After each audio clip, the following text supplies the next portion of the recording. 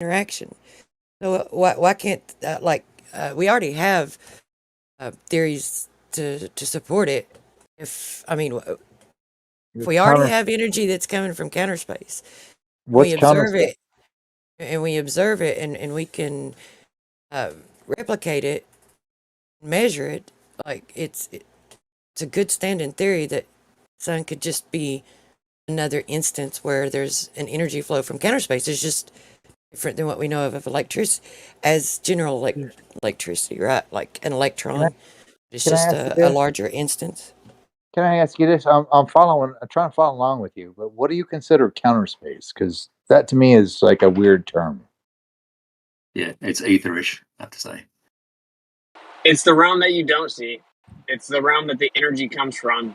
No, it's the pure potential I'm asking state. her. I'm not asking anyone else.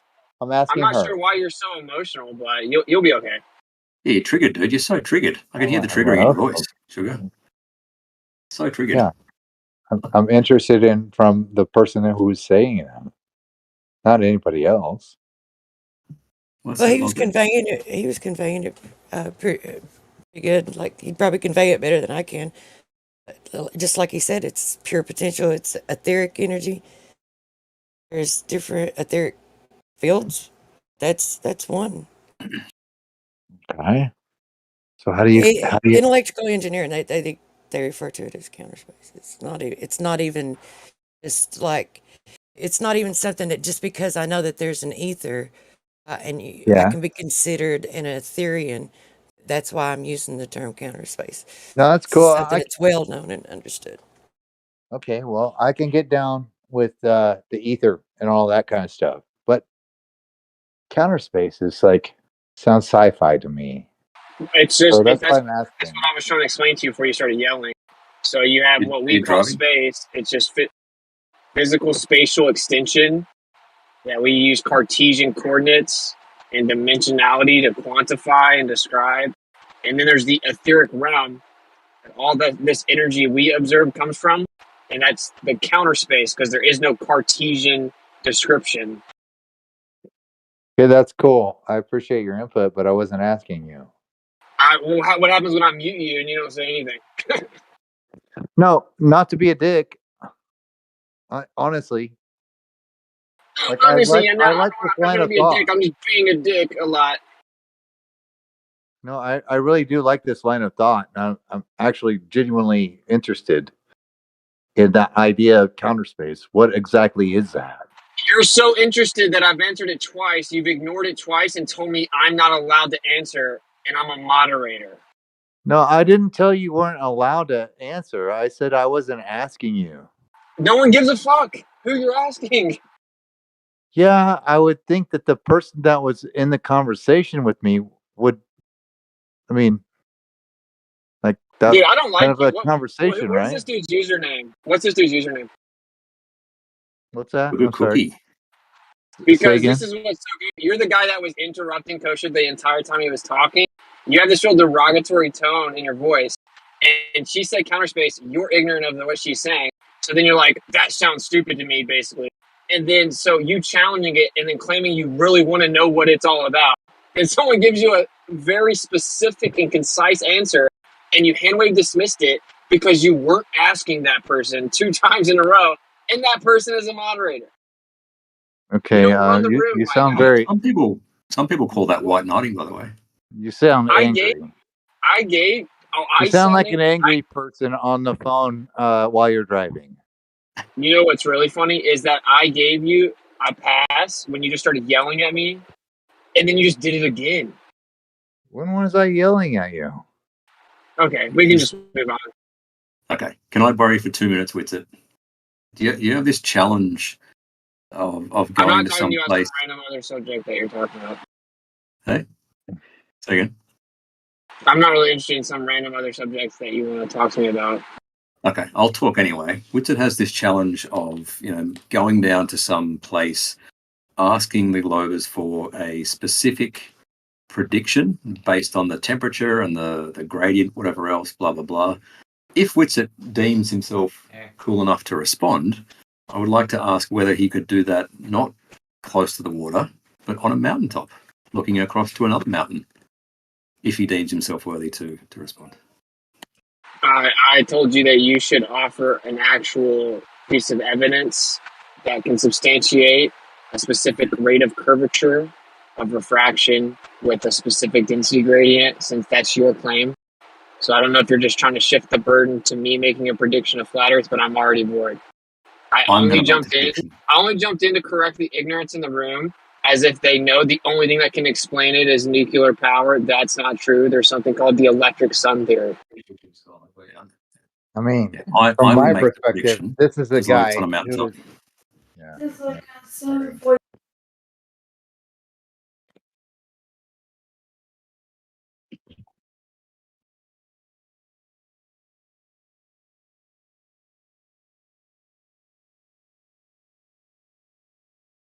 This room is becoming very trollish. It's very Jim Pandas now, right? Like we got Tim, quote unquote, a flat earther, like consistently attacking me.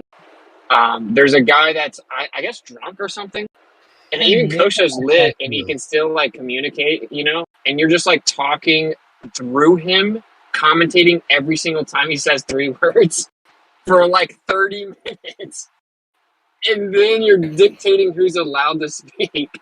And I call it out, and I'm the bad guy. And My now we girlfriend got a thought- flat earther, and you're trolling me. My girlfriend thought it was impressive that you said I was lit. She's like, "How do you know he was lit, man? That's good." I But just know you're pretty lit. that's good, man. I think it's pretty good. But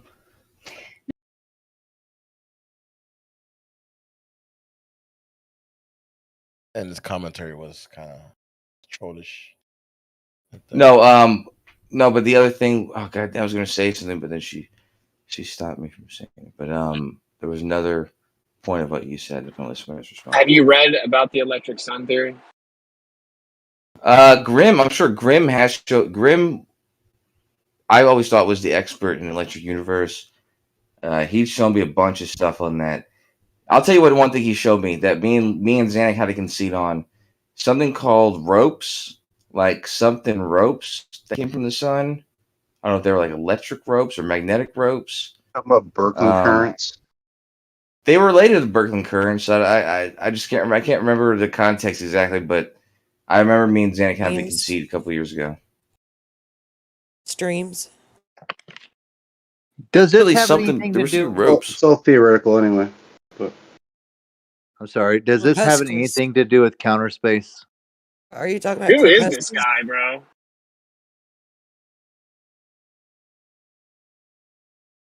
Counter space? Dude, you're goofy, bro. Counter space is the stuff that people put in kitchens. Truth, you're coming in kind of low, so they're speaking over you. Kosha, are you talking about corpuscles? Is that what? No, you're referring honestly, to as? I know for certain that it was silly because they were called something ropes. I think they're magnetic ropes, to be honest, something like that. But that's the technical term. Whatever they actually are, the technical term is something ropes. I can't remember what they're Yeah, called. I mean you can replicate that in the lab. But I don't read a ton about Electric Universe because they cram heliocentrism down its throats. So it's interesting to sift through. But the idea that like spectroscopic data, etc., can't be explained without without a nuclear reaction of a star in a vacuum is not correct. If it gains its energy from its surrounding area, if it's in its immediate proximity, there's like plasma, then it can explain the spectroscopy. Yeah, I mean that was kind of like I said, my misconception about spectral lines from the sun. I guess like my intuition years and years ago was that they were emission lines. I learned years ago they're actually absorption lines, and so I could see how regardless of what the emission is, what you're witnessing is that whatever is emitting the light is then being absorbed by the atmosphere of the sun, which technically that light could come from a different I wouldn't say a different source, but you're not necessarily just observing the emission line, so the source of the light, but there still is inferences from those, even the material of the atmosphere. That's I think where they get the fact that it's fusion. But yeah, I agree that like it could be the case that the actual source is not fusion. Like it's not you're not getting that directly from the emission lines. Yeah, yeah. Like it could be an interaction between the sun and the medium and its immediate proximity.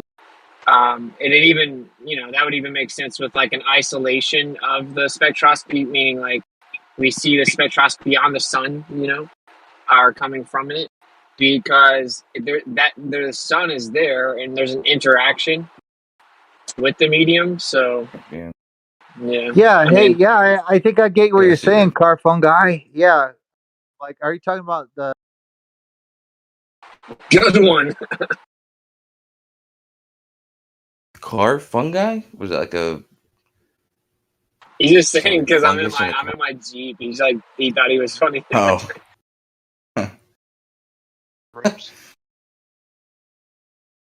stretch a little bit, but Electric universe theory. are you Electric Universe guy, Snakes? I know Grimm, but I've read of it before that. Yeah. So that's the response. I know I Grim. know Grim. I know, but I knew about it enough Grim to to have me. it Grim to me is one of the He didn't godfathers introduce it of to me. Like Electric I already Universe, knew yeah. about it. I already knew of Electric Universe theory, but Grimm is like he's got the T-shirt and the tattoo. What I He drew, had the what I tattoo. drew, what I drew Asking you from, about Grim though. what I drew from had nothing to do with Electric Universe theory. I've not even been. I'm not going to say I haven't looked into it, but I don't really know everything that the Electric Universe claims.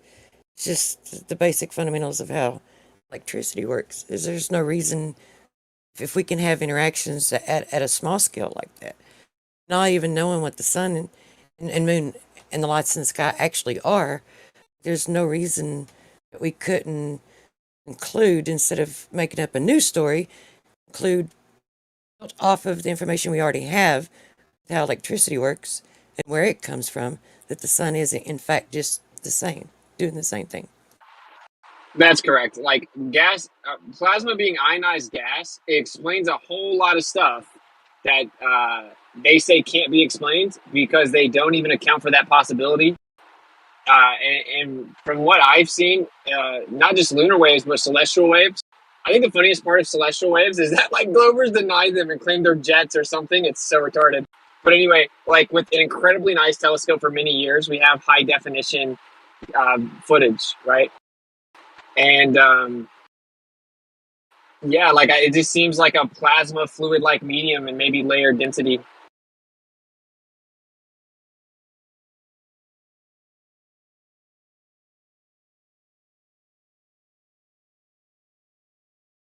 And I think it vibrates at a different, depending upon where it's at within the atmosphere, because it's not always at the same level, but it vibrates differently, and when it vibrates differently, is you can see changes in the sun. I won't go any further than that, but if you watch and do sun gazing in the morning or in the evening when it's rising or setting, you can see it, notice it. Pretty distinct too.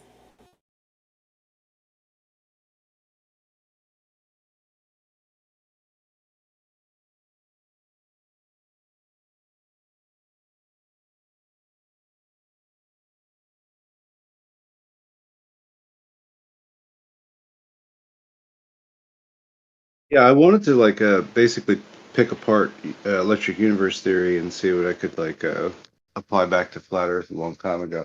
But like, but Grimm was there, and he's just like he just wants to really maintain electric universe theory. So there was no fun in playing around with them all. But I do think that there are like it's more of a boneyard of ideas to pick apart than a totally coherent system. I don't know if the electric universe theory community, I don't know if they're the ones, I have no idea who came up with it. It's The like God Electric, the it's just godelectric.com website, if you've ever seen it. Different symbols, like as far as they're in correlation in relation to like energy. Right? It's just the fundamental concept you kind of start with is that like electricity is mediating whatever gravity would be. I What guess that's a big part of their model.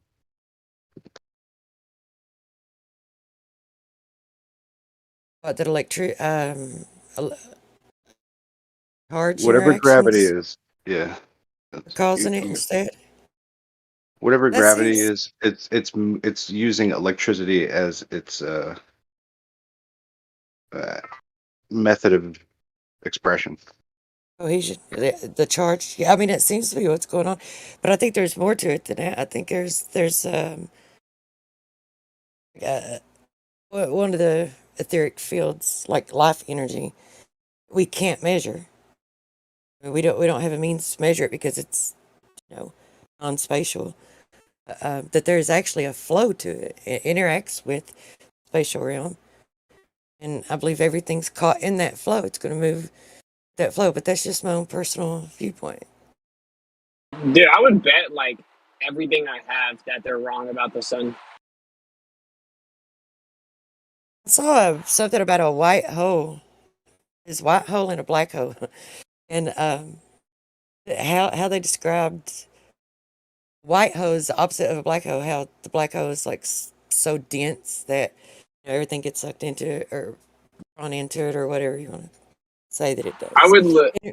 In a white hole, when I looked at it and read about what they said that was, sounds like the sun to me.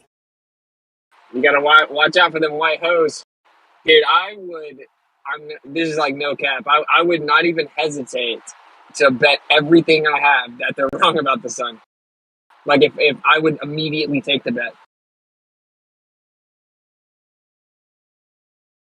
So Basically, one thing that they'll never tell you, the ballers will never tell you, they know they don't know what the sun is.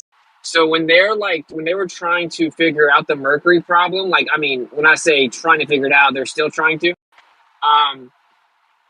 One of the most recent ideas to explain the mercury problem was to propose that the sun may have more charge and be a bigger black body than they thought. And that just shows you that there's, within their own paradigm, there is this massive window where they can, they know that the sun could be something different, have completely different properties. So, yeah, I mean, it's just in this arena where we know exactly what the sun is, you know what I'm saying? Like, nah, they know they don't.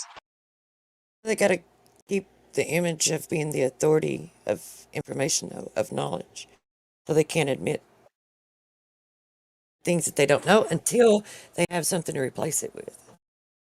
Well, until their approved authority gives them a replacement. Literally the only reason I jumped in was because there are alternative theories.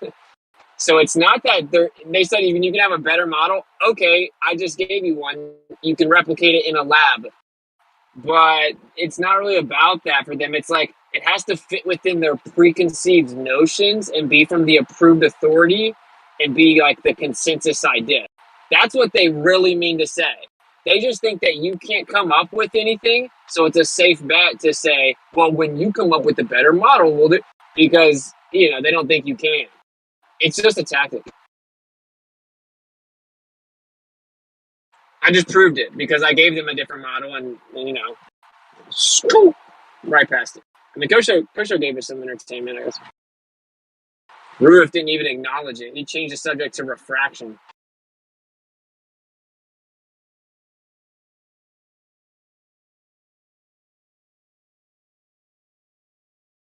And he's the one that made the if you have a better model comment.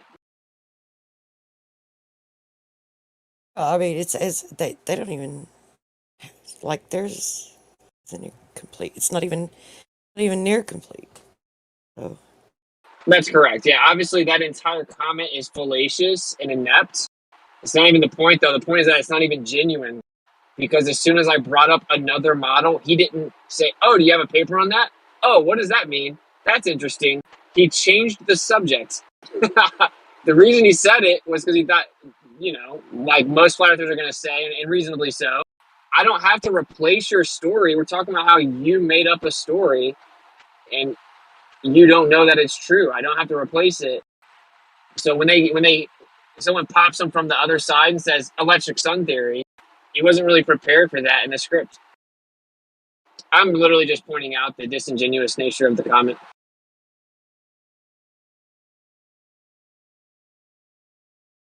Yeah, it generally is.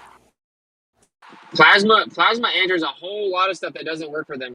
So, like, they claimed that in 1919, Arthur Eddington did an experiment where, to verify and validate relativity, they were supposed to see a star around the sun during an eclipse, during a solar eclipse, and that it happened, and it verified relativity. And this is what actually happened. They had 35 plates. 33 of them didn't get anywhere close to measuring what they were supposed to for relativity. The 2 that they picked out also didn't match relativistic prediction, and they had to change the numbers. Eddington is on record saying this is a real problem for relativity. They wait 100 years, write some pop sci articles, and people think Eddington proved relativity. But you can't prove anything but 99%, all the nonsense. And so, all that to say, why are we not observing this all the time today? Because it's not real. But even if there was a real phenomenon you had to explain, it's way better explained with plasma. It can be replicated in a lab. Well, here's the thing. I think all of this arrogance that they've had over the years, where they've had so long, where people just blindly believe everything that they say, it's caused them to be like a lot of years where they're so careless. They're putting like things that are, like you said just now, like with that, if all you have to do is just look into it to find these things, then they're going to really be in trouble when population, when the majority wakes up and everybody starts digging. They're going to be in kind of dug a hole for themselves by taking advantage of the arrogance and being arrogant and taking advantage of the faith that the people have had in them to give them accurate information. Because it's caused them to be so careless that there's like so much shit that if people, when they look into it, it's just. Well, I think in a way people should recalibrate and re-examine how they view certain discussions they have with certain people, because there are layers to this, right? And there are levels of this-ish. So you got electric universe. So it's not just relativity in a vacuum, but it's an electric universe. Okay, that's like a top layer. Then you have a geocentric universe, right? An Earth-centered universe. And then you have a stationary topographical plane. If you bring up to these ballers that we typically discuss with, if you bring up electric universe or geocentric universe, they'll mock it like it's stupid, even though they'll get absolutely dunked on and intellectually eviscerated at every turn.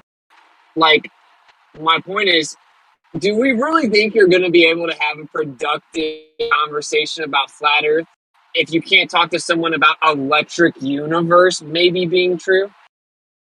Of course not.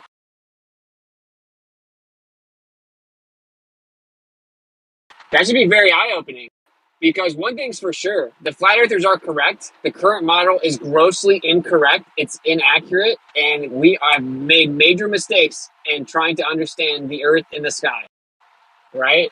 And it's well known that like a geocentric electric universe is way more viable in many ways. And they can't even pretend it's possible. They act like it's not even possible.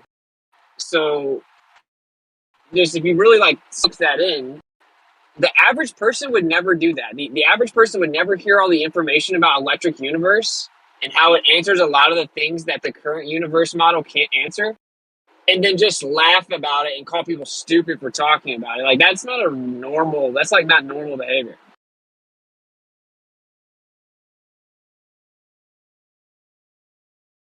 Yeah, I would agree, but I think I'll say it in general terms instead of getting any particular people out. But there's some individuals that I don't expect honest conversation with. That's correct. You know what's really ironic about it is a lot of, let's say, the zealous, their whole motivation is like being part of the collective or part of the majority. And they love to talk about how, like 1% of the world thinks the earth is flat. And that's 100% not true. It's way more popular than that. But they're like, 7 billion people on the planet and blah, blah, blah.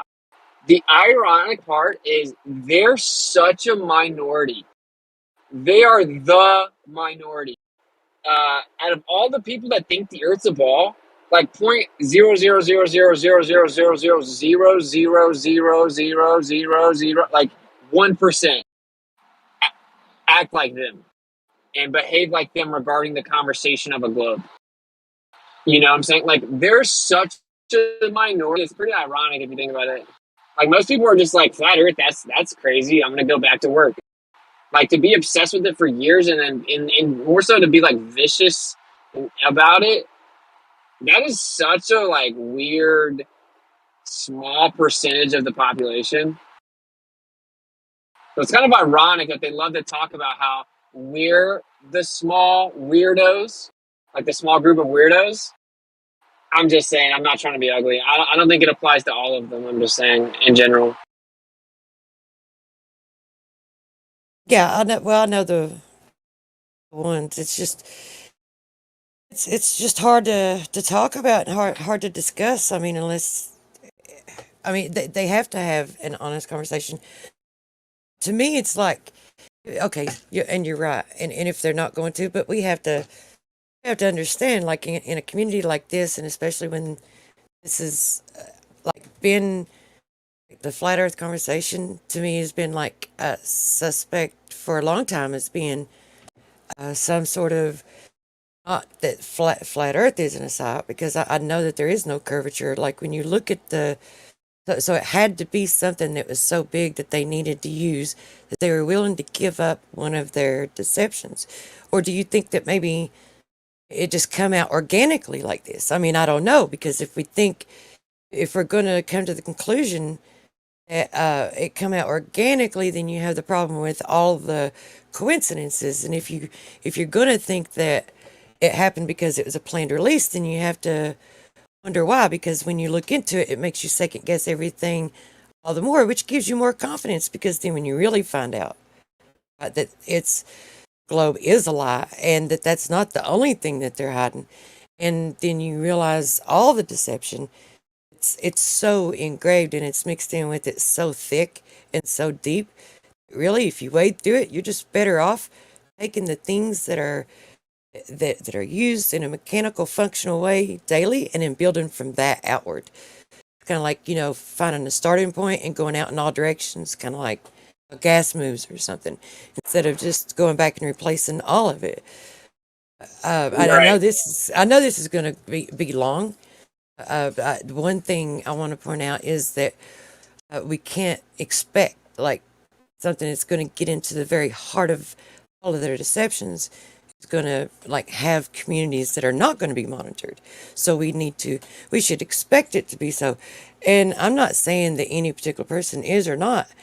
And I've actually stopped really looking for them, because it's like you don't have to look for them. They kind of show their, if you just know what behavior to look for, then you got to think of, okay, well, what are they monitoring? They want to know what we're up to, what we know, what knowledge we have, what we're going to do with it, all of this. So I would just suggest in these communities, kind of like, unless you just want to be open and public, just know your audience, know your audience, and just learn to navigate within it and try to do it in a manner. This would be my own personal viewpoint and my own advice to anyone. And anyone can take it or not take it. It doesn't matter. Just maintain your own dignity, and don't, if something that they do seems distasteful, don't do the same thing, because that just makes us just as distasteful. We just gotta lead by example. Yeah, but I'll say this. Okay, so first, they don't need people in Discord to figure out what we're up to. There are people like me who like turn down, you know, good professions just to talk about something that's considered stupid publicly. So people just publicly talk about flat Earth because they think it's the right thing to do, and you're never really going to be able to stop that. So they can easily keep up with us. That's one thing. And the second thing, I don't really think, I don't know that you were necessarily presenting a dichotomy because you said, or there was a bunch of coincidences as to whether flat Earth was released. But I think the creator brought flat Earth back out, and I think it was organic from a human perspective.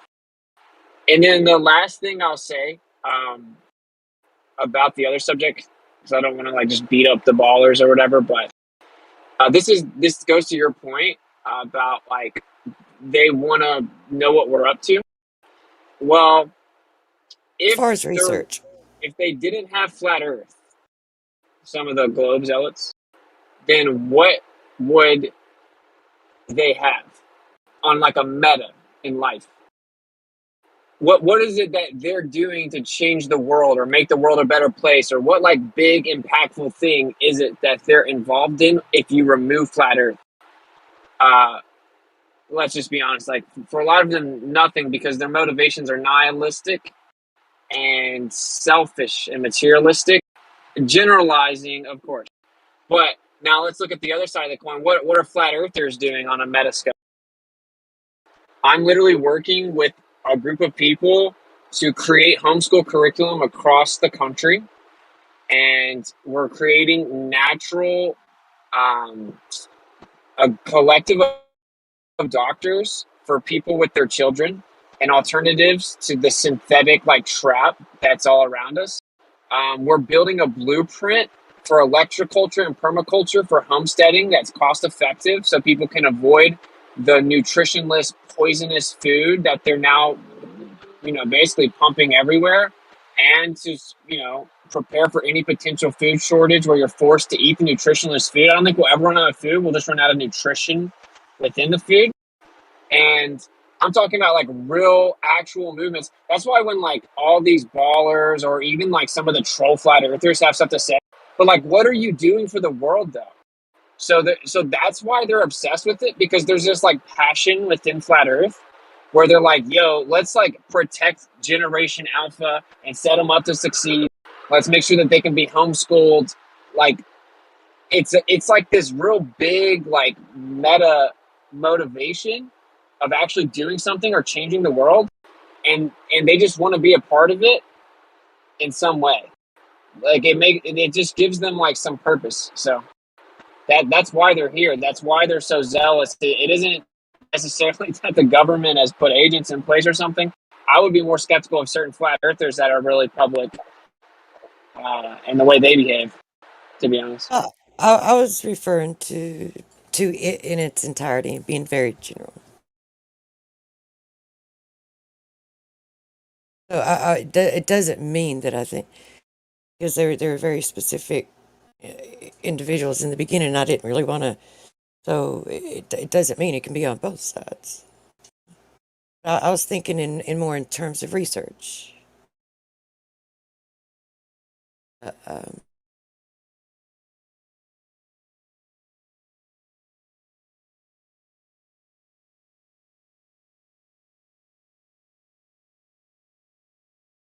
Yeah, but you kind of see my point. Like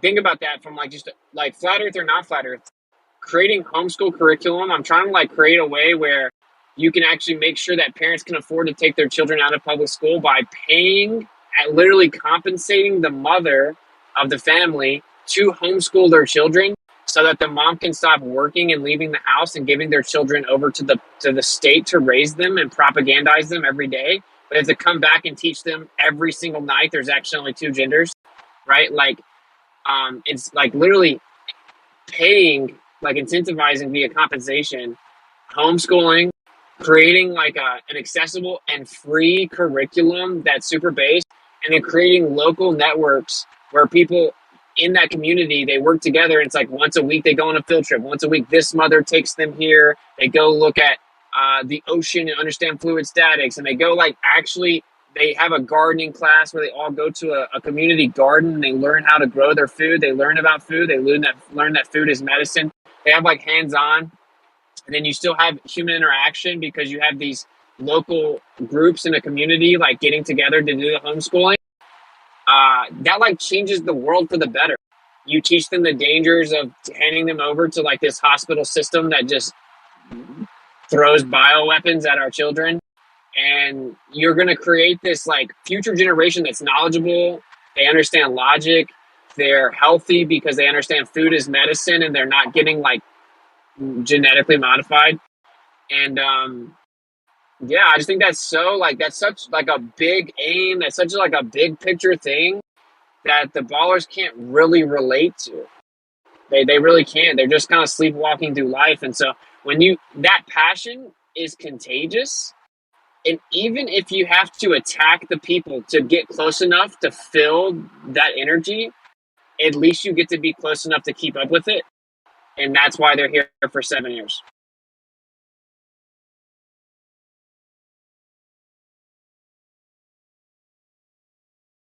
So it's something pure inside them is what I'm trying to say. Like, I'm actually not even trying to bash them. I'm saying, like, there is, like, a pure aspect to it where even if it's just subconscious, they're intuitively drawn to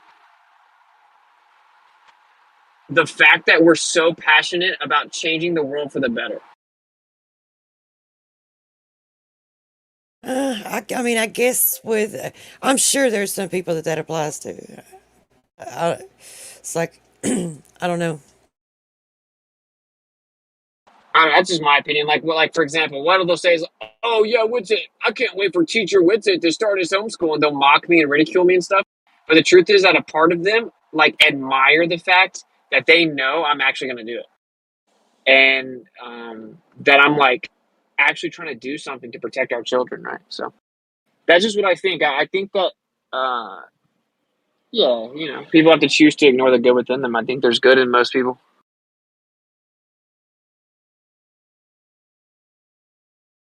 Yeah, I don't know. I just stopped well, I say that, but I don't. I still interact with some of them. Anyway. Yeah, it's interesting. Like when you have like a group of students, like where they're all sort of on operating on a sort of equal footing, uh, and they don't have like wacky diets where like one of them like really like is misbehaving a lot or whatever. They actually start to like fall into some kind of sync, you know. And I think it's really interesting just like kind of walk away for a minute and just be like, wow, that's really cool, you know. And then they start to like basically when they get into this mode, I think they kind of like teach each other things, and it you know that's like another type of learning that's going on with these homeschool systems, or just like any like kind of really open, you know, a sort of learning environment. So that's really great. Well, isn't most of the people who homeschool their kids, aren't they getting a curriculum handed to them? You know, by they have to, in order to, I don't know how it works. It's Yeah, for all government. that. Yeah, I think there's some basic things that are covered. I'm not really sure about that. It's You just know, like activities and things. Like I don't know, like the book study, like all that is kind of sort of on your own stuff. I think what is really valuable is just the interactions that you can get with people who are the same. So it's not like you're on your own learning these things or by yourself. You know, it's good to have like a peer group and those kinds of things, and you know, like develop like really like lifelong friends too. I think maybe that's another thing. Um, bonds. you know what I mean? Like hmm, whatever. High schools, regular like public high school sucks real bad. What do you think? I'm gonna go with it sucks real bad.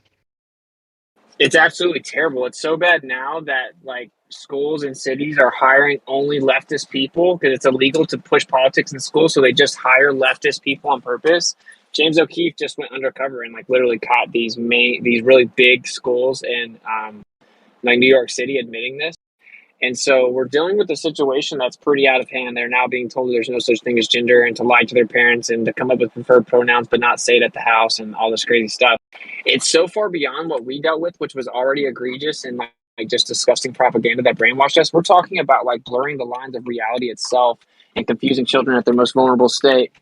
Um, and when it comes to the curriculum, my idea is to have a whole bunch of different curriculums so you can pick and choose what you want to teach them. Not like you enroll and teach them this. It's like, oh, well, look at all this different stuff. If you aren't really sure that you want to teach your children about whatever it is, about magnetism because you think it's not well enough understood or whatever, you don't have to do that. If you just think it's important to teach your children about terrain theory and about permaculture, just print those worksheets off, and enroll in those field trips. Yeah, I just think it's interesting because you can open it up to where the mathematics stuff is like, you could just do it all on music, you know, and you can do all kinds of different fractions and additions and all, you can cover all the basic things and just like make it through music or color. I think it's really it's interesting that I don't know, I think you create more um, versatile minds like when you kind of teach these things, and that's really the greatest strength is just being versatile enough to do any kind of problem solving, you know, uh, because you know how to process what the world is. And so I think that's a great tool Well, to I give. think Yeah. Yeah, I think that's another beautiful thing about homeschooling is if you see your child is passionate or has an aptitude, you can let them flourish. You can water that. Like if a kid is really good and inclined, um, naturally inclined with music, basically, like let them learn music, bro. And if they're really good at art, like let them express themselves via whatever form of art it is. And if they're really good and like really interested in like electricity, like let them become obsessed with electricity and be the next little Nikola Tesla. There are some basic things that we should all know, and it's like, basic math, basic reading, and gardening and food. Every child should have to learn about the vegetables and fruits that grow on the earth and the herbs and what they do to your body, right? Like that should be a basic thing. And then as they get older, understanding basics about money management and taxes and private membership associations and what you do and don't have to pay. And yeah, like I just think it's done so poorly that it had to be orchestrated to be the worst it could be. Is what it certainly appears. So I think that someone has to do something, man.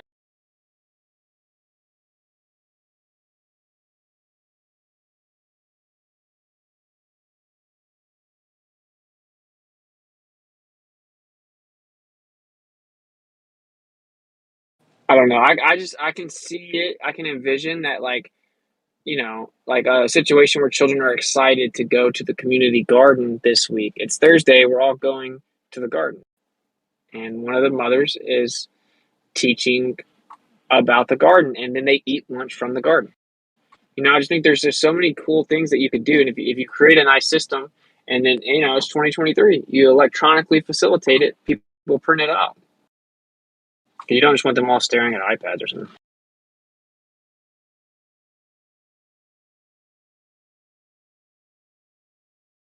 Well, anyway, I'm about to scoop Kai from the airport, so I will catch up with you guys later. Teddy, bye. Much love.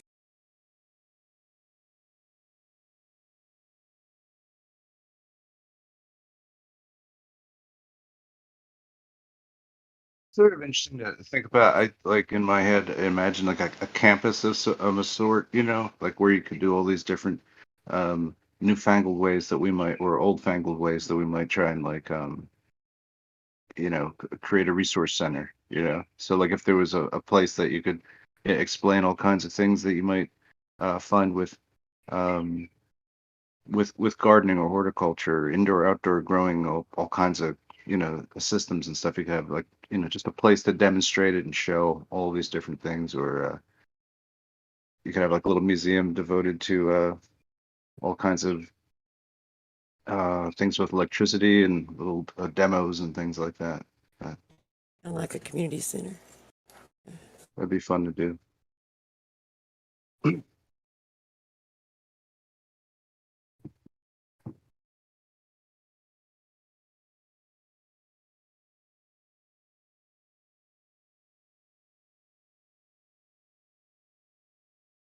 Platers University campus. Yeah, there you go.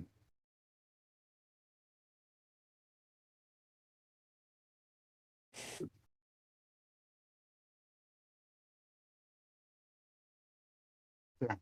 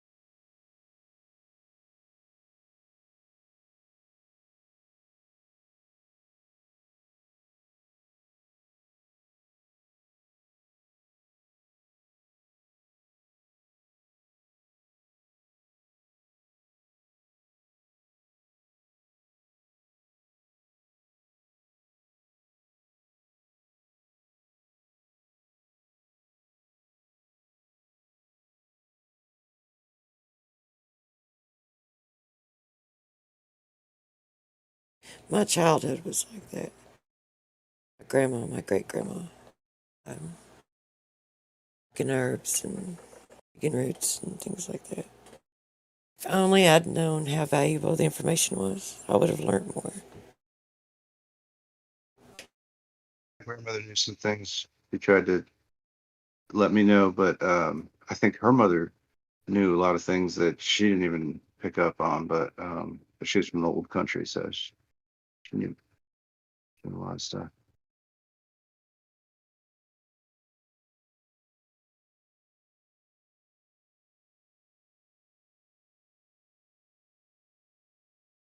Churches used to bring people to my great grandma, and she'd fast and pray over them, lay hands on them, and I suppose now that's the stories they told me. People would be healed, which I think that's where intent comes into play.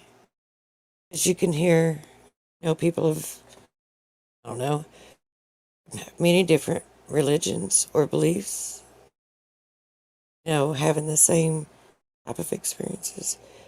And also in each of those, you also have people with, quote, prayers not being answered, unquote.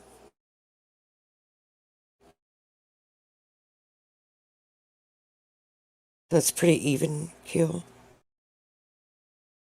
And I think intention is the fun factor, not really belief system.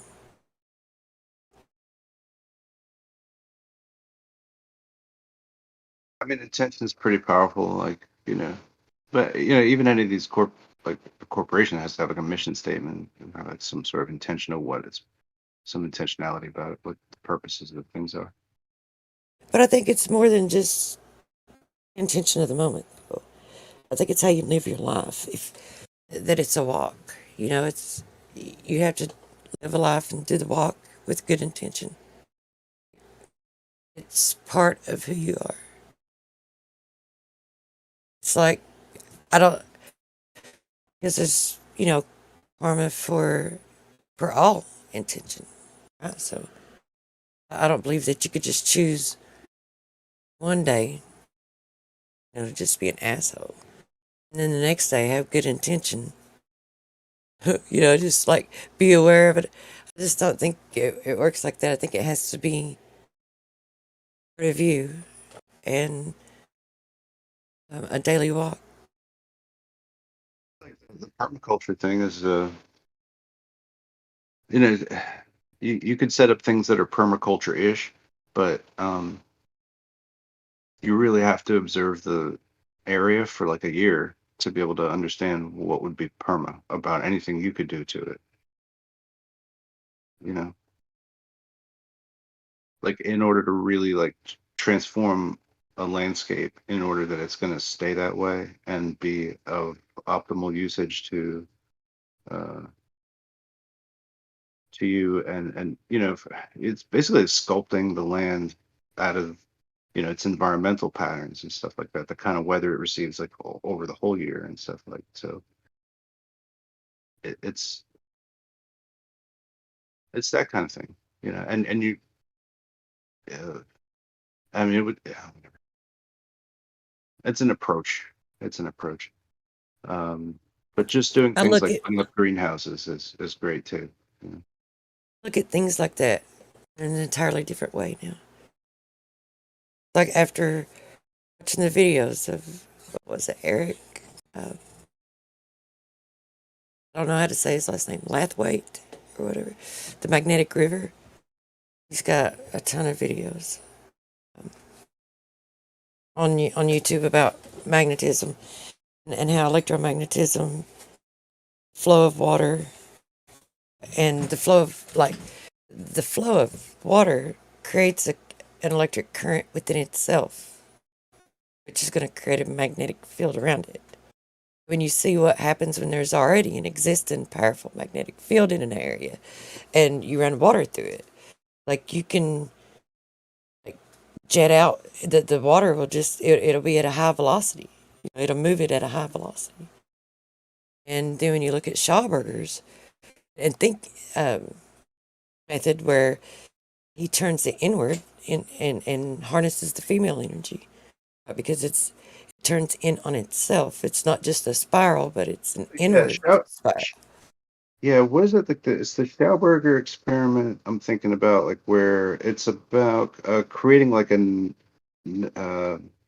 holes in a surface, and then trying to basically move this in a tank. And so it was. This is like I guess part where the counterflow idea is, which is like counterspatial sort of.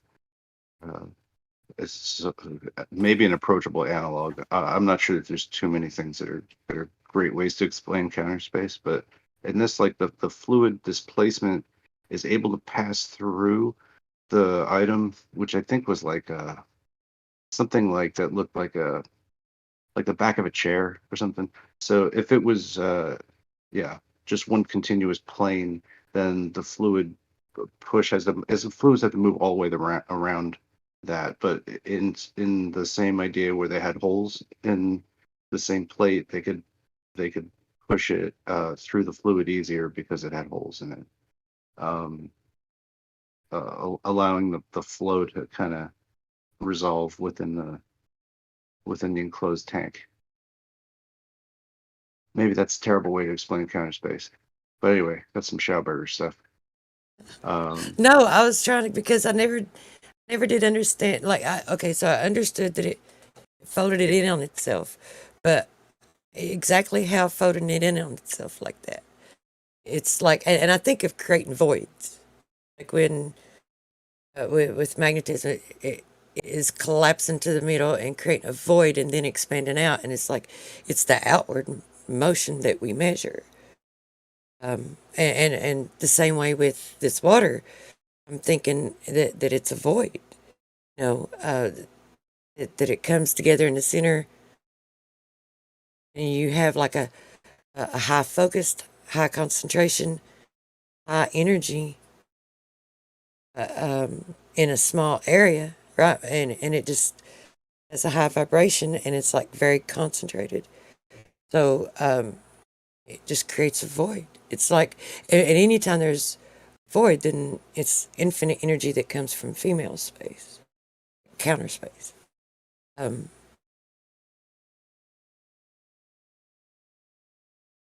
So the empty, it would make sense that it would create these empty pockets. Like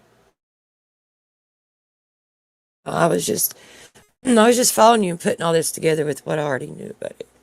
So creating I these don't really empty pockets makes total sense.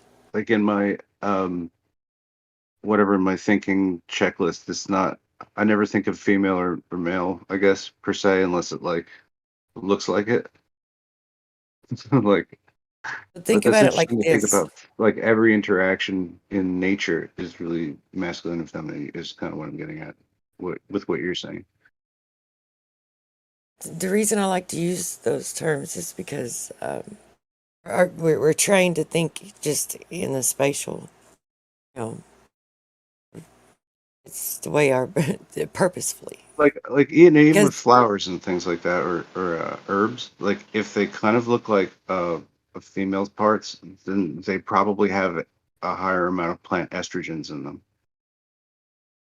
it's don't it just means assimilative or dissimilative, convergence and um Right. sh- whatever. Can't even remember the other word right now. Crystals and I'm stamens. tired. I don't know, but Convergence and divergence. okay, yeah, Polar, non-polar, centralized, centripetal. decentralized. So Mm, everything that's in the spatial, mm, if it's in the spatial, that's male, and but you have movement too. And if you're talking about movement, then you can have something that's in the spatial realm that you can actually interact with. That can have like a female energy movement. Have a female. It's just if it's assimilative or dissimilative. If it's moving inward, it's female. If it's moving out, it's male. And male is finite, female is infinite. So in You also have terms of like the anode and cathode sort of. Also, like the anode is best like has an ideal shape, and the cathode has an ideal shape that sort of like have like a masculine and feminine relationship. Like one's a receiver, one's like a like a spike. You know, like the anode's going to be that or whatever. yeah, So that's interesting too, just because it's where the is that they changes were of cut. energy are going to go on. Is that they were cut from the same mold, like everything was once one, and then it got divided. And when it comes, if it like they seek to become one another, and when they do, have to come together as they were divided. It's like a rip in the veil. It's like literally. Be right back.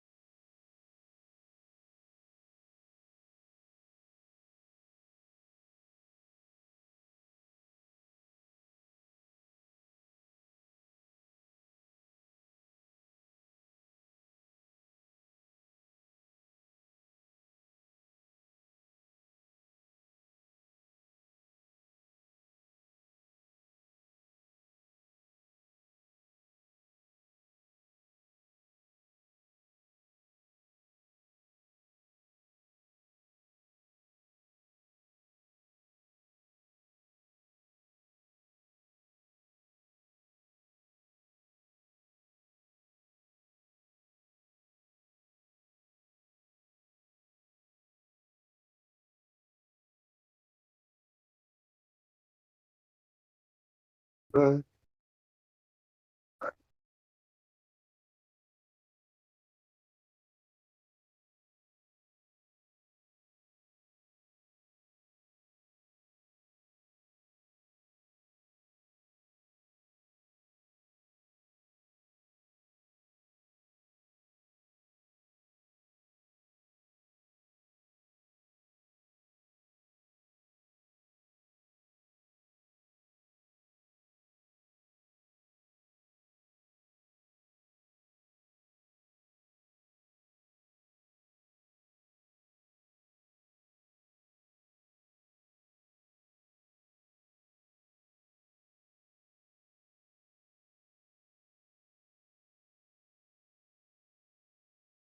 was sure that someone would have already had a conversation going by the time I got back.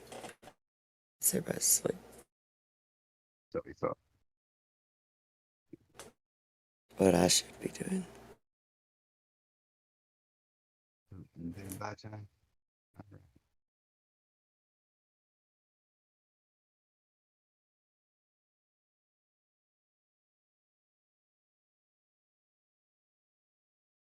I think it's too late for that. It's gotten so late, it's too late to sleep. Happy to. Oh shit, I was on mute. I was asking you snacks. I was saying snacks. Is my mic better? I'm sorry. And then you're like, it's too late for that. It's like I was like, yeah. It's too late to apologize. yeah, I know. It's like, dude, truth is no, but yeah, I'm sorry about that, dude. I was It I still was sounds a taking. little bitey. I don't know, man. It's just No, it's my mic, man. I Honestly, can lower you again. okay. Well, I have a really shit mic that I use for my laptop, and I have a really shit cord that It's got like a gain issue. Is it you run like a Windows computer? wow, dude. It's You just like it's so just peeking Windows? out for me. It just bugs my ears. Let me turn my mic down. My I'm gonna sensitive use rabbit ears. I'm gonna use a different mic after this conversation just to appease you and hopefully Oh appease wow. everybody. Because I I listened to feel it on like YouTube fucking a little royalty bit. now. Jesus. I listened to it on YouTube a little bit, man. Don't do it just on that account here, buddy. I had the microphone on my stomach, and I don't want to so hear I was about this. talking. I'm just I want to saying, consider dude. your stomach at all, actually. Listen to me, the snacks. Listen to me. I fell on my fucking shoulder the other day, dude. Now I I can't just hear you. got. I'm just wondering I what you're just turned. saying, man. God damn it! I turned my mic down. Can you hear me now? Well, now I have to hire it back up. Yeah, well, it's your fault, dude. This But is listen, garbage here. All right. Okay. Try not to peak your audio. All right. I'll trust you. listen to me. Listen, dude. I was in court. I was in court, and I was successful in court. And so what I did was I was happy, and I was wearing a suit a little bit, and I was riding one of those motor scooters against traffic, even because you're not allowed to ride on the sidewalks. I was riding against traffic on the road, and I got a little worried, so was going back on the sidewalk, and it just happened to be one of those sidewalks where it's like pretending like it's a ramp, but it was a curb, and I slammed right into the curb, and I flew forward straight under my shoulder, dude, on the Motor sidewalk. accidents myself. They are not fun. Well, yeah, I know, but dude, here's the word, dude. I went to the doctor, and I was there for like 2 hours getting X-rays. I had to get like two different sets of X-rays, and the doctor was like, "Yeah, I couldn't see for the first time. Like, it looks like it's like the tendons, but it could be. It's hard to see. So I'm gonna send you to an orthopedist, dude, because I don't even know what's going on. Like, dude, this. Okay, well, I hope it's. He's like, because it could be all your tendons are ripped out, but it could just be your bones in the wrong spot. I'm like, well, thanks for the. And he just gave me drugs. I was like, yeah, well, thanks for the drugs, I guess. I mean, it's kind of a waste of a trip. Anyways, the point is, that's why the mic was on my stomach, was because I can't. Okay. I can't maneuver around, so I had to put the mic on my stomach. Okay. It's your scooter accident. I got you. Okay. One time I was in a scooter. I'm going uphill. This is like in somewhere in LA. And going uphill, and I see like a little panel of sidewalk. It's kind of like peeking up from, it's being like pushed up by a tree root, and I'm like, I can catch a little air off of that. This seems like a good idea. Oh my god. But I'm wearing like a 20-pound backpack with like a laptop and all Yeah, kinds of exactly. bullshit. Yeah. I had a Yeah. laptop bag in, yeah. And so I'm up in the air and like it's all good for a second, you know what I mean? Um, it was like a wow, this is rad, like a millisecond where that, and then quickly followed by like, oh wow, I'm out of control and I'm being propelled by my backpack, which I cannot control because it's not my body, but it's like, oh my gosh. And You then crash into the cement or what? oh man, and then I should have just ditched right there, which I didn't do. That's the thing to do. Just ditch the scooter. Don't try to land it and be a hero because you can't. And then basically my glasses saved my face. As like they just ground on the concrete, as like for whatever I could like stop my fall with my hands, which got a little bit cut Yeah, up. exactly. Yeah, my hands got cut up too, but you used to skateboard back in the day? Successfully so, yes. I've suffered many head injuries. But you skateboarded back in the day then, so yeah, because I mean I used to skate back in the day. But I'm backer in the day. But yeah, gotcha. Well, I'm just saying, like back in yeah, exactly back here, like 20 Like years Tony ago. Hawk. Tony Hawk was new. So maybe 30 years. I don't know, 30 years ago for you, but 20 years ago for me, like before I got my driver's license, I I had a guess. Steve Caballero Mini What fishtail the 7-ply with GNS carbon fiber trucks. I had the baddest setup It's like to never be 94, able to skate. 95. Yeah, around there. Not sure. My stepdad at least, he had what was it? I don't know, some fucking old school skate or skateboard. So it was like same kind of skateboard you're talking about. But no, dude, I got into it in this millennium. Okay, actually, that's not true. Like the end of the last millennium, but still, um, I stopped when I got my driver's license, or whatever. But that's not important. What's important is I think that's actually really, it makes you athletic in the sense of being able to know how to take falls and stuff like that. Like, because you take so many falls that you're just kind of, you know what to do. But for some reason, I can't remember preparing for this fall. I can't remember. Like, I didn't put my hands out. So, because I landed shoulder first, you know what I mean? So, uh, I don't even think I did anything to prepare for it, but I landed in a better place than I would have. Like, if I would have landed in the street, I'd be dead because the trucks would have run over me. But I landed shoulder first on the sidewalk. So My backpack's momentum corrected me for like direct attitude towards the ground from my face. So that was something. Maybe there's a way to play the backpack correctly, but yeah, she's dangerous. you were like a cat almost, like how cats like twist their bodies. Yeah, sort of. But then I'm bleeding and I'm in LA and I'm like, oh, this sucks. Well, no, dude, I was trying to catch because I guess they have the same setup in LA they do in Austin, where it's like there's a lot of those motor scooters or whatever.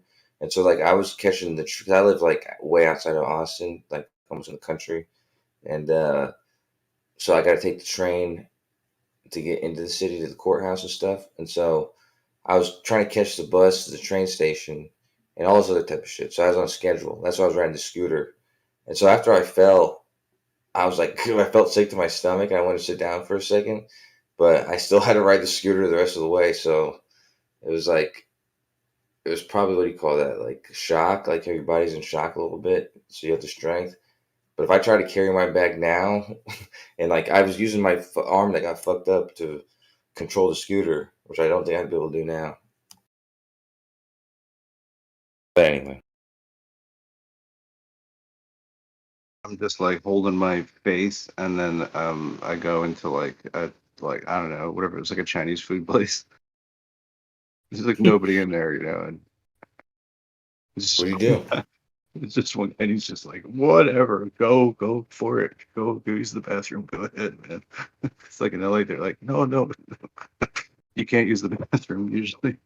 But Yeah, exactly. So it's like this is like Austin or like New York, but yeah. this is a Because dope they way to fake it too. Is just carry some fake blood with you if you ever really are in need. Yep, this is happening for you. You can make it work. But anyway, yeah. So then I was able to get some band-aids after that one because I just got like some brown paper, which is nice to like put up against a fresh wound, and then try and like find a liquor store that sells band-aids. I told my girlfriend because she was supposed to meet me at the bus station. I said, bring water and beer and these band-aids I had. She only brought the band-aids. I really needed to go to the ER, but I really needed the beer, dude. Like you said the liquor store. The liquor store is what I need. I don't know how bad you were, but I was in a lot of pain. I should have had stitches. You probably should have had stitches. Yeah. Where? On your face? Yeah. Holy shit. Like on the basically on the bridge of my nose, right near my eye, like Oh fuck. right on the corner there. Oh shit. Like, Yeah. but not your eye. Like, did you break? Because I know people got hit in the face and they broke their eye socket I just or like their sanded eyeball. it down a little with the sidewalk. Oh yeah, shit, yeah. It was like kind of like a microdermabrasion therapy. It's kind of like a new thing in LA. I don't know if you heard about this. You just like they use this sidewalk to sand your face off, and then you're like, wow, I look great now. And yeah. That's funny. Is that a big thing over there though? Like, it's like I think there's cities like probably Seattle. I know Austin. It's like there's so many scooter companies where it's like part of the transportation in the city in the town is on scooters. So it's like there's scooters everywhere. I was lucky enough to meet somebody that was just like, hey, I can just do this thing where I make it. And then so then $50 bought me a scooter, and I was like, cool. They bought you, so it's your scooter? Yeah, like a brand new like whatchamacallit. It's like Oh, okay. Well, so do you have a bunch of so do you have those? Do you have scooters all over the place? This is or a no? story. No, I don't. No, that was Okay. This is just it happened like this in LA. Oh, fair enough. I didn't know. So I'm trying to see. I'm trying to see like so it's your scooter. I thought in this guy Austin, was it's so different. cool, you know. Guy who gave you the scooter? He didn't give it to me. I bought it from him for $50. Oh, right. Okay, right. So, yeah. Which is like way too low of a price. And then it wound up he wound up stealing it from me. Same guy? Yeah. Huh. That's why he sold you for so cheap, dude. That's just smart for him. Oh man. And then I had a friend who was a boxer. And so we both like rolled up on him and I got it back. That was crazy. What am I doing getting in these adventures, man? It's just a real side thing. But you got to get the scooter back. Well, yeah, if you have a friend that's a boxer, that's kind of what you use him for. Yeah, he's cool. So I know somebody though, because your friend that the scooter sold to you. It's a advantageous strategy because I know a dude who used to do that with prostitutes, or he did that with a prostitute at least. I'm just by myself, and I'm kind of like I'm not a tough guy. So yeah, like I meet a guy like a boxer is like totally my friend somehow, and that was good. Yeah, but was the guy who sold you the scooter your friend, or was he just a dude? No, that was just somebody I met. Oh, well, that's he turned out to be a crackhead. And I was gonna say, but I had no idea because the dude was always in like brand new stuff because he just always stole stuff. He's just like, what the fuck? He must sell crack then. It's like he's trying to get me to smoke crack. He's like, you ever smoke crack? And I'm like, what? No. And he's like, he showed me his IMDb page and shit. So because you're in LA, so he has an IMDb page. IMDb page. He's done documentaries with talking about flat Earth, and he's like, "Oh man, I'm totally." He's like, "Smoke crack," and I'm like, "Oh my goodness, this is terrible now." Austin sounds like a sort of mini LA or something. Because like I know dudes like there's regular dudes or dudes that I'm cool with, but they're also sell drugs, right? And it's like not drugs I do or anything. And so it's weird, but I know that they're like that because they have dudes, they have so much different shit, like, just different assortments of stuff, like jerseys, watches, weird computers. But it's because they have people that fucking give them stuff for drugs, you know what I mean? So, like, they're like, fuck, I'll do it, dude. So he probably, like, got that scooter for drugs and then try to sell it to you, but then also, stole it back because he's crack dealer. It's like, I need to get the money. This guy didn't even lock it up.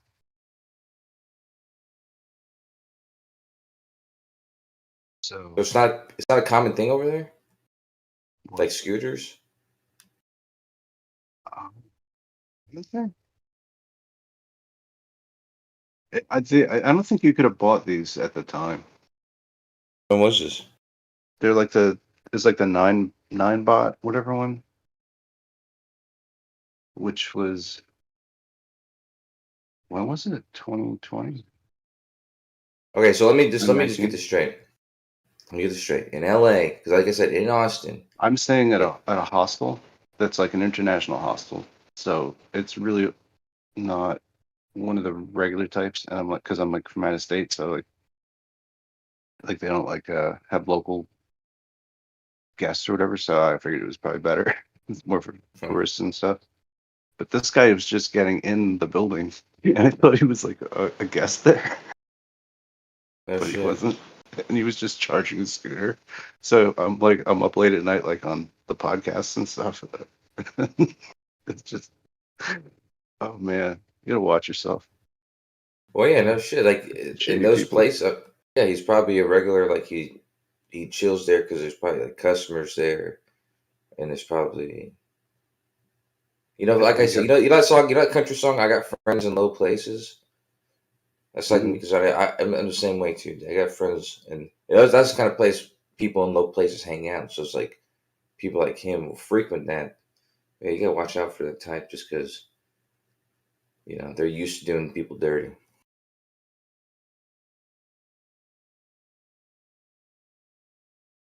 Just always fresh clothes, fresh hair, like everything. You know what I mean? You wouldn't think. It was just so funny, man. How did he Oh steal it my god. back? He got back into that building and And you took left it. it. You left it like somewhere. Yeah, I Like in left your it near room or the something. snack machines. Yeah. There wasn't like that's what I'm trying to ask you. Is like here in Austin we have like Tell me the like share. how he steals them and stuff, and like how he breaks them up, and like he had all these tools and shit. He told you how he did it too. Yeah, he explained it all to me. He's like, and you have to have like these master type ones with like like there's a certain socket that's got like a guiding peg in the middle, and if you don't have that master type one, it won't work. And he was killing these people around locally, like because he had like a hand drill and stuff like that. He's like if you fuck with them too much, they'll do they'll set the alarm off. So he would just like case them out, and then he would like crank them slowly. Like he just walk by and like hit it with an Allen key real quick, and then just walk away and just keep like massaging these joints because they get returned basically to the same place a lot of times. Wait, hold on. You just Let slowly me start to like, yeah, what's up? paint me a picture because here in Austin we I'm have okay. hold on. We have those scooters, like we have the scooters that are like commercial. It's like a company like Lime or something like that. And so that's what I was writing because there's so many of those different companies, and you just open the app and write them. And so this guy, I'm guessing the scooter you bought from him, what it sounds like now is the scooter you bought from him was like one of those like app scooters, but he broke in, he like uh he can like break into them basically. Is that what you're saying? Or is it like a regular scooter? Like was it a commercial scooter or was it like a scooter, like a personal scooter?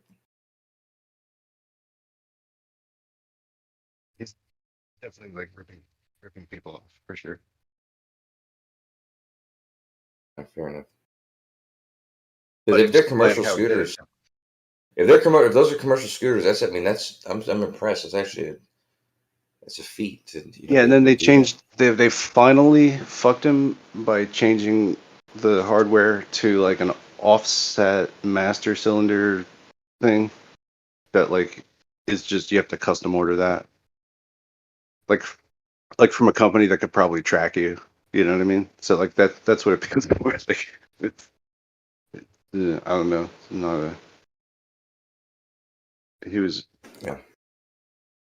he was very careful about how he acquired his tools as well. Like he just I don't know, man. He's a guy. He, but he was a originally started out as just doing service for them, but then he understood like all the ways that you just like rip the head stock off and then just replace it with a different head. That's interesting. Yeah, that's like all the speed control stuff sent both in the top and the cell communicator and the antenna and all that stuff. But they all do You have probably trackers. yeah, but uh, not anything else in those models. Maybe they make them different now. I don't suggest anybody do anything illegal. Um, I'm sure you probably won't get away with it. You'll probably get caught. You know, is what I think. But I'm kind of stupid, dude. So you tell me stuff like this, and I just get it's an old ideas. I like don't know. the Bird model was Yeah, Bird. That's what I was riding, dude. yeah, it was a Bird with the headstock ripped off and replaced with another Bird. So he does. So okay. So that's what he did. Then he's like he was. Like I Uh-huh. said, I got friends in low places, Uh-huh. so I got friends that do dirty stuff like that. You know. Yeah, and then he's upgrading batteries and stuff. So like got the long range. He basically built his own out of just doing this. So he had like this amazing scooter. He had one that would do 40 miles or something, just like an extended battery. And I was like, man, that is the king fucking setup right there. But because like I'm walking around with a saxophone, so to me like a scooter, I'm like, oh my goodness, like what can I do with that? That bullshit right there. That seems like even cooler. And then when I got to Venice Beach, there's a guitar player. He's on roller skates. He's amazing. Yeah, but you're going 20 miles per hour, man. I mean, just to get from place to place because it just sucks like walking around. It's hot, You're tired before you even start playing. Yeah. Dude, I want to know more about this fucking. There's no fun way to do Venice Beach for me. I never found a good way to do it. It's like parking tickets or take a sketchy bus or I never been to LA, but I know you're a weird person. So I don't know if it's a you thing. I feel like so you can't ride buses. Is it buses suck or? I public mean, what about transportation is walking it sketchy, bro. If in you're not LA? from there,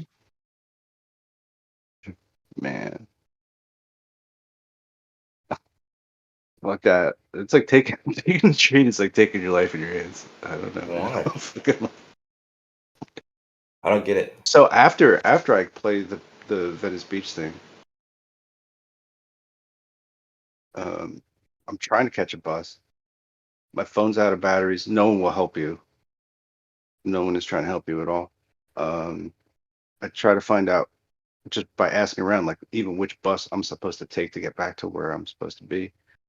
And then I wound up getting this bus. That's the last bus, the only. I don't know how this even happens there, dude. Seriously. And I meet this guy, and his Prince Ali or something is what he calls himself or something. So I meet Prince Ali or whatever.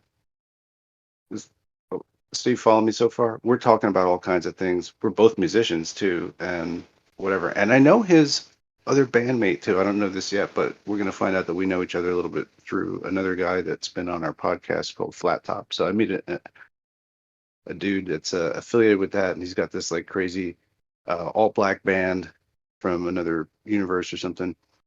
and that's really fun. He does that thing. We're chatting it up on the bus, and then we have to take it. We're both going back to basically the same place. So like I'm trying to follow him. My phone's dead, right? So I don't have any like maps, and I'm stupid, so, and I just have no idea where I am. And so we have to take this train, and on the fucking train there is this just crazy people can be on trains because they don't really have like they don't like put a net on them and bring them somewhere where they should be. There is the craziest guy. Like he should have been in a horror movie, like as a possessed person. You know, like I still think of it. And we're both talking to ourselves like, man, these demons, they're in. You know what I mean? I'm like, yeah, okay, all right, Prince Ali, yeah, tell me about the demons and stuff. You know, How much do the trains cost in LA? I don't know, you get like a Metro card, so some people just do like a monthly thing. I think it What's like one trip? goes from Venice Beach to like uh, Purple Line or Yeah, somewhere. what does that cost you? I'm trying to find out because the trains here in Austin, like the only train, it's kind of like the upscale. It's like it's the same network as the bus, but it's the most expensive trip, and so it's like there's not that many homeless people on the train. But there's plenty of homeless people on the bus. Yeah, sure. So there's two cops that now get on the train. One guy is a trainee, and one guy is like a real cop, and they're just like sitting right next to this guy who is crazy as fuck. Okay, and he's just like tongue wagging all over the fucking place, crazy eyes, like talking crazy shit to these cops. You know what I mean? Talking about their mothers and sisters, whatever. Just and then they just walk off the train. What do you expect them to do? I have no clue what should be going on here, but like, Tell you, where are but you anyway, from? Besides LA, where are you from? I'm from the East Coast. Oh, But anyway, go ahead. but it's not over yet. Then there's like we have to stop in like the Watts train station, and then there's like some like 300-pound woman is just like running like towards the train, and there's two cops, and they're like all pointing guns at her, and then we're just like, now we leave, and I was like, Prince Ali, what the fuck is going on here with this shit? You know what I mean? Is this normal? And he's like, nah, man, these demons, man, they can sense your energy, man. And I'm like, what? It's like they're trying to get at you, and I'm like, you're crazy now, and but I hope I get home safe, you know. Some craziness, dude. I don't know. I don't like the public It's crazy. transportation system. Yeah, Prince Ali was still worried about the demons the whole time. Yeah, Is and Prince Ali? and Is I can Prince tell Ali the because like dude? yeah, Is he the but dude with Prince the Ali, he looked scooter? out. He's helping me try to find. We're both going to the same place about, and he's also like a bandmate of somebody else I know. Is he also the scooter guy? No, Okay, that's where I was confused. no, Okay. no. It's just nothing related to that. But if I Prince had the Ali. scooter, none of this would have probably happened. So yeah, I've never been to LA, dude. But yeah, I'd like to compare it because, dude, the homeless in Austin it sounds comparable. To be honest with you, I mean, there's a lot of different stories, a lot of different experiences. Uh, it is comparable because they have the same like tent city thing. I've seen tent cities in California. There's tent cities here in Austin. never done that. Never done that. But there's people that just like set up tents on Venice Beach and just like walk out of. Like I saw dudes like breaking down their tent and they just walk out like a three-piece suit, What? and I'm like, Really? damn, It's this too shit's hot just to do that here, crazy. dude. I'd be way too hot to do that here in Texas, man. But that's funny. That guy's doing to work. Like that's crazy. Well, fuckers are moving from there to here because property value over there probably makes sense to do that. But yeah, it's way too. I couldn't imagine anybody here doing that. Anybody who lives in a tent here is coming out with fucking blood on them somewhere and going to buy drugs or someone. saying if you're a street performer on Venice Beach, roller skates are a great idea. So that guy has like a whole building, like mural based on him. He's been playing there so long. People don't fucking bust their asses on those roller skates. No, he's just like one dude. Like he's got like a. He usually wears like a turban. Got a guitar. Prince Ali. No, this is another guy. This is Prince Ali doesn't wear turban. Another guy does. It's crazy. Actually, Prince Ali wore like a do rag with like the long tail kind of situation, sort of befitting of Prince, and so that was all good. I never got in touch with him. He actually he said I could honorarily play in his all black band. That's how much we connected over this. That's funny. So that was really good. You'd be like the drummer in ZZ Top. Like, you know, they all got beards. His name is whatever beard, and he doesn't even have a beard yet.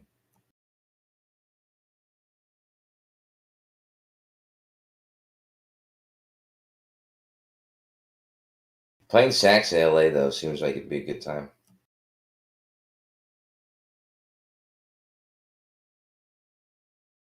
They played, no, I don't know. Like playing in,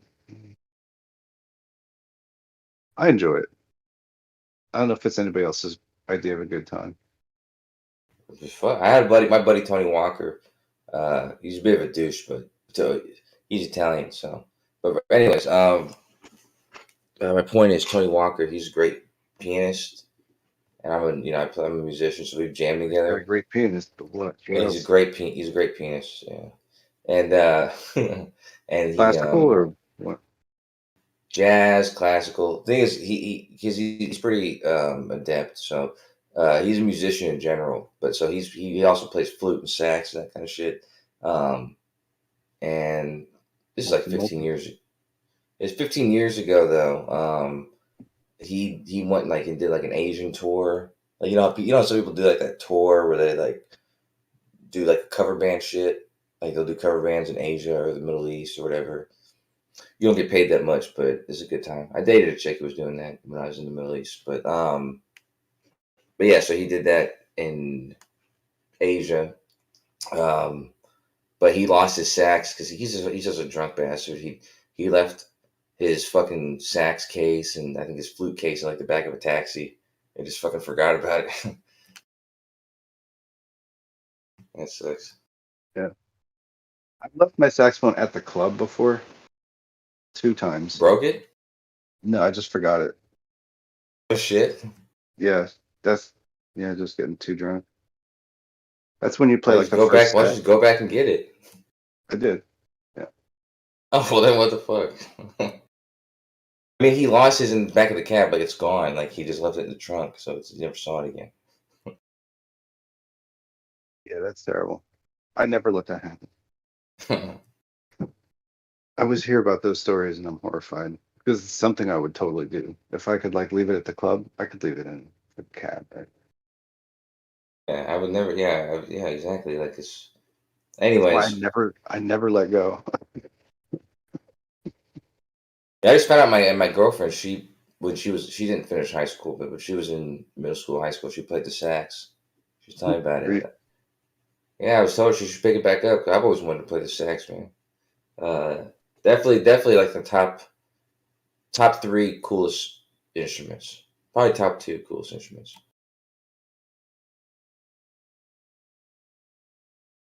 Drums is like the bottom 5. It's like the instrument you get into when you have low self-esteem of instruments. And I'm not gonna be able to play any instrument well. I'm just gonna play the drums.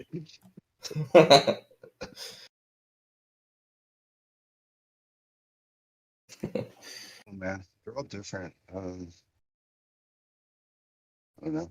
Like my real drummer friends, like they, basically every limb is independently can keep its own time Yeah, signature, and exactly. Yeah. they're nuts I at know. it like that. Yeah, it's crazy. That's what I'm saying. I'm a drummer, so like it's like my motivation to get into drums was like out of laziness, like because like you think about learning drums, learning guitar, it's like oh fuck, I'm never gonna get good at guitar, dude. So it's like you learn to play drums, but yeah, once you become good at drums, it is extremely. It takes talent to be skilled at drums. Exactly, because you don't realize it. Like with your guitar, yeah, you got to use your fingers independently. But drums, if you're playing like good shit like jazz shit or John Bonham style shit, you're using like all your limbs not only independently but not even in rhythm with each other. You know what I mean? Which is it's difficult to do that. Cool. You sound like you play a lot of jazz, so I play a lot of stuff. I kind of like my mother's like a classical background, and I guess I just had a sentimentality. I always thought like, it'd be interesting to kind of like blend that in. Started hearing some saxophone players that like would kind of throw like arpeggios in there, like it's sort of almost like Baroque jazz or something. It's Baroque, don't fix it. But like I kind of I dig some of the sounds. So like I started when I was in the desert. I really tried to learn some ways to classify like a blues, so like start out with like essentially like the feel of a blues, but then put some classical bullshit on it, you know. Um, with some, it's just like kind of recontextualizing, different forms. So it's what fun. I like you? it's cool. Where were you at in the desert? The Sahara Desert? What were we talking about? It's near Edwards Air Force Base, I guess. Oh, Above LA and mountains. oh no shit. Okay. It was hot heat. But Okay. that's where the permaculture, I kind of like learned that there, or some foundations of it, whatever I learned. I don't know. I'm kind of a poor student with it. Um, Your but mom, being able to like observe go. the stars was really like the best part of it all, really, just like because the skies were so clear. You ever been in the ocean? In the Like out ocean, at sea? Like out at sea? out at sea. How far? Yeah, like you know what that means? Like anywhere away from the land at nighttime. Not The reason I not ask, here and there, I but ask not like. because yeah, being in the desert is great. Being away anywhere you can be far away from the lights is great. But yeah, it's a part of the reason I joined the Navy was from when I was on a cruise and looking at the stars out in the middle of the ocean. It's such like a it's such like a, surreal experience, I guess, at first because like yeah, it just doesn't look like the sky like it looks like it's crazy. It's just all lit up. Um, most of my life I've been here like near the Jersey Shore, and there's tremendous amounts of light pollution, lots of clouds, atmosphere, like all kinds of shit. You're in It's cold. fucking Sometimes Jersey. what's that? You're in fucking Jersey. I don't mean to keep interrupting. I just You keeping tabs on me? All right. no, I know I'm from New York, man, and I was just making fun of New Jersey earlier. I just Oh, it's there's okay. a lot of fools in here from New Jersey. Uh, but I always pick on it. I just pick. It smells bad, all that kind of shit. So. Yeah, whatever. That's North Jersey. I'm from North Oh, Jersey. well, that's not bad then. Most of it stinks though, but Atlantic City has an okay smell, but it still Atlantic very City, much stinks. that's terrible. I think Yeah. Atlantic City, yeah, tries to not be within a given amount of miles of that place. Like you want to be counties away from there. You're probably right about that. I was playing craps because I played a lot of craps when I was in the military, and there was a dude who was at the table, and anyways, I ended up going outside with him, and you get free beers, so he had a beer, I had a beer, and he was just telling me about his whole deal. He was like, "Yeah, I just stand at the table, and I make about $100 an hour, picking up chips from this person, just grab a chip from them." I'm like, "Wow!" And then he told me underneath the boardwalk, like the whole thing they have down there. He's like, "Dude, it's a fucking city down there." He says like every like under the boardwalk in Atlantic City, he's like every little nook is like a different area, like a different person's territory, basically. and there'll be like couches and TVs, and he said it's just a network. It's like a city, a network of little nooks of the people. I don't know how many thousands of people live down there, but I always wanted to like go down there with a camera or see somebody make a documentary of something like that, dude. Like someone get in the depths of it. Does it sound like really interesting world? But I can see why you'd stay away from that.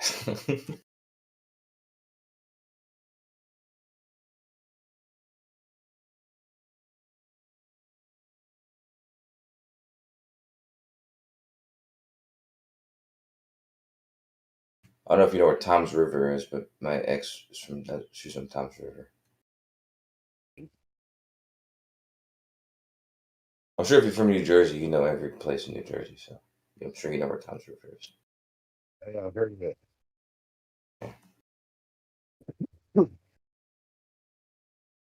That's cool. Did she go to high school there? She went to high school in Austin. Oh, okay. She's just born from out there. Yeah, she's from. That's how we connected. Because I was from New York, she was from New Jersey, and that's how we connected. But I think that comedian Dimitri Martin came from Tom's River. Oh, and then the Little League champions. Well, Dimitri Martin, he's got I think it's him. He's got this like, he wrote this whole bit. It was a palindrome. It was like a fucking long ass palindrome. You ever seen that? he's like the most. Yeah. Yeah. That's the record. That's like the record for like the longest like sensible palindrome, right? Yeah. Are you breaking up? You're just breaking up a bunch of them. It bothers me somehow. His haircut. It bothers you? His haircut. Oh, his haircut. Yeah. Gotta repackage it. He can. I was making fun of this chick. We were watching this show earlier, me and my girlfriend, and there's this chick. And I was like, she's got a haircut from like the Monkees, like Davy Jones from the Monkees. His name Davy Jones. But yeah, that's like Dimitri Martin's haircut too. Yeah, it's kind of got that mop top thing going on. You like the Monkees? You're a big fan? I'm a lukewarm fan. That's right though, Davy Jones, right? That's the British dude from Monkees. How many of the members' names can you name? I can name him, and if I was put on the spot, I could probably name the other singer, but that'd be it. And I don't even know how long it would take me to name the other singer. Peter Tork. But we were watching. You said what? Peter Tork. Is that his name? I would never have gotten Tork. that. There's Mickey Dolenz. I would have gotten that. Is that the other singer? He's Daydream Believer, I think. No, is it? No, Daydream Believer is David Jones. That's right. It's David Jones. Yeah, he's the other guy. No, but that's the song. I was showing her that music video. I don't know when the last time you seen that music video was. But you should watch it right now, dude. The other singer, the curly haired guy, you can tell he's so fucked up in that music video. Like I honestly think that they didn't intend for that, but they kept it in because it like showed that they were playful. But he's just so fucked up the whole time, and he's like not even hitting the tambourine. He's like punching through the tambourine halfway through the song, and it's just funny. Not Your Stepping Stone. That's a good one. I only know like 4 songs. Good. My professor was he wrote songs for them, and I think he recorded bits for the recordings too. Yeah. So your mom is like a big deal. Like your mom was she's like a professional, or she's like a classical teacher or something. She was yeah, just have there's just generations of piano in that side of that family, and she lost hearing in one of her ears, so she stopped playing about 18, 19. Really? Damn. Too bad. Seriously playing. I mean, Beethoven didn't stop Beethoven, right? What's that? It stopped Beethoven, right? Well, he was deaf in both ears, but. Well, no, but he wasn't deaf at first. Like I think he was mostly composing. It's not like it's different. I think he wrote. Yeah, I think it was towards the end of his like career. Anyways, he stopped. Like I think it was like in his late 20s. He stopped hearing. He's like slowly stopped hearing, and then so I was like, I always thought he was deaf the whole time, but he wrote most of his shit when he was had both his ears. Yeah.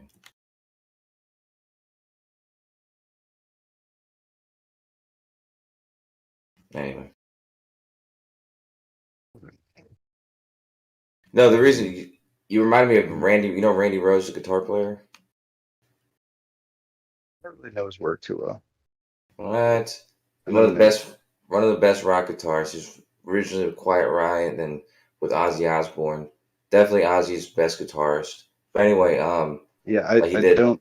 I'll admit, like, I'm a total like I don't know anything about Ozzy Osbourne or anything.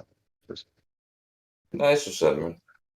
If you know Crazy Train, you know Bark of the Moon and that kind of shit. He was the I guitarist just for know those I know songs. what the radio tells me.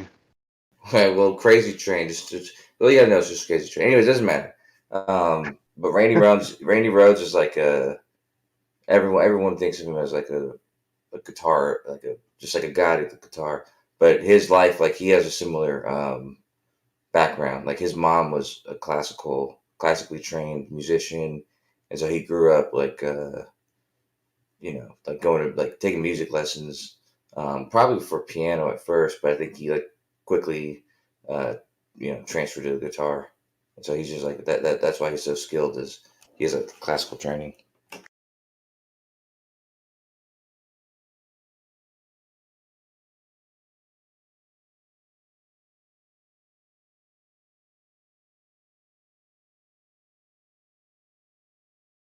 Been cool if if I was to, but I'm not. Um, I just like try to emulate some classicality on top of just like jazz and blues and stuff. Pretty fun. Hey man, if somebody never played brass or woodwinds or anything like that, like they never played any instrument you got to blow into, how long do you think it would take them to become better Better. than like somebody who people wouldn't mind listening to? Like they wouldn't mind if you were Um, playing in front of them with a saxophone. I don't know. I'm still working at it. What? But it's funny, like, I was on what I really decided is that like no matter what, no matter where I'm playing, it could be anywhere. It's just you find like the most ridiculous like area, like where there's like a crepe shop across from like an ice cream place or whatever. You're just like, well, do you even go out? Do you go to an ice cream shop to go get ice cream? You probably don't. You probably don't go to crepe shops, but somebody fucking goes there, and they always have change. They're always gonna have change, and so that probably I can collect that is what I figure. That's my strategy. If I find the crepe shop, I'll also find some money.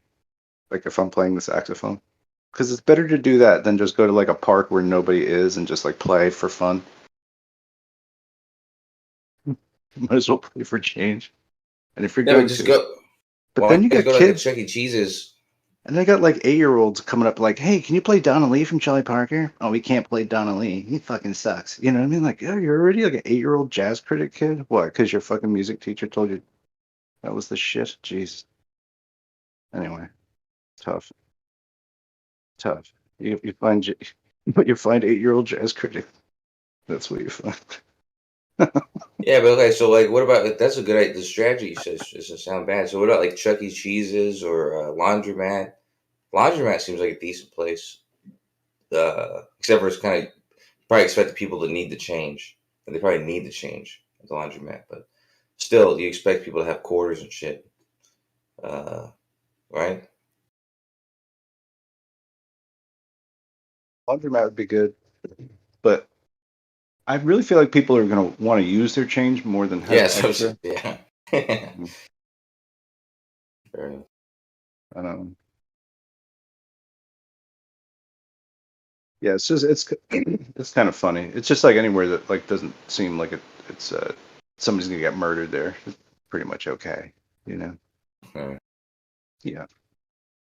Scott Beach always tells me about this study. I don't know if it was a friend of his or who the hell it was. But anyway, Scott Beach always tells me about this study where like it was in LA, I think, but it was somebody that wanted to like do an experiment and see like, they're gonna send two people out, like a really ragged and tagged and fucked up woman, tattered clothes and poor looking, and then like an attractive young healthy woman wearing probably normal clothes. Both of them just like kind of panhandling. You can see who made the most money, and like hands down, the attractive, like well dressed woman made like a shit ton more money every time. And I think it has to do with kind of what you're saying. It's like you go to some place where people are more affluent and kind of more mm, like it's kind of like trick or treating in a neighborhood that the rich neighborhood. You're gonna get a lot more shit. So it's like if you look like you're rich, people want to deal with rich Fly. people. Absolutely. Yeah. Yeah. Or like a date just happened or something like that, and somebody like some dude just bought like a expensive meal for his girl, and he can throw $5 in my case to be a big dude, and Yeah. I'll play some fucking good notes for him. You know what I mean? Whatever. Yeah. Exactly. Whatever. It's just silly stuff. I mean, it's nice to interact and to have I guess the performance pressure is interesting. It's different than playing in front of a bunch of people where you've got sheet music and a conductor and stuff. It's way different than that. Like you really have to make that connection to somebody for them to like see you like that and to like, donate to your cause or whatever. I had a guy throw me he goes, "Here's some bread, man." And he threw me a loaf of bread. I was playing with Man's Farmers Market. I was like, that's dope. That's what's up, dude. That was good bread Like too. a bag, like a Really dope. baguette. It was like an $8 like a loaf of bread from like a farmer's market or something. Like some kind of super keto wholesome shit. Is why he gets home. His wife's like, "Where's the fucking bread?" He's like, "I threw to the sex guy, dude." That's fun. It's just fun stories. But it's a lot of it's just kind of practice too. And people will tell me things. So that's been fun as well. Like because inevitably somebody will have a 15-minute conversation with you whether you like it or not. Well, hold on. You ever use that to like meet women, or did you No. like meet women You that could way, do or did that. you? But you never use it to make because you made that friend Kind of woman, Ali. the kind of woman that's going to walk up to a saxophone player and think that something's going to happen is probably the kind of woman you're not going to really want to pursue anyway.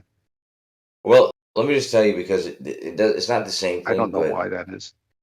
But go ahead. it's not the same thing. But when I was in the military and actually all through my, I guess, adult life, at some points when I have no other recourse, because in the military you have to move around a lot and you're in new places, you meet new people, brand new.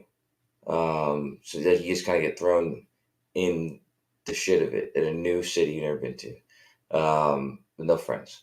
And so it's like a habit I guess I would use regularly because I'd done card tricks when I was a kid. So I would do card tricks with strangers, with bouncers, with women, with groups of people, or whatever. It doesn't matter. But it was kind of like a quick way to break the ice or become familiar with people or something like that. So I just didn't know if like because you sound like you were in like a new place a little bit, like in LA or something. I don't know if you use that as like a way to break the ice a little bit, but I guess it's a little different. Yeah, sometimes I've met people, but not that often.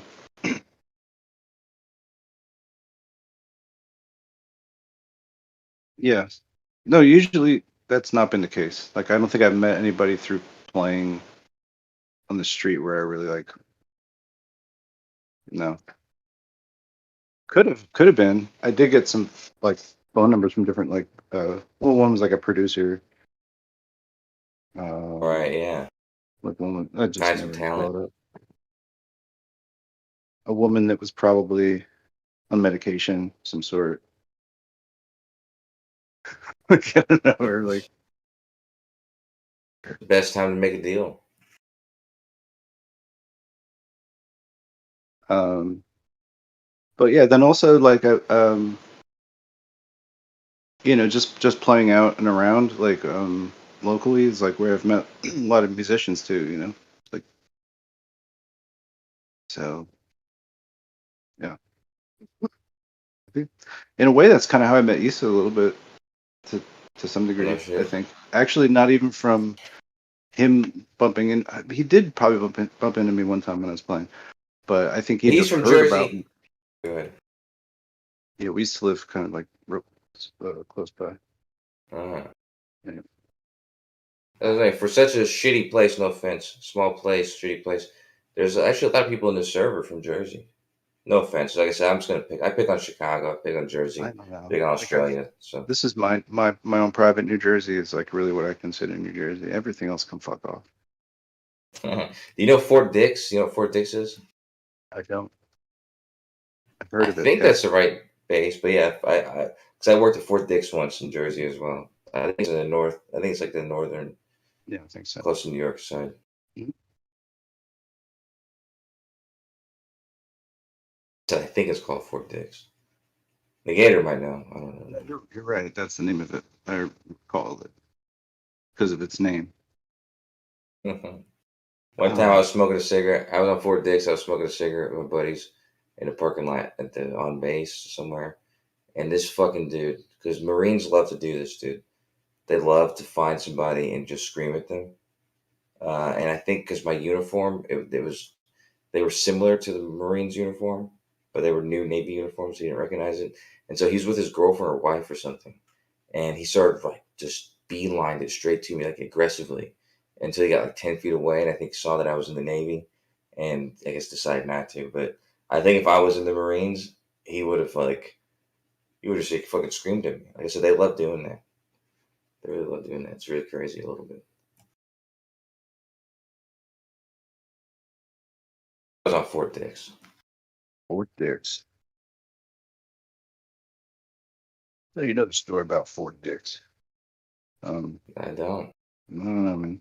That's interesting. Unless you're talking about the 1917 bird flu thing or something. I know. Never heard of it. Okay, well then I don't know what's the story.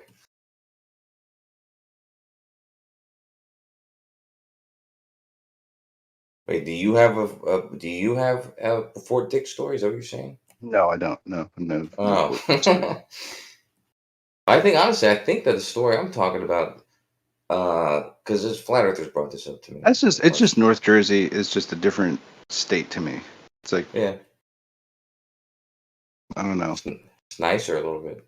Some little places, it's actually not dirty. Like some places are nice, and some places are like very rural too. Like, but they're north, so they're almost like, remind you of Pennsylvania or parts of upstate New York, because they're just like isolated, old buildings and stuff. I mean, So which I like. Yeah, from the dirty the high parts. steps. What's up? I'm from the shore. The shore. And a lot of different regions in the state, but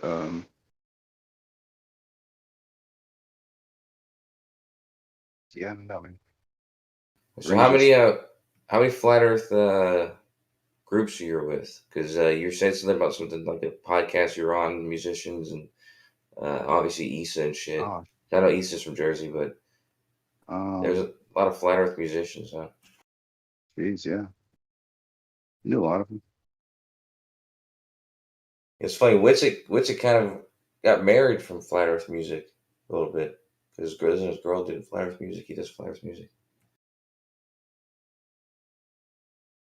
I don't think we said. Well, yeah. Who was doing the first flat Earth music stuff? I mean, Probably what's his name? Chris Rock was doing some stuff. What? You don't recall him though. Chris Rock? He's WROCK. He's passed now, but he's from Canada. Sounds fucking slightly familiar, but probably I don't know, dude. I might play some of his shit. I think his tracks have been featured on Globebusters. Oh, you know what? Your ODD Tuscany's was wrong. Oh, yeah, I have heard that. I That's have a heard that song. early. That's an early Fighters banger. But ODD is probably one of the OGs, I ODD. guess. Yeah, just Fighters because. raps. And Yeah, it counts, right? Mhm. And then obviously Conspiracy Guru. You know he's on 24/7 a lot now. I actually like that guy. I like him a lot. He makes good shit. He's very tall. He's a British guy who does like the country shtick. You know. British guy. He lives in Australia though, or something. No, he's got in real life he's got a British accent, but He's all of got. his songs he does like an American like Southern accent. I know. I thought he had something to do with Australia though. I don't know. I mean, I'm pretty It sure was he's part of the British, story. but Maybe I'm wrong. Okay. another character who's Australian. I don't Yeah, know. he actually. I received a copy of his CD from him directly. I don't know shit. That was the stuff. I don't know where that is though. I He think we lives in just talked about it. he lives in Spain. It was He in lives in Spain. Spain. This Yeah. is so confusing. But he's got a deep British accent. Though. It's very like London British. It's like cryptos a little bit. It's like high class a little bit. He But talks I like really like Vision. him. Crypto reminds me of Vision from Marvel. Who's the actor? Is it the same guy? Yeah, the same guy from Like I half Knight's imagine Tale. that Crypto has like a jewel somewhere in his forehead, sort of. Come on. I don't know why. I'm weird like that. Yeah, it's the guy from Knight's Tale. Yeah, very proper accent. But yeah, London, definitely London. But yeah. But anyways, I like Guru. I like Music Guru or Yeah, do you think Conspiracy that Guru. Stingray sounds like Riff Raff from the Rocky Horror Picture Show somewhat, or no? Is that the main character? No, you don't know Riff Raff? All right. Rocky Horror Picture I've Show. seen the movie. I've seen the movie, dude. But is that the dude from Clue? He Like the does the butler from time warp. Clue? He's like, it's just a jump to the left. You know what I mean? Yeah, he's that guy with the long hair. I've seen that. Fucking Like the forget main about dude, it. the I'm dude not. with curly hair. I could throw away the Rocky Horror Picture Show and not care about it. It's just funny. Well, have you seen Clue? Have you seen Transvestites in Transsexual Transylvania? Oh my gosh. Yeah. What about it? Okay, is he the guy who sings that song? That's Tim Curry. Yeah. It is Tim Curry. Like, yeah, I already know his name, so that's not him then. Okay. That's Tim definitely Curry's the only guy. Tim Curry's the only guy I know from Rocky Horror Picture all right. Riff Show. Raff is the guy that wrote the show. Oh, Riff Raff. Hold on, let me look him up. He's the old guy with the hunchback and the hair. Anyway.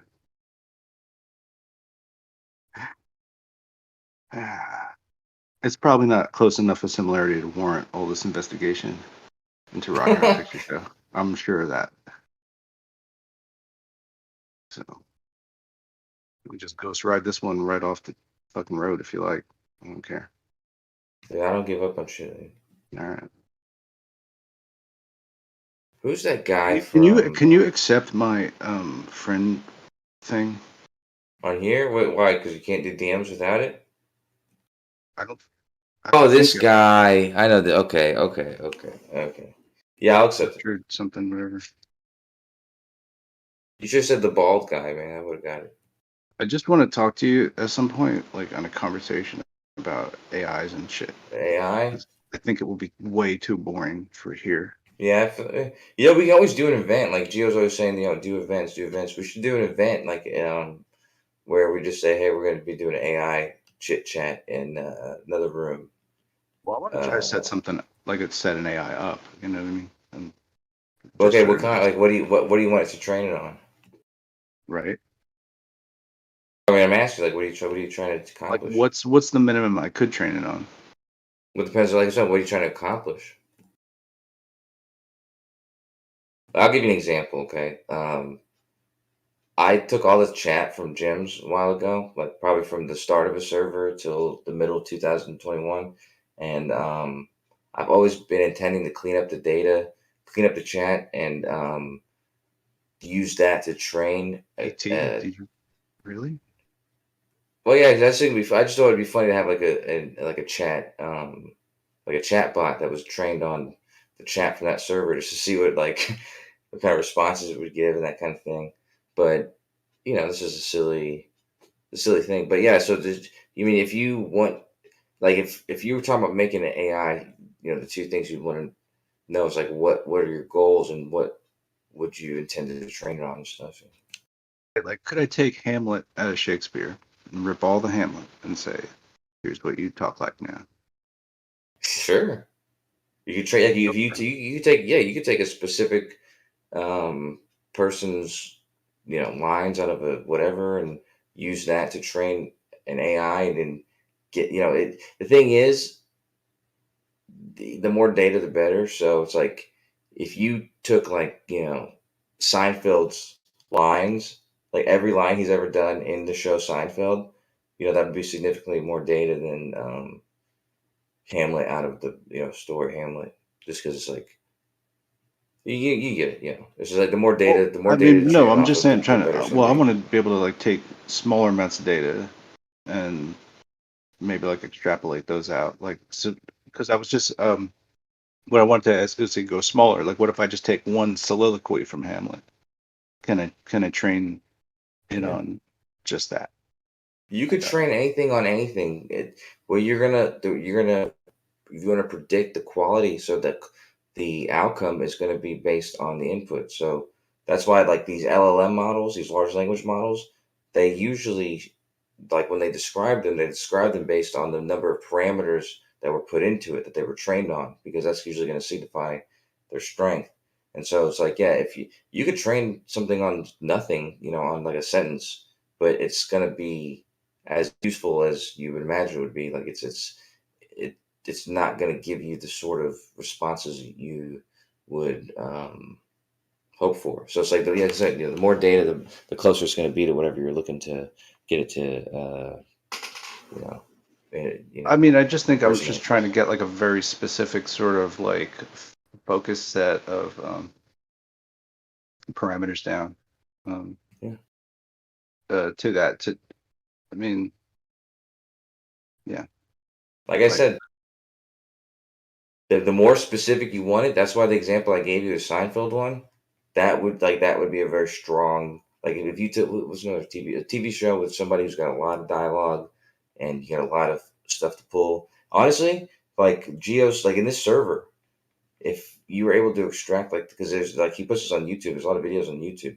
If you took like a specific person's dialogue, like mine or something, like you take my dialogue from all the videos in there, or even, I don't know, someone who talks a lot in here. Me, I don't know. Xanic, I don't know. Witsit. Some vague interest in being able to replicate a person, but that's sort of in passing. But I would want to at least have some sense of security that I know what I'm doing, to begin with, so that it's not just like a waste of time or a horror show. Dude, It there's would so be many interesting. avenues. It would be interesting to replicate Jibby Jedi because of how much he would object to it. And all the jokes that we ever made about virtual reality and living in sort of a holographic, thing or that kind of. It would be really interesting to. I've Yeah, spoken to dude. some friends of him too. I think we all agree that it would be amusing for us to do so, but I don't know. I wouldn't want to try to do it though unless I had some experience at like trying other things, to get a sense of confidence that it's not going to be totally shit. Yeah. You know what? There's so many avenues to go down. Honestly, it's because my girlfriend she's very interested in AI professionally and stuff. So I'm always going over, like, I'm always into like the new stuff and all the different, like I said, all different avenues to go down to accomplish that, because there's ways to do it from scratch, to build your own models from scratch, and there's ways to, like, OpenAI has an avenue to what they call fine tune their model by giving it data. So you could fine tune their GPT-3 on a specific on like Seinfeld's dialogue or something, and it would be I mean, pretty. it's just I think. Well, here's what I think that it's not good to try and capture the essence of somebody within just like a completely bulk dump of all their stuff, because people have a sense of humor, they've got a way that they tell stories, they've got all these different modalities and stuff that make up for their communication and how they organize their thoughts. So to just dump it all in one thing is to essentially just put it all like in a blender. And to me, that's the wrong way to try to, I don't know, create a like a similarity of somebody. Well, you have the right intuition for what is going to give quality to something, because, like I said, I mean, you're saying it exactly. I mean, that's if you did it like that, you're gonna get what you put into it, right? And so the quality. That's why I told you I had pulled all the text from Gem server, but I had That's why I haven't made a model yet, is because it requires to clean up that data, and cleaning that up means, keeping in the relevant stuff, keeping Like, things well, to it's where almost you you can see need a what's responding to what. you need like a pre-lexing step here where you have something that tells you like this was a joke, this was declarative, Right, this exactly. was Yeah.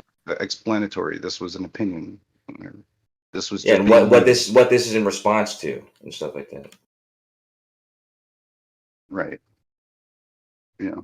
So that's kind of the challenge of like creating like a real model to me. But if it's just like say training something on a set of data that's only specifically, if I could just say one soliloquy of Hamlet is only going to be in a certain way. Hamlet's being dramatic here, but whatever. If I can just get that bit out of it, that's more interesting for me than trying to like have the whole character understand itself. Because I don't think I don't know. I'd like Yeah, the but idea of like a automatically generating actor, I guess, based on some data. And I think it'd be interesting to see like what would happen if you started to like if you just let's say isolated every character out of Hamlet and had them all in a bot network where they were like communicating with each other. What would that look like? I'm curious about that shit, I guess. So I just yeah, wanted but to start see, off from square one. yeah, but okay. So it sounds like a little bit you're talking about, though, how, like, creating it by giving it as little information as possible. Which I'm just telling you, like, the outcome is going to be based on. It's like with anything else in any kind of art form or fucking whatever. Say the more work or the more attention and care you put into the mundane data, um, what do you say, like formatting, like data formatting, this kind of stuff. Like the more careful detail you spend to it, the better outcome you're going to have. So if you're looking for something that you can just give it like a short bit of data and it like then they know exactly how to continue to act like that, that's not going to happen unless somebody has already made a useful model that can do that. But that's not even reasonable. All right. I mean, just for sake of argument, well, like let's say, Jules from Pulp Fiction or something, right? Yeah.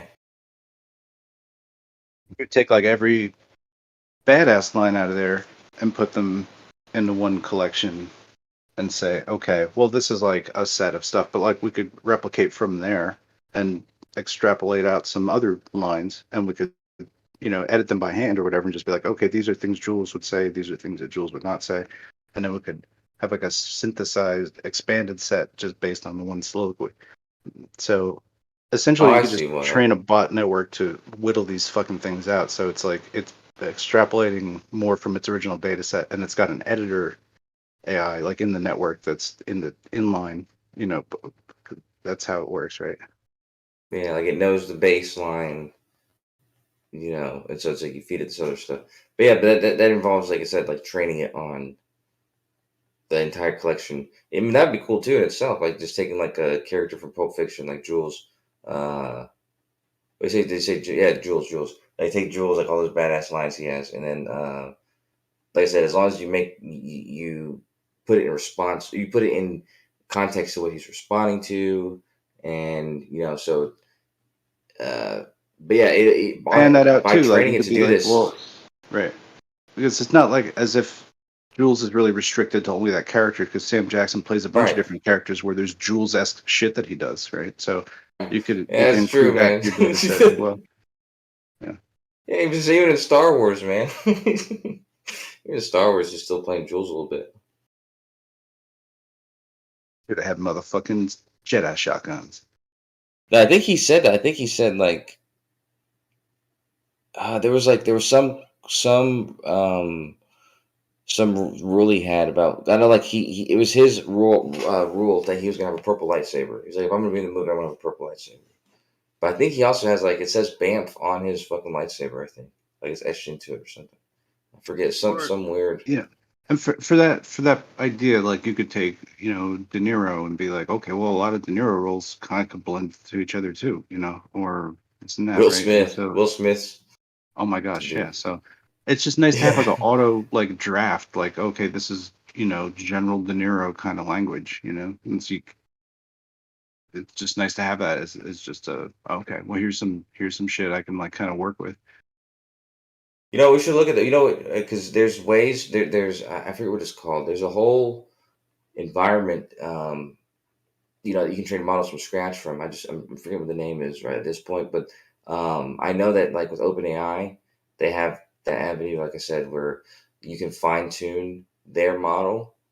Basically, it's like which is probably one of the best bets because instead of making one from scratch, you're using like already a large language model that's going to be specific to whatever you're fine tuning it to. So if you take all of De Niro's fucking lines from every movie, and you have it like, and that's actually not hard to get from the internet, like to get a web scraper to like scrape all the scripts and take only his lines out of the scripts.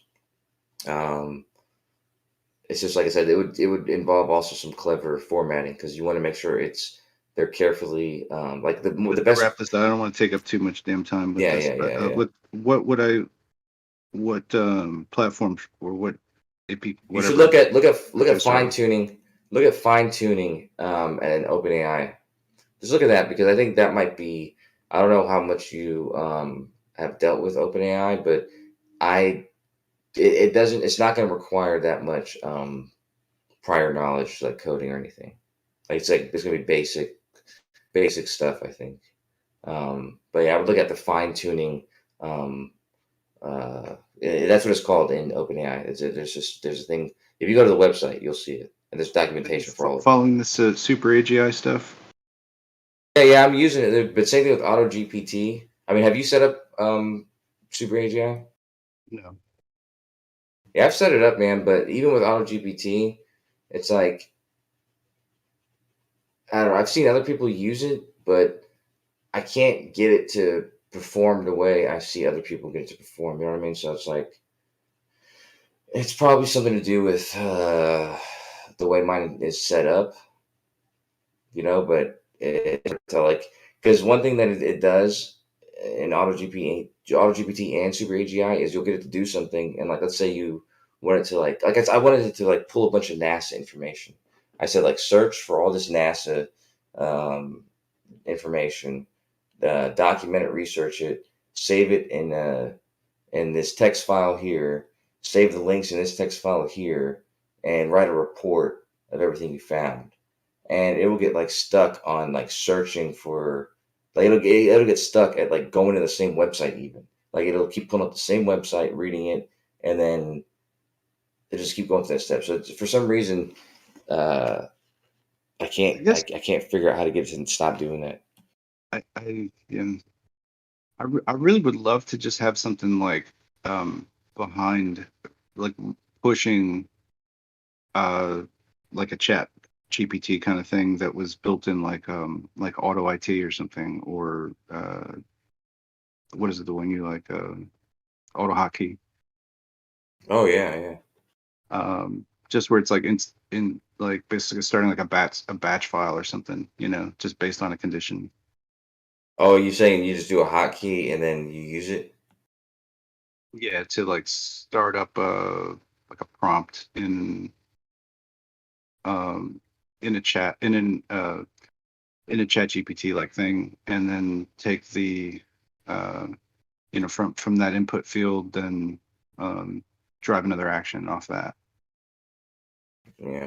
The cool thing about ChatGPT is like, as I'm saying, there's a bunch of different models, but ChatGPT and all OpenAI, like if you, I don't know how familiar you are with their APIs and on the back end stuff, but they offer a lot. Like they offer plugins and all this type of stuff. So it's like you could easily implement that. You know what I mean? Like you can implement exactly that, which would be which would do it would do exactly what you're talking about. You know, like set it up All so kinds that. of weird ways that you can like wire stuff. Once you can get it into, being kind of controlled by, AutoHotkey or one of those things. I mean, you could be running it inside of Windows, and that Windows could we could have that running to like an Arduino, and all kinds of shit could go on. Well, there's Alexa. There's Alexa apps. Like there's dudes who've done it already. Like so it's like they set it up with their Alexa, their Echo, or whatever. And so it's like they just because Alexa sucks, dude, when you compare it to ChatGPT. So it's like you can just say the command and it will just pull up ChatGPT. Yeah. Yeah, I don't like Alexa. But No, well, I mean, I like the tool, but she sucks as an AI. I always just curse at her too because she's. But I play Are You Smarter Than a Fifth Grader? I play it so much on Echo, and I think about that. I think about that sometimes because it's like, what is that? It's like I feel like I talk in here, and then I'm like, am I trying to prove something, dude? Am I trying to prove that I'm smarter than a fifth grader?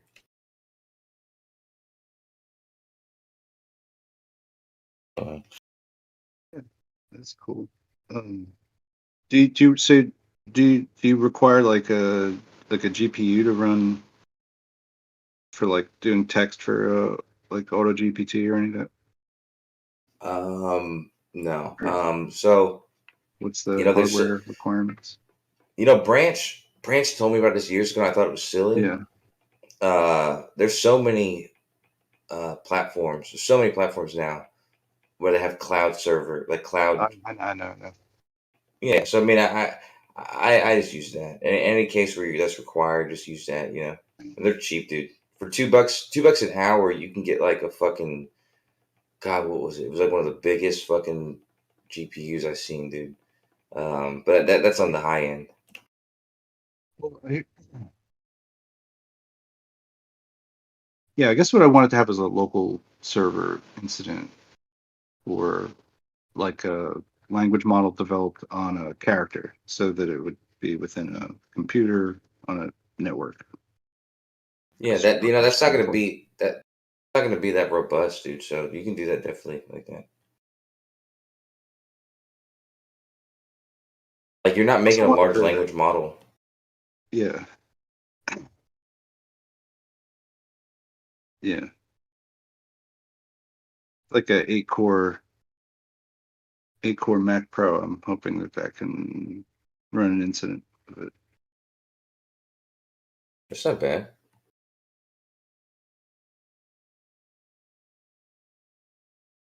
I have 5 of them. You have 5 of those? Yeah, so it'd be fun to like use them. Because I also like, You buy those from your crack dealer friend? You have 5 laptops, so I fucking. they're old beasts. They're heavy machines. But I like the old Mac Pros because they can be updated. Oh, they can? Yeah. Well, I can run like Monterey on them. But, yeah. To be honest with you, I told you my buddy who was like he does the same, like I told you, he's like counterfeiting money. He's like a very dirty guy. But he always had shit because like I guess people would give it to him for drugs. He always had so many laptops and shit. So I would buy like, $40, $50 laptops from him. So actually I have like 5 or 6 to myself. He's from graphics companies and stuff. One of them was from a health imaging. 4 of them were from a node somebody had made, basically to do Blender renders. Oh, yeah. Where they're rendering pictures of Brenda. Come on. High res. You know what I mean? Come on, man. But yeah. So yeah, they're just like 8-core computers with. That was before so I kind of got these before it seemed approachable that the 3060 was actually something to buy. because it was like so gouged out before. I was like, maybe just doing processor renderings faster. But, Yeah, it's weird how that happened, dude. yeah. 2021, 2022, they were like through the roof. Glad I didn't try to buy one. They're way cheap now.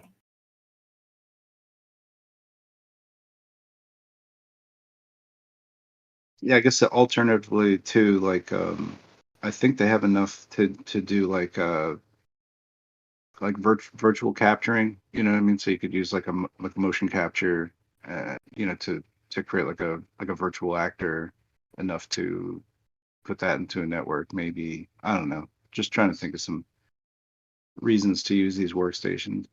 But it'd be cool if like they could just basically store like all the graphics for like a virtual actor I could make or whatever. I mean, honestly, GPT shit running too. Yeah, just like are they a lot of GPUs? Like it's a lot of GPU power and shit like that? Not like a lot. But I mean, that's what I'm saying. Because I mean, if you have, if because you could locally do a lot if you can run those in parallel with each other. Like I mean, if depending on, like I said, if it's a lot of GPU or a lot of CPU or whatever, yeah, definitely you can run a lot. You can train big models, which is something I can't do.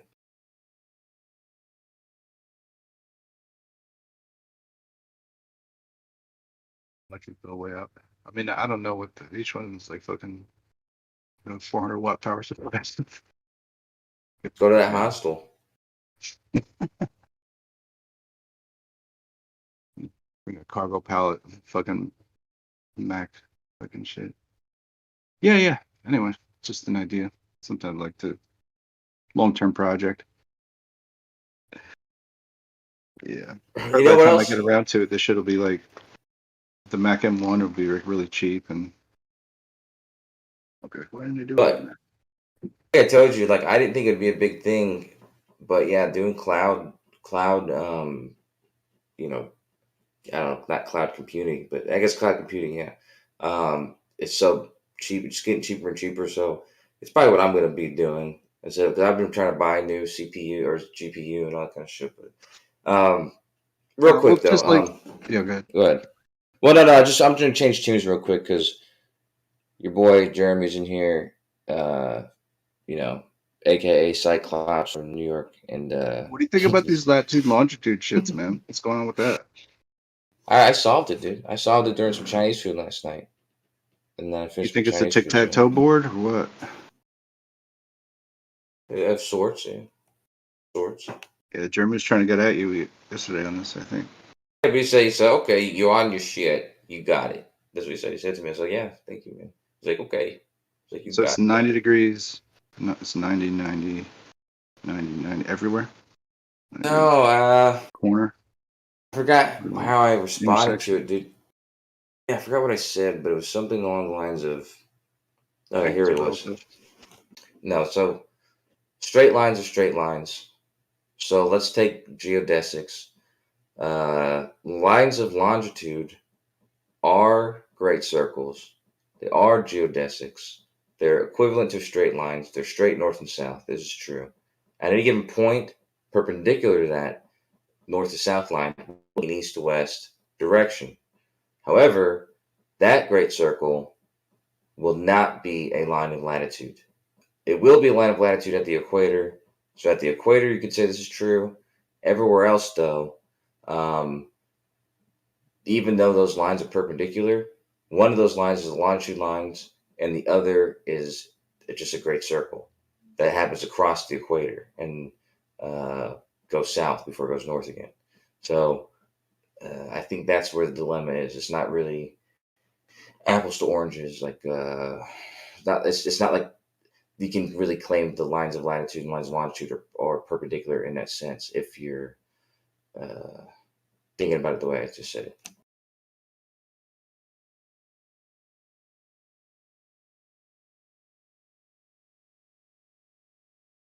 I threw in some confusing stuff in there just to throw you off. The Latin dudes. So. I threw in apples and oranges and all that kind of stuff. Yeah, that really got me. You said that it's not exactly like apples to oranges or something like that. Yeah, I know. That's I even It's confused not. I'm like, myself. wait, what? It is. I confused myself even thinking. I was like, wait a minute. It's more like oranges to tangerines. You know what I mean? Anyway, the point is, Can you clarify that? yeah. The point is, I don't know what Jeremy's or Jeranism's thing was about, but what I'm saying is, whereas the lines of longitude are all great circles, they're all geodesics, they're all so every line of longitude is the Earth cut in half. The plane that intersects the line of longitude is a globe cut in half. Okay, and perpendicular to that at any point will be east to west. And if you made that a great circle, it would not be a line of latitude, because that, in order for that to cut the Earth in half, let's say you're at 45 north. Let's say you're in New York and you're at 45 north. I think that's 45 north. The Great Circle route, you would end up on the other side of the Earth at 45 south. That would be the Great Circle that cut the Earth in half. It's obviously not a line of latitude.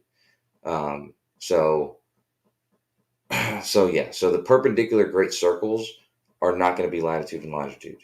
I don't know what you would call that. You can call this is getting more and more confusing, I'm sure, but you can call the planes that intersect the lines of latitude and the lines of longitude perpendicular, I guess.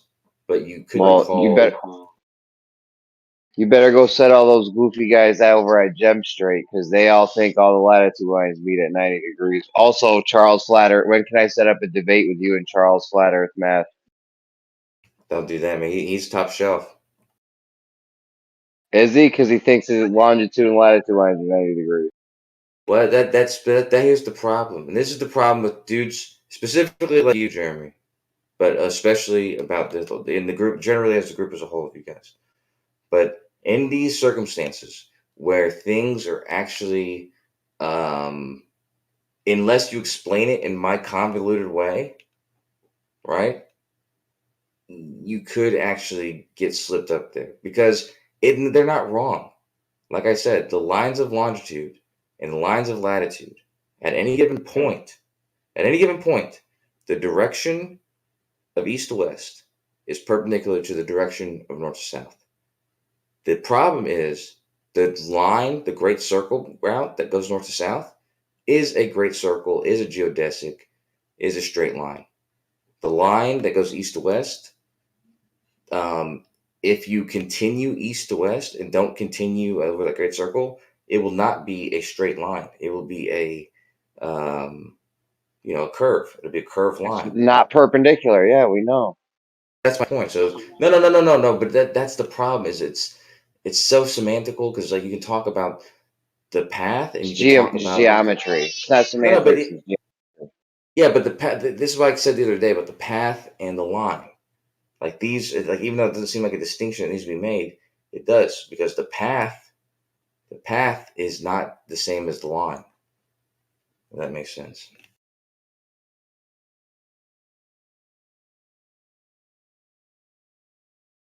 The great circle line, the great circle route, like it starts east and starts west at any given point, is going to be a line that it goes south.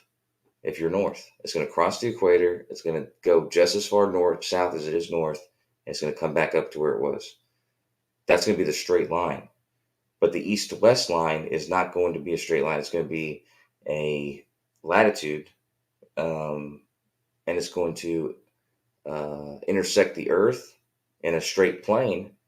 But the line that you would draw is going to be like a line that curves around the Earth.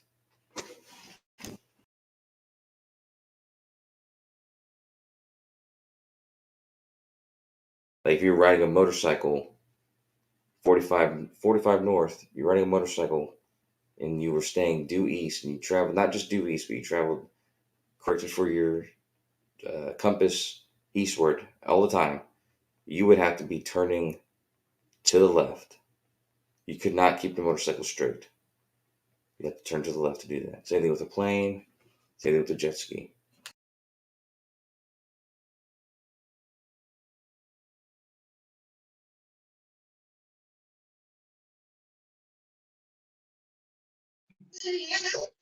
Longitude and latitude, you got lines either R90 or the R. You know they are like only at the equator.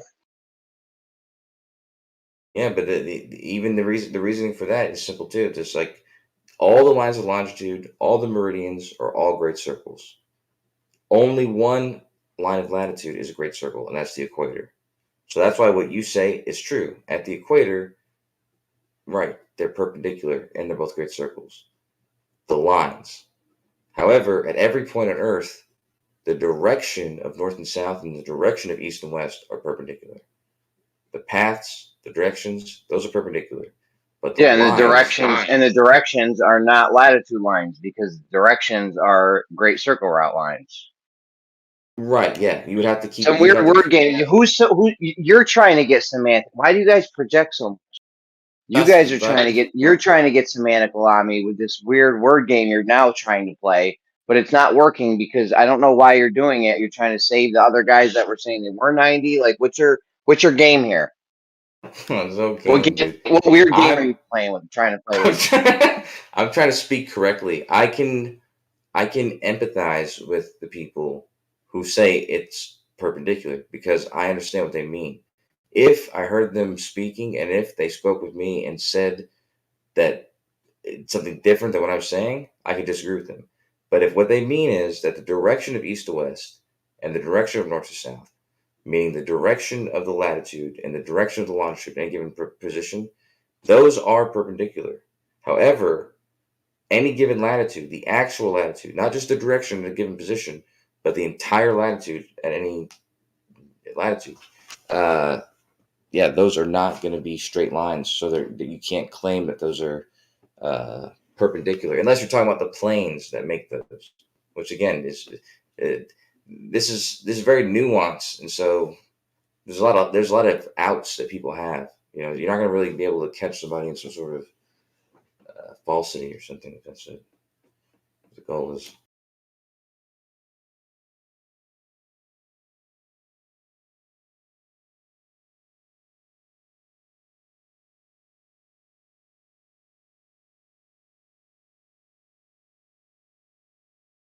But the thing I'm going to stick to is like I said, the great circles, the one north to south, the meridians, those are all great circles.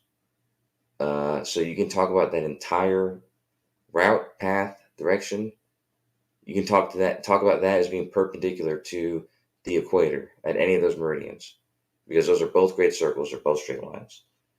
To me, talking about a straight line that's perpendicular to a circle that intersects it, it only makes sense at the intersection. It doesn't really make sense talking about the circle.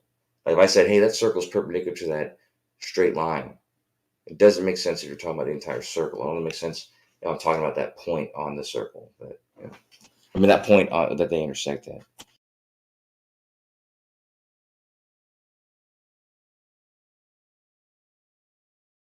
I'll be honest with you, the more I say this kind of shit, the more I'm even confusing myself. So I apologize. Yeah. I'm gonna be listening for a minute because I gotta finish. I was supposed to fucking make this cat thing. I'm making this thing for my cat, so let me do that. Let me get to bed. I'm gonna be listening.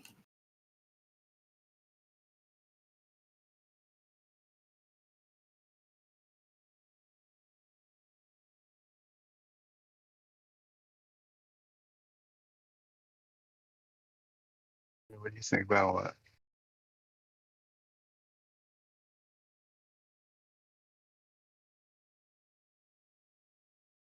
I wasn't listening to my kids. I didn't hear anything you said.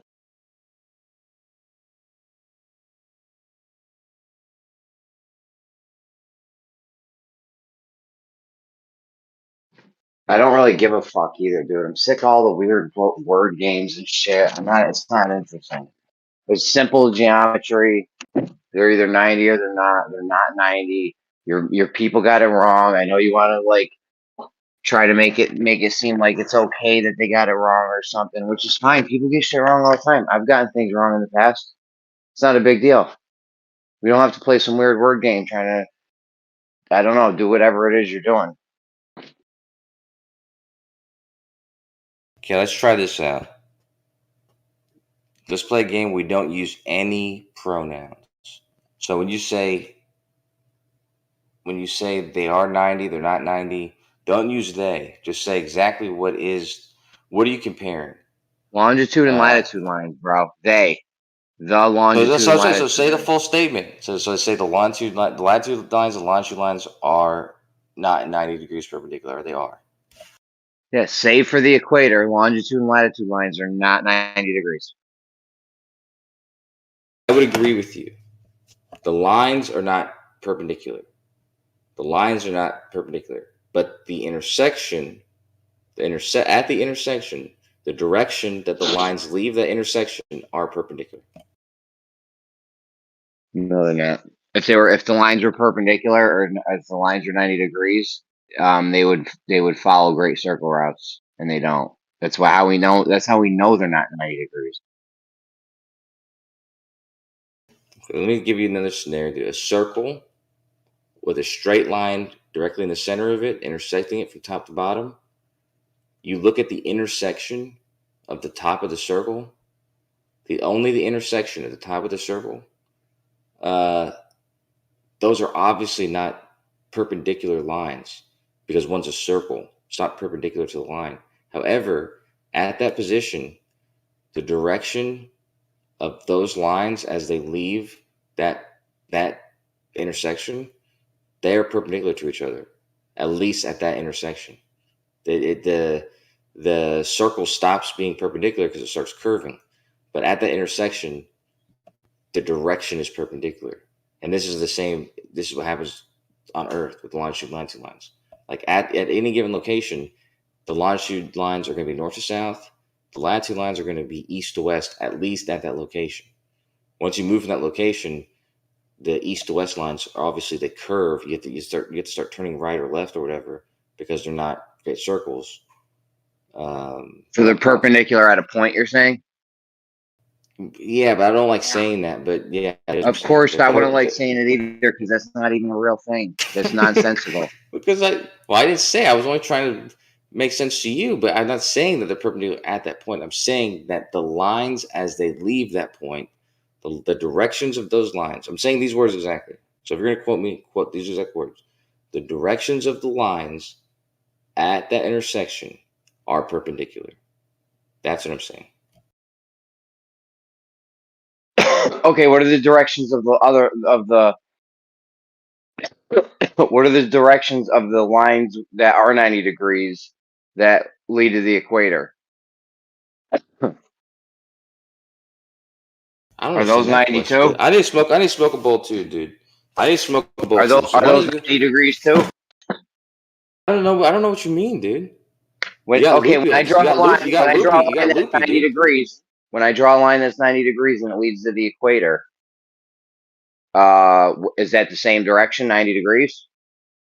I know you're trying to trap me I up, can just dude. draw a 90-degree line and just have it go anywhere I want, basically. Listen, son. I know you're trying to trap me up. Okay. It's not a trap, dude. You draw a 90-degree line and it goes to the equator. No, but check and this now out. You're telling me these lines leave at 90 degrees and they don't go to the equator. So I'm wondering which one's actually 90 degrees. Relax with me for a second. Close your eye and imagine this for a second. Just imagine a piece of paper where I've drawn a circle. And on the piece of paper, I also drew a straight line that intersects the circle directly in the center from top to bottom. So it's higher than the circle. It goes beyond the circle from top to bottom. Like I said, it intersects the circle in two places. And at each of those intersections, it would be strange to say that those lines are perpendicular because one's a curved line and one's a straight line. And so they're not perpendicular really. However, if you were somebody at that point and you were only talking about the direction that those lines are heading from that point specifically, so if you were to draw arrows at that point of the direction that those lines are, one would be up and down, one would be left and right, and those are perpendicular to each other. At that point, you can say that about the directions of those lines, but it would be wrong to say that that's what the lines are. So it is wrong to say the lines are perpendicular, but I would kind of understood what someone meant. And so if they cleared it up and said what I just said, I would agree with them. But if they're saying that they're perpendicular and they're not correcting it and you're like trying to trap them up, I would probably be on your side, say that they should probably concede, at least to the extent that I am, right? Because the lines are not perpendicular, but the paths that the lines are headed from that point are.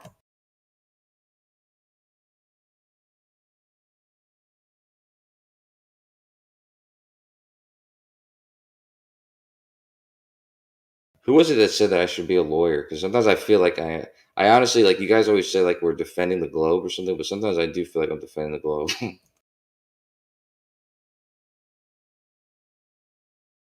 Dude, you are right now. Honestly, I got a longitude line. I draw a line 90 degrees. I leave 90 degrees from the longitude line. Do you know where that brings you? yes, I do. Let's talk.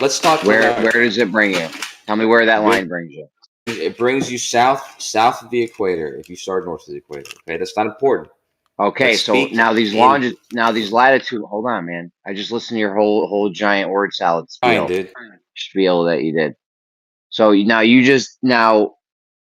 so it brings 90 degrees brings you to the equator. Okay, you're telling me these other lines are also 90 degrees, but they're not bringing you to the equator. No, they will also bring you to the equator. Believe it or A not. latitude line? No, longitude lines. Listen, here's the deal. Yeah, 90 degrees from a longitude line brings you to the equator. Now you're telling me these latitude lines are 90 degrees, but they're not bringing you to the equator. Why are they not the same lines?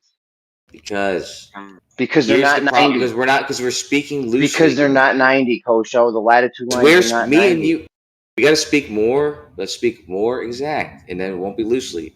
If we're saying we have, there's a big truck passing by. Hold on. I don't know what the fuck. I don't know what's doing here. This big truck. Hold on. Sounds like a tour bus.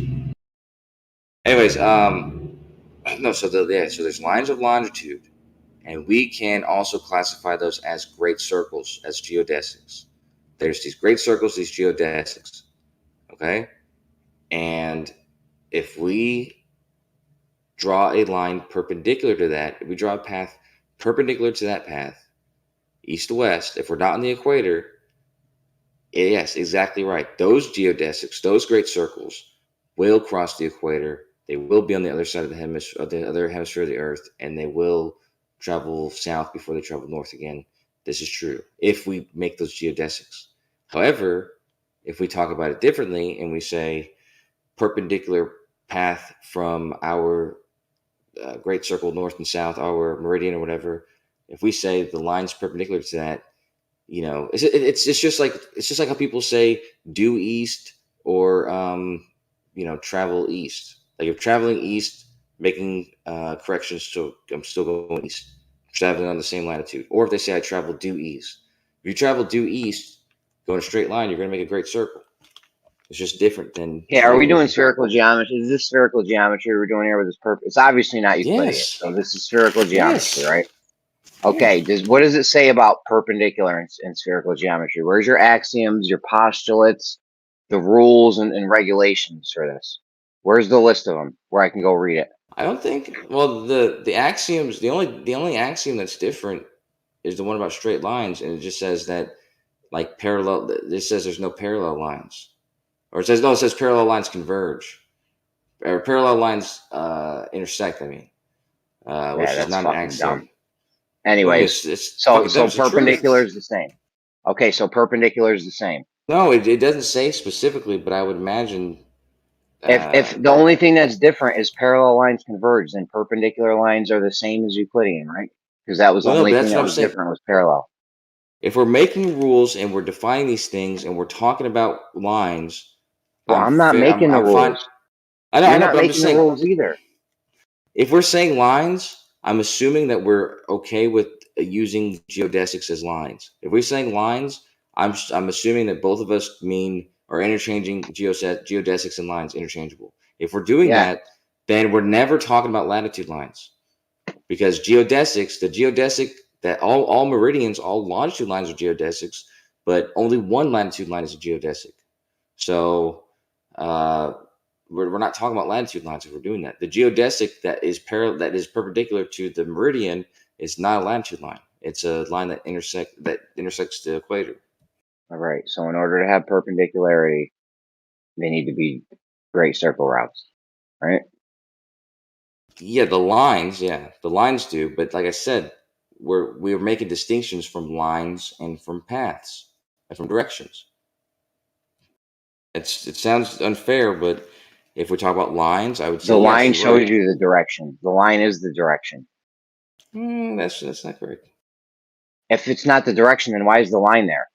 What's the line for if it's not the direction? If I draw a line on a piece of paper and tell you to follow that line, are you going to go in the direction of the line? Word games, bro. It's not even. You call me a pedo? No, What are I you said saying? it's. I didn't say that. Okay. I know. Let's strike that from the record. Okay. Gymnastics. Dude, it's the same. Sorry. Brian does this. Brian talks about like at the sunset on the equinox, and everyone's facing the sun, and the sun's over this place. And the problem is that the direction over the Earth, the great circle over the Earth, and the straight line direction, which you can think of as a tangent. Imagine a ball, and imagine a great circle wrapped around a ball, and imagine a tangent line that's sort of parallel with that great circle. Now, clearly, you can see that they're not going to be the same. They're not the same path. As a matter of fact, if you make a Yeah, great not the same circle, direction. Not the yeah, same direction. Not the same path. Not the same line. It's all the same word. You're playing some weird word game. All right. sure, But why are you doing this stuff? it's not a board game. Take any The latitude. word game. Take 45 north. Take 45 north. Take a ball in your head and Okay. make 45 north. Take a line that is a red line wrapped around 45 north. Now take 45 north intersected with 100 west. Okay, and take that point. Okay, and at that point, draw a tangent line, a line tangent at that point. Okay, that tangent line that is in the same direction as that latitude. Now, since it's a tangent line, it's not going to be following that that latitude. It's actually going to, like, if you see the straight line, if you were to follow that straight line, or you try to stay underneath that straight line, it would immediately start going south. Okay, so it's like even though the meridians are all straight lines north to south, the latitudes aren't straight lines east to west, but at a given point, east to west will always be perpendicular to north to south. It just doesn't stay that way if you stay on that east to west route. I mean, I gave you the best analogy, dude. My analogies, you can say they're whatever. They're at least B grade, and that one was a B plus grade. The circle and the straight line, because that's exactly what it is, dude. A circle and a straight line intersecting one another, they're not perpendicular, but at any given intersection, the paths of the line and the path leading to the circles are perpendicular to each other at that point.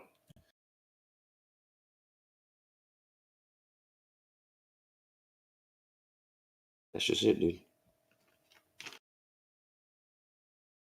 E for effort. Dude, that's a B plus, dude. And as a matter of fact, I recommend anybody who's being challenged with this again, go back to that. I'm actually gonna make a picture of Is that. a latitude line constantly curving?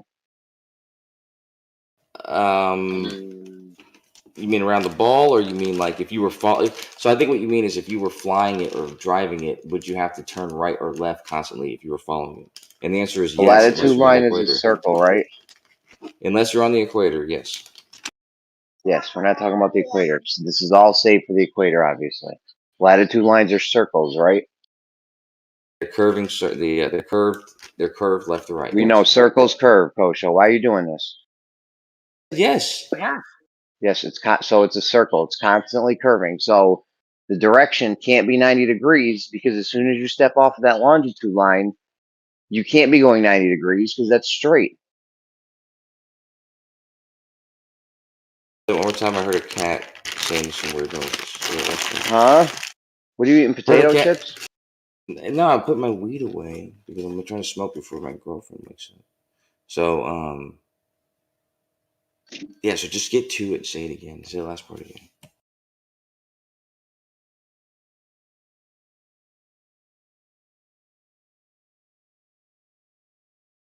Yeah. So 90 degrees would be going in a straight line. Circles curve. If you go in a circle off of that line, longitude line, they can't be 90 because that's straight, and circles are curving, which is not straight. Yes. So now you see why I'm making a distinction. You're right that they're not, the lines are not perpendicular because one of the lines is curved and one of the lines is straight. The lines are not perpendicular. However, the path at the intersection, in reference to that position, the paths, if you were to travel north to south and you were deciding, should I go north to south or should I go east to west? That direction at that position, those will be perpendicular. Like if you were facing north, you would turn 90 degrees if you decide to go east or west. But those lines are not perpendicular, but those directions are at that The point. direction of the lines. The directions of those, yeah.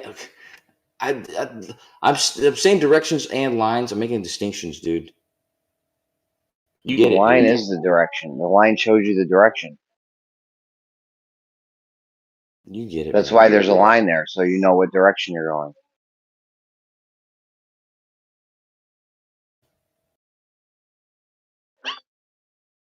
Also, I like how you said a curved line and a straight line can't be perpendicular, because they think that horizontal is perpendicular from plumb. Horizontal is perpendicular to plumb. Yeah, it is. What are you talking about? But it's a curved line. Which one? You can't be horizontal to a curved line. Which one of those is curved? The level line underneath it. Anyways, let's not get lost on that. Let's not get lost on that. Let's not get lost. Well, you already lost on that, so I'm glad that you got this whole. I'm glad that you got this whole perpendicular latitude longitude thing figured out. Good for you. Yeah, thank you. I'm proud of it myself. Yes. However, it's another one of those things, dude. It's one of those games, dude, that you like to play and I like to watch because people walk into it. It's like a spider web a little bit, and I'm kind of like a neighborly. What would I be? Maybe a butterfly. I don't know. I don't want to be a butterfly. It doesn't matter. I'm something that's watching your spider's web, and people walk into it all the time.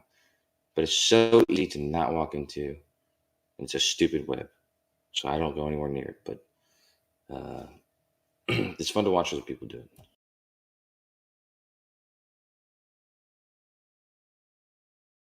I don't want to be. I don't know what I would be. What would I be? Scorpion. Yeah, I'll be a scorpion.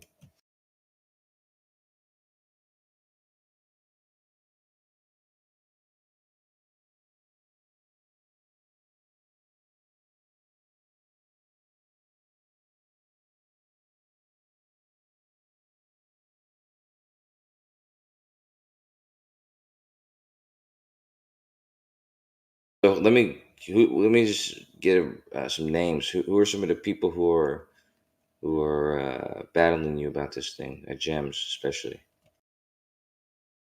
Everyone over there. Scott Yeah, jumped right on board. Paul. Oh, I had it out with each, bro. I had to leave. I almost left Gems, the whole server. Wow, man. He kept cutting me off, wouldn't let me talk. He was all fired up. Oh yeah, he gets that way. He was having a screaming match with this guy, some other guy, and I'm like, dude, you guys need to relax. Started modding it. I'm like, this isn't productive. Veach? I was like, I got something real. I don't know what kind of goofball shit you're doing here. You said Veach is doing this, or you said Jim? It was Veach and some other guy. Yeah, you're right though. Veach just he's fired up sometimes. It's like Don does the same thing sometimes. You know, Don, not Don Cheadle, Press Don. Sometimes he's on it, dude. He's just on it. He does. He's very aggressive. So it's hard to. It's just dangerous to get in the middle of it. I mean, you're that way too, man. You do that shit too. Yeah. Either way, Slacker was on it. What was Slacker saying? Slacker's a smart guy. So is Beach, but He was saying they're perpendicular. Steal. Like, this is your thing. I don't know why I'm asking you to steal, man. You don't listen to nobody, so. Longitude and latitude lines are perpendicular. I just steal man Slacker. Wish that I could. Was this conversation? And then I went back in there later and tried to explain to these guys, like, I was like, no, if you draw 90 degrees from a longitude line, you end up, that line goes to the equator, and it's not a latitude line. Sometimes just the words, man. Like I'm saying, like I bet you they're saying the same thing I'm saying, but they're just not saying the word. But I'm telling you, I'm making a distinction between lines and the directions from the point. One case, we're talking about directions from a given point. In another case, we're talking about how the lines are related to each other. And in the case of the latitude and longitude lines, we're talking about a curved line in relationship to a straight line. So different directions. So no, not different directions. So different directions. Obviously, they're different directions. One's going straight, one's curving.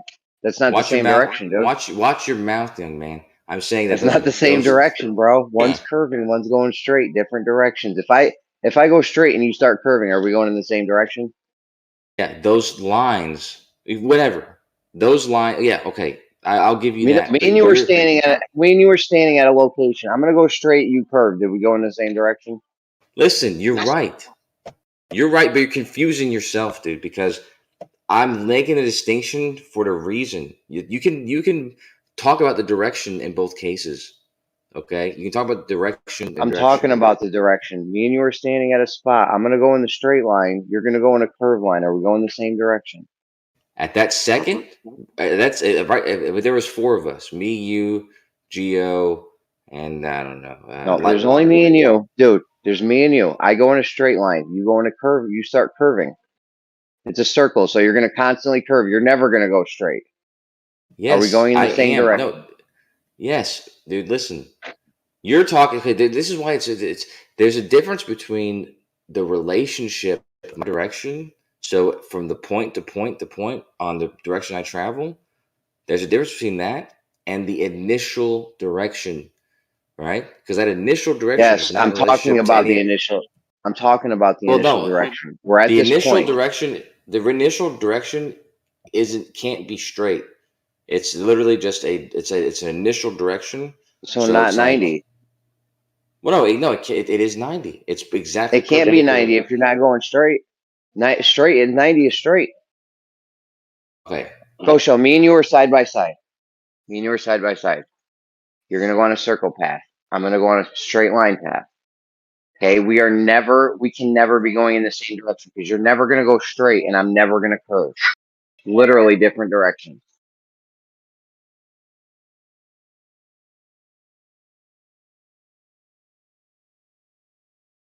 I know you're trying to play this weird word game with directions and shit, but it doesn't work.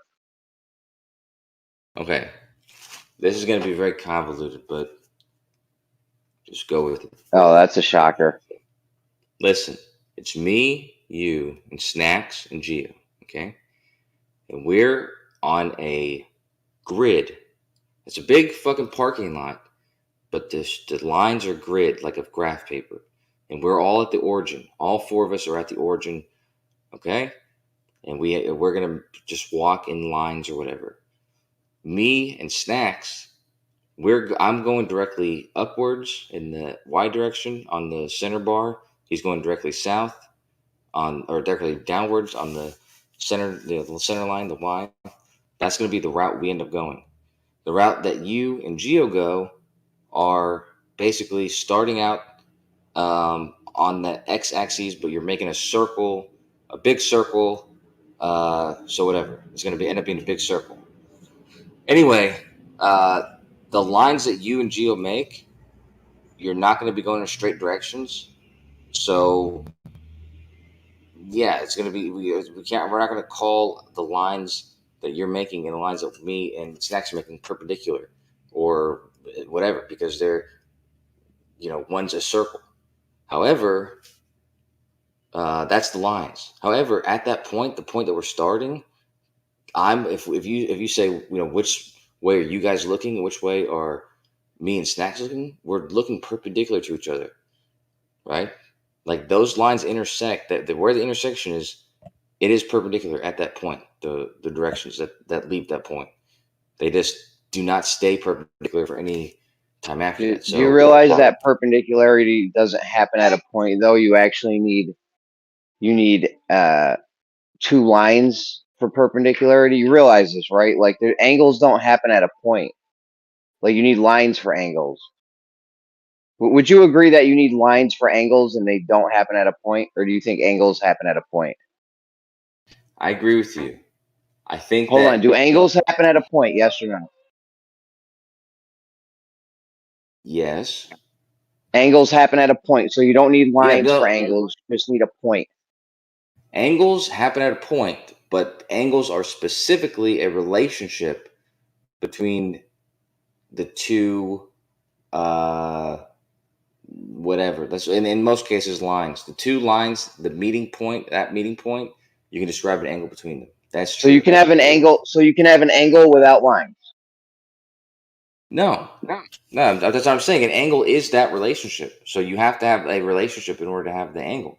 The angle is an emergent property of the meeting point of those two lines in most cases.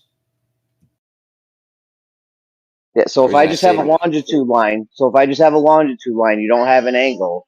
You actually need a line to come off the longitude line in order to have an angle because you need lines and not just a point. If you needed just a point, we could just have a longitude line and just put dot points anywhere on that line and be like, oh, we got angles here because it's at a point. No, you need a line to come off the point, to come off the other line to have an angle. okay, let's do something. Remember the circle? Remember we're on the graph thing, me and you and Snacks and Geo? Let's say that the entire time that we make the straight line, you guys make the circle. At any given point in time, you're also going to create a straight line directly in front and directly behind you. What you and Geo would end up with is a circle with a bunch of different tangent lines going around it. And me and Snacks are going straight lines, which is going to be the same straight line. Okay. Uh, the curved line of the circle, it's weird to even compare it as a perpendicular to the other line. But all those tangent lines, at any given point in time, you can make a tangent line on that circle. Those tangent lines can be compared. You can make an angle between those tangent lines and that circle. And so it's that relationship that we're talking about. And so if we say what that's an analogy for, the circle, fuck, what was it? Hold on. I just had it. Right. The circle is the great circle route, is the, no, I'm sorry. The straight line is the great circle route. The straight line is the meridian. Straight line is the meridian. The circle that you and Geo make are the latitudes. Okay. And at any given point in that route, you can take a tangent line and compare that to the meridian. And at the position that they intersect, that relationship is 90 degrees. They're perpendicular. At any other point on that latitude that they're not perpendicular, they're not intersecting, that line's not going to be perpendicular. So yeah, that's just a full answer.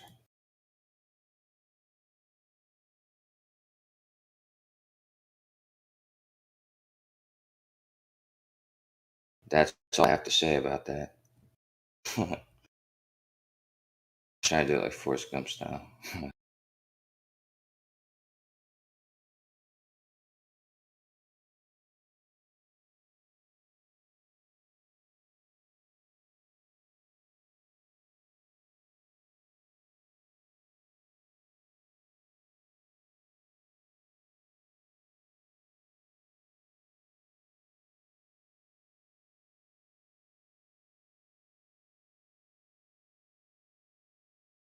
Fuck, man, my shoulder's so fucked up.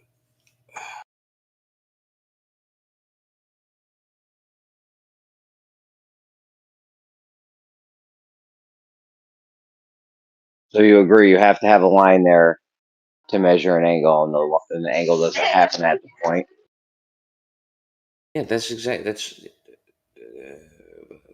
no, no. The angle. Okay, the straight lines are not necessary. What's necessary is a relationship. Is a relationship against two straight lines that meet there? Could be. Is it instead the directions of where those lines are headed at that point, which are also lines, but they're not the lines you're talking about? Because we're talking about a circle Yes, meeting a and the straight line. directions will be different if one's curving and one's not curving. Because we Well, have to use the no. Yeah, lines. yes, Because we you're have to right. use the lines to get the angle. At every other point, that's what I'm saying. At every other point, you're right. At You don't every have an other point, angle at a. yeah, you do. You have the angle. When I say the angle, I'm talking about the angle of the direction that those lines are going at that point. So at every point, you can describe the direction. So if I talk about the point that's going directly up and down, I can pick any point on that line and then describe at that point what direction the line's going. And the circle that's intersecting that line, I can pick any point around the circle and decide at this point which direction is the line going. And those would all be tangent lines, like I said. And it just so happens at the intersection, the tangent line of that ball is perpendicular to that line. And like I said, the tangent line represents the direction, not the line itself, but the direction the line's going at that point.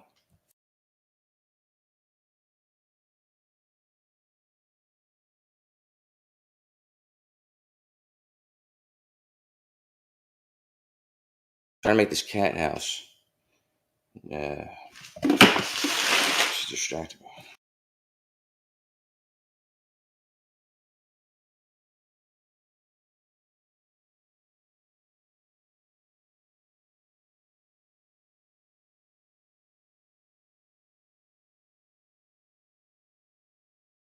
Why Miss Bandsaw? He can respect a good woodwork.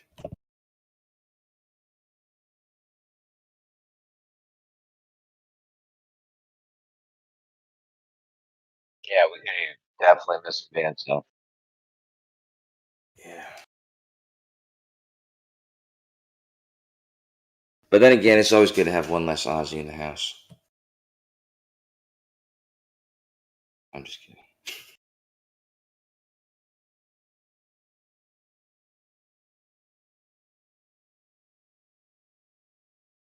So you're saying these longitude and latitude lines, they're not perpendicular, save for the equator. They're not perpendicular, but you're saying they are 90? I'm going to say this sentence and pull from this sentence any question you ever have, okay? Just answer mine first. Yeah, but I'm not saying that because I'm describing the lines as being one thing and the direction those lines are going at any given point is something else. Okay, here's the question. Fine, I'll simplify it. Are longitude and latitude, Yes. save for the equator, are longitude and latitude lines perpendicular? Yes or no? The lines, no, I wouldn't say they were. Okay, are longitude and latitude lines, save for the equator, are they 90 degrees? The planes that they represent, I'd say yes, but otherwise no. The lines themselves are no, I'd say no. Okay. Yeah. Simple answer pacifies you. So What's up? that is my honest answer. That is my honest answer. Okay. The simple version of it. The simple version of it. Obviously, it sounds different It's not than complicated. the full version. It's not. This isn't complicated. What's the complicated version? It's not. It doesn't need to be complicated. I'm gonna make a picture, man. I make pictures. I had the picture in my head. I smoked a bowl just now, so I get creative a little bit. I think I'm gonna be able to make something that will fully make sense. So give me a second.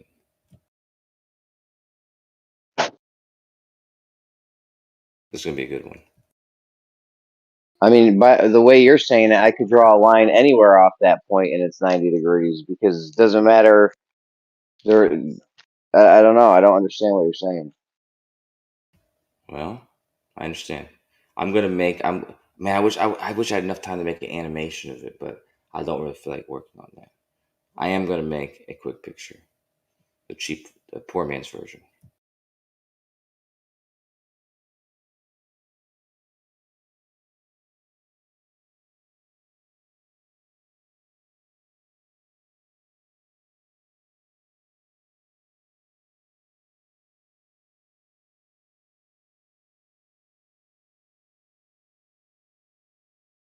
You know, it's really nice that they give us all this free stuff like Google Earth and stuff. It's nice to have like a free resource like that.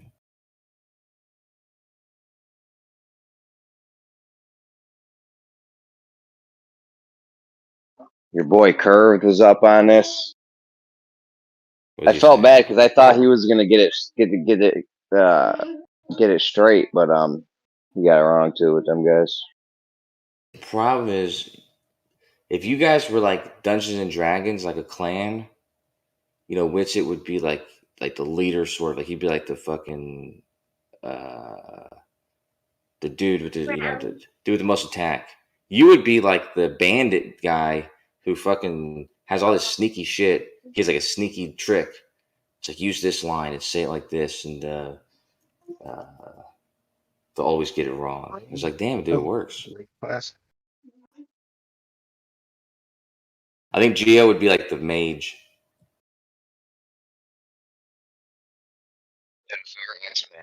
Gio runs the team.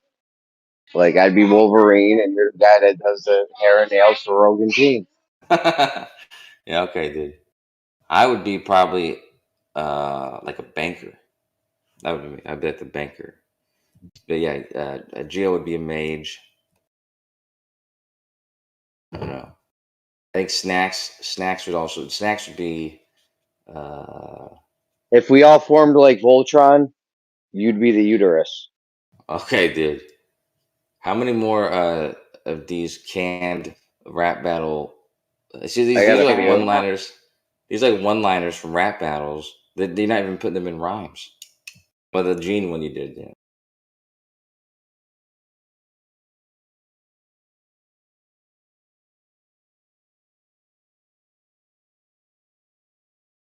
Hey, what's a good rap battle that you've seen recently? The Force is real? The Voltron Force is real. Yeah, that's Oh, I thought you meant like the Star true. Wars Force. No, the Voltron. I'm not gonna lie, I ain't seen a good one in a minute. I haven't even been watching really though. Have you seen that lame Eminem movie? 8 Mile, No, he got an Oscar. He got an Oscar for that The song. Wash. No, it's called what's it called? Bodied. That's what it's called. He made it, dude. He's not in it.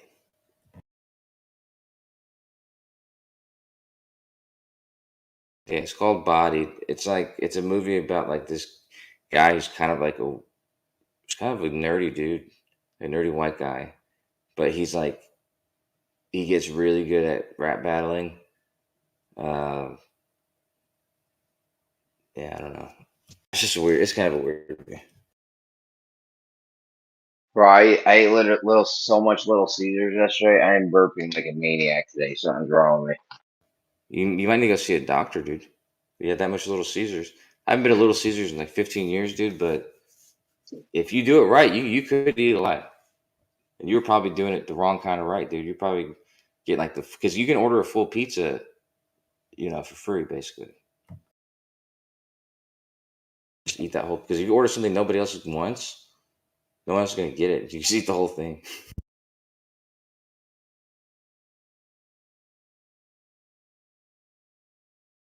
Would you say Little Caesars or CC's?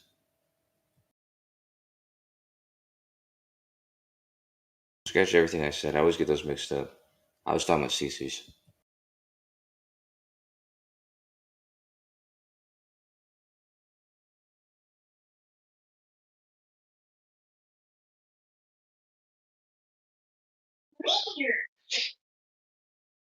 What's up?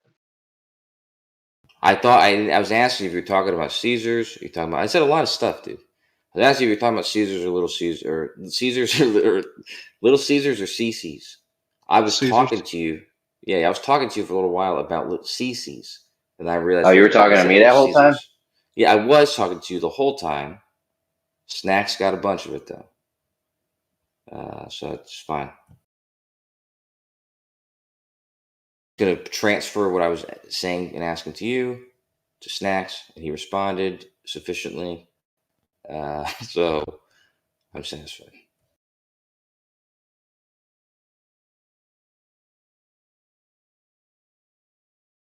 I'm working on this picture, man. This picture that's gonna explain it all.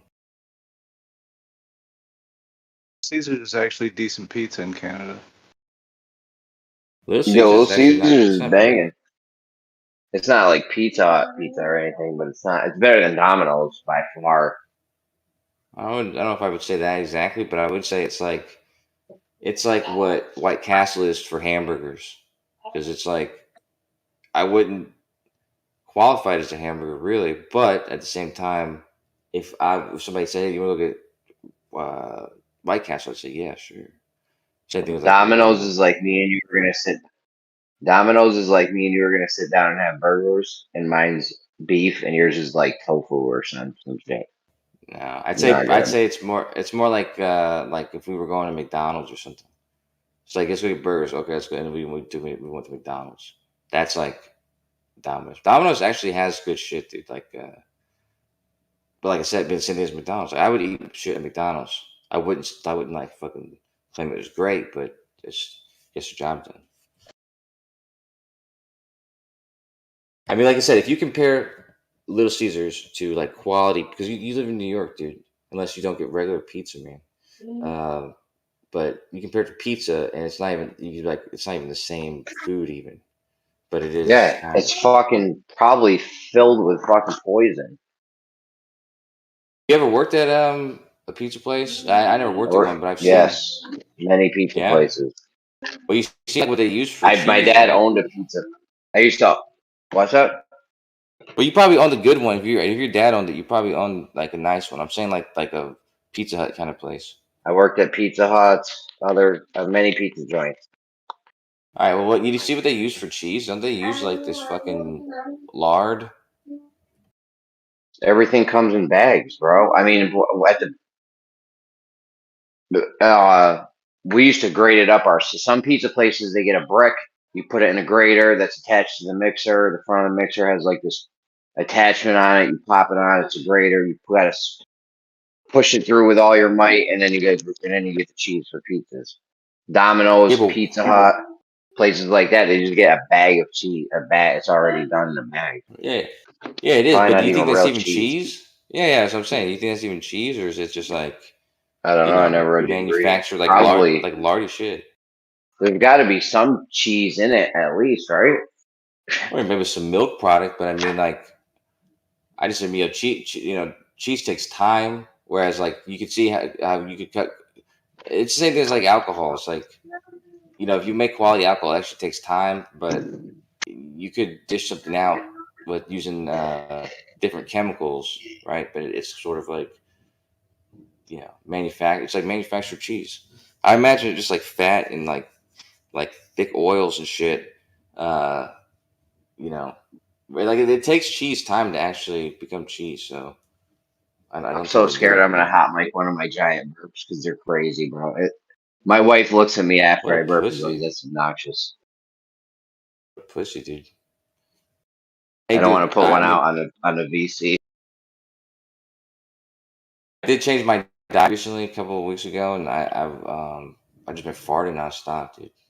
And usually I don't Yeah, I had care, but that I've going. just been it's been a lot. It's been a lot of in front of my girls. Listen, bro, this shit's probably not even cheese, dude. I don't know. It's that you'd think there'd have to be some cheese in it. It's probably the fucking worst shit you can eat, dude. Yeah, but if you were All at this whole food industry is fucking ridiculous. how many pizzas did you have? Did you have one pizza, two pizzas? I thought you said you were at CC's. At CC's, it's a buffet, so you get unlimited pizza. I thought you were eating like pies, but what did you have? Like a half a pizza? maybe a little more. And then I had cheesy breadsticks and regular right. breadsticks. We had chicken wings. They had these brownies that had cookie dough brownies and shit. I went in this weekend, and then we had Chinese food the night before, bro. I got wild with it. You're crazy, dude. You were hungry. You probably were hungry when you ordered the pizza, dude. Because my friend, well, she passed away, but she always used to do that though. She would get starving and then order pizza or Chinese food when she's hungry, and you order like everything on the menu, dude. It's like, dude, you're not gonna eat all of that. So it's like, Well, I mean, just it's a think about family it. thing, so I know you are. it's not You like are. Yeah.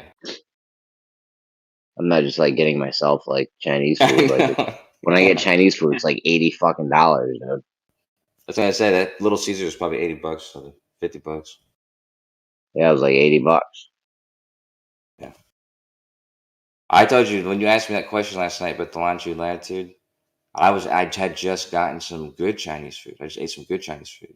So that's the difference, dude. I have good Chinese food. Questions are on point. The answers are on point. Bad Chinese food, uh, it's up in the air. Yeah. Dude, they hated me at this. It was called Happy Walk, but I got it for pickup, so I had to go pick it up. It was like 5 minutes away from the bar we were at, and I didn't realize that they were closed or closing or something. But when I got there, there's like 8 people sitting at the front, and they were pissed off at me. I guess they were all waiting on me. Kind of lazy, kind of rude, but anyway.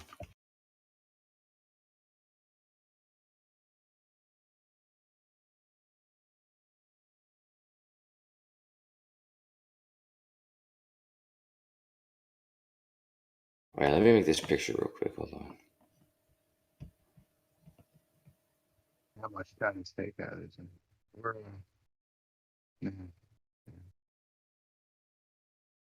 pizza. When I was in the Prince Edward Island, Canada, man, like that fucking pizza was incredibly expensive.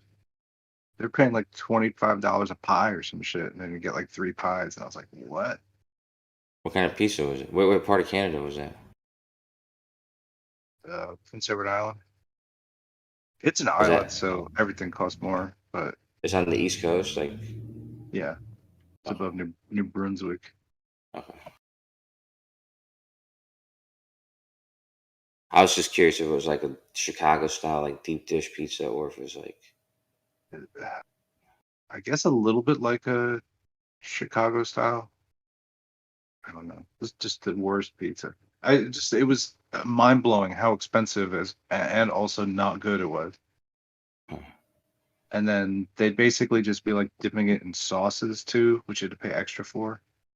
So it was incredible. You should pay extra for the sauces. Yeah. Like ranch dressing and stuff. You just like throw that on there. Why not? Well, I was gonna say that if it was more like a deep dish, like I can understand why deep dishes are more expensive because you get a big deep dish, it's like you have to eat it with like a fork and a knife, and it's like a giant meal. But yeah, if it's not like that, then fuck that. I've only had, I don't know, I like grandma pies. Basically, they're like a deep dish pizza, but not really. But it's like no, it's more like a Sicilian actually. I like Sicilian pizza. Well, my friend's my buddy, my best friend. He's Sicilian. He's from Chicago. The Pizza Hut deep dish pizza, I used to be a fan of that, but I think probably that'll kill you after a little bit. Yeah, I wouldn't eat too much of it.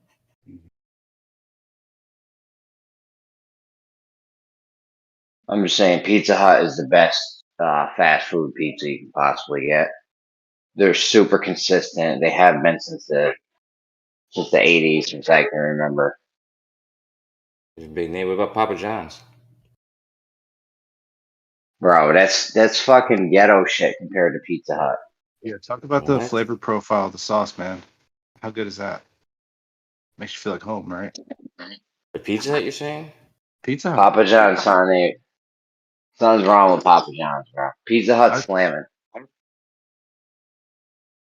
You say Papa Snap? John's I like because of the garlic sauce and the hot pepper. Yeah, That's exactly. See that those good. Yeah, but I get the barbecue chicken pizza. It comes with onions, barbecue sauce, chicken. They don't have anything like that at McDonald's that tastes like that. I like the flavors and the ingredients better at Papa John's. I'm Papa John's over Domino's, but I definitely feel way sicker eating a Papa John's pizza than after eating a Domino's pizza. Oh, you would do Papa John's over Pizza Hut? I think no, not over Pizza Hut. No, I think pizza would be my top on it, but I'm still not trying to get. I would just rather get like real pizza from a pizzeria. Real pizza, yeah. Probably best bet. Legit pizza, man. There's dudes down here that can get pizza. Well, they're these Palestinian dudes from New York, though. Well, they're from Palestine, but they're from New York. Or no, they're from New Jersey. That's what they're from New Jersey, but they're from Palestine. But they make like the best like Bandits all over the New country, York man, pizza. claiming to have pizzas. Yeah, there's people that do it all over. You miss right. The best shit. The real pizza is the Coney Island pizza experience. The incredible huge piece of pizza that's East Coast pizza, right there. You know what? What? When I lived in Brooklyn. When I lived in Brooklyn, they had some banging pizza spots. Oh wow, I never heard of that before. Good pizza in Brooklyn. Yeah, because you Of course, probably lived in like Long Island or some shit. No, dude. Pizza I in know I Brooklyn. did, dude. I make fun of anybody. I was driving a lot. There's a bunch of people from New York, and actually, all the people who moved from New York all came from Long Island, dude. Long Island's, no, dude. Bro, you wouldn't believe how many people come from New York City to come live in my area. Like we get flooded every day with New York Cityans. New York Cityans. What do you say it? New York City residents. I don't consider people outside of New York City New Yorkers, dude. I just call them New Yorkers, dude. I'm from New York. I'm a New Yorker. If you're not from New York City, you're not really from New York, dude.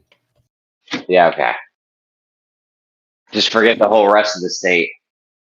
New York City is the only thing that really fucks up New York State. We would be living a dream if it wasn't for New York City. The Staten Islanders coming down here, like Arma. Yeah. The Arma Knights. We got all them. He was from New Jersey. He's in New Jersey. I think he's from the Staten Island. I Yeah. hear it. Jersey. I feel it in the water. Feel it in the earth. Much has changed. There's something in the water in Jersey, but it's not. Is that right? Well, some places, yeah. I was telling him about the smell. Yeah, my wife. Me and my wife were driving home from Florida. She's like, "What's that smell? Did you fart?" I'm like, "Yo, that's Jersey. That's what Jersey smells like." What's that smell? Well, you know what? I think what happened too, like when all that smoke happened, like from the forest fires, it's like for the first, I don't know, man. Like when that first wave of it hit, it was the most noxious shit I have ever smelled. Like that was dense. It smelled like it absorbed all of the shit out of the fucking pollution from North Jersey and just brought it right here. And I was like, wow, crazy. Yo, that shit was thick. You went outside your house and it was like, at first I thought it was just like this hazy, foggy day and shit. And I was like, oh, someone's got a fire going outside or something. One of my neighbors, we got like a lot of land and shit, so we would be on fires and shit. I didn't even know Canada was on fire until like, I don't know, like 12 hours later, my wife texted me. She's like, "Did you know Canada's on fire?" Oh, man, be careful, dude. You're basically in Canada. It was worse in New York City, though. I don't know how you figure that. If I'm closer to Canada, but the smoke was worse in New York City, must have been following one of those curves. Must have been following one of those curved, straight 90-degree, not perpendicular lines or some shit directions. It has its own like thermal envelope. It just sort of holds the air in there somehow. You guys ever been to a river? No, never. What's a river? No, I heard it's of like it. What is this river thing you speak of? It's like when there's a big waterway, like a big water source. In a book one time. Yeah. Well, you probably know Read more me a than story Jeremy about did.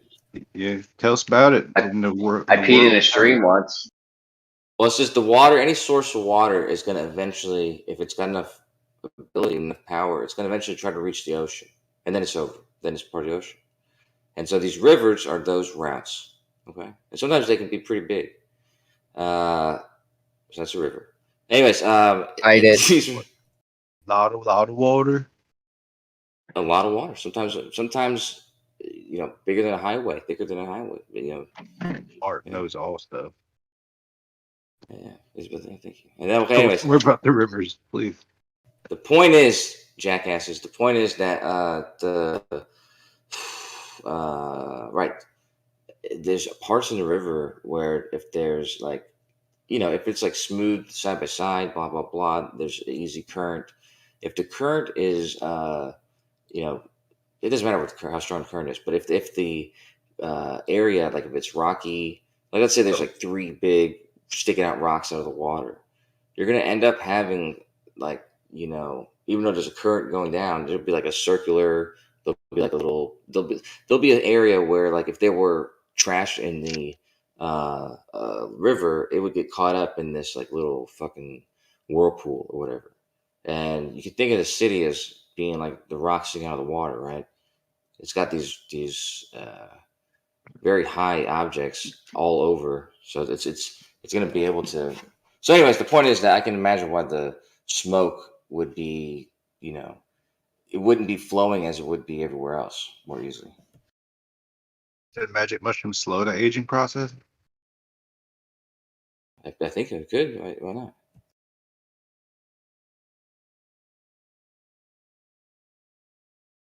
Its time is relative. What's the name of the thing you gotta stop to slow the? They're called telomeres. Telomeres. Yeah, telomeres. Telomeres. Yeah, There was a guy called Atlas. He was in this flat Earth community, but he was like, he was in this community 5 years ago, and he was warning me to get out. He was like, dude, get out of this community. I should have listened.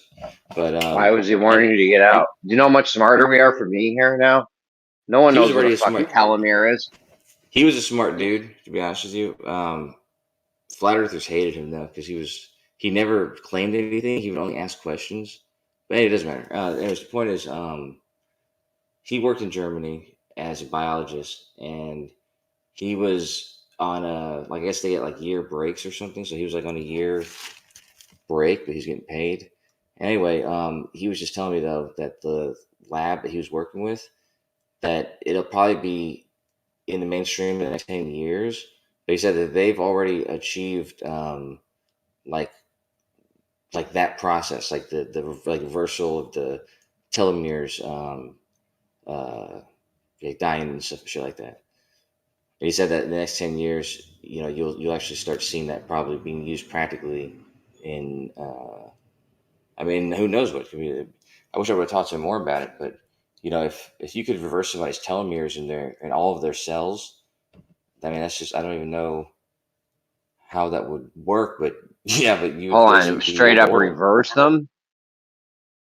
Yeah, he was says reverse the the decaying of them. So it's like if they were basically he was saying that they weren't So they would stop going to be decaying. destroyed.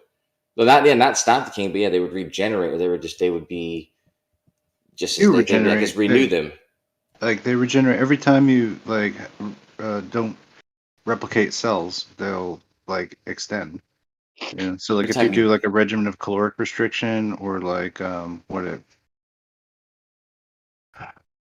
mean that's what the researcher fucking guy says, right? Have you seen that fella? Like he basically says like to take metformin, or he takes metformin to restrict his caloric burning. So he's basically taking like diabetes medication even if he doesn't have it, so he doesn't absorb all the calories. No, you got to tell me And that guy's name again. but that apparently like in that process, or like was it when you don't eat something, not fast, intermittent fasting also like should do the same thing, like promote telomeric lengthening. Really? Can you tell me this person's name? Like, because I mean, I'm really interested in. It's like YouTube, this. like doctor, age, but extension, telomeres, metformin. Put that in Matt the blender. Foreman. Yeah. Okay, that's probably the name I was talking about. METFORMIN. Is that like a white George Foreman or something? Yeah. Okay.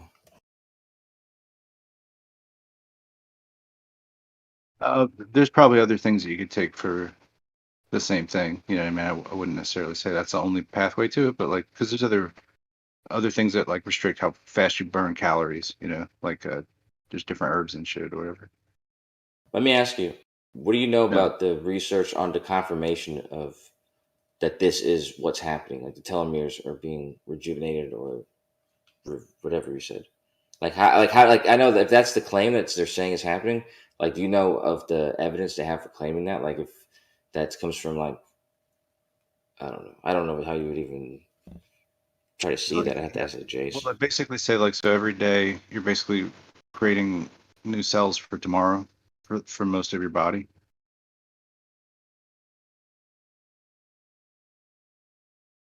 Right. Like that, I don't know. We go through cells, right? Great. Yeah. So there's a whole bunch of cells in your Basic body idea. that So need all the time. there's like a photocopy that's got to get made every day for you for tomorrow. So you're gonna clone yourself. Usually, but anyway, the thing is like the toner, it gets a little weak. I think that's what the telomeric so activity is kind of showing us, if I can make that analog between Okay, I mean I can see toner and that. telomeres. That makes some sense actually. Yeah.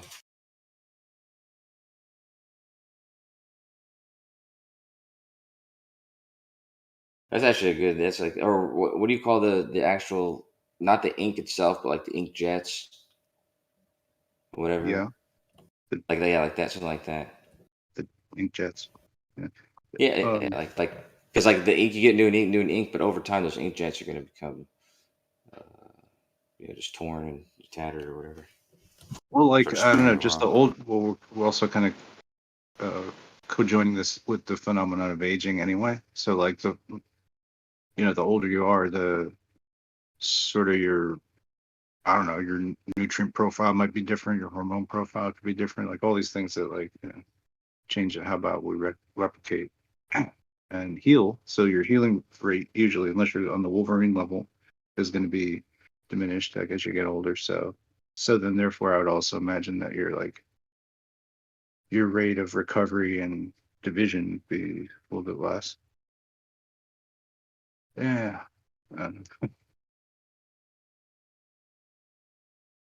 So burn less calories, make less copies of yourself, I guess.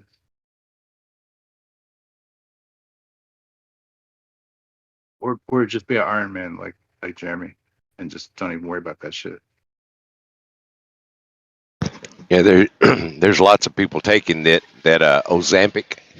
I'm not sure what the generic name is, but they're taking it for weight loss. It's supposed to be a diabetic drug. Oh, okay.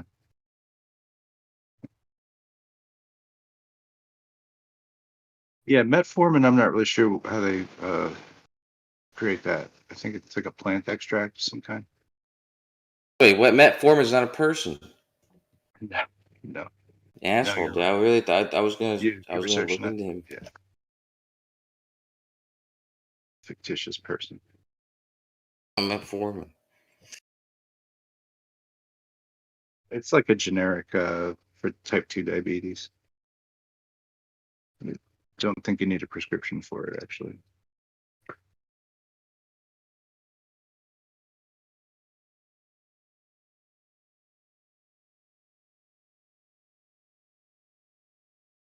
But yeah, there must be some kind of nutrient base that's a precursor to what telomeres themselves are composed of. What do you think about that, Leslie?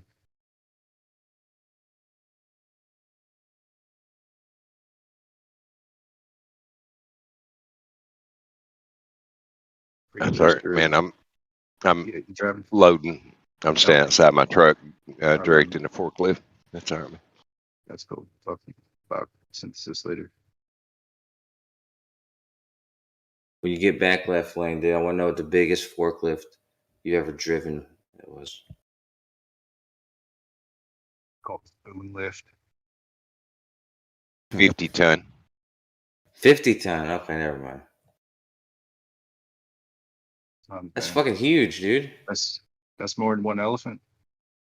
Well, they. That's what it feels like, dude. When you're driving one of those things, it feels like you're riding like a robot elephant. How many Yeah. metros would that lift?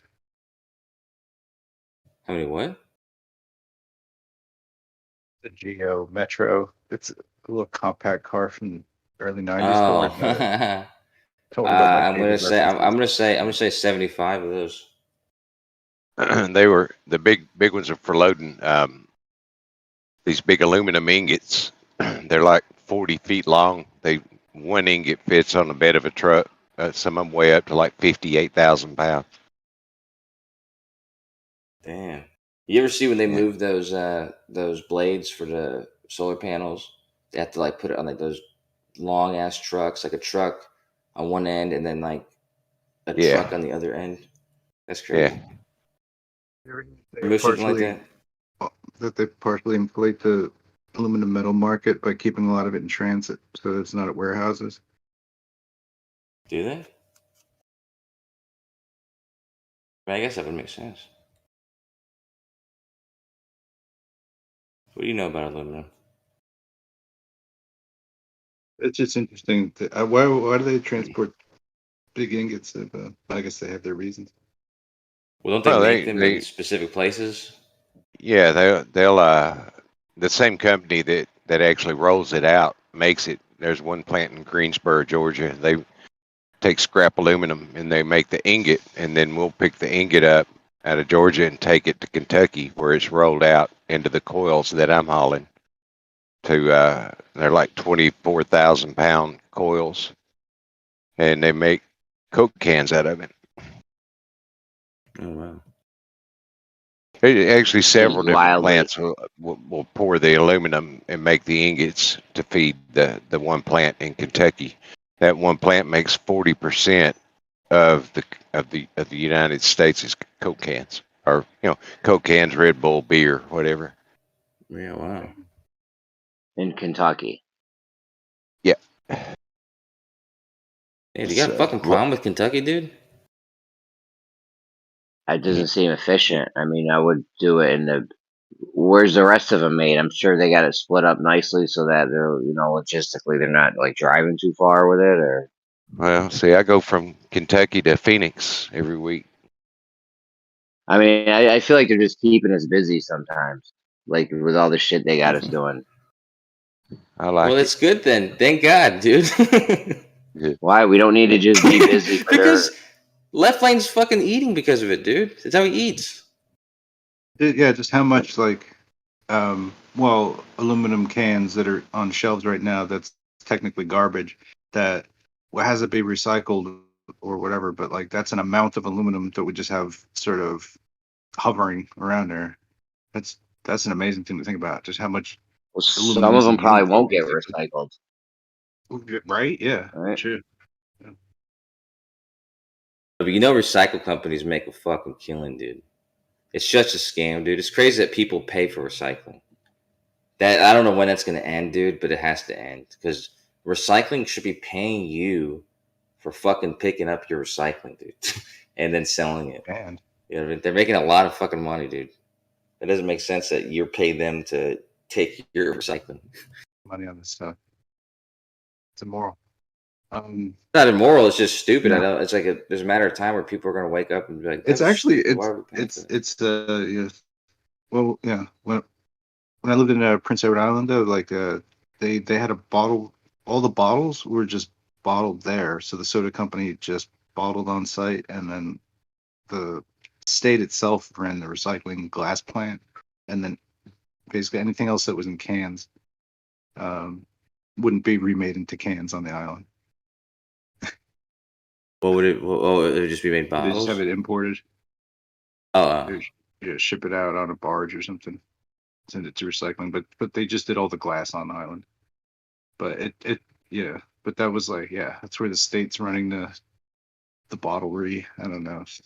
We wouldn't really have that in the States. well, Yeah, I guess because it just depends on what sort of. I saw this thing the other day about the United States. It's such a unique country as far as transportation goes, because just like the river system, the Mississippi River, and then they have like a almost like a river on the coast that runs.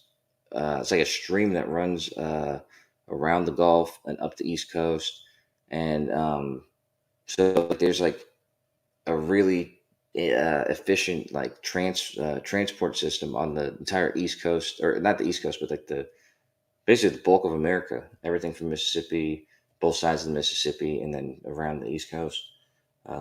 Basically everything east of the Rockies. Uh, but yeah, and it's like a natural transport system. And then we have like a Sure. huge. We have the largest portion of what's it called? Like the lands to make the produce. I forget which kind of produce, but it's more abundant than I gave it credit for before. And we also have the most. We have the country with the most port space. Not like the biggest coastline country, but because of the way that all of our coast cities are, like places like Newport News and Chesapeake Bay and all that kind of stuff. Like there's so many inlets and tiny little bays and coves and stuff. Same with like Philadelphia area, New York City. Uh, so we actually have more port space than any other country.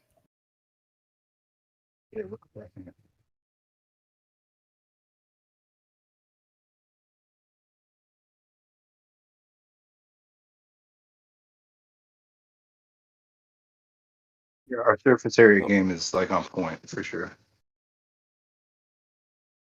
well, people think that like this century is going to change. Like, China is probably going to overtake the world's, military and maybe, financial, yada yada yada, population, this and that, and probably Indians, even in the Western world, they're probably going to outnumber any other race in the next 50 years, possibly.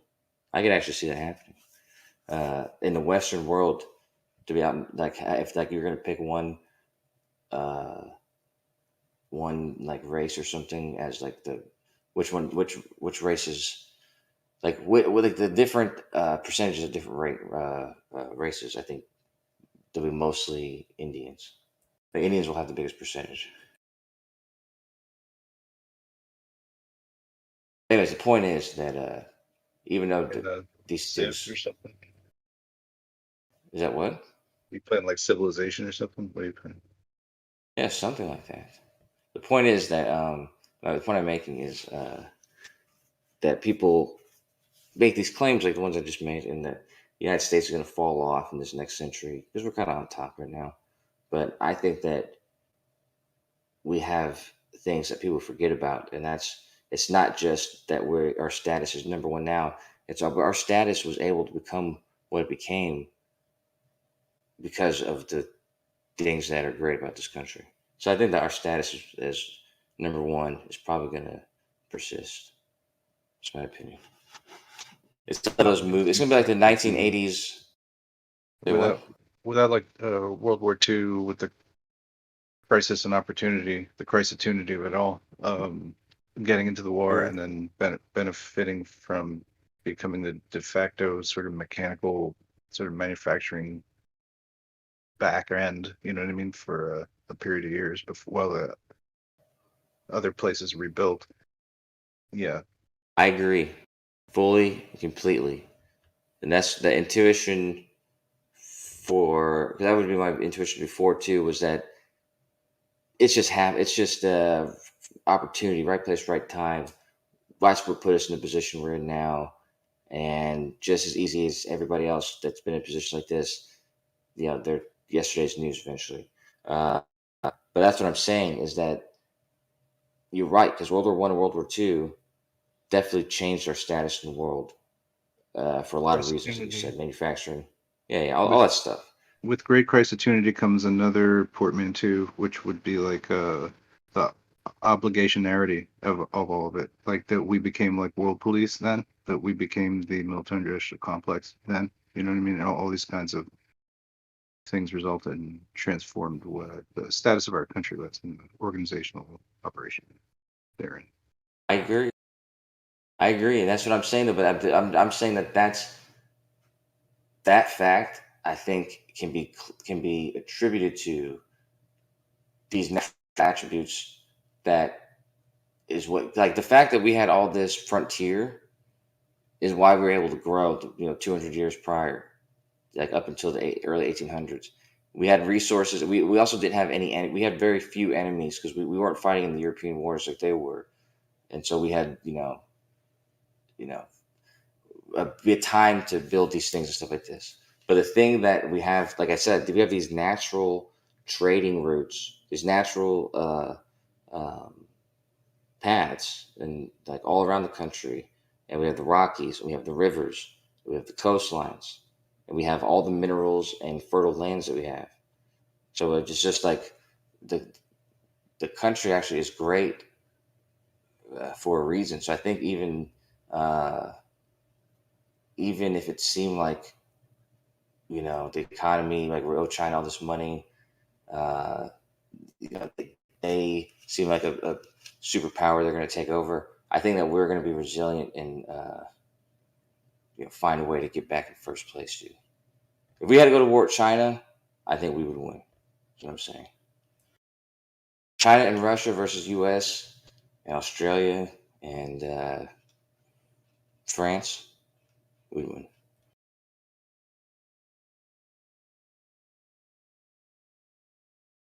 Ever get down like that? Say what? Do you think it would go down like that? No, I don't at all. No, not at all. It would be nobody's strategy.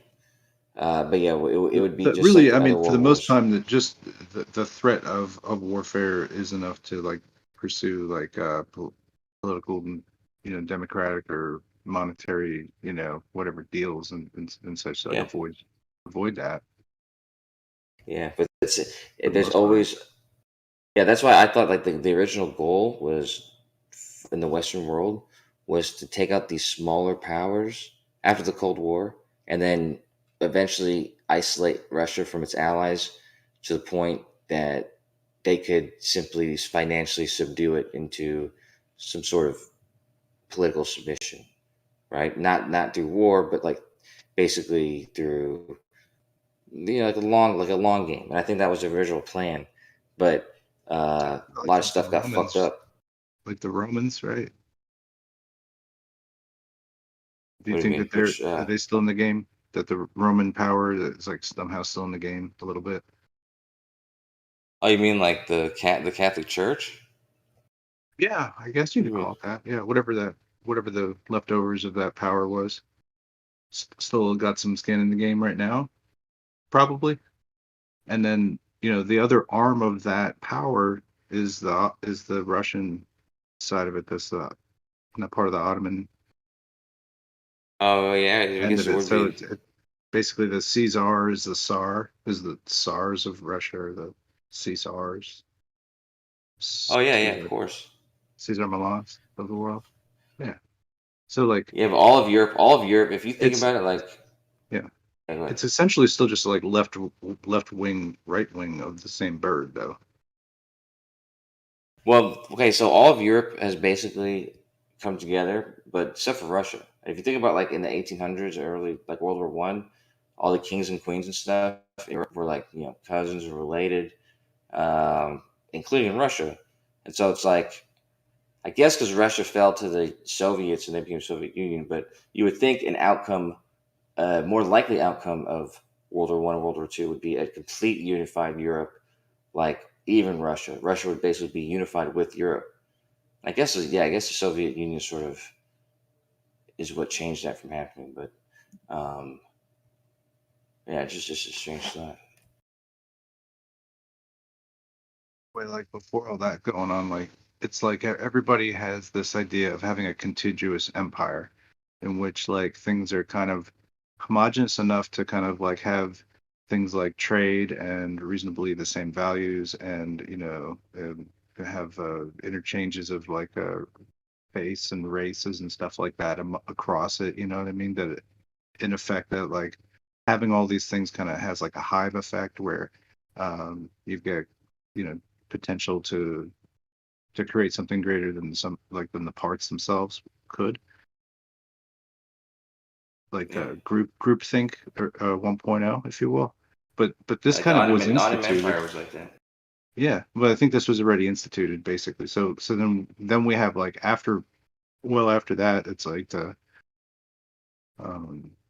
World War One, World War Two, that sort of remaps everything, and then we're born somewhere in the aftermath of that. So let's figure all this out. I'm sure we'll get the straight answers. I think it's different Just than dig that, through dude. the Wikipedia. I think if you were to take the whole world, let's call it a flat Earth, okay? Let's say the whole Earth, flat Earth, you could think of it as a giant petri dish, and there was probably, let's call like 1,000,000 different colors or subgroups, like different populations of of different bacteria, like 1,000,000 of them, and then like slowly over time, like if you were to watch this petri dish, like over time, you'd see like small, like those they would just keep on what's the word when you consolidate, they would consolidate into like less and less groups, but like one would dominate the other. And then so basically what you get is like, the last 1,000 years, you have, a handful, like a few hundred different of these groups, like different kingdoms, principalities, some empires even. And they just have them jockeying. Eventually the goal the entire time is for one population, the one bacteria, to eventually dominate the entire petri dish. So you keep watching over time, especially this past 100 years. Let's take let's say before World War One, World War Two, you have a lot of powerful countries, separate entities in Europe, including but then other places in the world. These are like a lot of them jockeying for control of Europe, basically, and then eventually the world.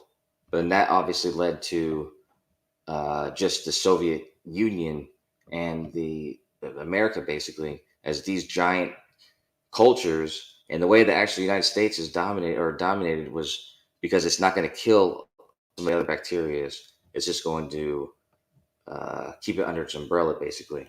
So it's almost like a multi-cell. Who knows? Anyway, so it's getting convoluted. But the point is, we're at the stage right now where this last group, like this Western umbrella, is trying to finish the game out. There's still like the Chinese fucking bacteria, and there's still the Russian one, which is actually supposed to be more subdued. So you're saying that like the bacteria can have like their own like CIA departments that like fight contra warfare, like under the guise of like counter revolution, where they like sell illicit drugs and then kind of move that back to fight proxy wars but really make money at the same time. But like that's fine because it's all a show in the end. Is that how bacteria work too? Well, yeah, I mean that's exactly how these, like this is a crude analogy, but even in this crude analogy, each of those bacteria would end up dominating other ones by doing different whatever. Some would be blatant military things, some would be sneaky political things. Whatever works is the name of the game, because all that matters is that the name of the game is that I love the name Contra because it's a great video game, and yet it's also very topical of the 80s, and I mean, isn't that and the amazing? 90s. Yeah, I mean, well, the 80s led to the 90s, basically. Well, obviously, but yeah, that whole Contra led to like the crack epidemic and all that stuff.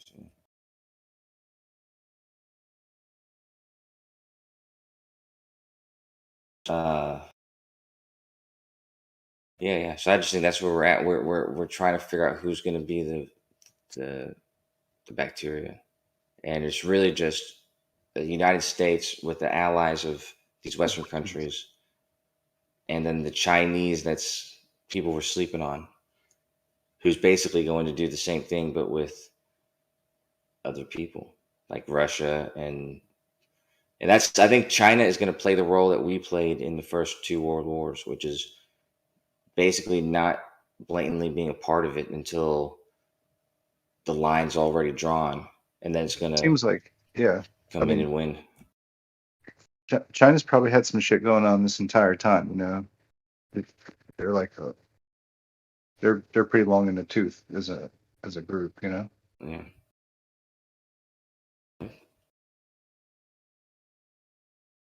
They might be the fucking kung fu masters behind everything. And don't even know it. Well, that's what I'm saying is, they have kung fu masters, yeah, but that's what I mean is if you look, it's not always an orchestra. It's often it's like everybody has like, it's like people are going into it with their own ideas of what's going to happen, and they're not going to communicate their intentions, openly to the people that they're going against. So, China may have a strategy that is not going to be where it's not going to be shared with the people who are making strategies for they may try and gain information on each other, or but they're always going to keep something from each other. You know what I mean? So I had like a martial arts just fight between Joe Biden and Xi Jinping, and maybe we could have like look bionic Biden, where you'd have like some extra shit because Xi because he would lose. We just got the moves, right? It'd be like, and it'd be like fucking dodge out of the way. Joe'd be like, oh shit, I thought he was there. No, I'm over here now. You know what I mean? And it's like, wake it up. You'd have to do it, dude. You'd have to have a guy who's like an impersonator of Joe Biden, so he could like act like him, and then when he starts fighting, he's like super agile and like like Joe will actually flips. he'll just like get his head snapped, but they'll hit him with the paddles. You know what I mean? Just bring him back to life, and then he'll really like fucking kick some ass for a minute. Thanks for entertaining me on that one. Yeah, it'd be cool. You could have like Xiao Jinping be like, I don't know his next move. So crazy. Biden gets like drunken master style. Yeah, Hunter keeps coming out naked. That'd be great video game.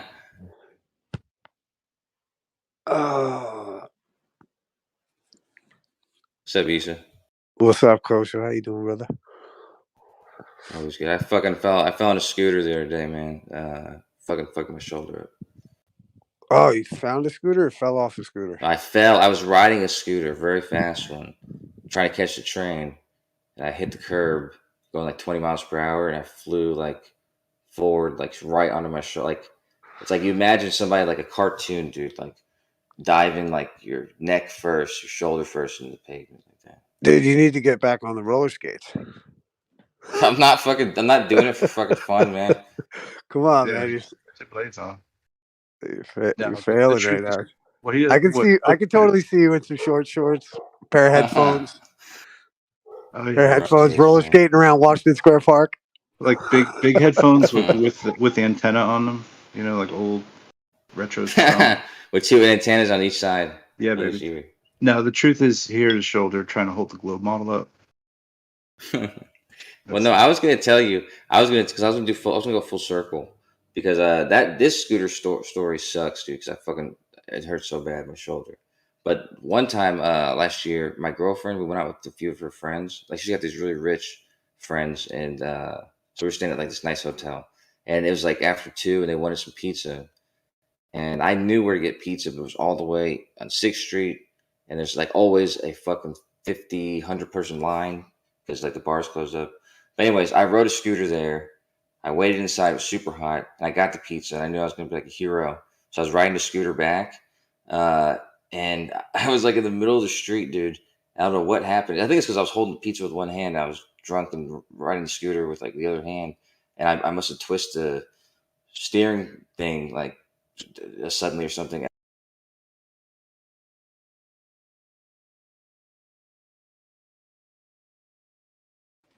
Yeah, I used to ride a bike in the city, man, and fucking all kinds of shit. Oh wait, shit! Hold on. Sorry, I took my finger off the. I'm just saying. When I flipped like that, I was able to somehow keep the pizza intact, like in my hand. Like I flipped with it in my hand, and like even though I landed like on my back or something like that, I still had the pizza like right side up, and still made it back to the hotel.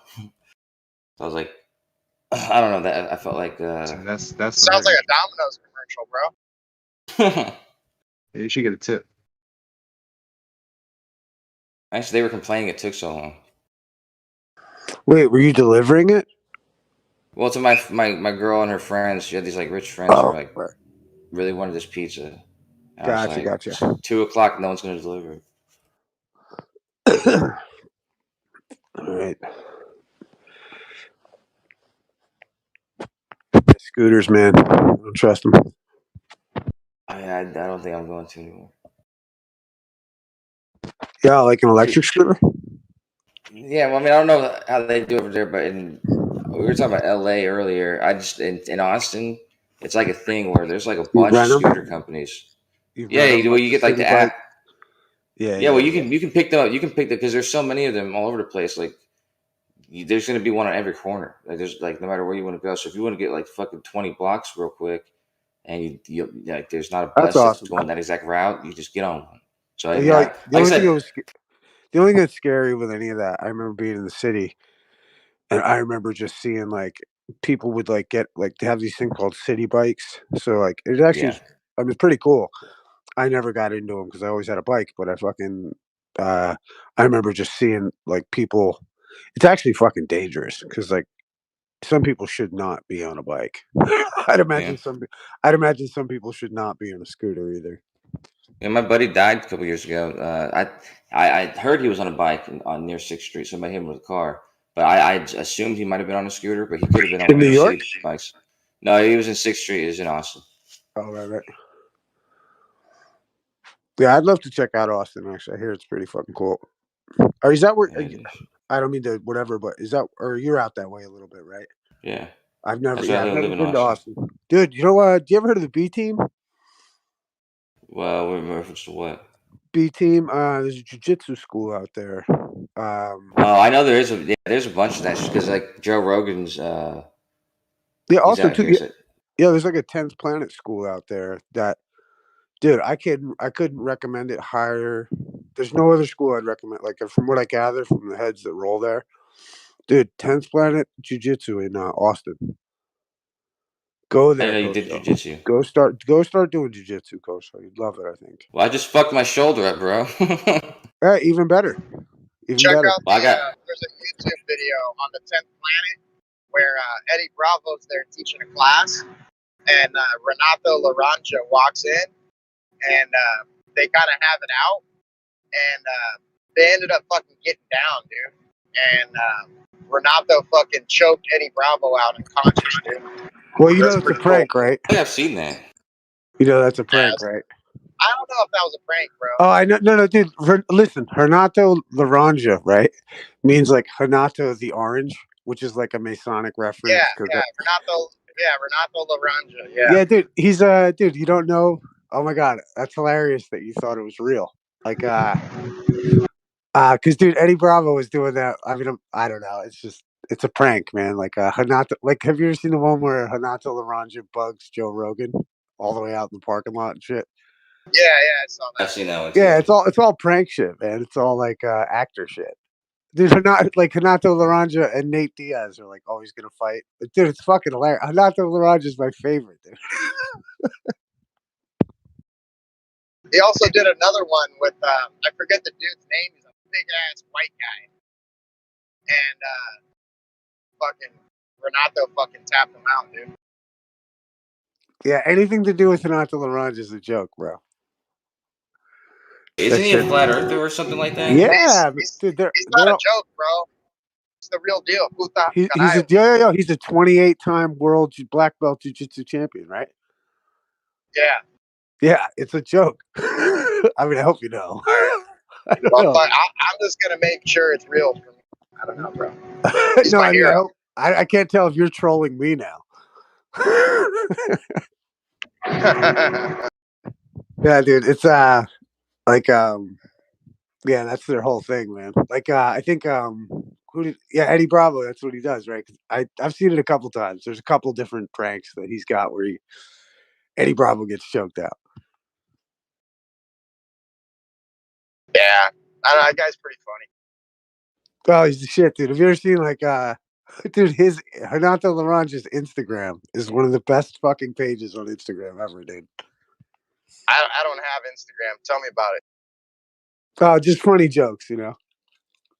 Oh, okay. Yeah. Just so fucking funny, dude. I love that motherfucker. But it's funny, Coach, because you're right. Like if I was in Austin, let's say, I would go right over to those schools, man. Those are where it's at. And there's really cool folks over there.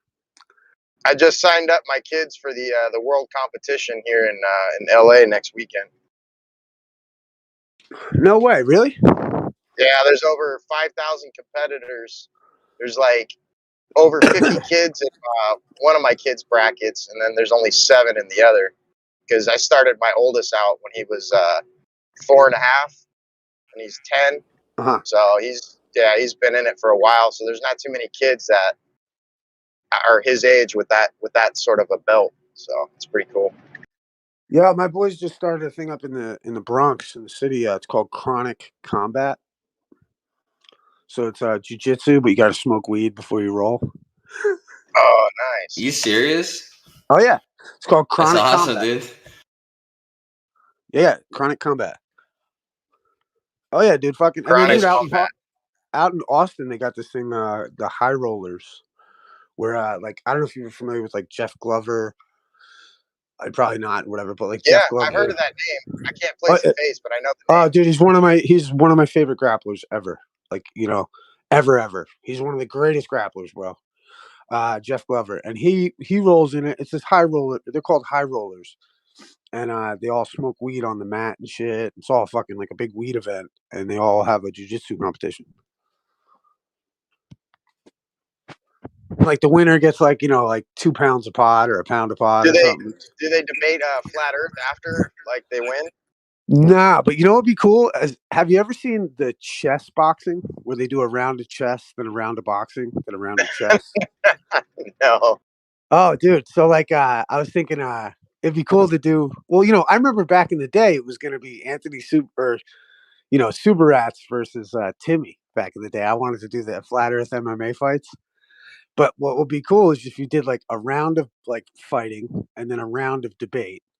And then a round of, you know, a round of debate, a round of fighting, a round of debate. Yeah, fuck yeah. You know? Yeah, that would be rad, dude. I always thought that would be cool. Especially like, you know, because you get your grudge matches between 2 people that want to debate online. Because my whole thing, I mean, I remember when I first came out here, dude, I used to offer that I would pay, because all these fags were hitting me up or, you know, attacking me. And I was like, just come to New York. I'll buy your plane ticket and we can fight in this gym. And then I'll fucking film it and we can put it on YouTube. There's a backyard boxing thing I watch on YouTube. They do beef matches all the time. It's pretty cool. They do what? They do beef matches, so they'll have like 2 people that got an issue. You talking about street beefs? Street beefs, yeah, dude. Yeah. Oh, my boy fought in that. Who's your boy? A friend of mine that went and fought in that shit. Yeah, I watch like every fight, so for years now. Who's your boy? What was his name in the fucking thing?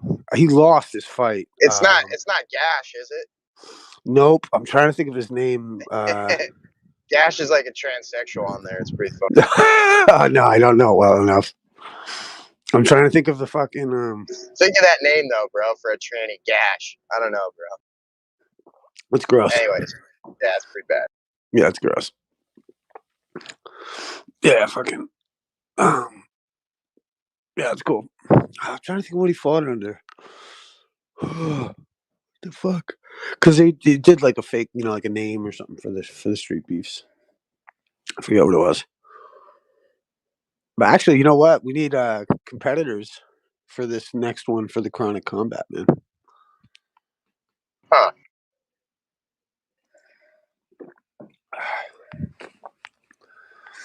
Yeah.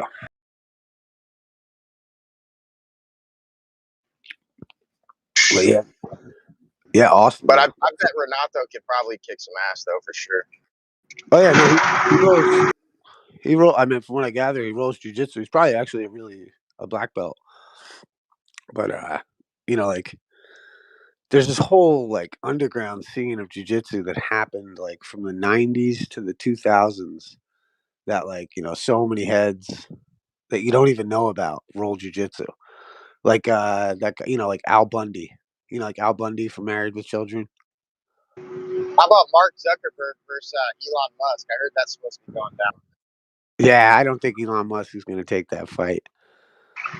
Did you see Mark Zuckerberg roll? Yeah, he's good, and he's rolling with this dude Michael Musumeci, which is like one of the greatest grapplers. That the Indian guy? I don't know if he's Indian, but that was his first match. Yeah, they no, I didn't see. No, I saw he did really well actually at the competition. But no, I'm talking about who he's training with. He's training with this guy, Michael Musumeci, which is like one of the best grapplers right now. And the fact that he's training with him is kind of crazy and scary because he's going to learn how to do good jiu-jitsu through him. Yeah, I think I should be illegal, dude. What's it? Training Zuckerberg? Yep. Yeah. I don't like that guy. Well, you know what though? I think even like I have such faith in almost jiu-jitsu that that's the kind of shit where it's going to fuck with his morality to do anything that maybe he, like it's like I don't think you can be especially around a guy like Michael Musumeci, it seems like I don't think you could be immoral. Like an asshole while getting humbled. Well, you can't be an asshole while you're rolling jiu-jitsu for one. I mean, you can whatever, right. But like, but in the other sense, like, I mean, I would think like his moral character, this is why I espouse martial arts for everyone, is that it should raise your moral caliber along with your physical caliber, because it's, that's what martial arts is. When you're in a good martial arts school, that's the goal, is to do, and I just wonder, like, I think there's nothing wrong with, I think it's good that Zuckerberg will be doing jiu-jitsu because it's going to affect him morally if he's not just a robotic lizard person. You know what I mean? Devoid of human, anything. But I think it could actually benefit society if he's doing jiu-jitsu, because he can be like, wait a minute, I shouldn't do that to people. Right? Yeah, there's a possibility of it. I see what you're saying. But he's also a CIA board, so it's kind of like, he didn't make Facebook, right? It's like fucking who knows. Yeah, who really knows? But yeah, I love jiu-jitsu's definitely a great sport, dude. Supposedly they're gonna implement it into the World Olympics in was it 2024? So. Yeah, that would be so fucking cool, man. Because it's like, it's better than wrestling. Like, that was my thing with like wrestling, is there's no finish in wrestling, other than a pin. Nah, dude, it's gay, bro. I mean, well, there's a reason for it. It's to protect kids from submitting and breaking arms and all kinds of shit. But I mean, like, dude, I've seen like gruesome injuries from jiu-jitsu, but like, that's why wrestling is wrestling. But I think it's the fucking, I don't know. It's like the rest of the story kind of a thing. Because you grapple, like I wrestled, and I remember rolling with a jiu-jitsu kid, and he just fucked me up. Because you think you're winning, and then they just put you in a submission. And then, like, you're like, if you don't know, you don't know. I remember the first time I was like 16, and this kid was at jiu-jitsu, whatever, and he fucking put me in a triangle choke. And I was like, holy shit. You're just like, what the fuck is this? Yeah, I remember the first time I tried it. I got a friend, he's a black belt, and he's got mats in his garage. And a bunch of my buddies were going over there like every Wednesday to train with this guy. So I showed up one time, and I'm like, all right, what's this all about? He was just like, we basically started off on our knees in front of each other, and I didn't know what the fuck to do, you know what I mean? And he's just kind of waiting for me. And dude, I was so helpless, dude. Like, there was nothing I could fucking do to this guy, bro. And it was like effortlessly, dude, just tying me up, and just, he wouldn't even tap me out. He would just put me in one submission, let me go, and then put me in another one. It was, dude, what's the word I'm looking for? Very humbling. Yeah, very humbling. Oh, dude, I remember I used to train like on my own with like a couple of friends of mine. And I've always kind of scrapped and shit. I've always been pretty scrappy. But I remember I went to like an actual MMA fucking gym, and I thought I was gonna come in and maybe show off my shit. Nigga, I got fucked up. Coming there with a little bit of attitude, they fucked me. You know what I mean? Like, you get humbled pretty quick, man, when you go over. I mean, you should be humble Yeah, anyway, but it's really cool seeing the big, strong, buff guys come in there thinking that they're gonna just dominate using their strength, and they just get their asses handed to them, dude. dude, I love watching. we used to get like the Street Fighter types come in, and like my coach would always have me go roll with them, and you know, yeah, after a couple submissions, they're like, ah, fuck, you know what I mean? But like, yeah, I love that shit, dude. It's a great equalizer, man. You know. Yeah, I mean, I don't know how practical it is. You Oh, know, it's so practical. It's in an so actual street fight. I don't know, dude. I've seen some pretty bad street fights with some jujitsu guys that like try to pull guard, and fucking I know. the guy Yeah, on top just picks him up, slams him down one time.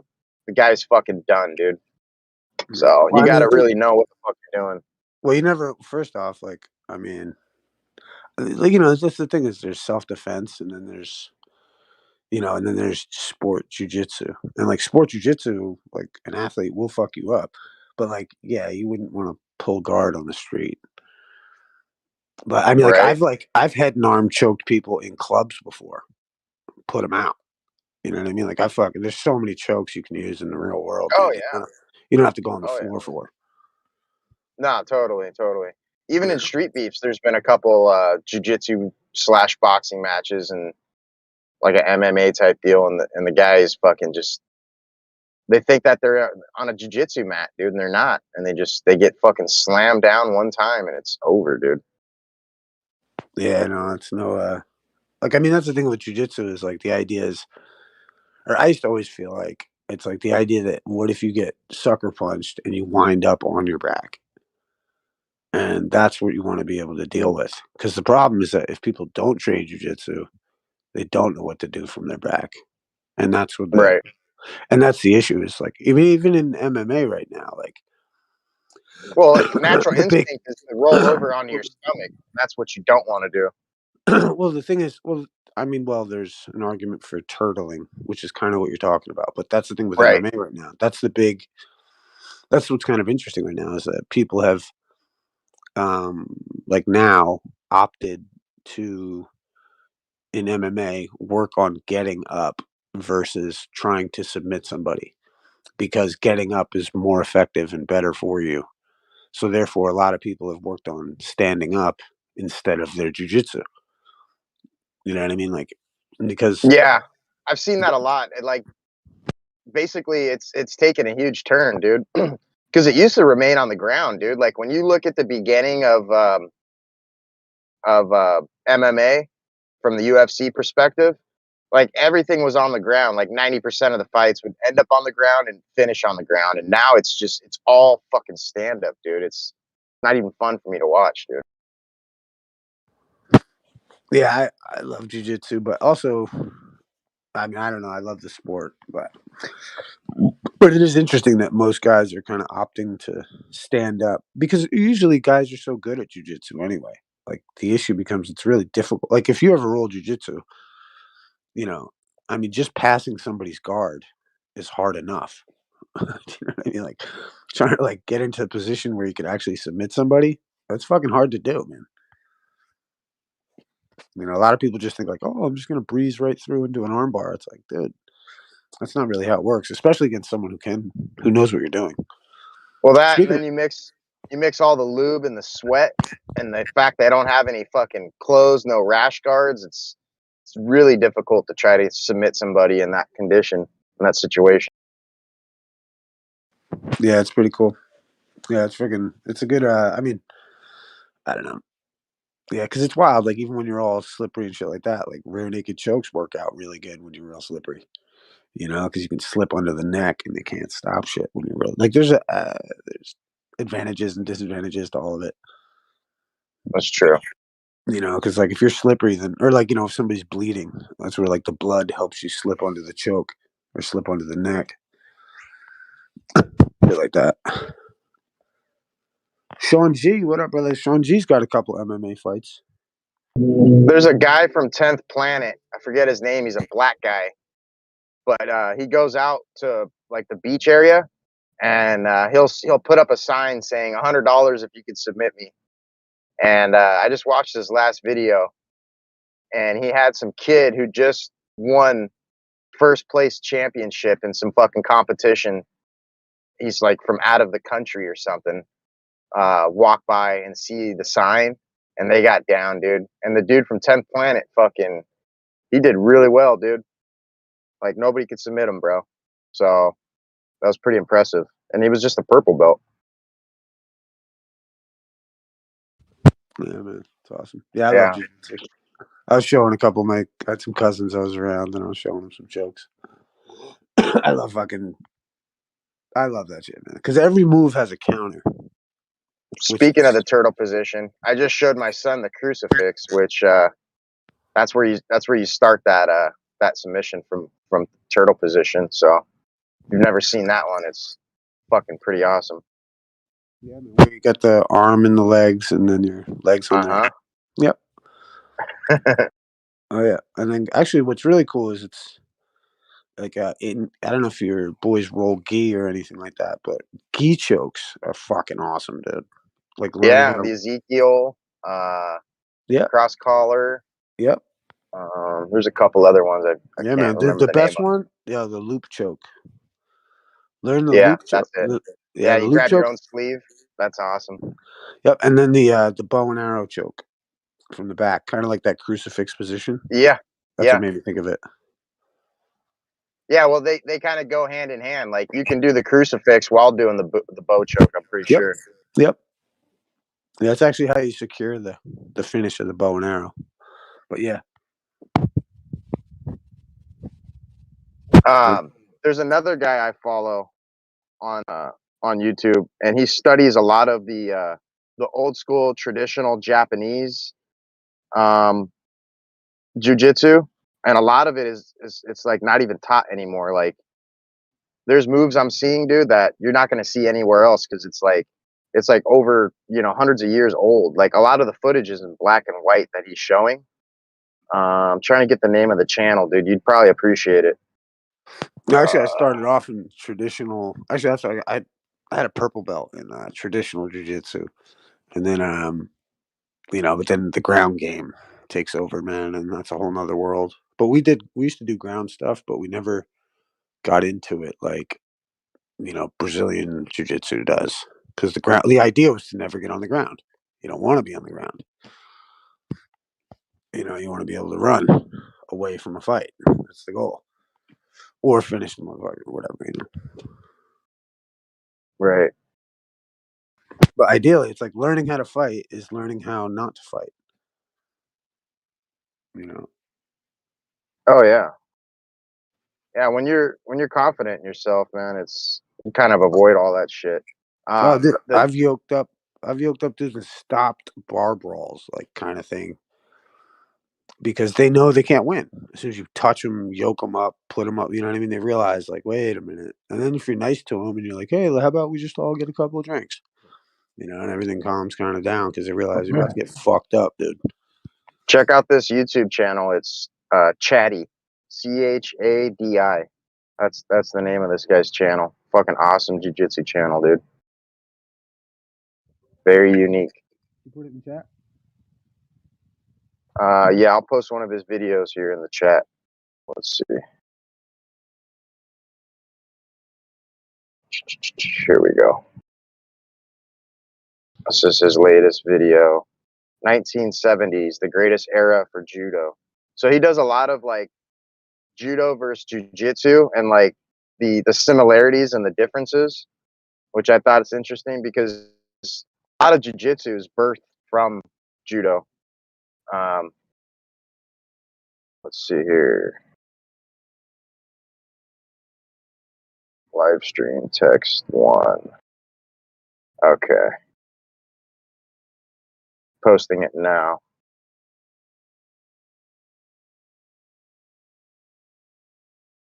Yeah, cool. Yeah, it's a great fucking channel. He does a really good job.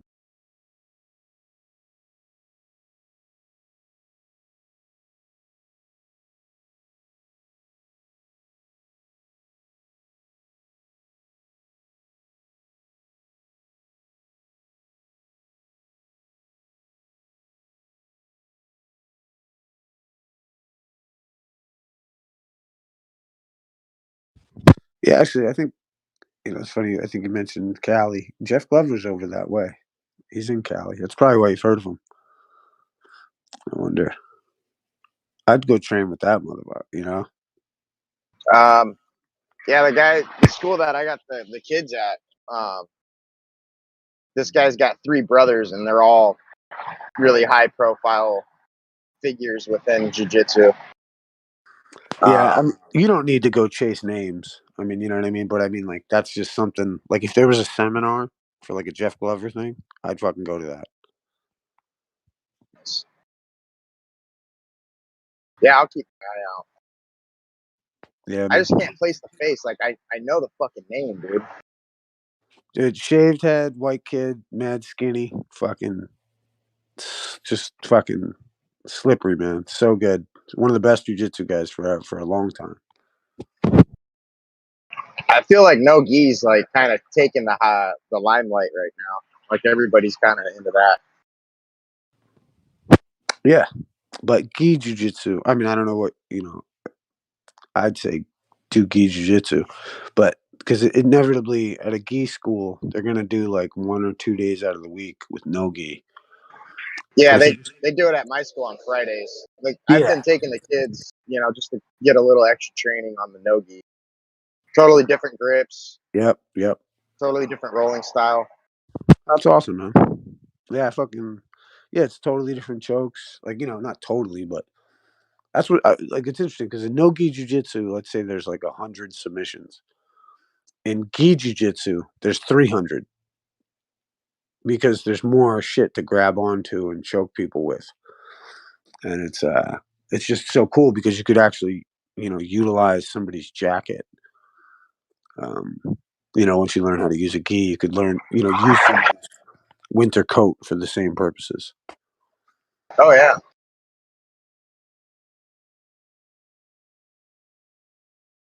Yeah, you can establish those judo grips, dude, and just take somebody right off balance. Yeah, man. That's cool. That's really cool, man. Yeah, it's cool that 'cause we were talking about Austin. That's what kind of got me started. There's such good, like, there's a bunch of good jujitsu down there, from what I hear. I would love to check that out. Yeah, like, I think that 110 Planet thing, they do like a vacation thing where they all go to this like island and then all meet up and hang out for a week and roll jujitsu like in a beautiful setting. And, you know what I mean? Like, I think that would be so fucking cool to do. I feel like every school does that. I know our school does something like that. Like they'll set up an annual trip Yeah, a little and go to retreat or some. something. Yep, a retreat exactly. Yeah, that's awesome, man. But there's like what's cool is, or what I noticed, it's like, because you're still dealing with people. And my thing is like, you wind up dealing with, like, I literally remember at one of the schools I was rolling at, like, they started making fun of flat Earth. You know what I mean? Like, like they're making like the one professor and his helper were like started ragdolling on Eddie Bravo and flat Earth and all this kind of shit. And like, uh, it's just like they're not people that I would necessarily hang out with. You know what I mean? Whereas like a 10th Planet school or something like that, like you're gonna roll jujitsu, smoke weed, and talk about flat Earth. You know what I mean? Like that's where I want to be. I don't know. I think that's pretty fucking cool. Like, because you wind up like I'm not like a complete health nut, but like if you roll in jujitsu, like there's a lot of people that are like health nut motherfuckers that are like I don't have a lot in common with. Whereas like Bro, weed is healthy for you, dude.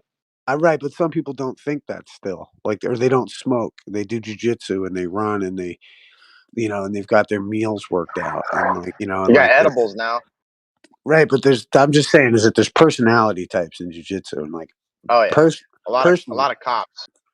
well, I mean, yeah, and I have a lot of respect for law enforcement in that way too. I used to love rolling with those guys because, I'm like the classic criminal, all tatted up and fucking whatever. You know what I mean? And I love choking the shit out of them. But fucking, and then they learn, you know what I mean? And they get good and you earn respect. And I don't know, the people, they're just people. But like the 10th Planet system, I think there's so many people that like smoke weed are into conspiracies. You know what I mean? Like, I just would have much more of a. I've never fucking been around those guys, and I feel like I have to go do it at some point. I thought they're out of San Diego. Oh no, he's all over the world right now, bro. That dude's got. I mean, I think he may be originally from San Diego, but I don't think so. I think they're Southern LA, or they're LA maybe, or wherever Jean-Jacques Machado is. But um, but yeah, I think like the 10th Planet crew would be fun to roll with.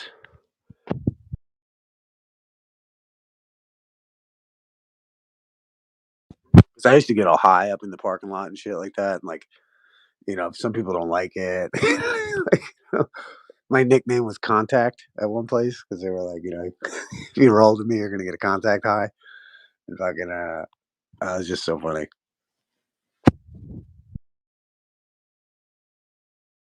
That's kind of a cool name.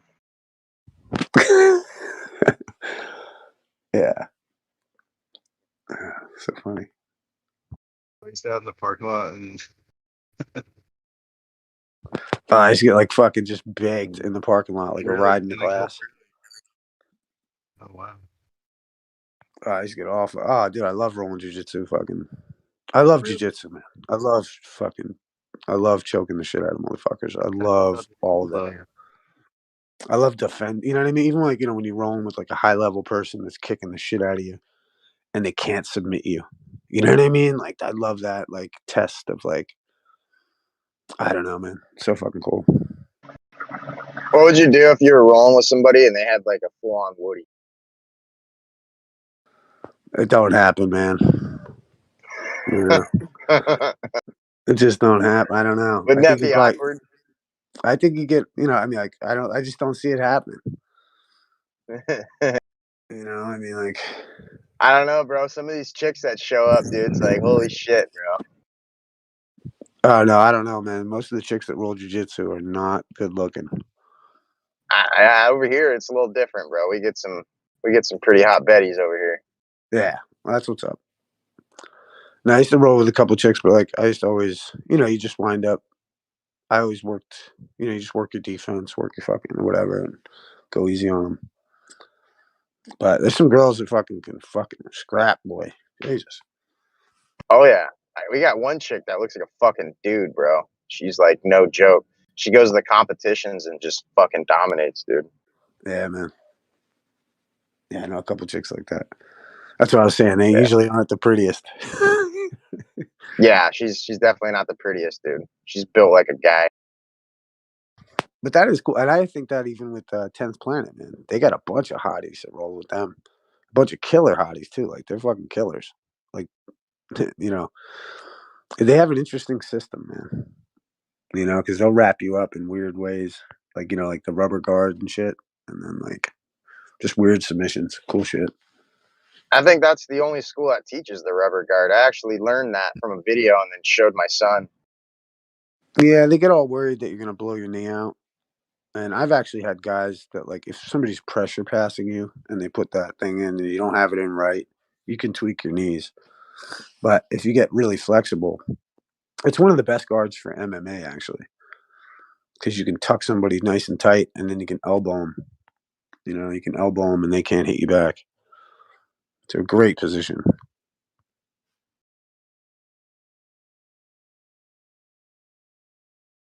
Or the lockdown. You should teach your kids the lockdown if you don't know what that is. It's a great way to stop people passing half guard.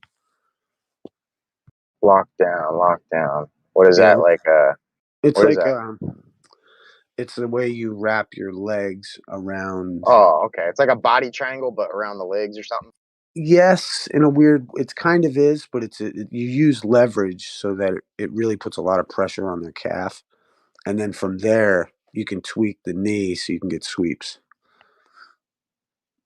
But it's one of Eddie Bravo's kind of signature thing. But it's also it's a stalling move. I used to use it when I was like couldn't breathe. You know what I mean? You tie them up, relax so you can breathe.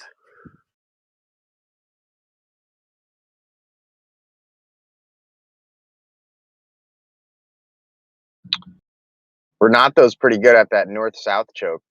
I remember watching that video that you said was fake. And Yeah, it's fake, man. yeah, but he definitely added some improvements to the north-south choke, like with how to counter rotate your body, like clock it to a certain degree to where it's like you get that extra little bit of choke on them and stuff. Never heard anyone else say that but him. Well, the real move of the north-south is that shoulder pressure. And it's how you sink your hips. It's a really interesting choke. It's like such a weird. I remember just a weird. Like that's the thing with jiu-jitsu is it's a lot of it's counterintuitive. And like I remember learning the north-south, and it's like I've got it a couple times on heads, but it's like it's a difficult choke to get. It can be anyway, but it's weird how you have to sink your hips and your shoulder. I don't know. It's a weird.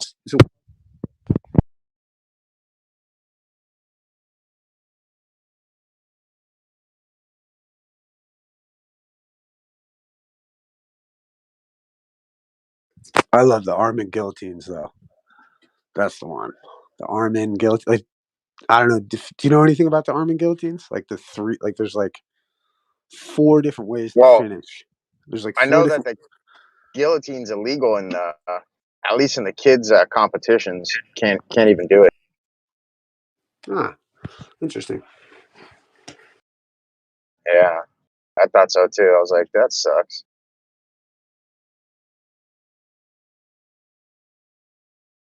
But what's the arm in guillotine? Oh, arm in guillotine. I got you. Okay. So it's kind of like a seatbelt type grip, but you're like around the neck and you still got like one arm secured in the grip, I'm guessing. Yeah, like if you've got like a regular guillotine is there's just the neck in between your arms, you know, and then an arm in guillotine is when there's an arm in between the grips, and there's like 4 different ways that I've learned to finish it, and like it's just interesting because it's a really difficult choke to get. That's why a lot of coaches will recommend not to go for an arm in guillotine because there's a gooseneck hand grip where you make it a blood choke. Then there's a knuckle choke where you dig the knuckles into the trachea. And then there's another way to do it where you slip that arm in on the inside and it's like it's just, I don't know, man. There's so many ways to finish it. It's so cool. I don't know. I can't explain it really, but it's one I of the thought you were coolest. saying Armenian guillotine at first. I'm like, wait a No. minute. But yeah, I used to love there's like a gooseneck version way to hold your hands where you make it a blood choke. And I prefer blood chokes over throat chokes because you can really hurt somebody if you do a throat choke and you can crush the trachea. So Oh yeah. like, so it's not good. But like if you use a blood choke, it's a better option, especially in like a street fight or something. But I wouldn't go for an arm and guillotine on this fucking street fight though.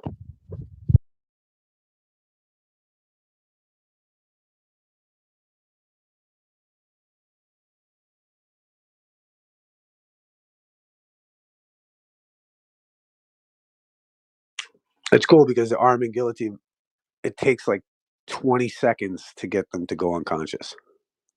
So it's weird. You got to sit there and hold it during all this time that you don't know if it's working. Do you know what I mean?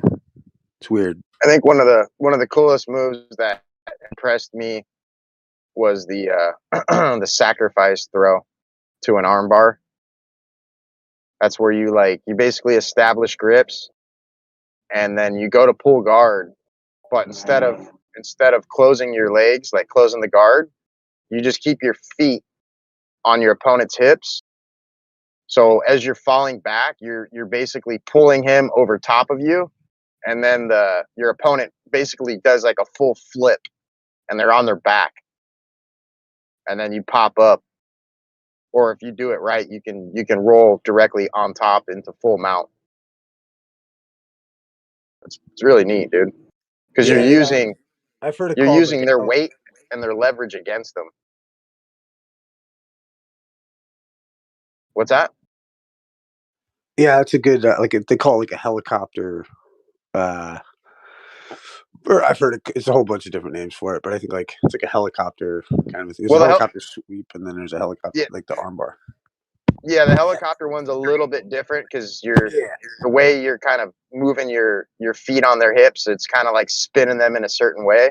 This one just goes straight over the top of you. They literally fly over the top of you, dude. And as they're coming down, you still got your grips. So as they're coming down, it's literally picking you back up. So you literally go from falling on your butt to being on top of them in like 2 seconds, dude. It's fucking impressive.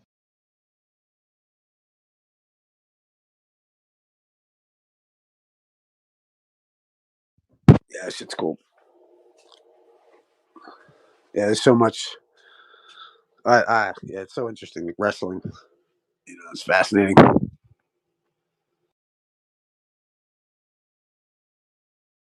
You ever heard of a website called Submissions 101?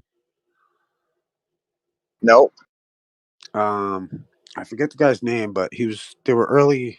They were kind of like early early Eddie Bravo students.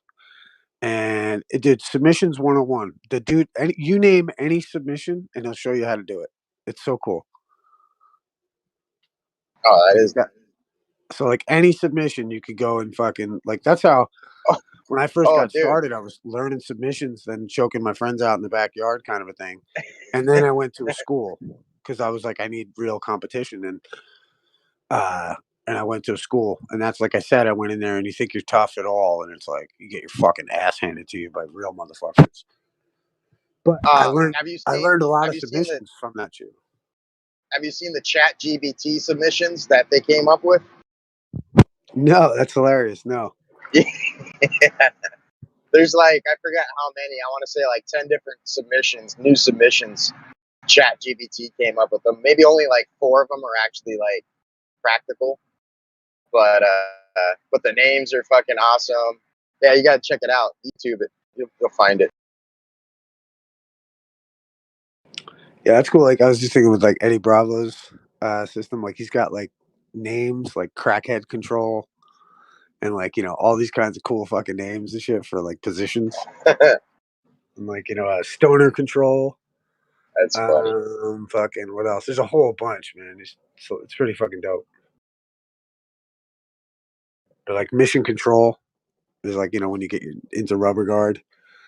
And then like there's like this whole sequence of shit that he does. And then he's interesting because they have like a formula where like they have like it's like A1, A2, or A5, then B1, like to do all these drills. And that's why the motherfuckers are so good so early. Because they drill and they learn really good shit really early. That's what it seems like anyway. I'm really interested in their system, and I'm a fan of Eddie Bravo, so it's like that's what it's supposed to be, right?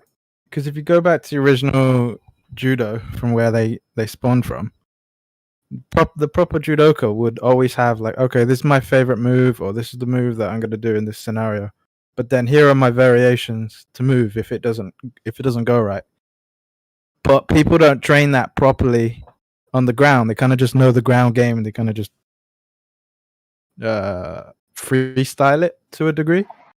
But if you just think about it, like, if you just think about it like the same way you would do standing techniques, the counter, the combination, and all of that, then it makes perfect sense to have this tree of routines that you would go down on the ground, and you just feel your knowledge. Yeah, dude. Go Eddie ahead with your Bravo's question. no joke, bro. Eddie Bravo's a fucking like, dude. He's No, I like your system, especially the flexibility stuff he teaches.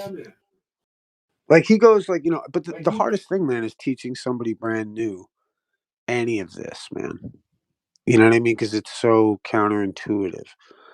That's why, like, it's so interesting. Because first you got to learn how to do what they call shrimping. You know what I mean? Then you learn how to do a technical get up, and then like I think bridging would be the first thing you would have to know, because if you can't get somebody off the top of you, from mount position, you can't roll. Like you have to That's like the biggest speed bump or hurdle in jiu-jitsu. That's what in the beginning. shrimping entails. Like Well, that's side control. well, Mount though. no, shrimping works from mount. That's shrimping works from mount. And the Well, point yeah, is it'll you get just you in a half guard. Yeah. there's a way to there's no other way going to get you out of mount other than bumping and shrimping. But part of the shrimping is the bump. But to learn those movements, and then what I find so cool with like Eddie Bravo is that like I don't know, it's like it's so hard to teach somebody like even to do closed guard into an armbar. But then to take it down, like you just said, like that tree of pathways, like that's what's cool with Eddie Bravo is he's trying to show that early on, where a lot of guys, because you really do have to teach somebody the first thing first, and then you can move into the tree of possibilities. But I don't know, man. I can only imagine trying to teach people jujitsu. It's really difficult. I got a trivia question for you, or for anyone here. How many belts did original jiu-jitsu start off with? Like 3. What do you say, Issa? I don't know. I always heard it was like you got a white belt, and then it's the white belt gets so fucking dirty it becomes black. Correct. Yep. That's how it all started. Yep. And then they separated. So like once your belt got so dirty, like you were pretty much advanced. So you had advanced, and then you had the newbies, and then from there it just like. Well, that's why they say it's. That's why they say it's bad luck. Alicia, you got an echo. Yeah, you do, buddy. They say that washing your belt is bad luck. Well, you're not supposed to really, because you get your stripes, and the stripes will just come off in the wash. Well, yeah, I did that once. That too, but you're supposed to air dry them. Bro, you still got an echo. You're wearing Elijah. cotton You gi. still have an echo, Elijah. Still? All right, relax. It's interesting. I couldn't hear the echo. That'd be a new move. The Is there echo an echo now? submission. There's no echo. I Nah, you're good. So with the gis, they're cotton, right? So all you have to do is just air dry them. So in the old school dojos, no, the gi they would you just better hang them up on long poles and just like hoist them into the air. Yeah, the gi. And that's it. So you'd have like a chain. You'd have a chain. Sorry, I didn't mean to speak you, but you'd have like a change of gis.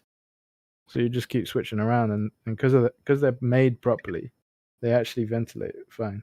And unless you get blood on them, you don't really need to do anything. They're not cheap though, dude. A gi's about $100, dude. So you're not gonna be wanting to spend that. Are you talking traditionally or currently? $100. $100 is cheap for a gi. But maybe the jiu-jitsu gis are less heavy than the judo gis. I don't know. Now they're about the same thickness, dude. It's like I don't even know what material they are, but it's almost like I want to say canvas. It's definitely not canvas, but they should be cotton. It's just the way they do the weave. Yeah, the weave is like the way they do the weave is gnarly. Actually, but actually nowadays, what I'd probably get if you can spring for it is the full hemp ones, because that's even better, especially for all the fungus issues you have with the sweat. Dude, that's fucking such a great idea, dude. You should be able to find them. I remember looking. Dude, for we could them. start they a had whole some new in the school UK, off so there's that, no. Bro. Yeah, I'm pretty sure you can find them. I found them in the UK, so you can probably find them in the US.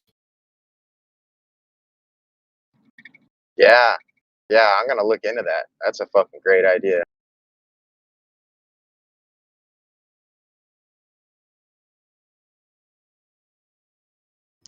You guys ever hear of pancreation?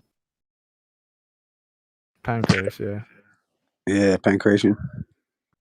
Pancreation, yeah. Not the sissy one they have now.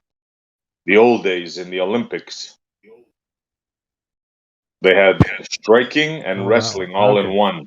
Yeah, that's where all this stuff originated. Yeah, are you familiar with Catch as Catch Can? Daiso? And actually, Essie.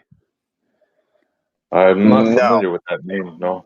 So catch as catch can is where there's like a theory that like okay. Oh yeah, like is that catch wrestling? That's like kind of what Yes, birth. yes. Yeah, modern wrestling. Yeah, okay. Well, catch as catch can is all right. So the theory is that the sailors of England went all over the world, came back home with all the techniques that they learned and they trained, and that, for instance, there's a guy named Sakuraba. Sakuraba trained with a guy named Billy Robinson, and they all came out of what was called the Snake Pit in Wigan in England, and Didn't they have like Sakuraba. those handlebar mustaches and shit? Well, there's all that goes along with it, yeah. But the They were part of the techniques.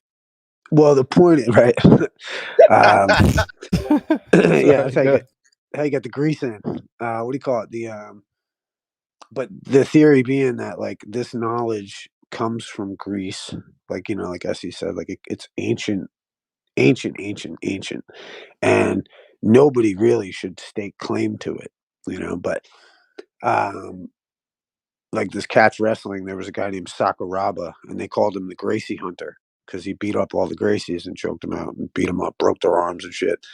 And he was trained under the catch wrestling style, and it's this idea that like jujitsu and all this stuff, like the catch as catch can guys look down on all that shit, and they say that they're the originators, and their lineage is interesting because, like I said with Sakuraba destroyed all the Gracies who brought the jujitsu in, and But you know what one of the problems is with Brazilian Jiu-Jitsu is that it's derived from judo specifically, but judo was created to be a sport, and with the intention of putting it in the Olympics, right? So it itself, so judo itself, was a derivation from the complete art of jiu-jitsu, which was a battlefield art. So it had like strikes for the key points in the body. I don't know what you call them, but those kind like liver shots and all that stuff. So it was complete. So judo is like a section of it taken out for purposes and certain dangerous moves removed, so that people could freely practice without killing each other. And then jiu-jitsu is a subset of that. That's so why I say check out that guy's channel. Effectively like a watering down. And then one other thing that I think is worth considering is one of the biggest guys from the Gracie, he was a tiny guy. So he trained specifically in a certain way that is good because technique is important. But when you come up against the guy that you're just mentioning, Issa, who trained in a more complete form, if he knows what he's doing, he should actually be able to beat most jiu-jitsu guys from the Brazilian school, at least. Hopefully that's what I was trying to say. Check out that guy channel. It shows all those moves from original jiu-jitsu and original judo that were removed because they were too dangerous. He's got like videos on that shit, so you can learn a lot of those crazy fucking dude. It's pretty neat. Yeah, and they progressively removed moves from judo as well for multiple reasons, but initially it was safety. So like the scissor takedown, they had to get rid of that because in the Olympics one guy got his leg snapped. Yeah. And then you can't do that some other technique, somebody died, I think, in one of those high level competitions. So even with all the stuff that Jigoro Kano did to make it safer, it's still flipping dangerous. Wrist locks, ankle locks, leg locks, scissor takedowns, guillotines, all that shit's been removed, at least from the kids section of jiu-jitsu. Right, yeah. But see, that makes sense because you'd want people to be like a strangle for like in competition, at least for a 5-year-old or a 7-year-old. It's like settle down kind of thing. I don't know what it's like in jiu-jitsu, but in judo, like you have to get to a certain age before they do that, and it makes sense because they might not know. They might just be too aggressive or not let go when the ref tells them. So it's like liability. With the kids, liability is an issue as well. You have to consider that side of things.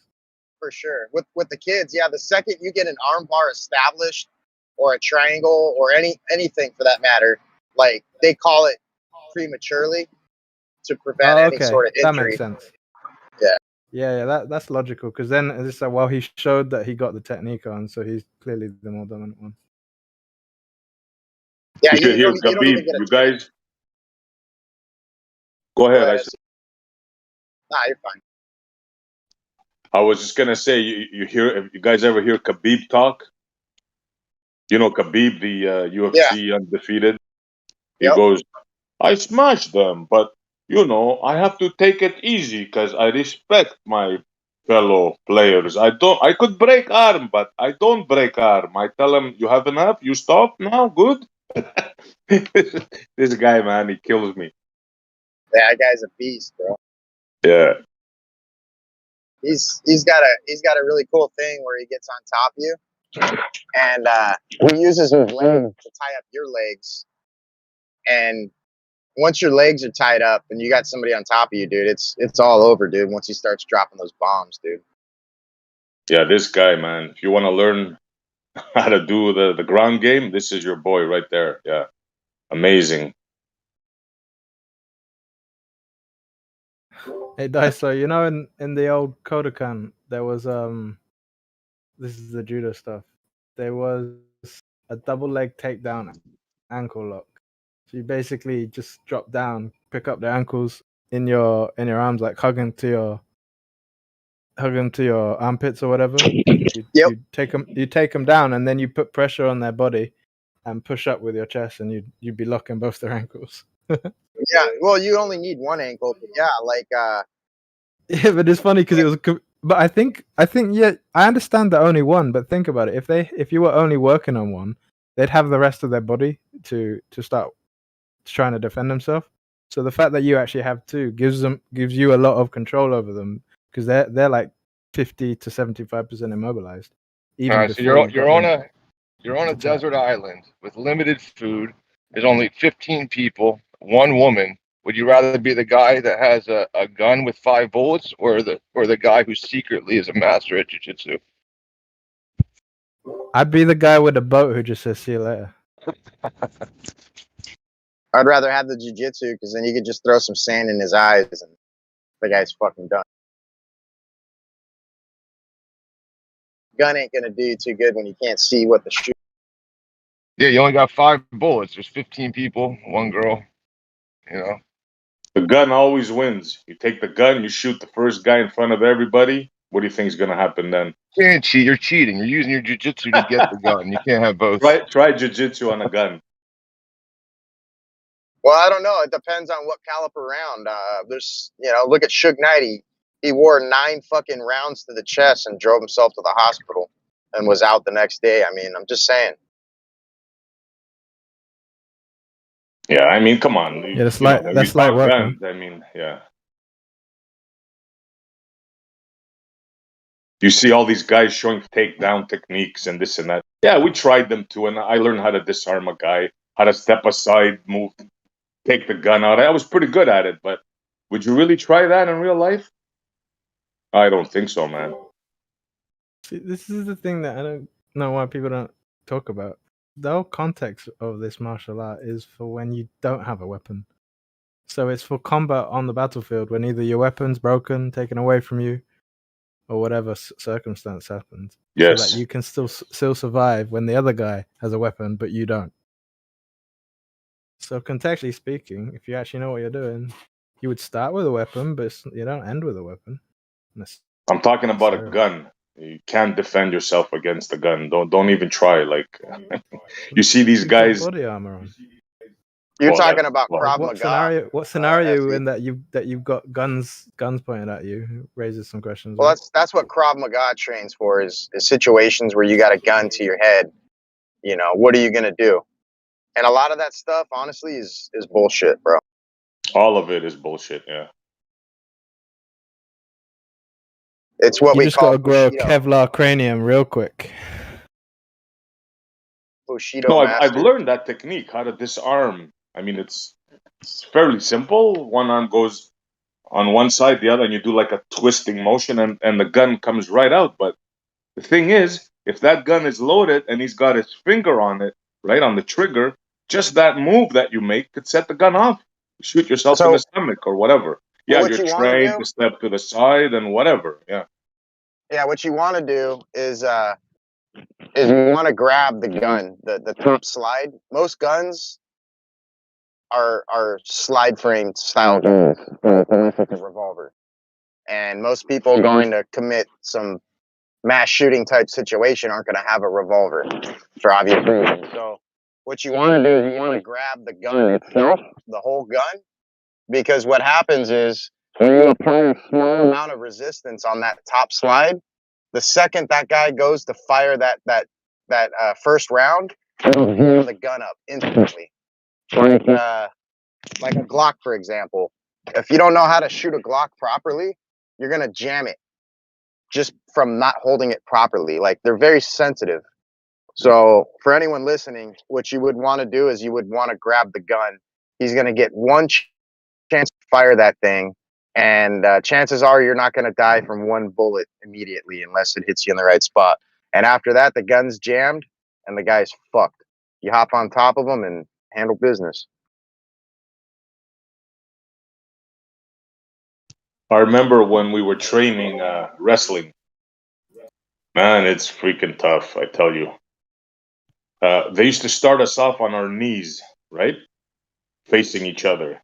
And man, I tell you, when I first started, a guy like half my size would mangle me, would make me look like a little schoolgirl, you know? Now, this same person standing up, I would demolish them like no sweat, right? But the grappling game, man, is really tough. It's really technical, and somebody can make a fool out of you. Yeah. Yeah, you got to have experience if you're going to get on the ground and tangle around with somebody. Otherwise, you're just going to get tied up in a knot real quick. Yep.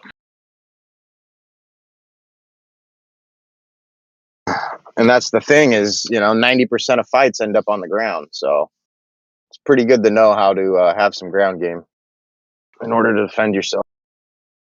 And if you don't know the ground game good, you got to learn your sprawl, your takedown defense, right? That's key. So if your opponent that's shooting for your legs, if he knows there's an uppercut or a knee waiting for him, right? He's gonna think twice before doing that. Elbow him on the back of the head, man. It's a real fight. Well, you can't do that, bro. You know that. They don't know. Yeah, it's against the rules. Now you It's know. a real fight. He's gonna die. Who cares? His fault Oh, for you're talking starting. about a real Oh, in a life street? situation. Yeah, that's different. You wouldn't want to Oh, punch I in the thought that's back what of you the were head. talking about. You'd want to hit him in the neck, dude. Punch him right in the neck. And in a real fight, you don't want to be shooting for the guy's legs. I mean, no, you don't want to be doing that. None of that. Y'all talk about all these techniques and whatnot. We do the old country boy technique. Just knock the fuck out of them. That's it. Yeah.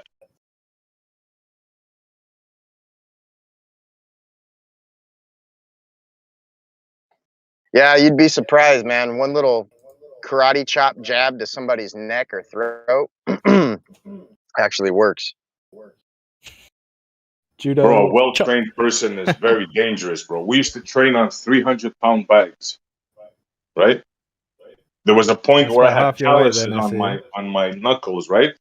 I mean, one shot knockout, one shot. Any arm I would hit you, you'd going down. But that's training like for years, right? So, yeah. We had a bag. My teacher was a nutcase. He had a cement bag, but of course not with water in it, but just the powder itself, right? And the advanced guys would go and work their knuckles out on that. And man, oh man, you'd form like calluses. Right now, my fingers are like girly fingers, they're gone. But when I was training, I had like calluses, like a good, I'm not going to say an inch, but, like a quarter or something, like a good amount of skin over my knuckle was like, couldn't feel nothing. I could punch anything and like, it's like numb almost.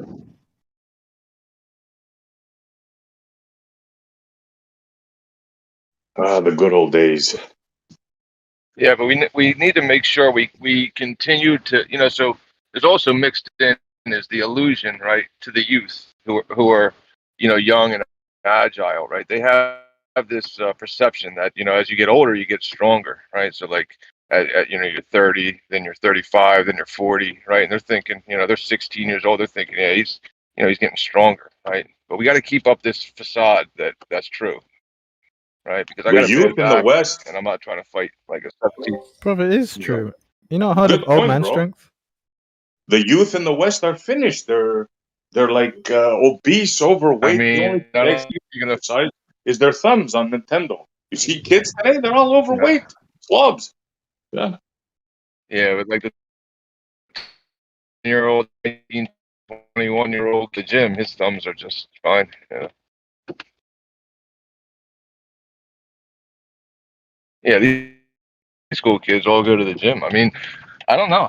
These kids are not. They're different, man. They give away, even in the gym, gives away these free memberships to the school kids. Gets See, them in there. the gym. The way most people use it is actually detrimental to their health. If you want to get strong and you want to get like functional for your body, just do calisthenics, like the gymnasts do. But don't stop like the gymnasts do at an incomplete version. Do the complete version. I And would then you have- recommend Go if for that, like Then you have proportional strength, so you both look good and are functionally capable. I don't think go for strength like is too much of a factor in winning a fight. It's all about speed and technique. I wasn't talking about fighting. I was talking about what the guy was talking about, the gym, because gym stuff is stupid. Everyone gets all bulky out of proportion. and You it's already dumb. lost the fight, bro. Who lost the fight? You lost the fight. What fight? Loser. Yeah. It's over, bro. I'm My arm's confused. raised. Is that how it goes? Pitiful. Try again better next time, buddy. Sorry. I don't know what you're referring Yeah, to. you got to go, Elijah. You got to try to form the perfect like plumber's body, like because they actually do work, right? But they don't work out, right? Every day they're crawling underneath the sinks and crawl spaces. They got that. That's what you want to go for. You want to get. That's the goal. Yeah, Elijah, you also still have that. Echo. It's just for you, Jeremy. It's just for you. Jeremy sounded like he was inside of an oil tanker while he said that. Yeah, you lost twice, Elijah. Just because the echo. Your echo's bodying you. I think you guys are smoking some weird stuff. We're smoking that jiu-jitsu 10th planet weed.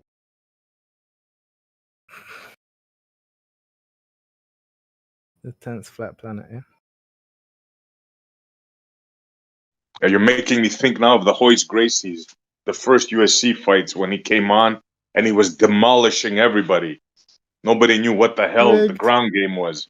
And here you got this little skinny little dude and he was mangling everybody. That was something, man. Yep, that's really what sparked it all, man. Yep, the Gracies did all this shit, yeah. A little off topic, but the one fight I did not enjoy was the Manny Pacquiao Floyd Mayweather fight. I did not enjoy that.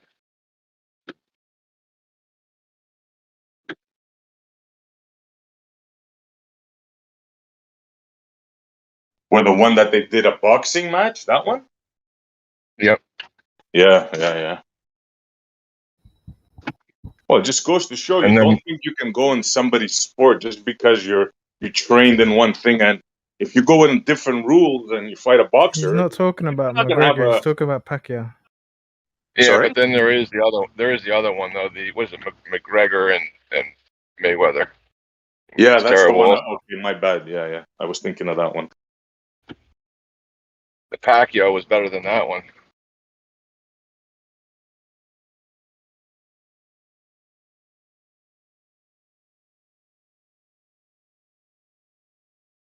Yeah, different disciplines have different. Like I remember once my teacher brought in a boxer to do a lesson with us, and their stance is completely different than ours. Like us, we were standing more upright. Now a boxer is like more down, and he's crunched a bit, and the shots are different. It's like there's like little nuances, you know. If you fight a boxer and you don't know what you're doing, shit, you're gonna get demolished like in seconds.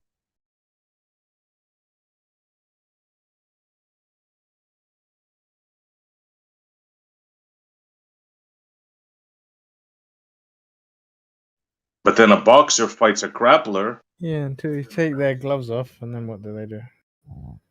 Well, Just that's a whole different ball punch. game. Everything changes on the street, right? That's totally different. We're talking about Yeah, because you can't punch. rules. You can't punch Yeah, like yeah. that without gloves. I mean, that's even more in favor of the boxer. He takes his gloves off. You're getting lit up. You're done pretty quick. Yeah, but if a boxer faces a break his hand kickboxer, he might not if he even get in punches to like he give punches. a shot, right? Yeah. Take a boxer and a kickboxer. What do you think is going to happen? Yeah, probably get kicked. Yeah. Then again, it depends who it is. We're talking about equally matched opponents, right? Nah, there's no such thing as equally matched.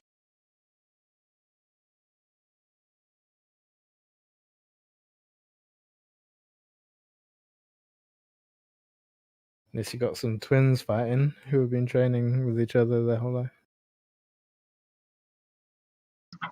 I don't know. My kids are Yeah, pretty. but what if I was gonna say, what if one of those twins went to outer space and aged a little bit differently than the other twin? well, then unicorns would be made of cheese, obviously. Let me ask you guys Yeah, something. start bringing in that kind of stuff. Go ahead, Odysee. Muhammad Ali, Mike Tyson, both 20 years old. Now, they asked Tyson this question, so I want your guys' opinion. Who do you think would win? I'm a Muhammad Tyson Ali fan. or Mike I'd say Tyson? Tyson. I'd say Tyson. Me I'd say too. I say Tyson. Tyson all the way. Because he wants to win more than Ali wanted to win, I think. But Yeah, guess what part of the Tyson said? what? Tyson said, "No way, man! I can't beat that guy. No way." That's his answer. What a humble dude. He's just being polite. He was just on mushrooms and shit. Yeah. Yeah, he doesn't fight no more. He's got his ego on holiday. Yeah, it's a shame what Yeah, happened. but Tyson's pretty dumb. He was probably thinking like, well, if Muhammad Ali's 20, I'm only like 4 years old. There's no way. No way. Well, he says he was his idol, so.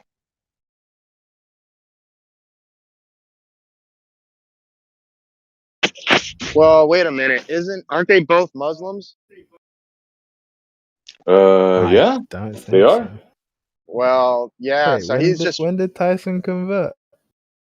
In jail,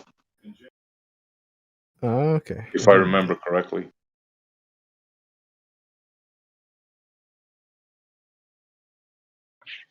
Yeah, I think he was just being respectfully humble because of the Muslim brotherhood thing. I don't think it would be like an obvious victory. I just think he'd pip the post. It'd be a tough match. I don't know, bro. He has more. The thing at is, the time, just look at him biting people's ears, man. He just had something extra. The thing is, made for that. It's just an opinion. Mike Tyson, the way his style of fighting is, he has to be coming at you. He can't fight backing up. Where Muhammad Ali likes to fight backing up and dodging. So, like, it would probably be a really good fight just because of that alone. Like, they both right. It would be an amazing fight to watch. Right. Yeah, man, the guy hits so regardless hard. of who wins. That would be like. Go ahead. Have you ever seen an opponent leave the ring in the middle of a fight? One of the opponents of Tyson left the ring.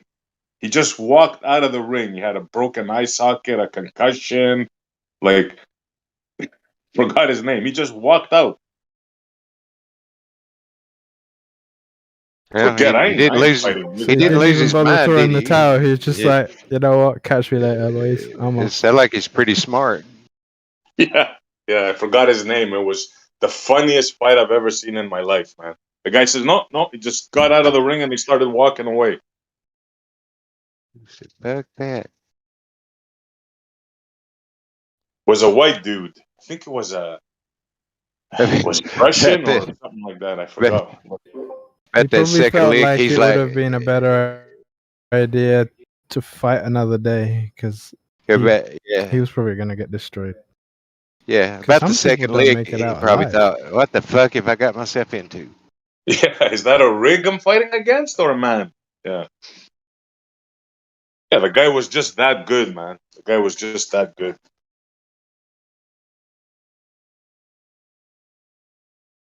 How many people did he physically alter their life after he fought them, Tyson?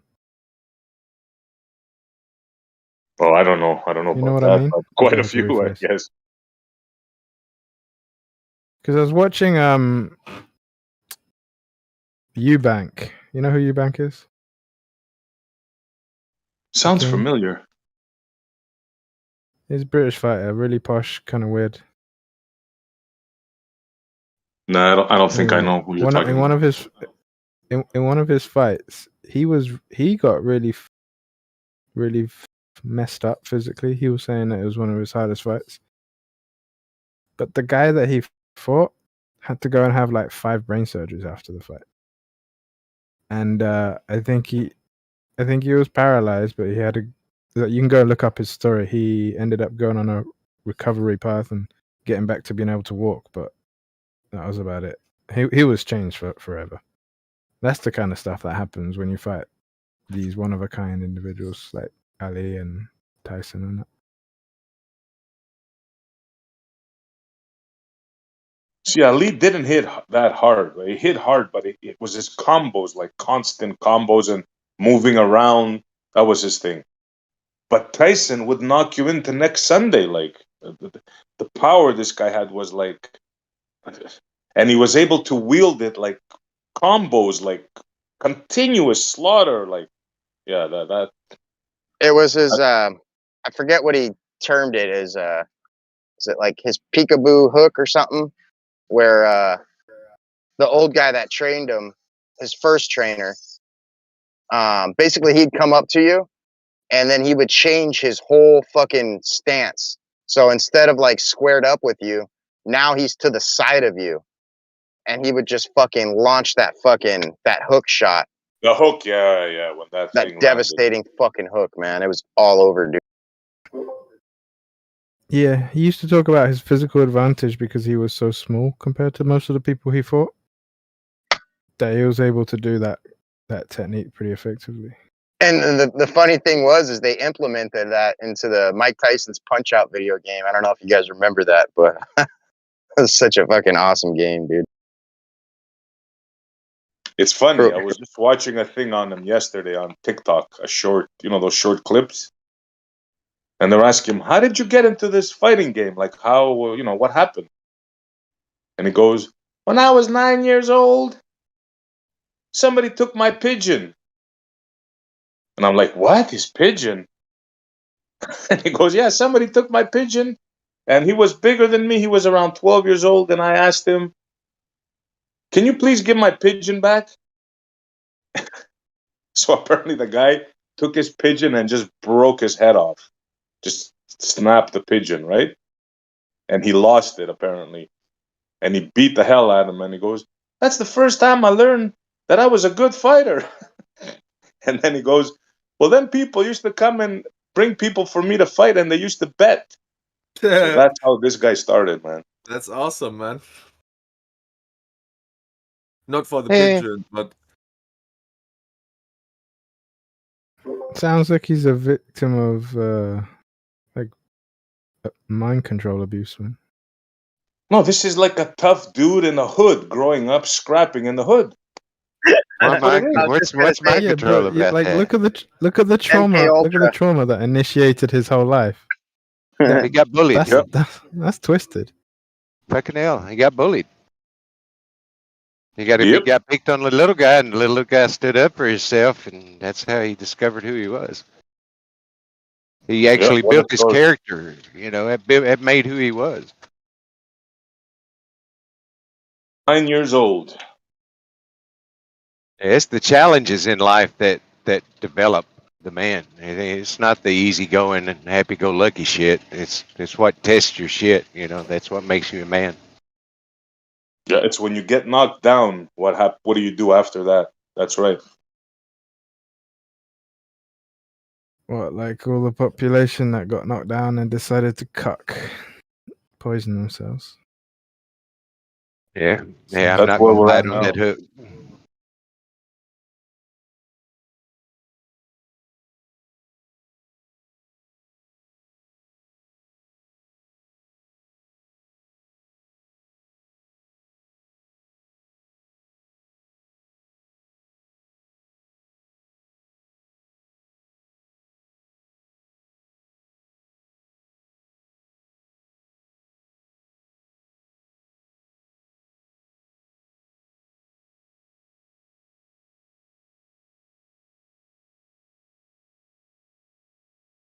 Well, that was a fun change of conversation today.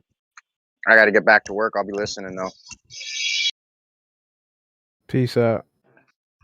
Never So saw how do we get Tyson Pretty sure into fight. you fighting? lost though. I never watched Tyson fight, but I saw a lot of Ali's fight. He was more my generation. I even saw his, well, I didn't see it. I listened to it on the radio. They didn't televise it, but when he won the title from Sonny Liston, everyone thought he was going to get killed by Liston. I mean, Liston was so much bigger and such a brawler, and Ollie seemed to always figure out some way to beat you. He had some strategy, like with Liston, he just beat on his arms until Liston couldn't even lift his arms anymore.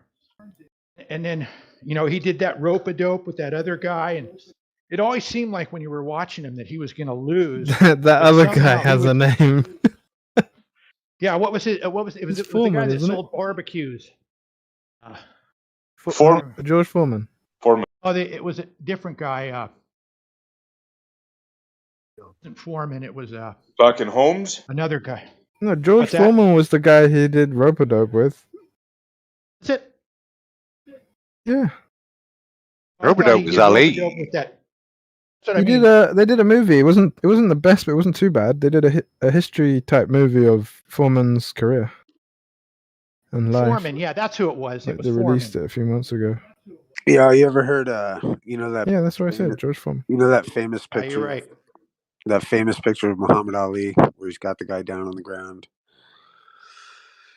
And there's like a famous picture of Muhammad Ali, and there's like a kind of a conspiracy behind it that the guy he was fighting was threatened into throwing the fight, and that the punch Muhammad Ali like that dropped him down actually missed, and he faked it and went to the ground.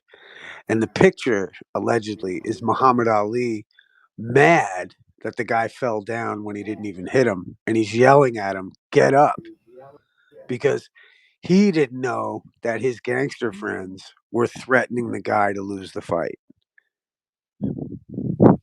You ever heard that? No, I haven't. But I'm not surprised. Yeah, those kind of things happen all the time. Right. But it'd be interesting to look at the footage if we can. Like if you look at the picture, it Was looks it a like recorded fight?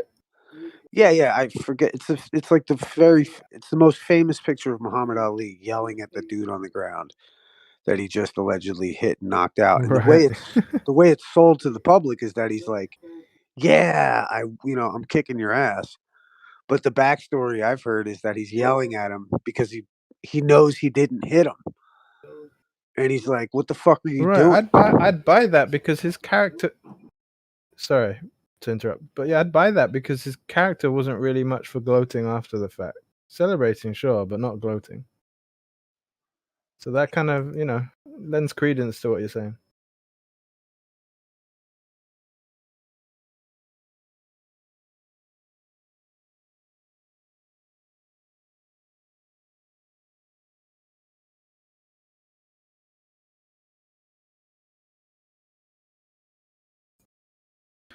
Did you ever hear about that exhibition thing he did with like a grappler or something? That was a silly match. I think I know. One of them, a boxer, did a match with Gene LaBelle early on, and Gene LaBelle just fucked up the boxer all the whole match. Right. This grappling Gene was a versus boxing. nutcase. Well, yeah, but he's also one of the OGs, man. Yeah. When I say nutcase, it's a term of endearment. Oh yeah, So yeah. how Yeah. else do you Well, also, too, summarize somebody who's they were so that clever capable and because that crazy? they were so clever because it's like it became, it's interesting how like fighting, whatever. Because I guess it went from like strongmen in the circus that would go around to the towns and call out the toughest guys, and that's actually where the term Right. hooker. I don't know if you've ever heard the term hooker comes from, because they used to have what they called, like, they'd have like a couple different like strong tough wrestler guys that would take on the local tough guy in the town. But if the guy like, so they had like a couple levels of grapplers in the circus, and like the guy that was sent in to beat up like the real tough guys was called the hooker, and he was the one who knew all the submissions and would submit the people. But it's such a cool history of where all that comes from. All right. See, but they this is actually cool. That what's go up? ahead. No, you get go ahead, brother. I cut you off. What were you going to say? It doesn't matter. I'm glad you brought this subject back, because the stuff about strength. Because I'm not sure if that's what Tanks was talking about earlier, about the young guys in the gym and stuff. But like, for the most part, the gym actually messes people up. That's my position, at least. But those old school strongmen, they were all calisthenic type stuff, and they could do these crazy feats like bending nails and ripping phone books and stuff.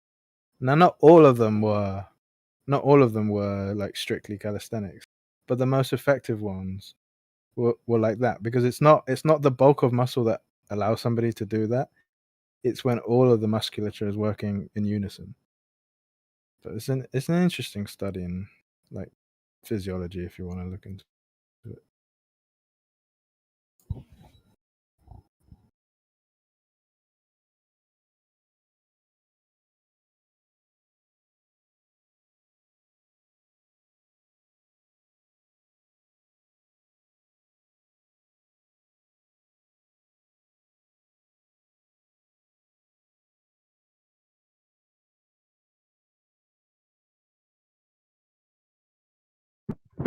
So, what do y'all think about they lied about the that submarine?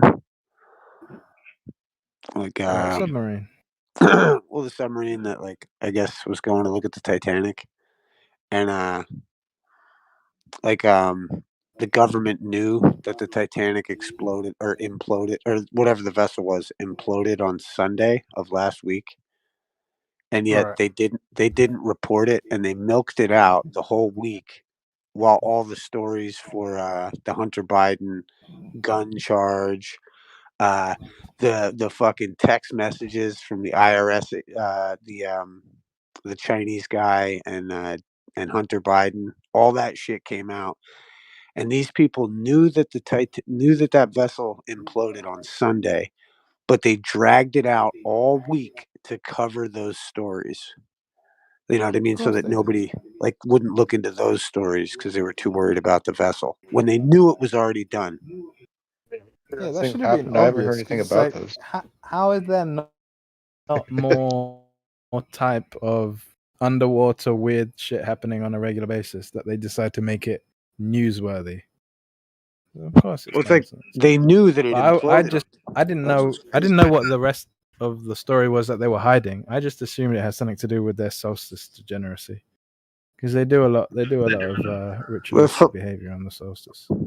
Yeah, but like that's crazy that they fucking like. I want to know, like, let's say like how can you trust the media knowing that that's what they did, or how could you trust, let's say, this presidency, when you know that they knew on Sunday, but they didn't tell anybody because they wanted to hide all of the scandals that were coming out this week, and like the John Durham at Congress kind of thing or whatever, getting it, like it's just so interesting that like I wonder what normies are thinking right now because it's clear that Biden knew that the fucking thing was destroyed on Sunday, and then they waited a week to tell everybody because they didn't want. But the assumption you're making in your question is that the normies are actually thinking at all. Well, I'm saying the normies have to deal with it. You know what I mean? Like, wait a minute, I thought everybody was telling me the truth, kind of a thing. Y'all are making a bigger deal of it than I do. They just have this momentary blip, and then they carry on with their life. They don't register it. Like you were saying the other day, most people don't have this internal dialogue. Whatever the facts behind that, most people just carry on. Sorry, go ahead. Left lane. What are your thoughts? You were going to say something. Yeah, I hadn't really checked. I mean, I was aware of the Biden shit going on because I've been kind of checking on that. I don't generally watch the news at all, but I'm really interested in seeing them pop his ass. And then I've kind of heard here and there about the submarine thing, but it isn't like, that it was a high priority kind of thing. I mean, I guess you could see it. You could say maybe it was distracting to some, I guess, Well, no, that's the thing is that they knew that the vessel had imploded last Sunday, but they didn't report that, and they kept the hope alive that these people were alive still all week. Well, I did hear something about that. I mean, prior to even hearing anything conspiratorial about it, that it's probably not a good thing, but to give false hope because this vessel is probably already imploded. They lost signal, they lost contact with it, blah blah blah. But they didn't know that it factually imploded. No, they did. Had kind of thing. They did. No, they didn't. How did they know? Because of the it was actually an under. Yeah, so it was a naval. Yeah, there was a blip. It was a naval. Acoustics. Yeah. A thing that heard the implosion and registered the implosion. Yeah, they had a blip, a sonar blip, and that probably could have been it. But I mean, where there are people down there and this and that, you don't want to just fuck. Well, we missed it. They want to keep trying to make effort to get down there to them or whatever. But yeah, they. I mean, but that was the deal. I mean, I'm not. Yeah, it is. That was the interpretation of. No, they called it. They called it an implosion. They were holding out. Okay, whatever. What the fuck? Muddy the waters. So for the Navy to say an implosion and that they noted it on whatever the day was, Sunday, I think Issa said, and that we only hear about that 5 days later or whatever, clearly shows you that they're playing the narrative. No, he's not gonna. He can't. Please let left lane finish, man. I mean, we have all day, right? Come on. Yeah, I was just saying that I'm not arguing one way or the other. I felt like y'all were kind of interested in what a normie's perspective, and I think probably y'all think I'm a normie, but I don't think I am. But anyway, it's. I don't think you're normie left lane. You're teetering on the line though. Okay. But I don't know. I hadn't really drawn necessarily a conclusion just because I don't feel like I've been triggered to raise an eyebrow that much about it, But that's just the me part. But I can understand why y'all would question it. Yeah. No, I wouldn't call you a normie. You don't even when you're debating. Well, when you try to debate the Earth discussion, you don't engage it like the people who just do retort. Dude, anyone with a fucking Discord account, anyone with a Discord account that's familiar with flat Earth is not your average normie. Right. You know what I mean? I'd agree with that. Say you're correct, but it's not to say you're correct by any means. It's just there's a difference. Yeah, not your average normie. You heard that, left lane? Right. Yeah. Yeah, you're like the black average or below normie. Yeah, you're the black belt normie. See, you're highly below average. Yeah, thank you. It doesn't really mean much. But, but no, my thing. I guess my thing, and I think left lane. I'd be curious, like left lane. I mean, just I don't want to. Or I don't mean like, are you like, do you dig Trump or no? I did. No, he's displayed some instability that has decreased my confidence in him. I don't think I would vote for him again, but I certainly did vote for him the first time, and I certainly did enjoy a booming economy while he was in office. My net, just my weekly gross, the freight is down about $2,000, and the fuel is up about $1,000 per Yeah, week. buddy. So Yeah. I think, I mean, at least in that way, because I mean, I'm always amazed when people are just anti-Trump, like just, oh my God, like I don't understand it, uh, especially in light of the way the economy was, et cetera. But yeah, I was just curious, like, because I got a question for Left Lane about Trump. Do you reckon he's going to win this next one? it very, very possibly could, yeah.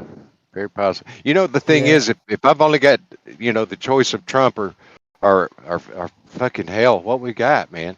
I certainly will vote for Trump. It just depends on what's there. I mean, I'm not saying that I wouldn't vote for Trump, but if he's the incumbent and there's not a good option, yeah, Trump will get my vote again. yeah, that's what's Yeah, I up. think that's kind of what looks like is going to happen, regardless of whether you What or do you think of other what individuals do you think vote. of Robert? What do you think of the Kennedy? Nah, yeah, I don't think anything of it really. Right. But what I mean, would you vote for Robert Kennedy? Let's say. Well, I don't know. I have no idea. I remember John F. Kennedy, and you've heard of people having memories of when they were a baby that they really shouldn't remember. I remember the day that John F. Kennedy was shot. My papa cried, and I was 1 year old, and I remember my papa crying because the president got shot. That was weird, wasn't it? But all the children's are not necessarily their father. I don't even know the guy. Can't comment on it. Yeah, he's an interesting dude. He's very kind of waging war on like the jab machinery, and he's been doing it for a long time. Although I've seen some interesting footage that shows that like he's anti-gun and stuff, which is kind of weird. But and different lefty talking points that he's had over the years. But all in all, he's an interesting guy because my enemy's enemy is my friend, right? So he's Yeah. going after these bastards in the pharmaceutical industry, which is interesting. And I've Well, see, always you got. felt, Go what's ahead. up? I'm sorry. Oh no, I was just gonna finish it by saying, like, to me, like flat Earth is not the hill to die on, but like medical tyranny and fighting that kind of shit is. So Yeah, I get I've said that before. That I mean, we talk about flat Earth extensively, and see where I align with this community in things like the jab. I'm not anti-medical. I'm not conspiratorial towards medical. I worked in the medical field. Blah blah blah. But I'm pro choice. It's your option, and there's no way in hell that you could say it's right for me to tell you that you have to stick a needle in your arm and put stuff in your body. There's no way that that's right.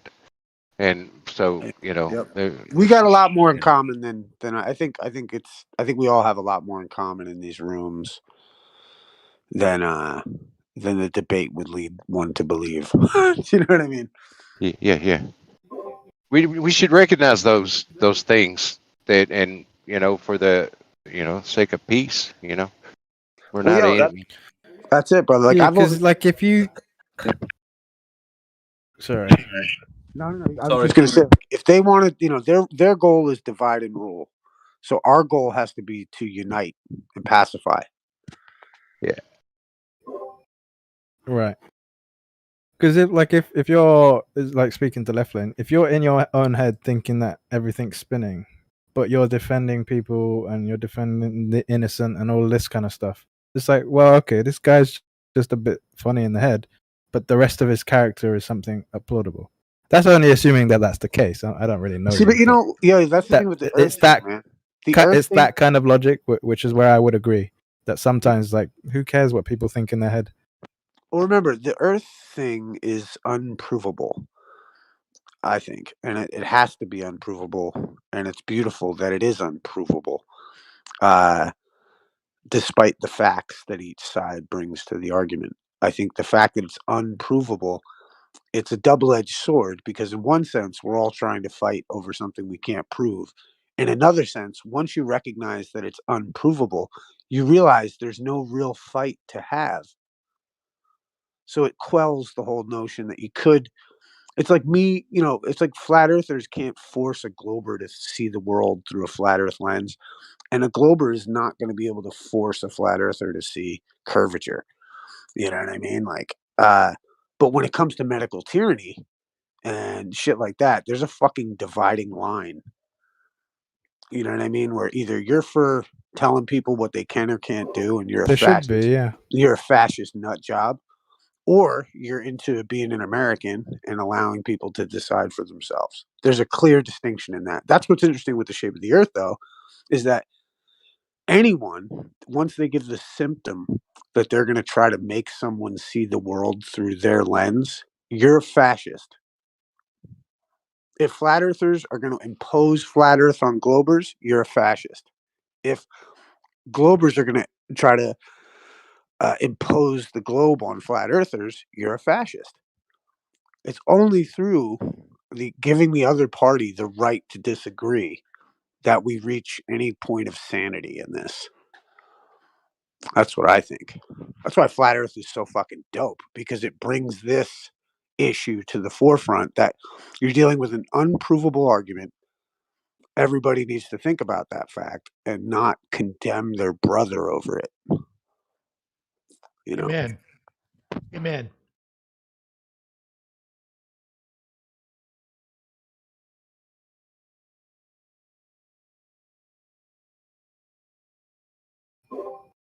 Pass the peace pipe, basically. Pass the duchy to the left hand side.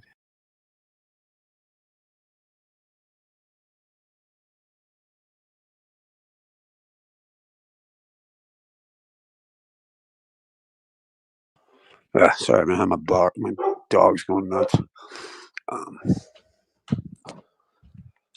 Yeah, I think that's pretty cool about flat Earth, is that it actually does that, man. It kind of introduces this idea that, you can't prove it. Why are we fighting over this? Other than the fact that, one party's going to be a dick about it. And I'm liable for that. I'm good for being a dick about flat Earth, but, it's fun to debate. But I thought that submarine story is interesting because it's kind of pulling back the veil on this idea that, this administration used that vessel's story to cover up all the scandals that are actually in the news right now.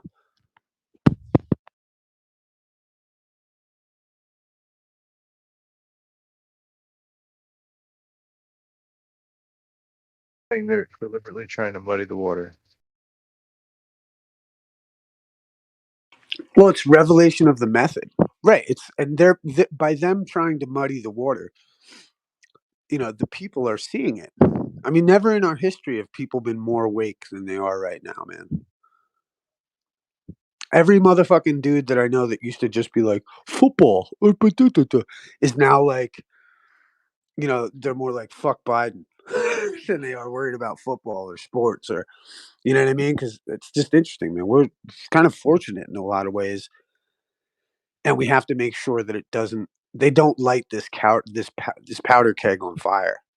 Because that's what they want. They want the anarchists to burn it all down, because that hides all their fucking crimes. Even flat Earth could be used as a tool to shut down all the war crimes that they've committed, because everyone's just like, burn it all down. Well, it's like, wait a minute, we got to hold these people accountable. If you burn it all down, you also burn down the whole history of what they've done. What are you doing? I think the accountability goes both ways. I was going to comment on the medical tyranny thing. For people to actually have that discussion properly, they have to take accountability for their own life. Especially parents have to take accountability for their children. Because I think that's the most egregious thing, that this stuff was perpetuated on children.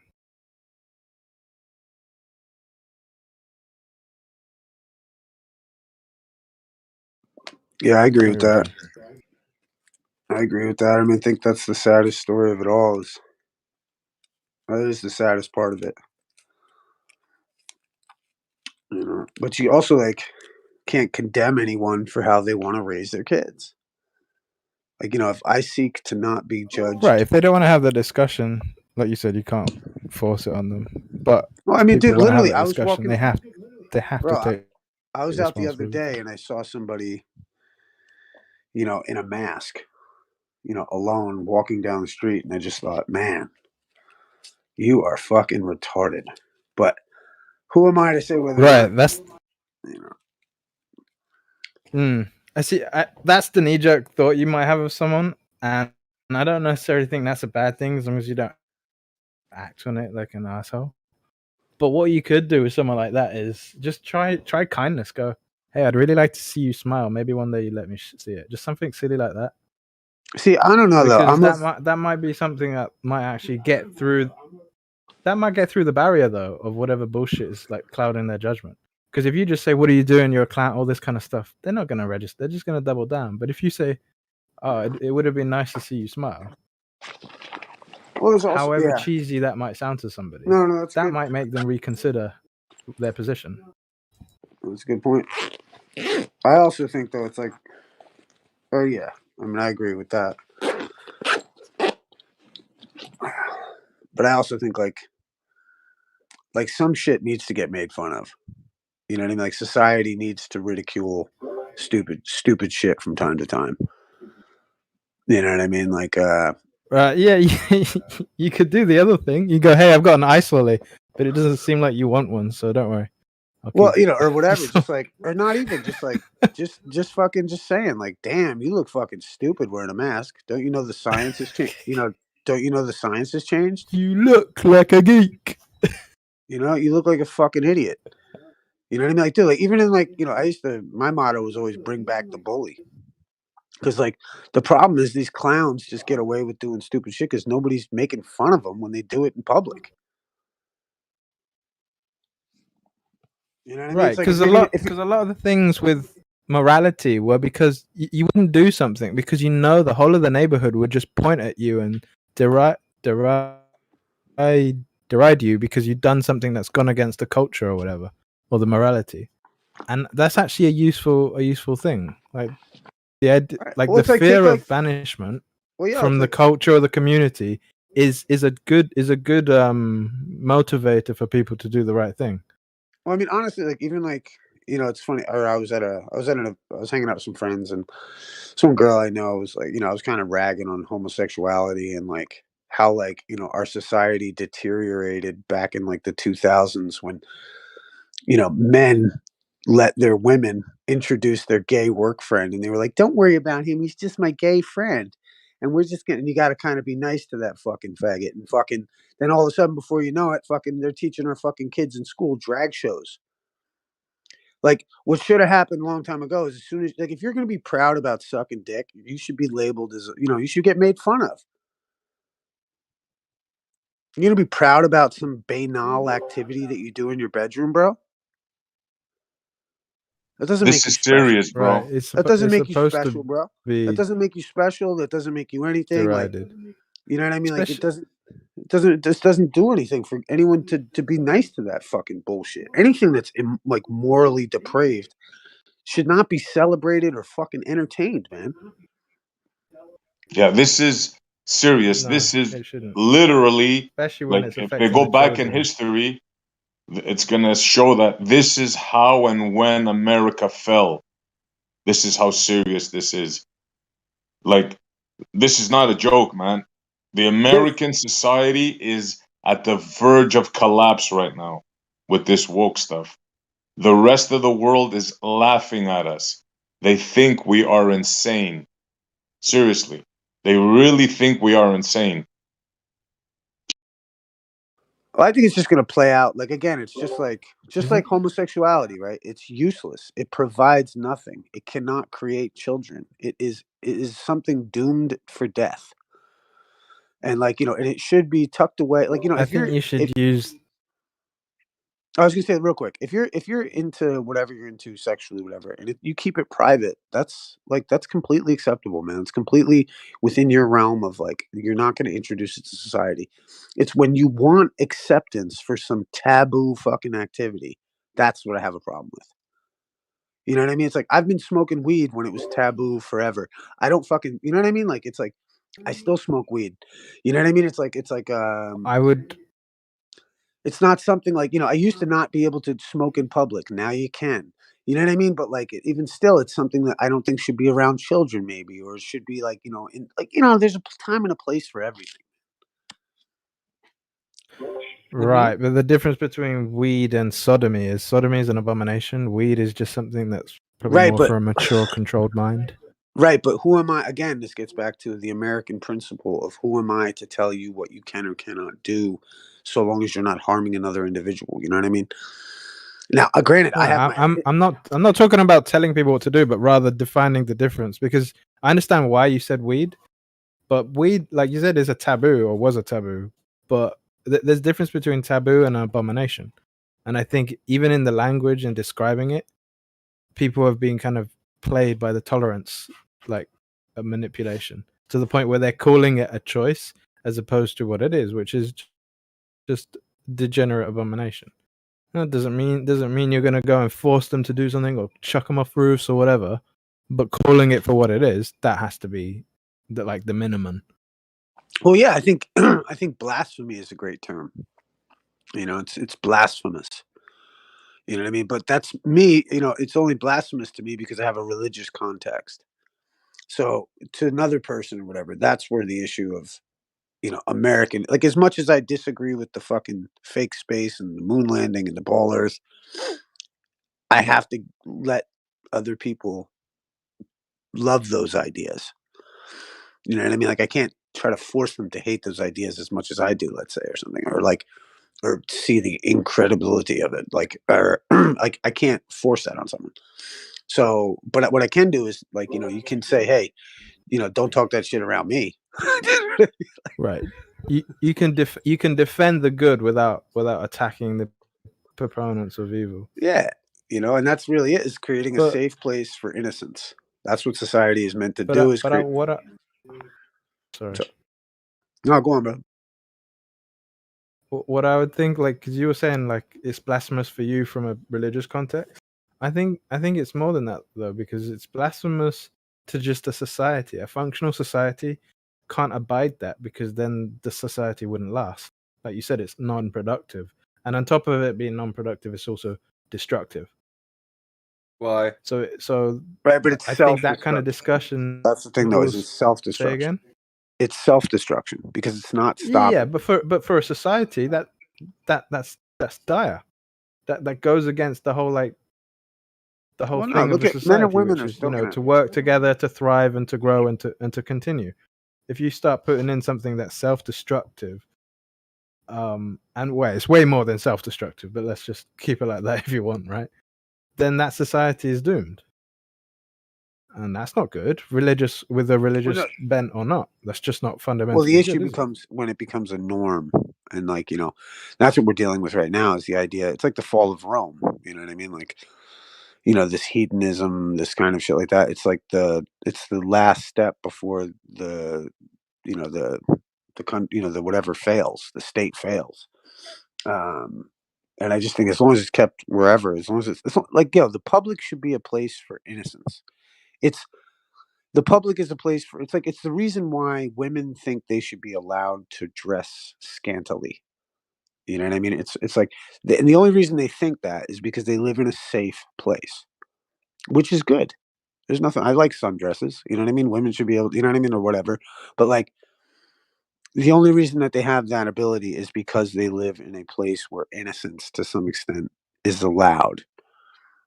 And that's what children need is a place of innocence. And, an open society to be able to be involved in things without, destroying themselves. That's what society is, I Right. think, obligated to offer its people. Yeah, you're supposed to honor the little ones.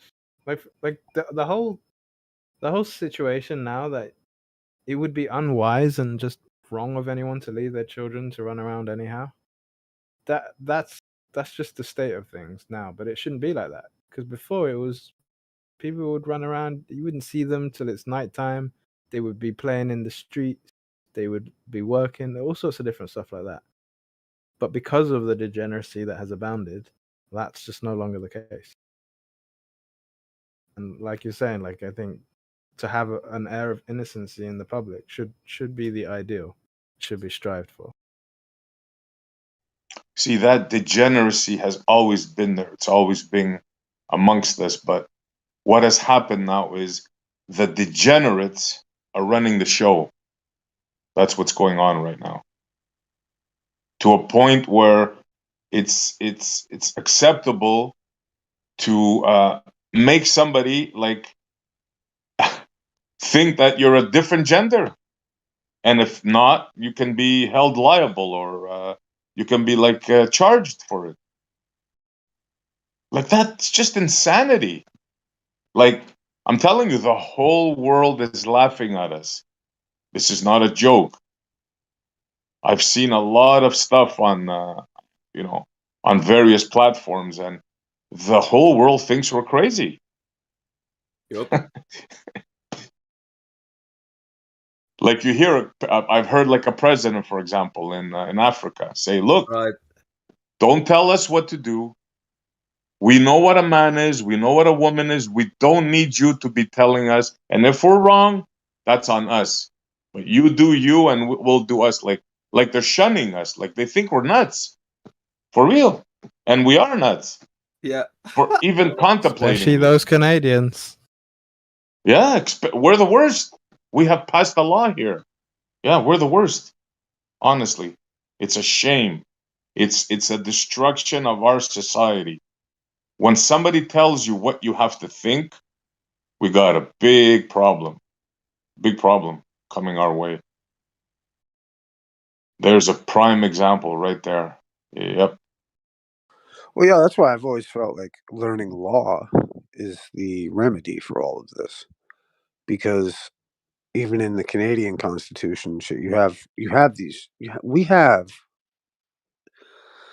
like, in my opinion, we have like Excalibur in our fucking scabbard, man. And I think, like, when the people understand that they do have an Excalibur in their possession and they know how to use it, all of these, attacks on the individual and your opinion, become, a liability for the people who've made those attacks. And it can be shown. It's like when an officer, every single traffic stop, every single one of them is a deprivation of rights under the color of law. If an officer puts his lights on and there is no emergency, he is pretending that there's an emergency. That's the color of law. And then he's convincing you that your speeding was an emergency. He's doing that under the color of law. So what we the people are generally afraid of when those lights go on, and we don't know how to behave, and we don't know if we knew what it was that this guy was actually doing, you can show the officer quite quickly that everything that he's done, he is now liable for. And it becomes this, it switches the script, man. That's why I've been out here for years yelling about it. That's why, you know what I mean? Like, it's like the idea that as mysterious as the topic of law is, it is the most essential to securing our liberties against a tyranny that is obviously seeking to implement itself. And the quicker we learn how to use this Excalibur in our scabbard, the better off society at large, I think, will be. Mm. But until it's the fact that everyone thinks it's so mystifying, and it is mysterious. It is whatever. It is kind of like the scripture in the sense that those who have ears shall hear. But it's also, and it's just like the script because it's for everybody. We all have this authority to do these things and hold these people accountable if we understand more about the specifics of things, i.e., language, i.e., what your reasonable, what to expect from an institution, and how to label these institutions, and how to respect these institutions. Because it's the same judge that's going to get you for 2 pounds of pot or whatever and throw you in jail is also the same judge that's going to have to recognize that the officer may have denied equal protection, may be liable for 10 grand, and it may be better that we just dismiss the case. It's the same judge, just different material in front of them. And I think we could move to dismiss all the bullshit shit that they would ever bring. Ask for a charging instrument. Learn what a charging instrument is. Realize that if somebody moves against you without a charging instrument, then that is a deprivation of rights under the color of law and is what is called a technicality. That's why good lawyers can get anyone off anything, because the fucking officer definitely committed a violation of a technicality somewhere. Right. And so if you just know how to point that out, that's why those attorneys get big bucks. But the problem is that attorney also works for the state. Remember that in the corpus juris secundum, it says anyone who, an attorney, is an agent of the court, not the client. So, and only and then the other side of it is law. You get 2 attorneys, all they can do is argue. Well, that's not very Christian of you to go in and argue with somebody, is it?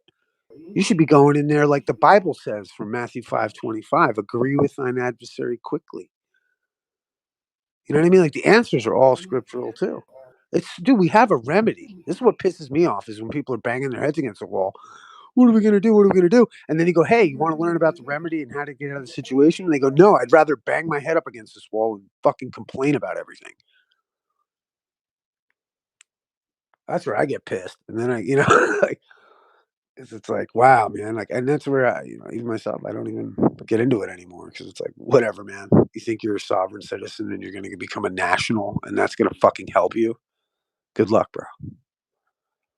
Or like I saw some fucking some sovereign dude that I follow online, one of the Moors, or I don't know if he's a Moor, but I love those guys, but he was trying to talk about how affidavits he tried to get all into this Latin shit and say, oh, if you introduce the fact that the affidavit isn't permissible in this way, then the courts are going to respect it.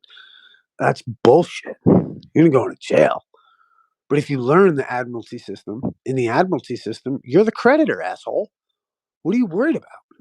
Where's the bill? I'm sorry, doesn't the United States and all its agencies fucking owe me first? And owe every one of you?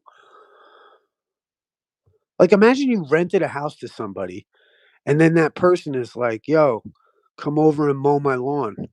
Come over and, you know what I mean? And like, you're like, yo, dude, granted, this is my house, but you're staying here. You're the one neglecting the duties of the house. Not me. You're staying in my house. So I'll tell you what, bud, you got to go. And you're right. I'll mow the lawn, but you're not living here. I don't know. That's how I feel about it. I just think there's hope. There's fucking hope, man. There's a remedy for these assholes. Well, it better be done quick, because I have a feeling this is going to be the last generation that's going to be quote unquote normal. Because the way we're heading, it's game over, man. It's game over from a variety of angles, militarily, monetarily, energy, like any way you can think of it. It's a bad thing going on in the West. It's like we lost. It's like Rome, like you were saying before. Like when the edges of Rome were burning, the people in the middle were partying. Well, this is what's happening right now. Every bridge that America has built over the years is being burnt right now. Like that's how bad it is. Monetarily, militarily, everything, energy, oil, the whole world is getting together. For example, 82 countries are joining the BRICS, and they're gonna exchange with the yuan. So how many Americans are aware of that? Yeah, I don't know. I'm on the hopium, man. I think what's happening is like this great awakening process. And I think, call me naive or whatever, but I think when Trump gets back in office, I think these people are going to hang. They just had to get caught, and they got caught, and they're already dead to rights. It's just a matter of a slow moving process. I think the discharge of the national debt needs to happen. I've been talking about that forever, and I think that's the driving force for any of this. And the 3 terms of 70-year contracts going back to 1783, wherein, you know, there's an alternative history. So, like, I don't know, man. I'm pretty positive about it. I just think these negative things that are happening have to happen so that your normie is like, wait a minute, what's going on? What have I missed? You know what I mean? Like, I think I was listening to like Jimmy Dory, and he was talking to some guy who, he was like a mortgage broker or something like that. And I guess he was losing a bunch of money. He lost his job, and he was saying how he's not into politics at this dinner conversation. And I guess Dory was like, "Well, you don't follow this, that, and the other thing." And the guy was like, "No, I don't follow the news. I'm not into politics." And it's like, well, the reason you just lost your job is because of the politics of what's going on around you. So you might want to be paying attention to that. And like, you know, and that's what's got to happen to people is they need to realize that uh, that they have to rely on themselves in intellectual ways instead of just trusting CNN or something. I think it's way too late for that, bro. You're president, right? Have you guys like how can you pass a person like that off as a president? Do you ever see him when he's on stage and he doesn't know where he's going, and there's a guy has to come and tell him, "Walk this way, sir"? Like the guy's a walking zombie, man. Well, how that's is the it point, man, is to possible? wake the normies up. Yeah, but it's too late, bro. How can you pass a guy like that? You ever see Weekend at Bernie's when the guy dies and they throw the party and they pretend him, they pose him on the couch?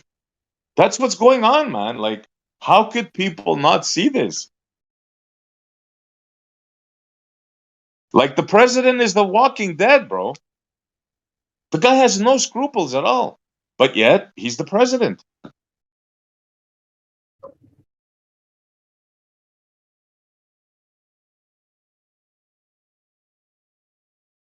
Well, the point being is that it's so obvious. That's what I think's happening. Is that it's being done so that people will wake up, you know. Do you think he'll run a second term, Ethan? Do you think you would have Biden versus? Would it even be Biden versus Trump? You know? He might shuffle a second term, but he can't run one. All right. Yeah, I don't think he'll make You it. think he's too old to do a Fucking hell, yeah. campaign? And can't just being on the road and He's wake getting up in a worse, different man. city. Yeah, he was bad a year ago, and he's getting worse, progressively getting worse. Would we be possibly senior abusing him if we elected him again? Seem like that. Yeah.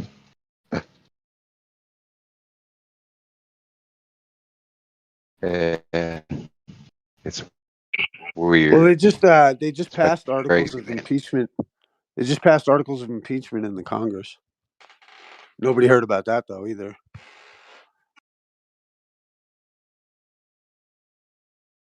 Yeah, they've been whittling it for a while, I think. Yeah, they voted on it. It went through Congress. Now it needs to go to the Senate, if I'm not mistaken.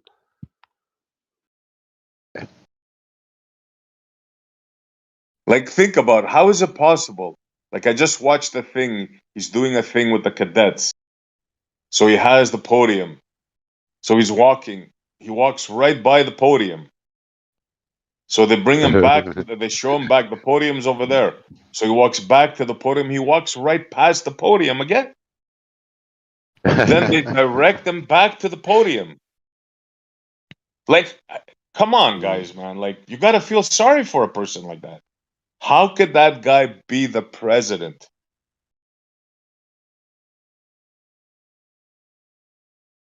It's insulting to the American public that I mean, this needs to be addressed. It needs to be, okay, all right, look, y'all, this is fucked up. Here's what we need to do. Here's what we're going to do. You know, yeah, and something needs to happen. I don't think he's going to last the rest of this term. I really don't think he will mentally. Just watching him degrade. Yeah, like, who's running the show? It's obviously like something like the ship has to be written, man. Like, if Americans not saved, we're doomed, bro. It's the last country standing. Yeah. Well, what's I'm saying, if Biden doesn't run, someone else will. Well, like him, love him, hate him, the only guy I've heard talk sense is Trump. The only guy I've heard say that as soon as if I'm reelected, I'm gonna do this, this, and that with the woke movement. It's the only guy I've ever heard talk sense. The only one.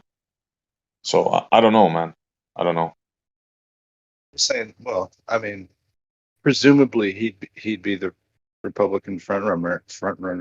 But for the Democrats, like, someone else would have to step up. If it wasn't Biden, someone else would have to. Like, you gotta clean house, man. You gotta start with the schools. You gotta clean house. All these freakaloids, they gotta go. You can't be teaching 5-year-old kids this stuff. Society is gonna break down. Now There's gonna be no more that should be society. criminal. Yeah. That should be criminal. Yes, it should be criminal. That should be criminal.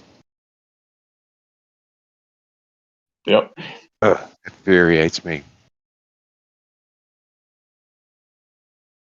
And nobody's taking the Americans serious anymore.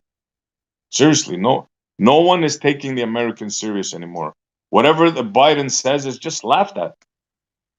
It's come to that point. Something has to be done. Something has to be done quick.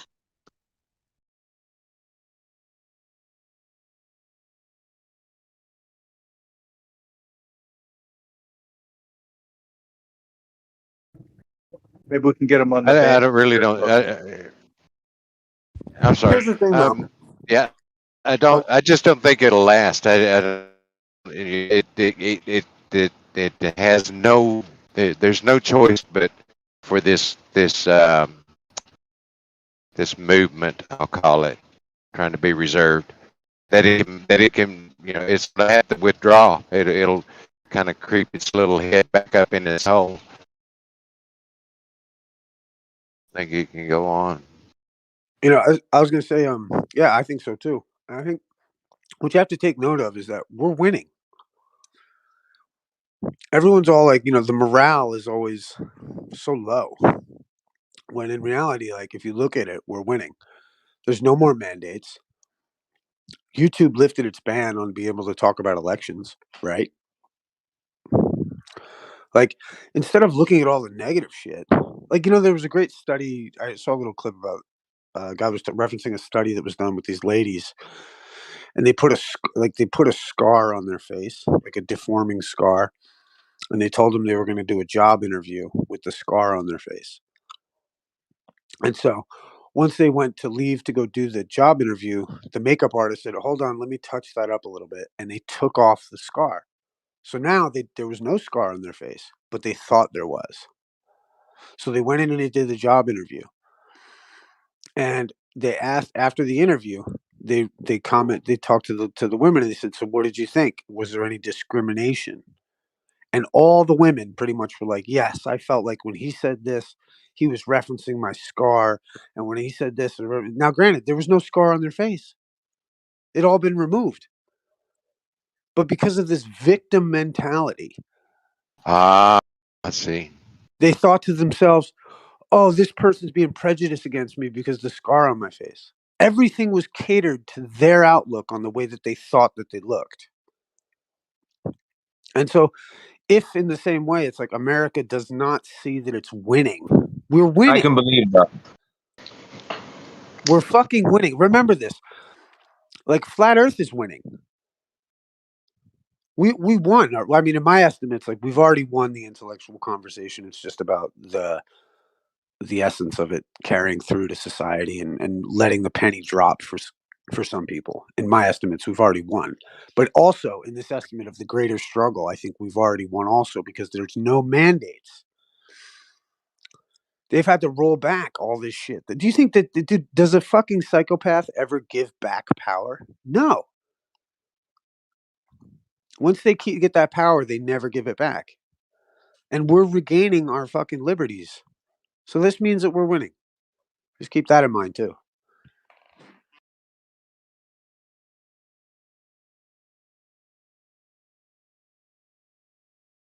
You know, that's why, like, if you don't know you're winning, it's like doing jujitsu. Like, you know, sometimes you could have a guy dead to rights. I could have him in a choke, but like, there's like the arm and guillotine choke I was talking to earlier. It takes, when I put my arm and guillotine in, I count to 20 because I know that it takes 20 seconds for this choke to set in. And so when I wait 20 seconds, by about 18, 17, they tap. You know, when I've got my grip on right and I feel like it's whatever. But I'm like, hold on, for those 17 seconds, I've got to fucking stress. And it hurts and I might be blowing my arms out. But if I let go at second 16, I'm not going to get my submission. They could just do some Muhammad Ali shit. Yeah. And maybe that's what we are. Maybe it looks like we're not winning right now, but we're totally gonna Muhammad Ali this shit. Well, I think it's like whatever. It's Sun Tzu, man. When you're strong, appear weak. You know, when you're weak, appear strong, right? And that's what these people are doing right now. The Democrats and all. They got nothing. They got all this shit coming out on Joe Biden. They've got no credibility whatsoever. Biden got 5 million, probably way more. For what? He doesn't even have a job. They don't do anything. They don't provide anything. What did you get paid for? Well, it's obviously political espionage, and this will come out. You know, they've got nothing. So what do? They fake or they use the submarine thing to cover all their stories. They're weak. We're winning, man. I don't know why everyone's so negative, man. That's why now the move is to take on the attitude of a winner and start elbowing these people out of the public square with their fake, their bullshit, thoughts. I mean, look how awesome it is that I feel like flat earthers introduced the question of like, wait, before we get to going, can men get pregnant? You know what I mean? Like, well, hold on. Before we talk about anything serious, can men get pregnant? And as soon as someone tries to go, well, there's multiple genders and genders are too complicated. Now you sound like a fucking idiot. Nobody really society's over it, man. Bro, You know what I mean? question Other has than a never bunch of been asked. other than a bunch of diehard radicals, that question is answered, and everyone is like, "Fuck off."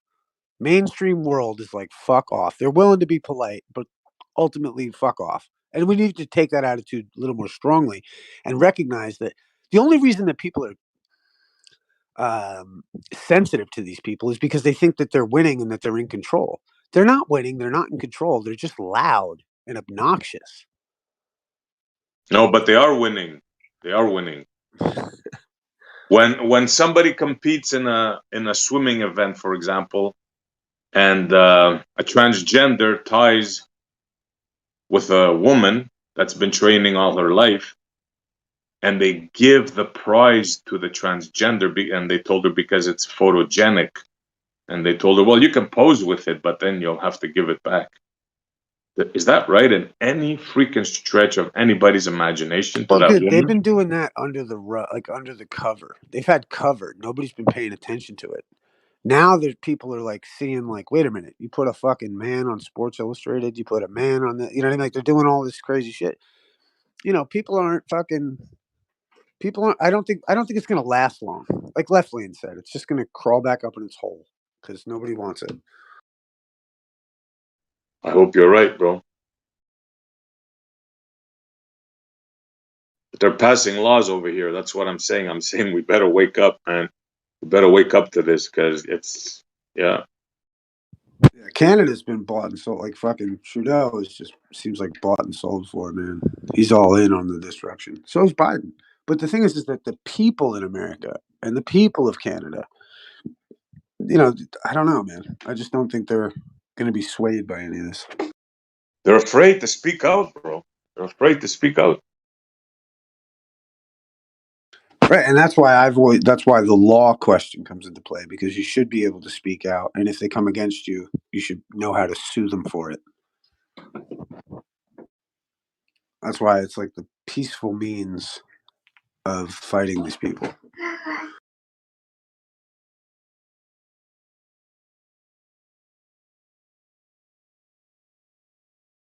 You know, I picture these classrooms of these young children and the teacher up there talking about gender and sexuality and all these things. That's like, man, it's like a hanging offense. That you need to leave other people's fucking kids alone. You know, it's Yeah, I don't that's know. Maybe it's abuse. just the country boy in me. I don't know. I completely agree. Yeah. Hell yeah. Right, and I think that is the general sentiment. It's only these radical people that have like positions on a school board that are making these moves, and I just don't think it's going to last.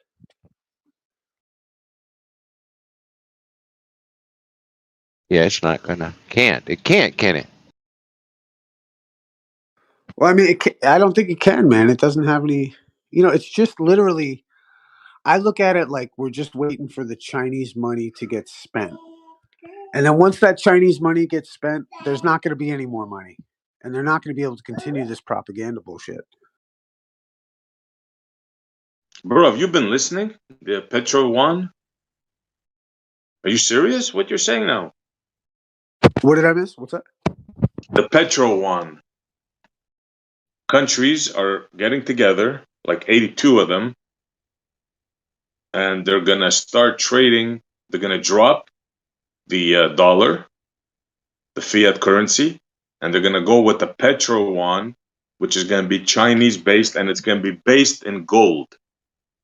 They're already trading in that.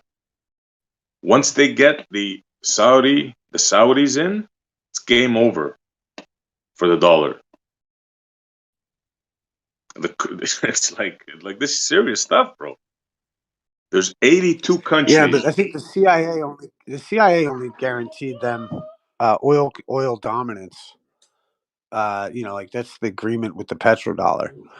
I think once if Saudi and those guys, like again, it's like look weak when you're strong, and I just don't think our military interests, as much as woke as they may appear to be, I don't think the real brass are going to let that shit slide.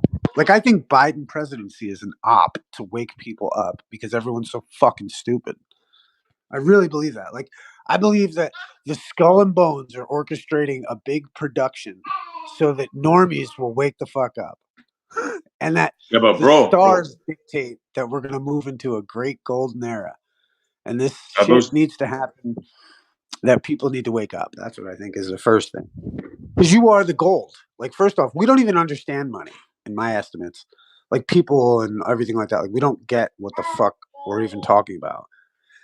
And I think, like, until we understand that we're the creditors, everything is a big mystery. I just don't think they have the rights to go as far as they're leading on.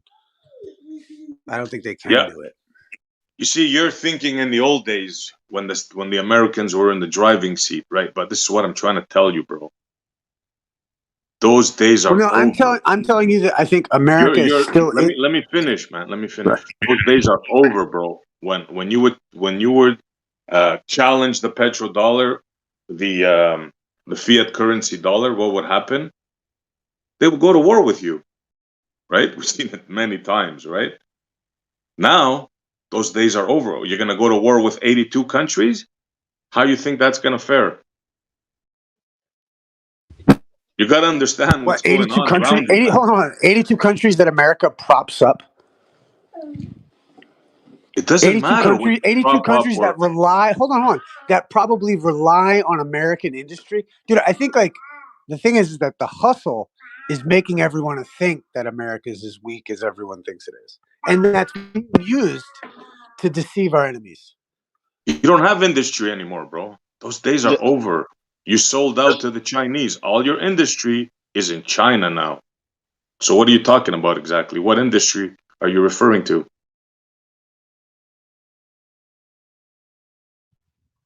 Buy all the goods from these other countries.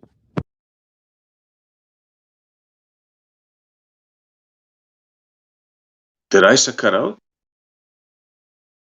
I was saying, don't we buy all these goods, or aren't we the biggest importer of all the goods of these other countries? Right. Yeah, I'm aware you're talking about the symbiotic relationship. Sure. But those days are starting to dwindle as well because other countries are moving in to fill the void, right? You have India, you have all kinds of other countries that are trading with China with their Silk Road. And yeah, it's in no one's interest to harm the other one, right? So exactly, the states can't do nothing about it. They depend on you, you depend on them. But meanwhile, in the background, they're scheming with other countries to have their own currency, and you can't do nothing about it. This is what's happening right now. Just remember, any currency that is standardized with gold is extremely susceptible to a major gold crash. So all the US would have to do to combat against anybody who throws their standard into gold is the US just has to dump a bunch of gold into the market and devalue gold, which is the exact reason why the US went away from the gold standard, because it is very susceptible to global market fucking around. And furthermore, the US controls the water navigation in like 80% of the world. So if anybody wants to ship anywhere around anything or on a ship around the world, they pretty much have to ask the US. So the US still holds the big balls in the world, and they will for a long time. Yo, and when Trump comes back into power, he's going to institute all these tariffs like he had on China in the first place, dude. I am But fucking Trump's not I'm going on to the come hook. back into power, though. We have to. You can't assume Trump's going to come back into power. The Republican Party is divided. The Democrats aren't. So right then and there, the Republicans are already right now much weaker than the Well, see, Democrats. granted, I think you're seeing it's like seeing the forest through the trees, in my opinion, because which I totally get. But I look at it from a like kind of a broader perspective in the sense of the way that our national debt works and this theory about alternative history and shit. And I just see it as Trump is the only vehicle that's going to be able to simultaneously hold China accountable as roughly as it needs to be done. Because you got to remember, everyone thinks that China owns the national debt. I'm under the opinion that it's actually all of us individually that are owed the national debt. So this whole viral thing that happened the last couple of years, I think coming out of and everything from China is set up so that what'll happen is we'll be able to discharge the value that China allegedly owes against our national debt, and we'll be able to come into a new agreement moving forward, I think. Well, I'm not a huge Trump fan, but the one thing that I did like about Trump is I think he opened the eyes to a lot of people. I think that's why a lot of people hated him. But he opened the eyes to a lot of people to say, hey, look, if Canada, the U.S., and Mexico band together, we have enough resources and cheap labor between the three of us to basically cut out most countries, China included. Do you know what most people forget about this whole thing with China? People say, oh, China owns America. Who was it? Where did China get all the money to build itself up into the nation it is today? From American investment banks, and people forget that. So, That's you know, the crazy it's part. not that America is the most powerful nation on earth that has ever existed. It's just the American people that are fucked and don't have any power anymore. The American bankers are very, very fine. Oh, American corporations run the world. I completely agree with that, 100%. Exactly. There you go. Yeah, and they sold out to China. And because American politics are so driven by money, like anybody can go and donate a retarded amounts of money to a particular politician, it makes the political system in the U.S. very viable. You can buy So a presidency. Do you know how much a presidency costs in America? You can buy a presidency in America for $500 million. If you have $500 million, you can become president in America. Yeah, I agree. That's why they hate self-funded politicians like Trump and Like those Trump. people who are able to put their own money up. And again, I'm not a Trump fan. I think Trump is an awful representation of American politics. But I do think that he hit the nail on the head on certain things, and one of them was we don't need other countries. Like in North America, we really don't need anybody else. Everybody else can Exactly. fuck right No. off. And he was No, you're right. 100% Why is correct. China? The thing is, people say, "Oh, China this, China that." America still has the most powerful military on the planet. No one's gonna do anything against America. America doing very fine. I think what SC is referring to is that the middle class in America is dead. There's just the very rich and then the very poor in America is getting to there. The middle class is dead. All industries and jobs are dead. But the American military and basically the American military industrial complex is not only very healthy, it's the most powerful military industrial complex that has ever existed. Yeah, and they just made a shit ton of money by selling 20-year-old surplus equipment to Ukraine and Russia and all these countries who are like scared of Russia. So yeah, they've just made a shit ton of money in the last year and a half. Well, you have to remember even the whole thing with Russia. The people who control both America and Russia are the same people. I mean, at the very top. This whole thing with having America and Russia is just an excuse to have two factions that you can pit against each other. It's the whole Hegelian dialectic. I'm of the belief that Russia is still holding on to ancient Russian empirical. How could I say it? Fantasy. Forever. Like they still think that Russia is an empire that can take over the world, and in their idea, Russia is something that it really isn't. Like they're like, and I think that's what's controlling a lot of Russia is that old USSR mentality that was stuck in the imperial ways of the Russian Empire 150 years ago. Well, it's funny you should say that, because have you seen that image where they compared like a bust of Julius Caesar with an image of Putin, and they look fucking very, very similar to each other. He almost looked like he's a reincarnation of Julius Caesar. Look for it. If you go on Google and search for Putin, Julius Caesar, and you'll see there's like an image, a composite image, where you have an old bust of Julius Caesar next to like an image of Vladimir Putin, and they look quite alike. It's just funny when you said empire, because I've always said Putin is not a president, Putin is a king. He's the king of Russia. He sees himself as the king of Russia. I fully agree with that. It's just unfortunately his politic, like the Russia's politics after the USSR, doesn't allow him to be a king. So he fucked the system so that he would always win politically, democratically, in parentheses. But really, well, that's he's why a czar. when he put, though the president, I mean, he was president for the allowed term that you're allowed to be, and then he put his puppet onto, on the throne, you can say, and then he came back to being president, and now he's changed the law. I personally think Putin will be the president of Russia for his life, for life. And the thing is, he's not bad for Russia. He's been one of the best Russian presidents ever, because he's good for Russia, he's bad for other countries. So you guys think the West has any business in what's going on there in Ukraine? Of course not. The war in Ukraine is a war between America, England, and Russia. It's a proxy war.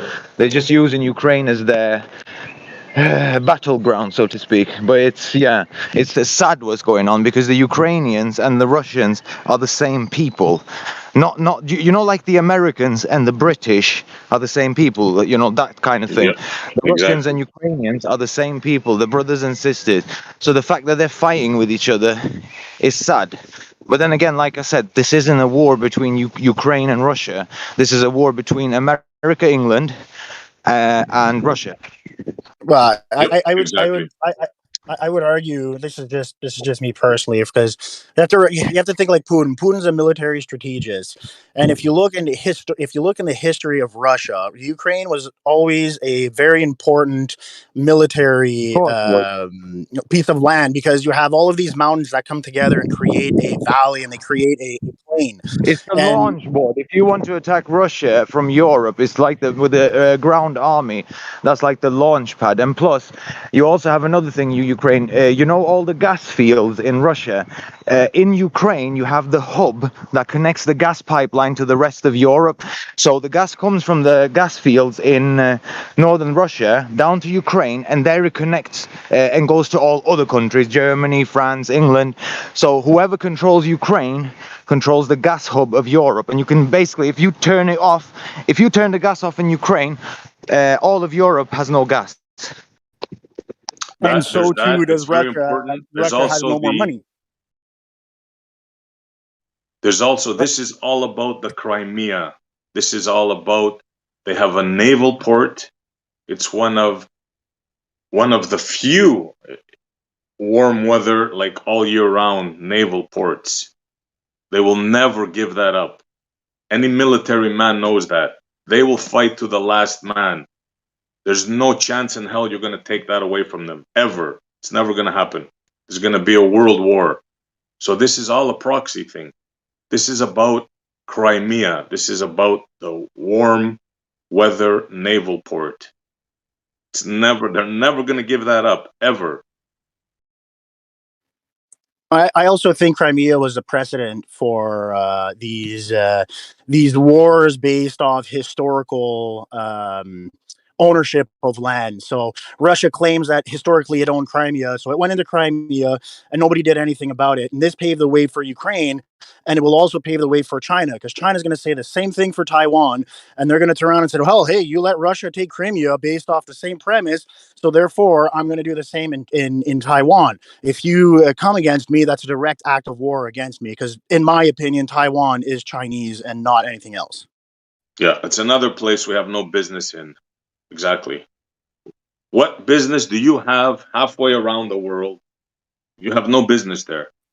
Superconductors. That's the business we have in Taiwan. Yeah, exactly. Yeah. Like I said, the world is changing, man. The world is changing. There's the bullying that's been done, and I'm not picking on the States, right? Every empire does that until they come to the end and people say, you know what? Screw you, man. No more. You ain't going to tell us what to do anymore. That's what's happening right now with the States. It happened with Britain. It happened with Rome. It happened with Greece. It happened with Egypt. I mean, this is not new. I think the only difference with the U.S. though is that the difference between now and before is that now we know exactly.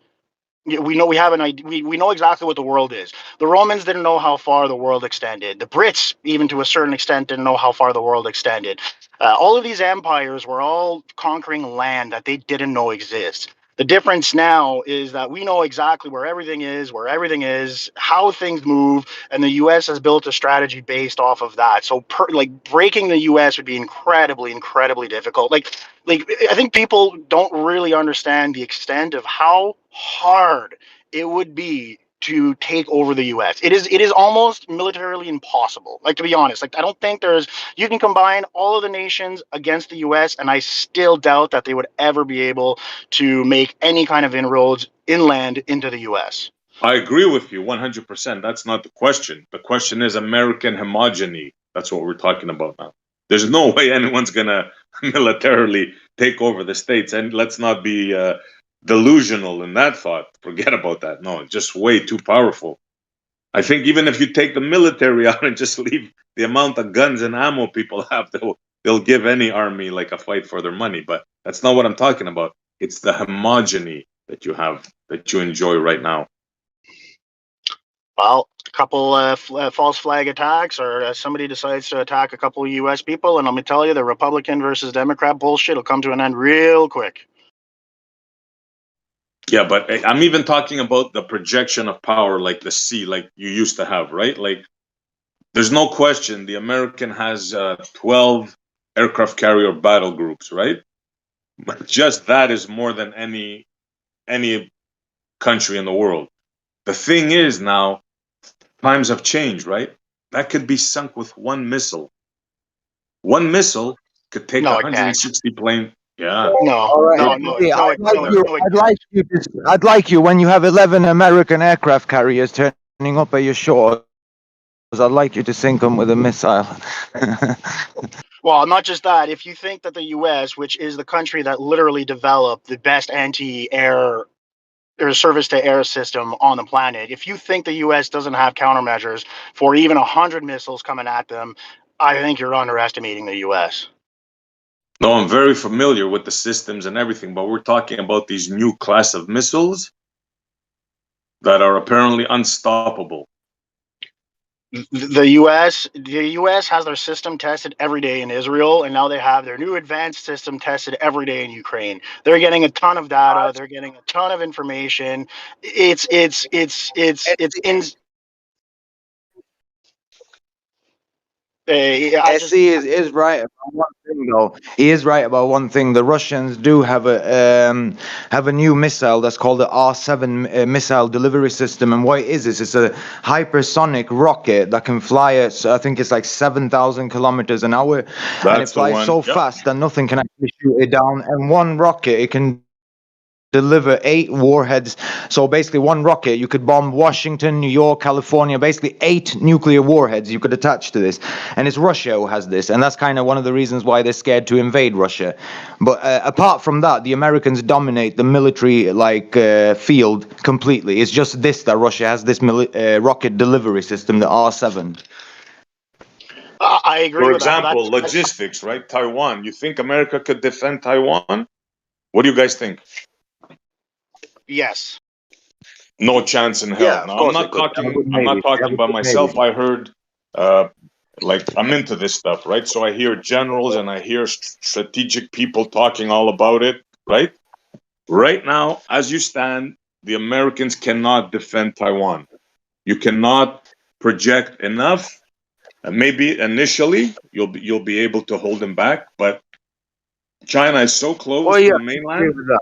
I Well, agree You're with not in that. any position to. I think you need to be more I think you need to be more specific. What the generals were actually talking about was a land invasion of Taiwan. So if China sends 1 million troops to China, can the U.S. defend the Taiwan? The answer to that is no. But China's not going to do that because the U.S. will bomb all their ships before they even get close to Taiwan. But Yes. the U.S. would not be able to defend Taiwan of a land invasion of Taiwan. But it can defend Taiwan in any other scenario. Yeah, I think you better. I think you better check up on that, bro. Times have No, in the changed. long run, you're right. See, in the long run, the Americans would lose because I mean it's so close to the Chinese mainland. It would be a logistics problem eventually. But at the same time, the other guy is also right in the sense that America would just bomb everyone. I mean, at the end of the day, the kind of scenario that you have today with the superpowers is a mutual destruction scenario. Do you get me? You have like America and Russia. Essentially, all superpowers they could destroy their enemies if they wanted to in an hour with all the nuclear warheads. The only problem is then the enemies would retaliate in kind. So it's kind of one of those things. To be honest, like normal warfare isn't really like viable anymore. That's why these days more and more you have technological and economic warfare. So like the war between China and America is more the war about AI. When you guys agree, like it's coming more to that now than like actual fighting. Well, that, and I also think that countries, especially like China and Russia, realize that they can't lose 1 million soldiers. Like the countries cannot, like right now, those countries are in declining population. So if you send your country to war and you lose 1 million, 2 million, 10 million people, you're setting yourself back not 10, 20 years like you did in the Second World War. You're setting yourself back hundreds of years because your population is currently in decline. So you can't afford to go lose citizens and soldiers by invading a country. And that's why you'll see China and Russia taking their time because they are weak countries. I sincerely believe that them two making a deal together is because they are weak. They know they are weak, and they need to come together. Of course, they're financially weak. I mean, well, China isn't. China isn't financially weak. The problem is, China has the strongest financial muscle on the planet. However, America has the strongest military. So it's exactly like you said. China might be very strong. Russia might have these missiles, but you know they lack against America and other things. However, if they unite, now China and Russia united, could definitely do damage to America. But then it goes back to this thing that at the end of the day, at the very top, all of these people are still controlled by the same people. So it's kind of like just for show, really. Like all of this, global politics, I think to me is just theater. I agree. The only thing I push back on the whole China and Russia things, and just think about it, just put a little bit of logic to it, right? Why would a superpower seeking global dominance align itself with another superpower also seeking global dominance? There is a diametric, there is an opposition to their ideologies that just doesn't make sense. So the only reason they would be You can't together, do it alone. well, yeah, because they're weak. They're Yeah, weak. yeah. I just said that they lack against the Americans, and like whilst China has the very strong financial muscle, they don't have the army that America has. And Russia, whilst Russia has the army that America has, and like the military to match it, Russia doesn't have the financial muscle. So coming together makes perfect sense with Russia and China because they complement each other. Russia doesn't have the military might to come up against the U.S. Not even Army close. has the technology. Russia has the nuclear. Russia has the nuclear capacity far outweighing the Americans. Russia's nuclear weapons are more advanced, and that's what I was saying about this rocket system. Apart from that, yeah, you're right. Russia cannot match the Americans. Not the navy, not the army, but technologically and nuclear-wise, Russia is very strong. I don't know. I don't know if I fully agree with that. The U.S. are just a strong nuclear, and I would say the U.S. has moved on from nuclear because it's fairly hard to be accurate with. And what I mean by that is, yeah, you can send a bomb and blow the shit out of everything, but does that really serve you any purpose? Contaminating that land, all that stuff. Like nuclear weapons are really not that good if you That's really not the think about it. point, though. That's not the point. Because Russia has this capacity, America would never invade Russia. Because Russia has actually said this openly that if someone invades Russia, then they will use nuclear weapons. And that's the whole point, that the nuclear weapons that Russia has, like with this new missile delivery system, they could bomb America. And that's the only thing I'm saying. Apart from that, Russia is far inferior to America, and that's why they have to unite with China. Yeah, I'm personally I'm not fully convinced that Russia can actually land a bomb in the U.S. I'm not fully confident in it. I'm fully confident that the U.S. has some sort of defense system that nobody knows about that directly counteracts this particular missile. Look it up, bro. Look it up. They don't. Not with this new missile delivery system. It's too fast. It's a hypersonic rocket, and it flies so fast that it can't even be detected by radar, pretty much, because They can't you be have to use. detected by lasers, and the U.S. has been in development for military-style lasers for like 20 years. So, like, they like to say they don't have any measures. To me, is too much of a stretch. I think they do. It's not, bro. They don't have anything that can catch up to the rocket. It's not that they don't have measures. They have surface-to-air missiles and stuff. The problem is that this rocket flies faster than anything the Americans have at the moment. That's all it is. But again, the U.S. has fully functioning anti-air lasers. Is what I'm trying to say. So, like, the U.S. already has technology that can capture it, find that missile, track it, and also send a thing that's way faster than that, a beam of light, to that Yeah, with particular laser, I missile. suppose. Yeah, with laser, I suppose you could do it. But I mean, it's not as easy as you say, bro. You know, you say it like, oh, it's just with the laser, it's very difficult. The point is that Russia can still do damage to the Americans. That's the whole point. Russia can do enough damage to the Americans that the Americans would never invade Russia directly. And that's why they're having all of these proxy wars everywhere in Ukraine and the way they've always done. They always have these proxy wars and Russia, same way Russia knows that Russia cannot do anything to the Americans. Russia is too weak to do anything to the Americans, and the Americans know that if they attack Russia, then Russia can do enough damage to the Americans that it's not worth it. Ask yourself this: in the event of invasion, China, right, in Taiwan, how many American lives you think the Americans would be willing to put down to defend Taiwan? Until the news starts going crazy and it starts backfiring. How many? 50,000, 100,000, 200,000 American coffins? 300,000? How many? I mean, what's the value of Taiwan to the U.S.? Like, the value of Taiwan to the U.S. is superconductors. That's their value. That's really what the U.S. gives a shit about in Taiwan. Otherwise, they don't really care about Taiwan, apart from Taiwan being, anti-communist, and the U.S. likes that. But at the end of the day, the U.S. could do what they did with the Nazis and airlift whoever the fuck they need, they think is important, airlift them to the U.S., and then let China do whatever it wants to Taiwan. I mean, the U.S. could definitely do that and say, you know what, we got what we need, whatever, have fun, see ya. That's exactly what you're known for, and that's why nobody trusts the United States anymore. Exactly what you just said. That's why these 82 countries has had enough. They've all been mistreated in one way or another, and nothing bad. Look, I love Americans, right? I'm telling you, I'm pro-American. I'm Western, and I'm just saying it like it is.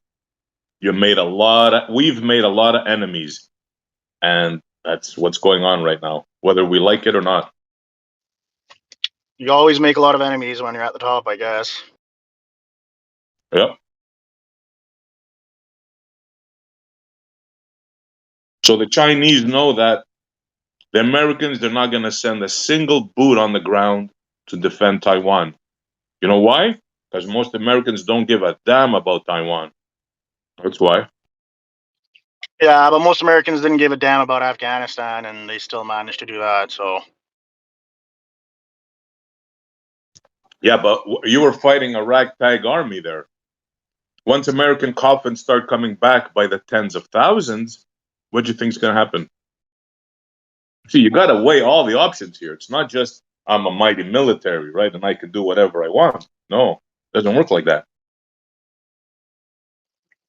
well, it's not that I'm a mighty military. It's you listen to me, or I'm going to go bankrupt your economy, and then elect a president that's in my favor, and then enact laws that work in my favor. That's why the people hate Americans. That's truly the reason why people hate Americans, because it's so obvious their plan. It's so obvious their tactic and how they go about it, and they just rinse and repeat it. They go into a country that's has some somewhat turmoil in it, and it's like, okay, great, let's go fuck up their politics system. Let's get a head of state that is pro-U.S. and that will make sure that things swing in our favor. That's why people hate the U.S. Exactly.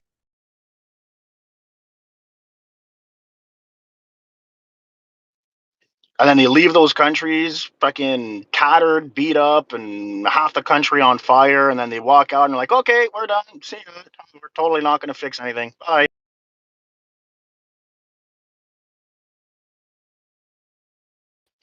But hey, you can have our tanks that we left there. Tanks and a few helicopters and some ammo, just take that, just you do what you want with that.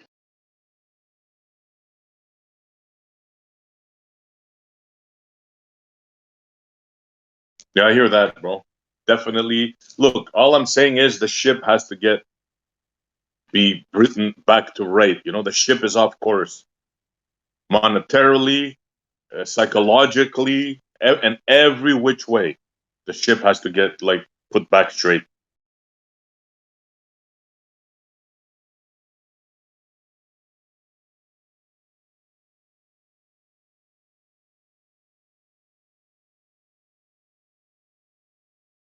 Because you can wake up one morning and find that your dollar is devaluated by 30%, let's say.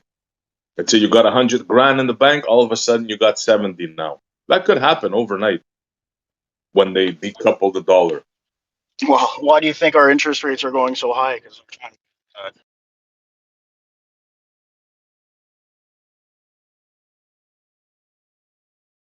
I see, that what you said there, that your money can just get devaluated. My dad was telling me about, like, my dad used to live in Russia back when the Soviet Union fell, and one day he had enough money to buy like a nice Mercedes and have enough food for a month. Overnight, the next day when he went, his money bought him a new pair of shoes and a loaf of bread, and that was it, because the money had been devaluated that much overnight. well, look right now in Lebanon. Look at what's happening in Lebanon. That's a prime example of that. Like in 5 years, $5,000 in Lebanon got you a house, and now it doesn't even get you bread. Yeah, it's because all of the loans to the banks and stuff, their inflation has gone wild. Of course. Yeah, and their governments decided to bolster their economy off of the U.S. dollar, and by doing that, they completely devalued whatever money people had in Lebanon.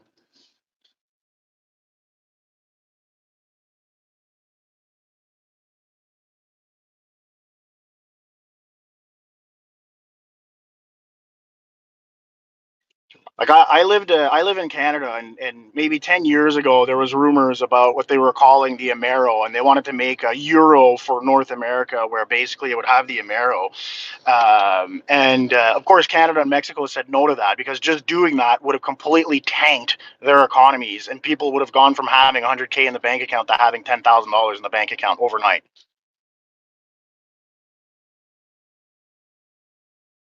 I remember that Amero debacle thing. Yeah. Yeah, it was fucking stupid.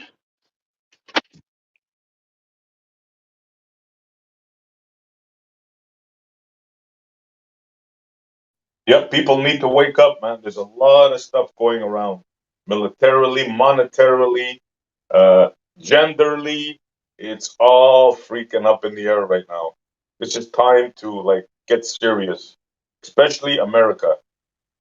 Canada, what can we do, right? We're like a tiny little stain.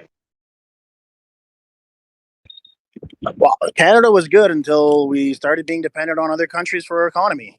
Like, you can see the line so very clearly in Canada's history, where we were very much self-sustaining. We had our own economy, and our economy was not dependent on too many outside things.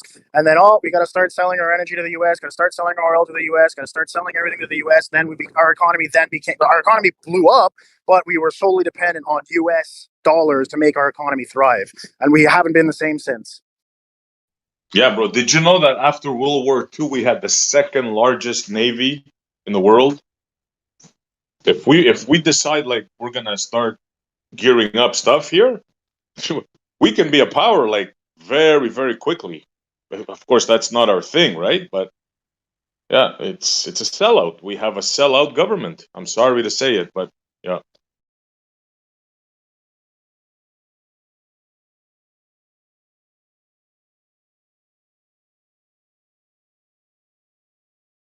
So our only hope now is the states, and that's why the powers that be are centering to take the states down. It's the last free country standing, right? And they want to take your guns, they want to take your manhood, they want to take everything. This is it. They're after America, the last free country standing.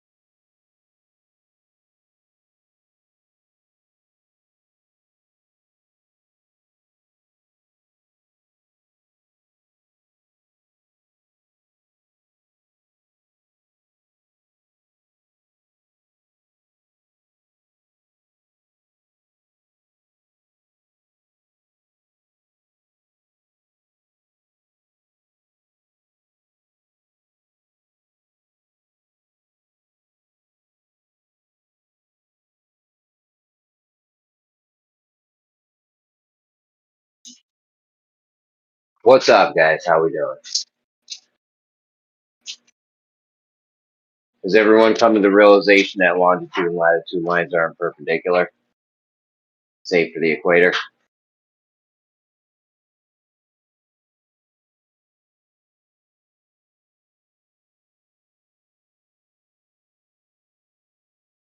Tough stuff.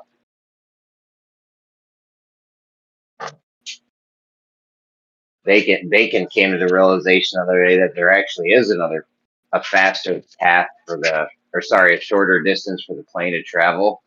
You recognize other reference frames, which obviously we do here on Earth. That was neat.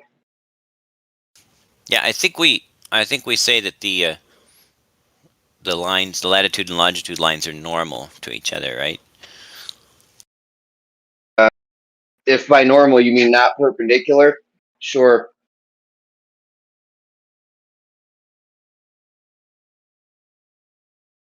This ain't even about your lines curving, dude. This is about they're just not 90. They're not 90 degrees, period. Because when you draw a 90-degree line from a longitude line, it doesn't bring you. It's not a latitude line. It goes to the equator. Right. So That's not normal. Not normal, Jesse. No, not normal. They're not normal.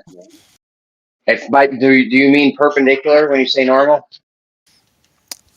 Well, no, I mean, let me look up the definition for normal here. Hold on. If you mean 90 degrees or perpendicular, which are the same thing, then no, they're not. They're not normal. Okay. Let's see. By normal, I mean perpendicular to a line, which would be tangent to the curve at the point of tangency, right?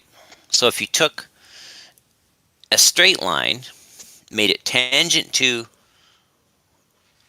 your longitude or latitude line, and then made the tangent point at the same point that the longitude and the latitude lines crossed. Yeah.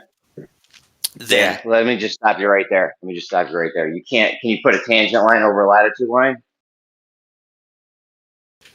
absolutely, you can put a tangent line to anything that's not a straight line.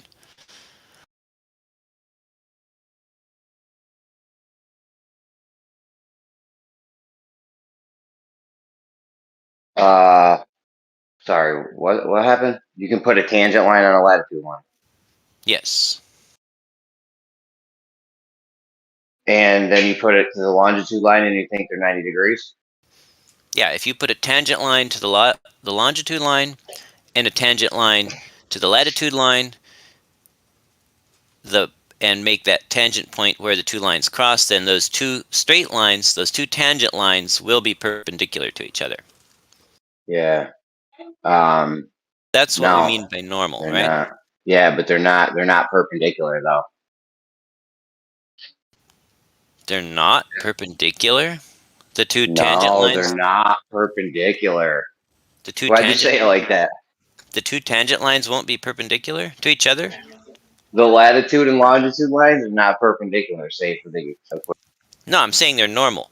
I'm saying the tangent lines. And normal means perpendicular, right? No, it means Okay, that. what does normal mean again? It basically means that the two tangent lines would be normal to, or would be perpendicular to each other. Okay, so the longitude and latitude lines are not perpendicular, right? Most people would understand it to be perpendicular, but if you want to be technically accurate, they're normal to each other. They're not perpendicular. No, they're not. I don't know what you're saying with this normal thing. I asked a very specific question: are they perpendicular? They're not. I don't know. Are you trying to argue that they are, or For all practical purposes, they are. no? They're not. But the technical word is normal. It's not. No, they're dude. not. They're That not. doesn't even make sense, dude. They're not. They're not perpendicular at all, because you know where a perpendicular line goes when you draw one on a globe. If I have a longitude line and I draw a line perpendicular to that, where do you think that line goes? Have you ever drawn a 90 on a globe off a longitude line, Jesse? I'll tag you here with some information. I Jesse, didn't have make you the ever for drawn a NOAA. 90? Jesse, have you ever drawn a 90-degree line? Have you ever gone to Google Earth, drawn a 90 off a longitude line? Yeah, I know it makes a great circle. Yeah, it goes to the equator, right? Right. So that would be perpendicular to the longitude line. Does the latitude line look like that line? Well, I mean, I don't even know if you could technically say that would be perpendicular because you're you're talking about a curve. Curves can't be perpendicular, right? Isn't that your argument? We're doing spherical geometry. No, that's not my argument at all. Yeah. It's not Well, looking anyway. good for the globe this morning. If that's all you guys got, holy moly. That was just kind of like not cringy to listen to, but you weren't giving him like straight answers, and he was being pretty patient with you, just being like, no, that's not what would happen. Dude, No, you should have heard what Kosho did. That was nothing. It's I not. just woke up. But honestly, dude, I've just been feeling the flame, the fire to just like remind the Globers for like the last few days. Like I lost my my desire to flat smack for about a year, and I've got it back, you guys. I don't know. This shit ain't fucking spinning, you guys. It's beautiful. Well, this ain't all I got. It's just that you won't talk with me about other stuff I got. All right, bro. Hold on. Let me just get my coffee going right here. You don't even know what you did, dude. You just awoke the dragon. Cool. And actually, I've got work at 11, and it's 10 in my time zone, so I got to take off here real soon. But I would be delighted to have a discussion with you when I got some time. Yeah, man. Absolutely. Actually, I think you were trying to talk to me the other day, and I was just sending you. I sent you the link about vaping. That dude jumping off a fucking swing. I was like, that's. You got to admit that was kind of funny, right? You clicked on that, and you're like, "What is this?" Well, it seemed like a pretty weak argument to me, but. Yeah, no, it wasn't an argument. I just want people to stop vaping. I'm gonna kill them. Well, I don't vape, so good. Good for you, dude. I don't either. Matter of fact, one of my customers, I'm a mechanic, one of my customers was vaping, or was he smoking? I don't remember. But anyway, I pointed to the brake master cylinder fluid reservoir, and I says, that's vape juice in there. He's like, what do you mean? I'm like, yep, brake fluid's made of the same stuff that the base for vape juice is. That you add, you have a liquid media that you then add whatever stuff you want to it. Well, that base liquid is the same stuff that brake fluid's made out of. Gee whiz, I hope you learned a lesson. I think smoking is better for you than vaping. I've read some horrible stuff that I've never seen a cigarette do to a person, that a vape has. Yeah, well, I don't smoke neither, so. Well, that's for the best, honestly. Smoking is a horrible habit if you're trying to quit. But if you just enjoy it, I mean, it's really nice.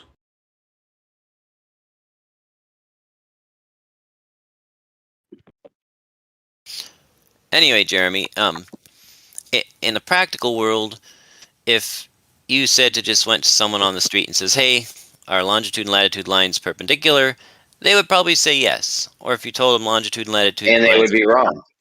Well, and they would be wrong. Right. The common person is wrong about lots of stuff, technically, but even though everyone knows what everyone's talking about. But yeah, if you try to, and if you zoom in on that intersection to where you can't see any curvature because you're zoomed in too much, then it's going to look essentially perpendicular, right? It's going to look like it, but it's not, though. Right. And that's the point is when you start looking at the whole picture in great detail, you can't treat it as if it's perpendicular because technically it's normal, it's not perpendicular.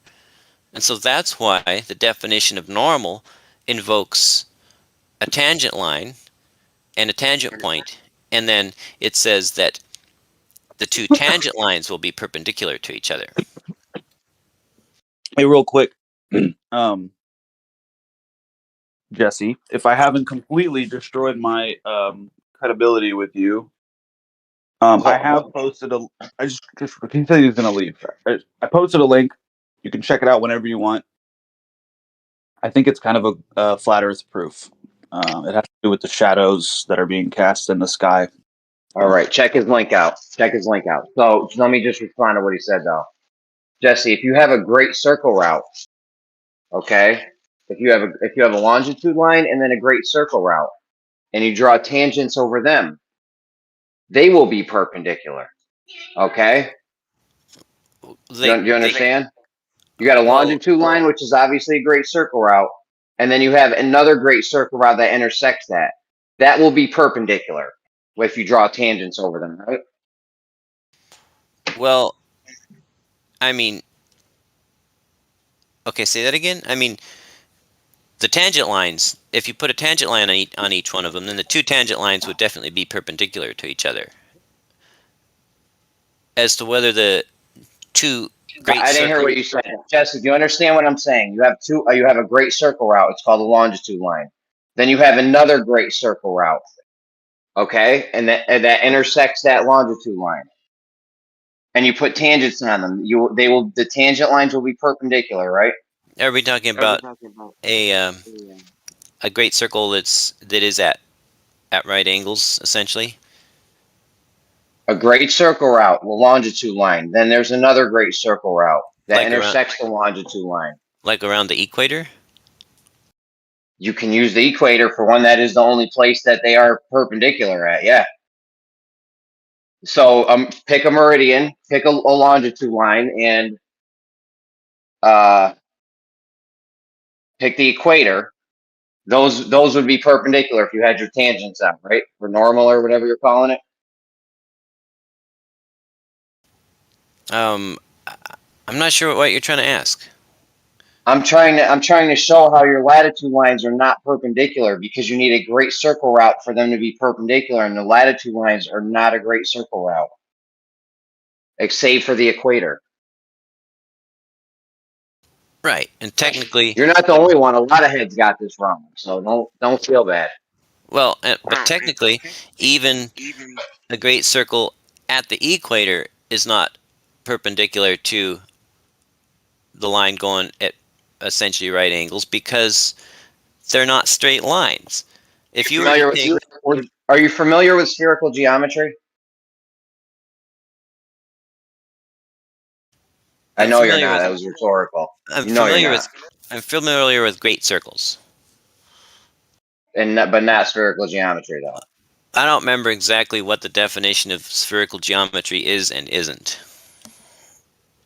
Yeah, we had a thing on it. Remember, you were arguing that there's chords and diameters and spherical. It's fine if you're not proficient in spherical geometry.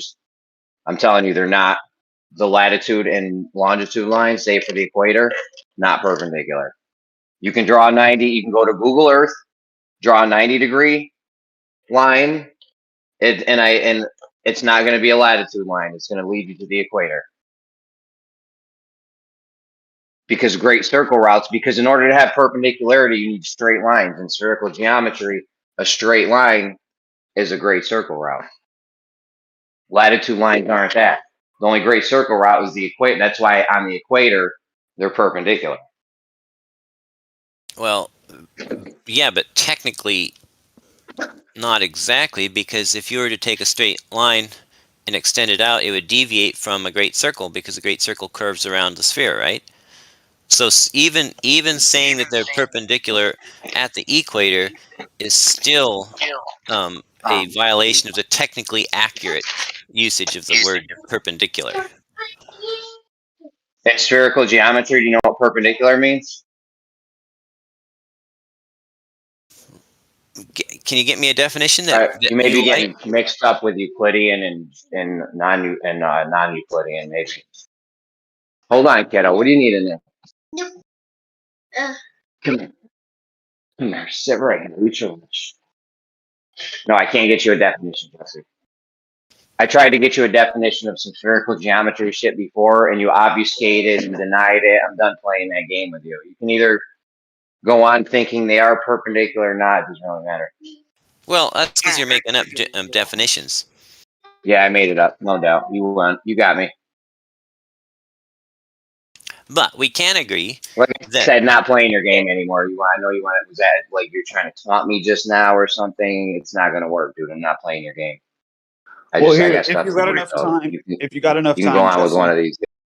Yeah, I posted what's one of my followers sent this video to me. They took it in North Dakota yesterday, and it shows contrails, or what I would consider to be chemtrails, um, casting shadows in the sky. However, these shadows don't make sense if the sun is 94 million miles away. Um, you'll see, like they don't make sense at all. So maybe you can help make sense of it. yeah, cool. I'll be glad to. But I gotta get ready for work, and I got less than an hour to be on the job site. So, Oh, okay. but it looks like no, I love shadow stuff. I'll show you my crepuscular ladder here.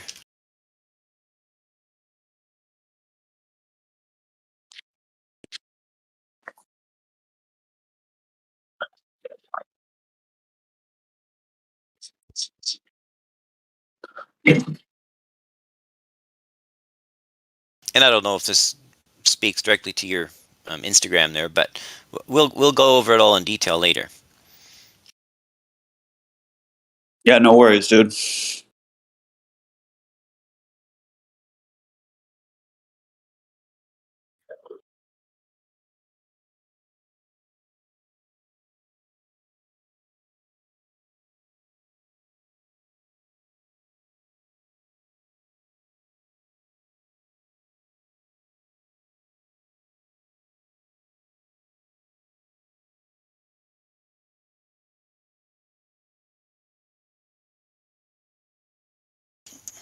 Well, anyway, Jeremy, what's your overall line of reasoning here? Because curved, great, or non-great circle lines aren't always technically perpendicular.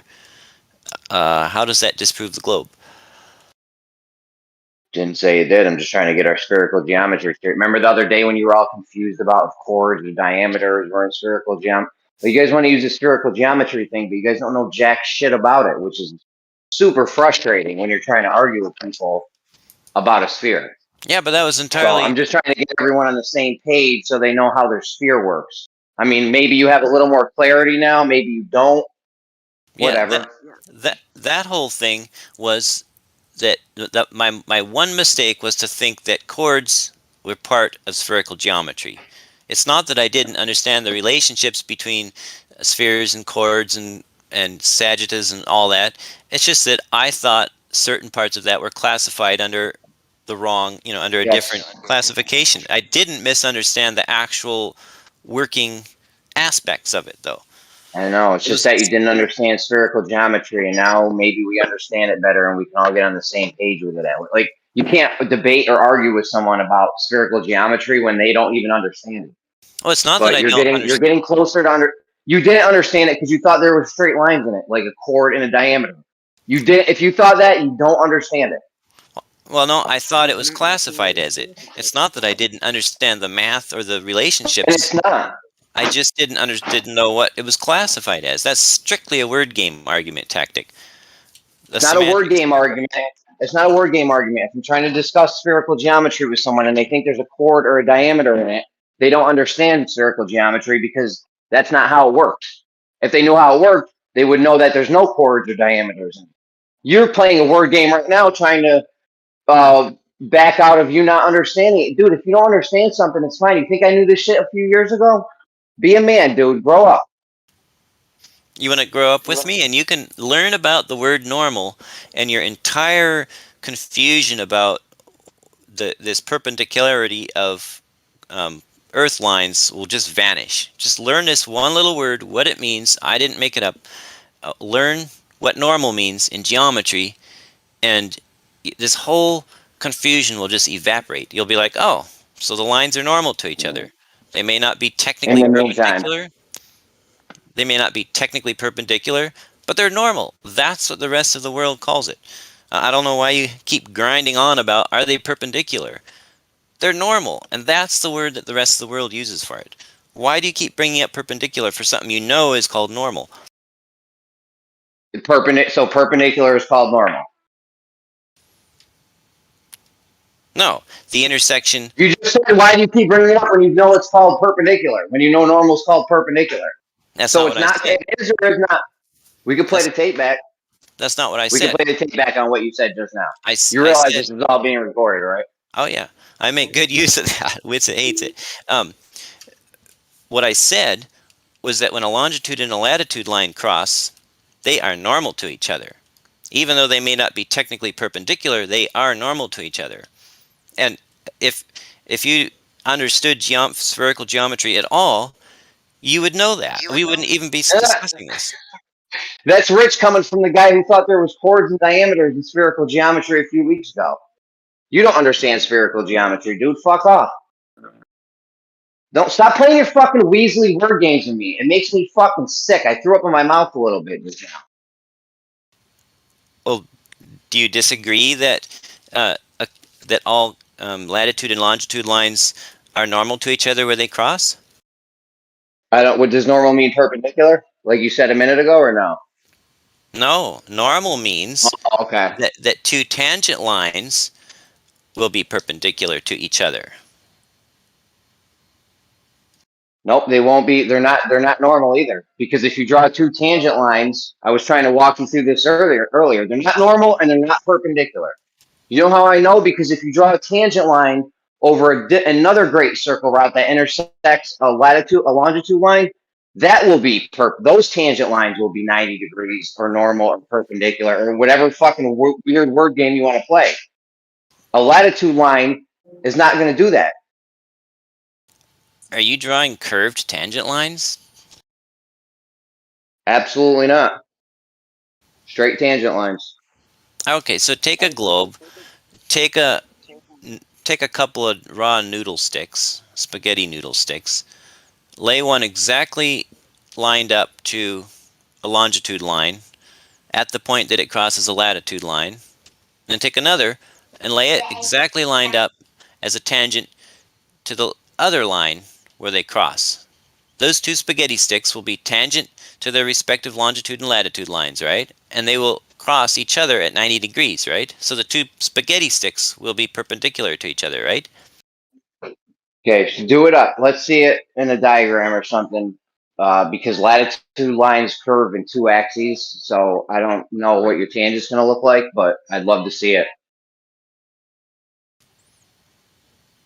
In the meantime, I can draw a great circle route, like the equator, and I can put two tangents on it, and that will be perpendicular, or normal, or whatever fucking stupid fucking word game you're playing.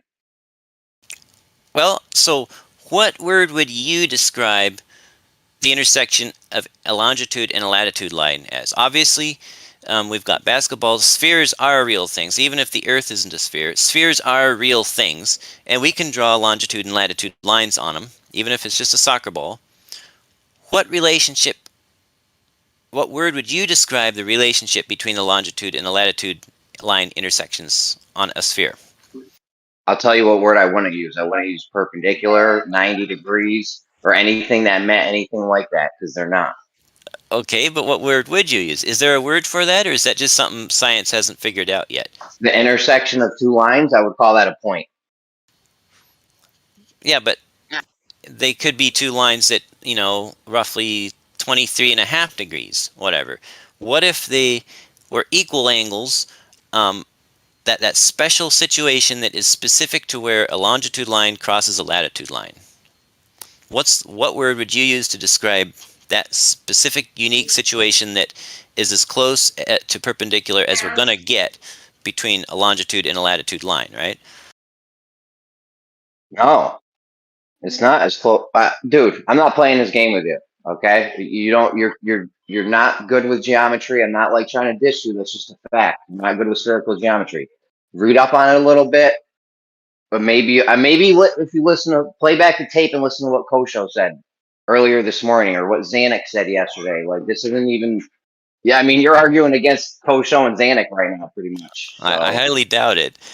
Oh, You don't even have a word for a very common phenomena. Okay.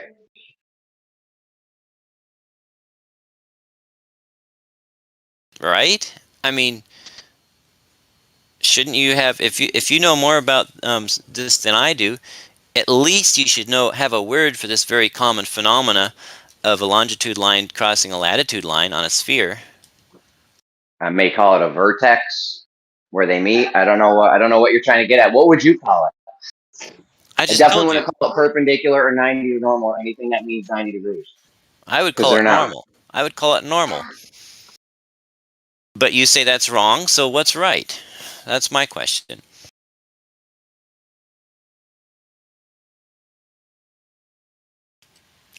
Well, find out. When you find out this basic, simple term for this common, obvious phenomena, then we can have a discussion. Until then, there's just nothing I can do to help you, Jeremy. Maybe you can help me out. What was the point Dude, of there's posting nothing the? I can do. Hold on, platypus, real quick. There's nothing I can do to help you if you think they're 90 degrees. Your own people even know they're not 90 degrees. Maybe Xanax can walk you through this, or Kosho or someone. I didn't say they were. I said that tangent lines to them would be 90 degrees to each other. The two tangent lines that were tangent at the point of the intersection would be, the two tangent lines would be 90 degrees to the other tangent line. Okay, okay. Do you understand that if I have a longitude line, okay, and then you put a tangent line over a latitude line and another tangent line over another great circle route that's going to cross my longitude line, are those going to be the same line? Say that once more. You've got a longitude line. We're going to draw a tangent from the latitude line, okay? Right, like you want to do. And then we're going to draw a tangent to another great circle line that I have intersecting the longitude line.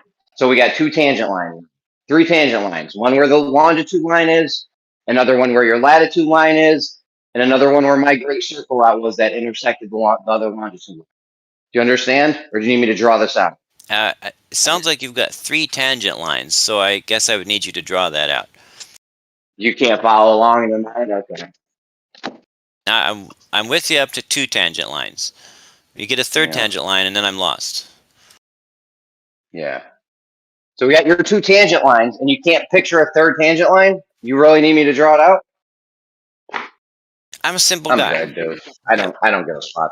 This doesn't matter. If you know this, you don't know this, I don't care. It's fine. Well, if you find a word that better describes it than normal, then let me know.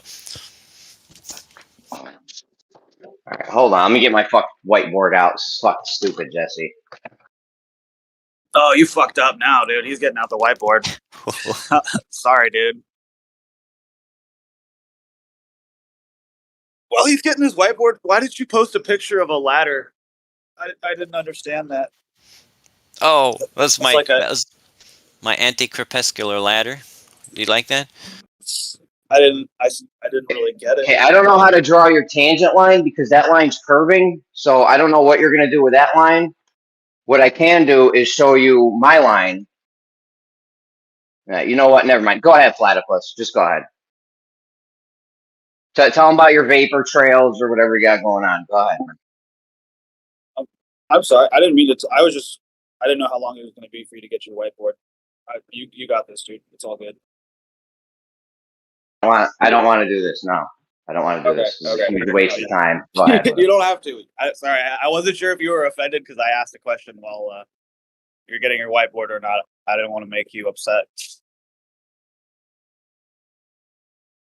You're fine, dude. Go ahead. Jesse will play with y'all. Well, he's got to go to work soon. Yeah, I gotta go to work. But I'll tape some noodles onto my globe for you later, Jeremy. Some spaghetti sticks. I always say noodles. Okay, when you tape your noodles on, can you tape a noodle? Can you intersect your longitude, the same longitude line you use for the first one? Can you tape another noodle onto a great circle route that intersects that longitude line at the same spot? I'll put a noodle on a longitude line tangent at the crossing point and a noodle on the longitude line tangent at the crossing point. And then I'll show you, and then you can see. Yo, Show you me get where you listen. want. You got a latitude and a longitude, right? There's a point where they meet. Right. At that point, make another great circle route. Come off of that line 90 degrees, and see where that line goes. That line goes through the. I don't know. You can do this on Google Earth. Go draw a 90-degree line on Google Earth, dude. It brings you to the equator. It doesn't wrap around the ball and come back on itself.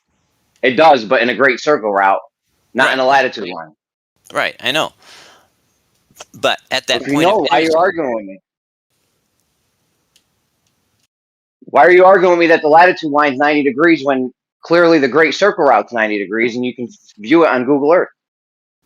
I didn't say it was 90 degrees. I said it was normal too. Right? And normal means what? This whole thing's about 90 degrees and perpendicular. I don't give a fuck about your weird word game you're trying to play. Does normal mean perpendicular or no? No. Normal means. Does it mean 90 degrees? It means that the two tangent lines will be 90 degrees to each other. Okay, but we're talking about latitude. Are latitude and longitude lines tangent lines? No. Tangent okay, then lines. Fuck off with your normal shit. All right. Yeah, why are you talking about something he's not talking about? Don't try this stuff, Jeremy? bro. It's lame. Jeremy, did we get this straightened out yesterday, I thought, or no? We did, but your people are I don't know. Well, he's talking about a term called normal. I think you have to probably get that out of him, what that actually means, so you understand where he's going with that. I told him that normal meant that it was perpendicular to a tangent line that was tangent at the point of crossing. Is that what a latitude line does, Zanuck?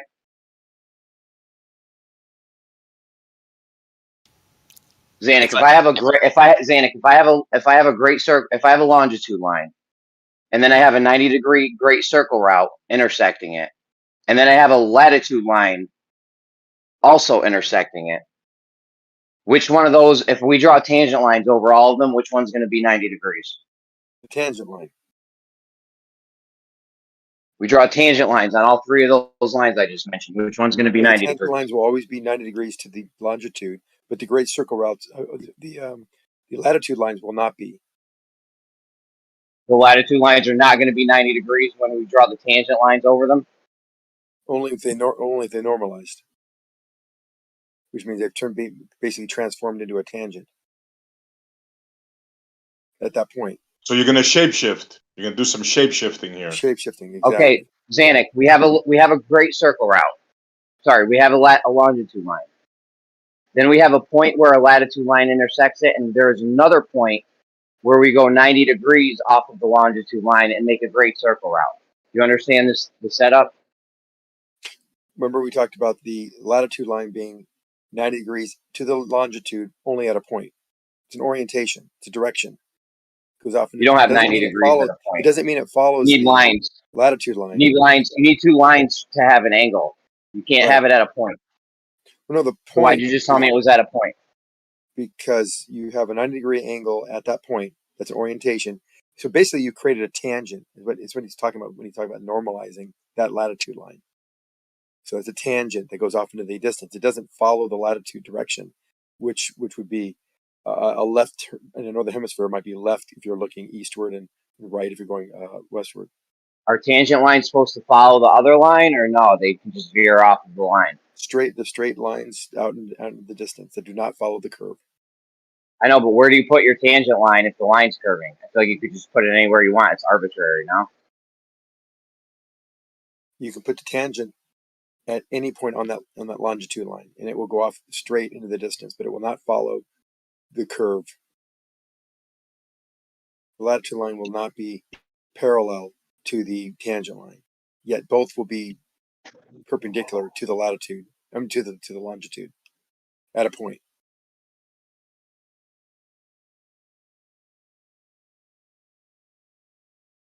Okay, so if anyone can picture this in your head, you have a longitude line, and then you have a point on the longitude line. At that point, a latitude line and a great circle route intersect that line. The great circle route is 90 degrees, by the way, and that will hit the equator. So I don't. If I draw a tangent line over that, is that going to be 90 degrees? Okay, Harry, stop. Let's say I have a great circle. Let's say I have a longitude line and a great circle route intersecting it, and that great circle route obviously will lead to the equator, right? Correct. Okay, and if I put tangent lines over them, they're going to be 90 degrees, right? Right. Huh? Yes, and they're not the latitude line. Latitude lines are not the great We're circle not even route. talking They're about a not latitude tangent line. lines. We're not even talking about a latitude line. That great circle route and that longitude line, they're going to be 90 degrees. Correct. Okay, now you're telling me we're going to draw a different tangent line, and that's also going to be 90 degrees. Well, tangent's not different. It's a tangent is different with respect to the great circle route, but both are 90 degrees to the latitude line. Yes. Longitude line. Yeah, that's the latitude. No, longitude. Sorry. Yeah, so I'm going to have two different ones. So there. Okay, is the tangent line I draw for the great circle route going to be the same tangent line you would draw for the latitude line? It will be parallel in a different plane, but they're not the same line. One's straight, the other one's curved. No, we're drawing tangent lines. They're all straight. I'm going to draw a tangent line over the latitude line, and I'm going to draw a tangent line over this 90-degree great circle route that I intersected the longitude line. You can't draw a tangent line. Are they going to latitude line? You can't draw a tangent line over a latitude line. Oh, okay. That solves everything, Jesse, right? Ah, he left. I don't think he likes me. You can can't- draw so a you tangent. can't- You can draw a tangent line at any point on a curve.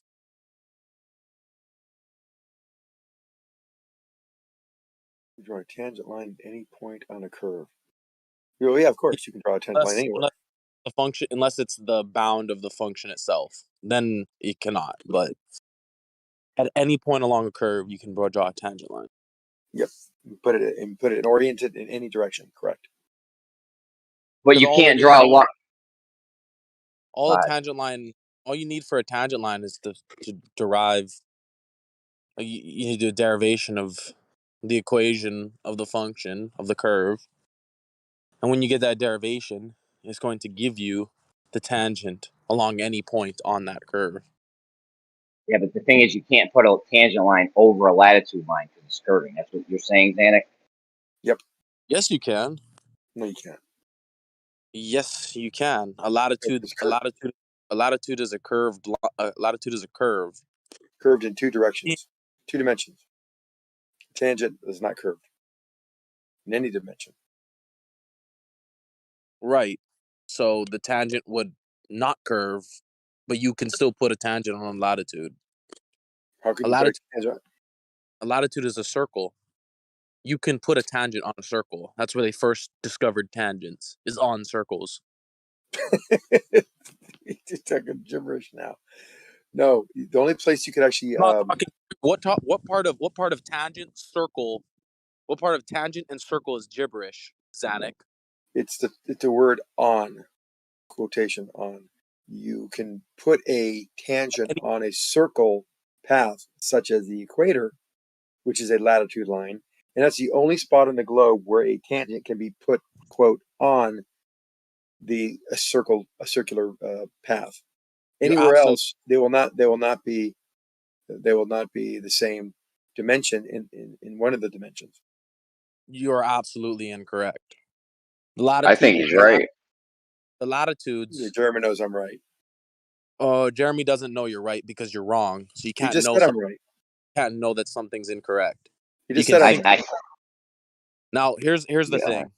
Here's the thing. The latitudes are a series of circles around a sphere. Are they the same circle size? Do they have the same radius? Not the same size, but they're a bunch. So they don't have the same radius. No, they don't. The rate of curvature is different. Yes, that's correct. Good. Let's use that as a foundation for our conversation. Right. Okay. So but the fact that they are circles means that at any point along the circle, you can make a tangent to that point. Correct. You fucking just said I was incorrect about that earlier, dude. No, you didn't say that. You're double speaking, bro. You are fucking double speaking. No, you didn't say that before, though. Dude, this is something straight up completely double different. speak. This is I'm straight not up double double speak. speaking. You can make a tangent on a latitude at any point. He said Yes. no. Then I Yes. went No, through I said you can put a tangent. correct. The very beginning, the first thing you said is we can put a tangent at any point on a sphere, and I said yes, you're right. Then you said you can lay down. Anything about a tangent to a sphere. You can put the tangent and lay it down on any latitude line, and I said no. Yeah, you can. Then you freaked out. Yeah, because The latitude's a tangent, circle. you realize that A if you latitude listen, being a circle means that you can make a tangent to it at any point. What are you talking about, Danik? listen, Yes, you Noah, can put if you have a a straight line. longitude line, A tangent is a straight line that intersects any circle on that sphere, any circular two-dimensional circle on that sphere at any point. And I agree with you. But you're talking. Then you mention the word latitude, then the whole scenario changes. okay, Is a Noah, latitude not let me a explain circle? it. Wait, no, I Let me gotta just, ask a question to Danik. Is a latitude not a circle, or is it a circle? It is a circle. Okay. Can circles have tangents to them on any point? Yes. So you agree with me then? That tangent can be placed on at any point of a latitude line or any circle on a sphere. Yes. That's what I fucking said that you disagreed with. No, I didn't. Go back and listen to it. No, that's what I fucking said. I know You go back. you did. We were talking about laying the tangent on the latitude, like laying it That's down, what like transposing it onto it with laying whatever. it down. It shoots off of the edge of a circle. The latitude is a circle. The tangent line shoots off the edge of it. What are you fucking talking about? Yeah, in what direction does it go? Does it follow the latitude line or does it not? It follows the instantaneous direction of the curve at the point at which the tangent intersects the circle. Follows the instantaneous direction. Yes. If you know about calculus, you know that a curve has directions at any point along it, except for the bounds of the curve or at some point where it's discontinuous. Now we're using calculus to determine the curve. What do you mean? You don't know calculus used? I know calculus. Oh, okay. So you would understand that when you have a function for a curve, and you derive that function, the function that you derive from it will give you the instantaneous slope of the tangent along any point of that curve, right? The tangent has a slope at any point on the curve. The slope of the tangent along any point on that curve. the thing is, Noah, we're talking about putting tangent lines over these other lines that already exist. So if you have a longitude line and you want to make a tangent line over where the longitude line meets the latitude line, the tangent line is not going to follow it. Whereas if you were to do it on the equator, the tangent line would always be above the equator. But that can't happen on a latitude line though, because it's curving in the second axis. So at the point where a longitude and a latitude curve meet each other, there'd be two tangents. One tangent to the longitude and another tangent to the latitude. Those two tangents would be perpendicular to each other. You can't put a tangent over the latitude line though, because the latitude line is curving. That's how you get tangents. Tangents are found along curves. That's how tangents are derived. You need a curve first. But he explained to you perfectly that, and you said it too, that the tangent at that intersection of a latitude and a longitude line would be two tangents that are 90-degree opposed to each other, and no one's disagreeing with you. Okay, well, if you don't disagree with me, then why did you say nuh-uh to me earlier? Because you said something different. You talked about the implication of the tangent line on a latitude that meets the longitude could follow the latitude, and it doesn't. They go off in different directions. Yet they both are 90 degrees out of point. There's only two tangents. There's a latitude and a longitude. The latitude and longitude intersect. At that intersection, at any point along a latitude, there's a tangent. At any point along a longitude, there's a tangent. We're talking about the specific point where the latitude and the longitude intersect. At that point, the two tangents, the tangent to the longitude and the tangent to the latitude would be 90 degrees from each other. No argument there at all. Dude, this is what I've been saying the entire time. So And that's you must no, just misunderstand. No, sorry. no. This is what I've been saying. I've been repeating No, myself. you talked about laying. You talked in about time. laying the tangent It's on the your, it's your Hold on, misunderstanding. guys. Hold on. We got to go one at a time. Uno a Playing by tiempo, the por rules. favor. Por favor. I think what Jeremy and I are both saying, and that you maybe are just missing, is that if you have a tangent that is above this point on the No, a latitude. tangent reference Can to a I curve. finish? You have to have the Tangent. tangent reference to a curve at a Yes, point the along tangent. a The tangent tangent. orient. Okay. Every time you stop, I think there's a spot for me to jump in, and then you keep on talking. So I have no problem waiting and yielding to you, but just let me speak. You have the floor, Zanuck. Thank you.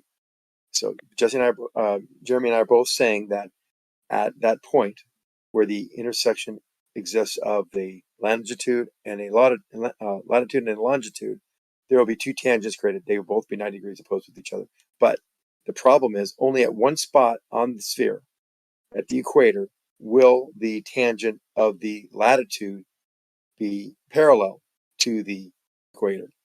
Every other spot on the sphere, any other latitude and longitude intersection, that will not be the case, meaning that the tangents will not lay down onto the latitude, for example. It'll travel south and intersect the equator at a specific angle. Yes, a 90-degree tangent line off of the equator, 90 degrees off a longitude line hits the equator. A tangent or not tangent, great circle route or tangent line, whatever the case may be. Right? Yep. Nothing can be parallel with the equator because the equator is not a line; it's a curve.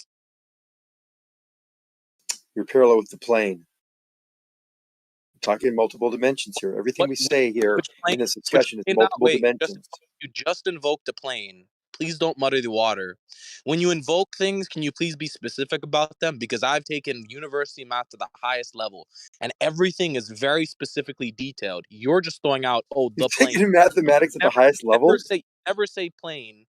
You never say the plane. The plane has specific qualities, where it's located and what direction it's orientated in.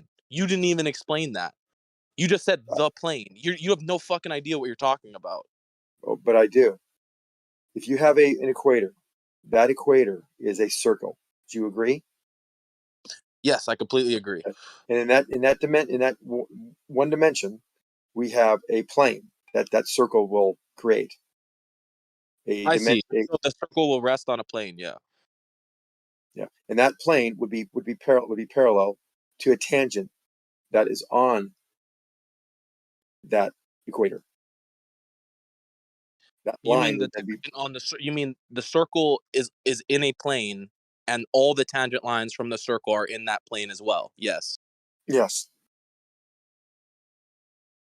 That's the case for every latitude. No, it's not. Not at all. Dude, the reason how they got the Hold on. latitudes. Hold on. Now you got the plane, the definition, and after you've studied mathematics in university at the highest levels, you get this pretty clearly. You don't know what you're saying. There's a I series do. of. Hold on. Let me finish. If you let me say it, it'll make sense. You could let me have the sentence. You just decided to insult me instead of actually explain something. So I'm just going to speak because you're wasting our time. I don't think so. You have a sphere. You have a series of planes going up the sphere, cutting the sphere into a bunch of just imagine you have a sphere and a bunch of planes. I know what you're saying. Cutting You don't need through to explain it. Cutting through the sphere. Yes. Each plane is going to have a circle in it, which will be the surface of the sphere. All the tangents to every single one of those circles will exist within their respective plane. No. You're absolutely incorrect. You made a very. Hold on. My turn now. You made a very cumbersome statement there, and I took it as this. And let's see if I'm correct. But by every circle, let's say we have a 45-degree latitude line. It is a circle. It is a plane. We have a tangent that intersects at any of those longitudes. That particular tangent will not be on the same plane, in parallel to that plane, as that's off to say that particular tangent will not be parallel. Okay. All tangents to all two-dimensional circles are in the same plane as the two-dimensional circle. It's a No, but mathematical. we've established that tangent is not perpendicular to anything other than the longitude line. If it is perpendicular to the longitude line, it will not be parallel to that plane. If you studied mathematics at the highest levels of university, this should be very painfully clear. No, you don't understand, and you're clearly incorrect. No, I'm not. You're doubling down and just insulting what I know. I'm not. I'm telling you, we've got an orientation of this tangent. Not actually giving any arguments back. If you have a circle, the plane that the circle exists in, all the tangents will exist within that plane as well. No. No ifs, ands, or buts. That is a mathematical fact. Not correct. That is it. Oh, you don't understand. Like, I do understand, and I'll explain it to you again. If I make a tangent at 45-degree latitude, do you think that if you have a circle that a plane exists in, Jeremy, he's melting down. If you have a circle that a plane exists, if you have a plane that a circle exists in, all the tangents to that circle will exist within that plane. That is a mathematical fact. Do you disagree with? But it won't be perpendicular to the longitude. Do you disagree with that fact? Yes or no? Yes, I agree with you. Okay, you're moving the goalposts again. If there's a plane that a circle exists within, that all the tangents to that circle will be existing within that plane. Okay, that's good. Now, yes, if we have a sphere, and we have a sphere, and let's say the center of the sphere is at 0, 0, 0 coordinates, and let's say we have a z-axis that goes directly up and out of the sphere. You have an x and y axis that go to the left or right or to the back and front of the sphere. If I then divide the sphere into a bunch of planes along the z-axis, so it's sliced up into little horizontal slices along the vertical axis, I'm going to come out with a set of circles from the surface of that sphere onto the planes. Each circle and its tangents will exist in their respective plane that the sphere has been divided into.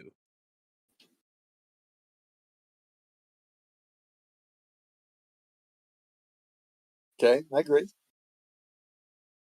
Well, that you've just agreed that all the tangent points along every latitude is within its respective plane. But the plane of the tangent that hits at the longitude line will not be. If you wanted to, remember, I'm adding one other thing that we've all talked about since the beginning. That's why I'm adding it. Not adding it, I'm following it. The tangent that is perpendicular to the longitude will not be in that plane. Because obviously, because if you traveled that tangent and laid it down. Okay, then so we're not arguing about anything. We're both in agreement. But it'll still be 90 degrees at that point, right? Yes. But it won't be on the same. It won't be on the plane of the longitude line, longitude circle. I think what happened is you're in the habit of just automatically disagreeing with anyone you hope as the opposition, and you just automatically disagree, and you didn't even listen to me say it the first time. You disagreed with me, and then you Noah, say it again, and then you agreed with me after, and you just can't admit that you're a double speaker. So you just hold on, Noah. It hurt my feelings. I know. Let's not do that. So Noah, if I have a tangent line, okay, we got a longitude line, and then we got a latitude line. No, forget I said tangent. We have a longitude line and a latitude line, right? They're curves. If I draw if I draw tangents over both of those lines, you're telling me they're going to be 90 degrees. They should be, yes. Okay, but then if I take but then if I make a 90 degree, if you go to Google Earth and do 90 degrees, great circle route from that same longitude line at that same point, and then draw a tangent line over that, is that going to be 90 degrees?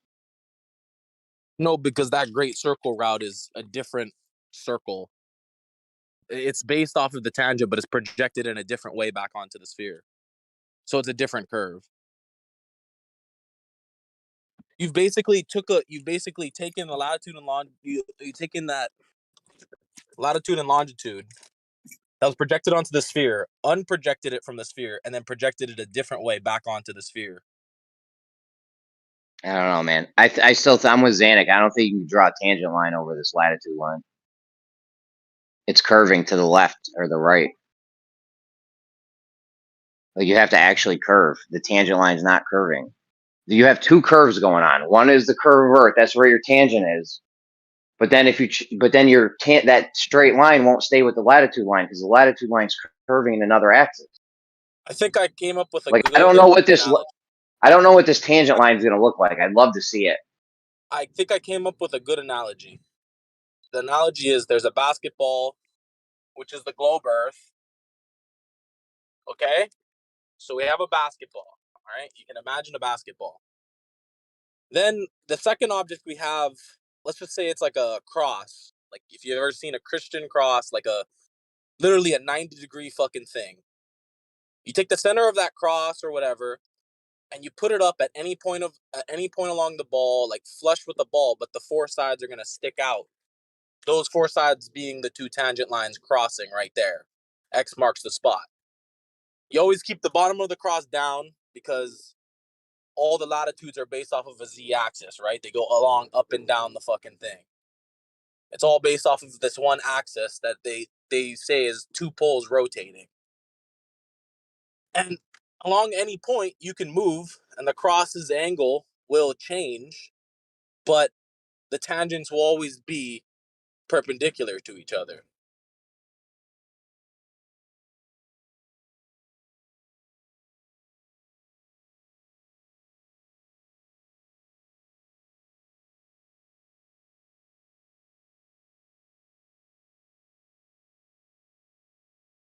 Now my head hurts.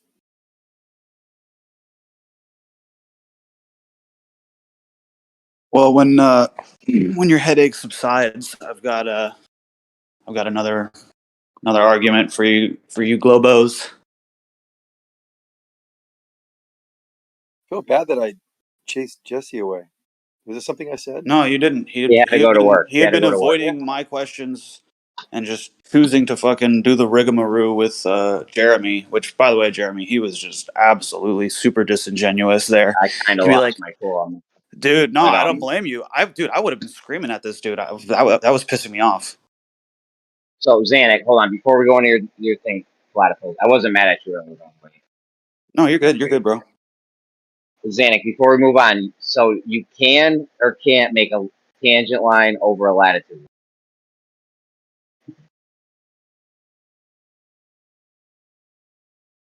Make a tangent line. Yeah, the tangent line can be made at the latitude. So you can make a tangent line over a latitude. As Noah was saying, you can make a tangent line at any point on the circle, and the latitude is a circle. The problem but is over a lat. what's happening is he's taking the latitude and longitude, picking a point where they're tangent, grabbing the two lines, taking those two lines and then projecting them, but based on the center of where they cross and not along the North Pole or South Pole. You're doing a transformation, and that's why you're ending up with two different lines. Yeah, you're transforming it out of spherical geometry, which is what we were doing in the first place, I thought. Yeah, we have a circle, this latitude line, plane, and we're gonna make a 90-degree angle from that line. All right, it's fine. Let's let Platypus go on with this thing. He's been waiting patiently. Oh, that's all good. I just had somebody send me this video of these chemtrails in the sky and the sun and the way that the shadow's being cast on some of them and the way it isn't being cast on any of them or on the other one. And then I'll just show you the video. It just doesn't make sense to me if the sun's supposed to be 94 million miles away. Let's see it. Yeah. It's another reminder of why, we need to be a little more vocal about what's going on in our world because they're just ruining our beautiful Earth. This is all we got. And I'm sorry for you might want to turn the volume off because I'm kind of like yelling. But yeah.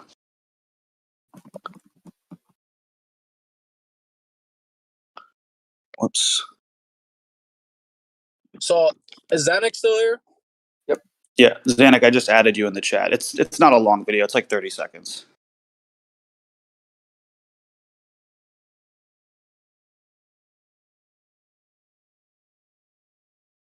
So I guess as long as no one else is speaking, I was just gonna say to Zanuck,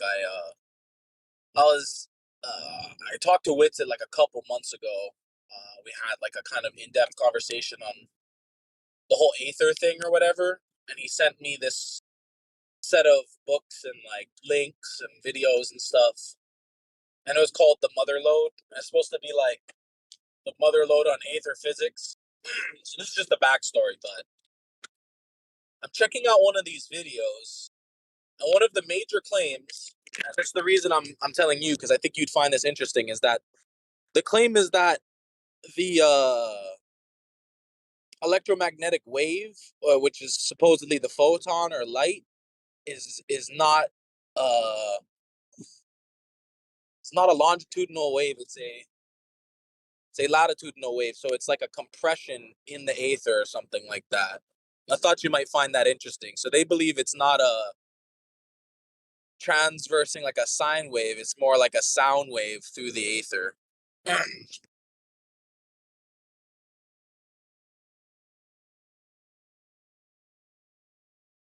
But when you talk about longitudinal wave in terms of electromagnetic radiation, longitudinal means down the length of it. It's not like a longitude and latitude. Right. No, I understand. I'm saying this. I know you. I said that way because I knew you'd understand. But yes, like it's traveling along the length of the path of light instead of perpendicular to it, for a better set of words. Or it's like compression in the aether fluid, like a sound wave is a compression in gaseous substance. the atmosphere.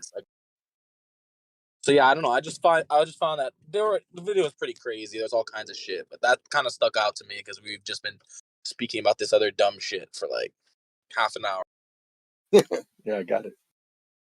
Zanuck, did you watch that video or what? I was I've been watching it while we were talking. Okay, so do you notice how one of the chemtrails doesn't have a shadow, and then the other chemtrail does have a shadow? Can you explain that with your model?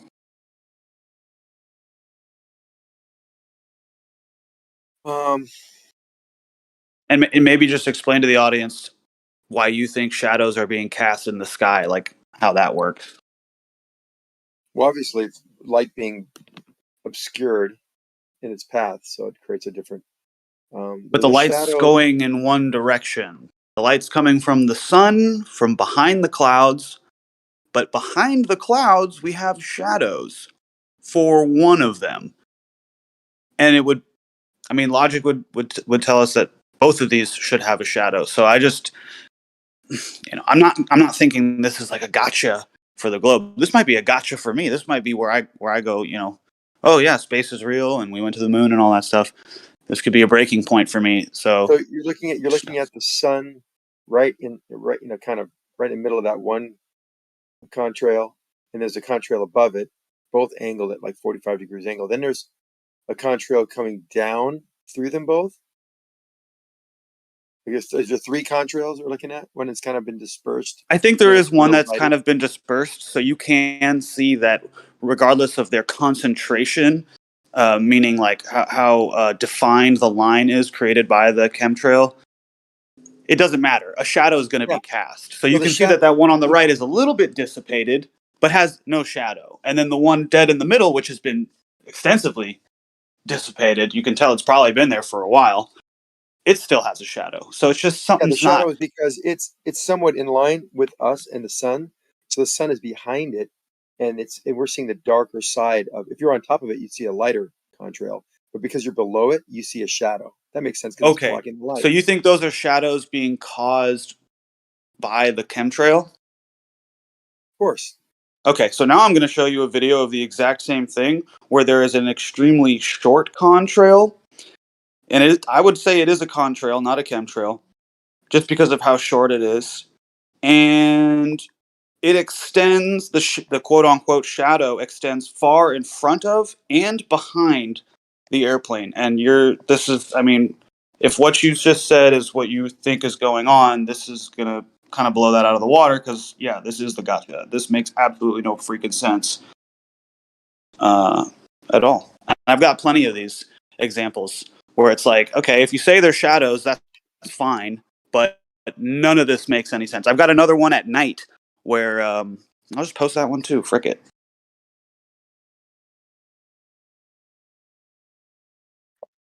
It's almost like the haze, this vertical contrail is making the haze on our side of it, the viewer side of it, darkened.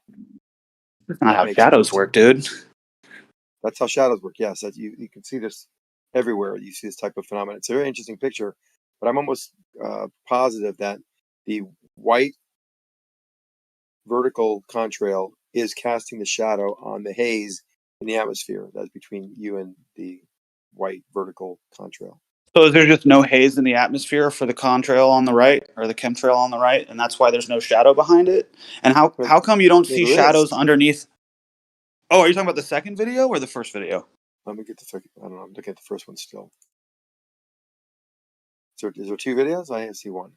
Yeah, I posted 3. I added you 3 times, 3 different videos that I've posted. Because yeah, none of this makes sense with the sun 94 million miles away. I don't think it has to do with distance, but it definitely does. We're gonna have to get into like how light rays travel and stuff. So maybe. One has a shadow and one looks white. Is that what you're saying? What?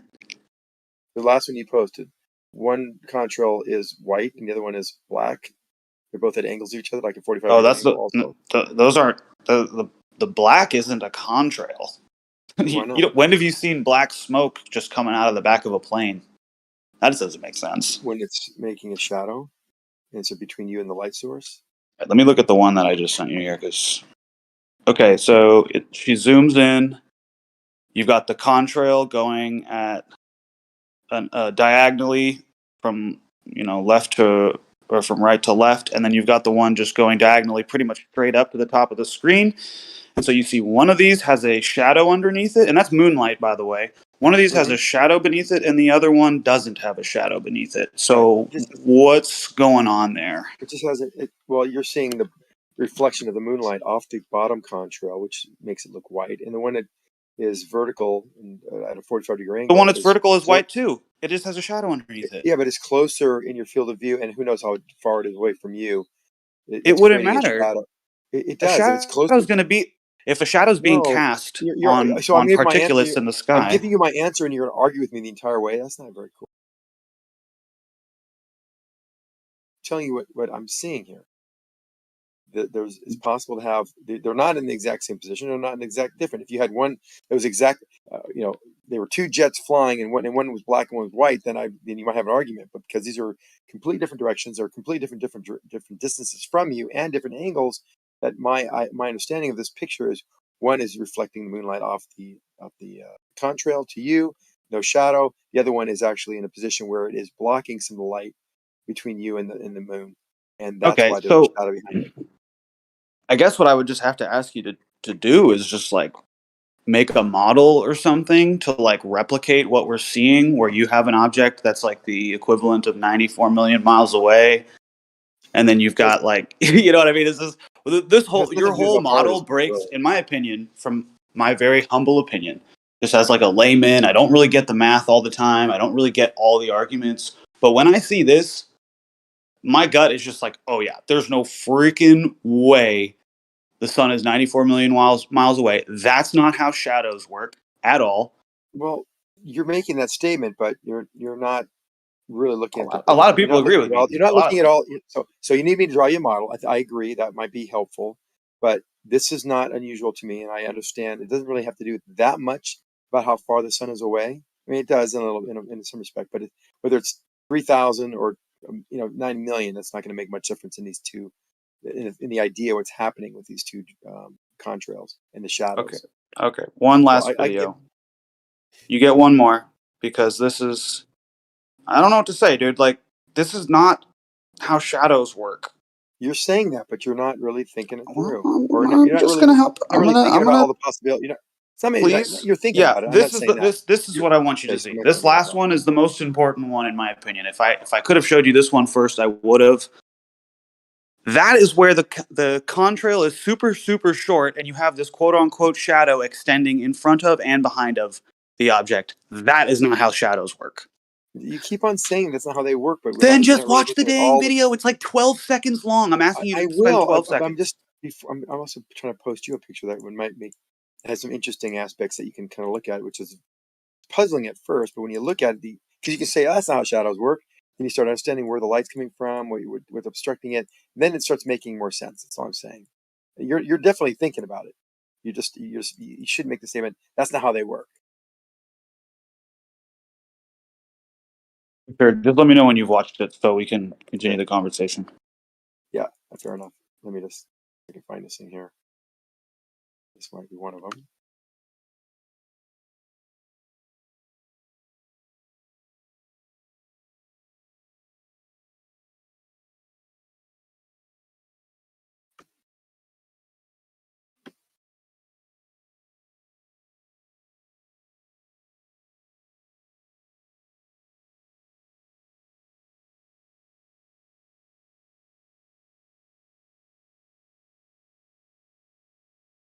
Okay.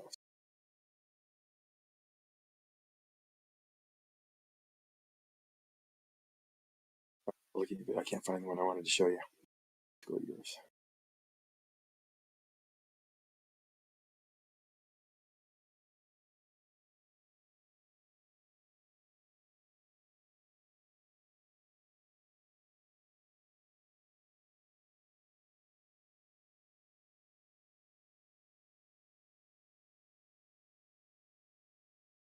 Huh.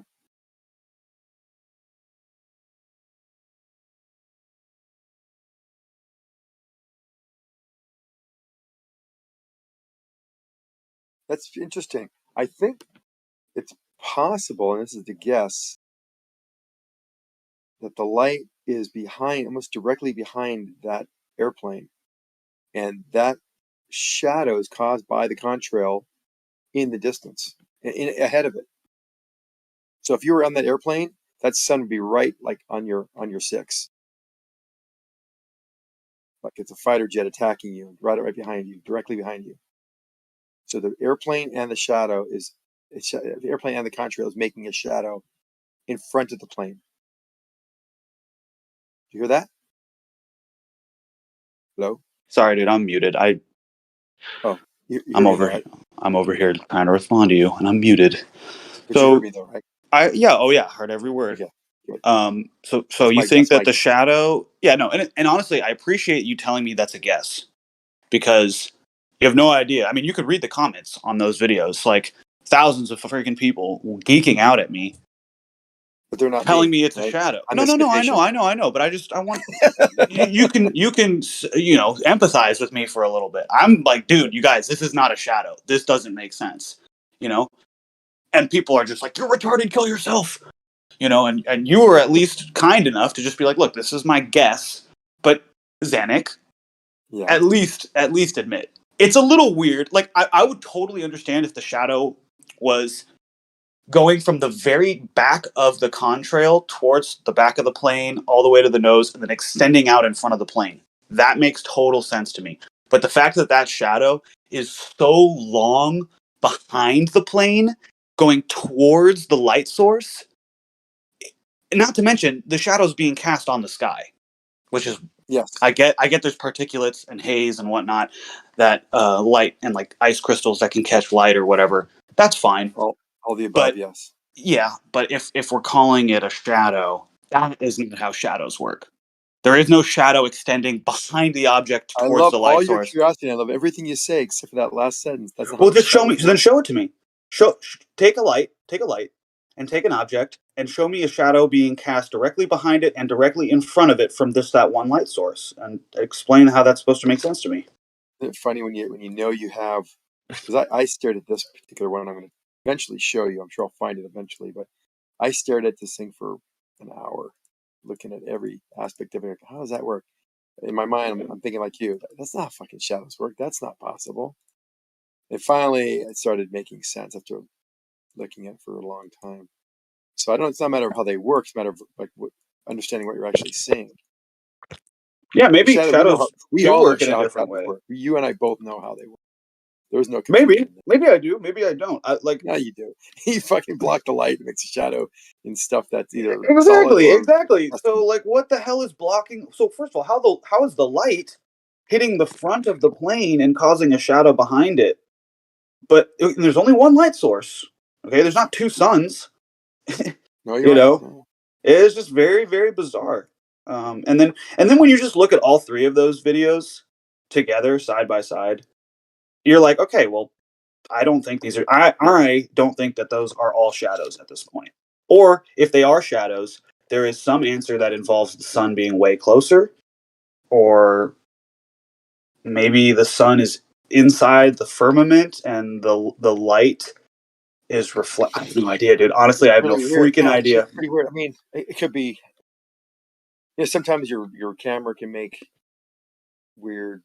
No, that looks like a shadow. Looks Nah, like a nah, shadow. because here's The the part thing. that puzzles me is that there's not a lot of particular. It's a pretty damn clear day. It looks like it's in LA somewhere. Dude, Looks like yeah, the original video because I've seen this before, and the original video that I posted got over 9 million views. People were like, "What the fuck is that?" And you can see there's about a 250,000 people that are like, "Yo, that don't make sense."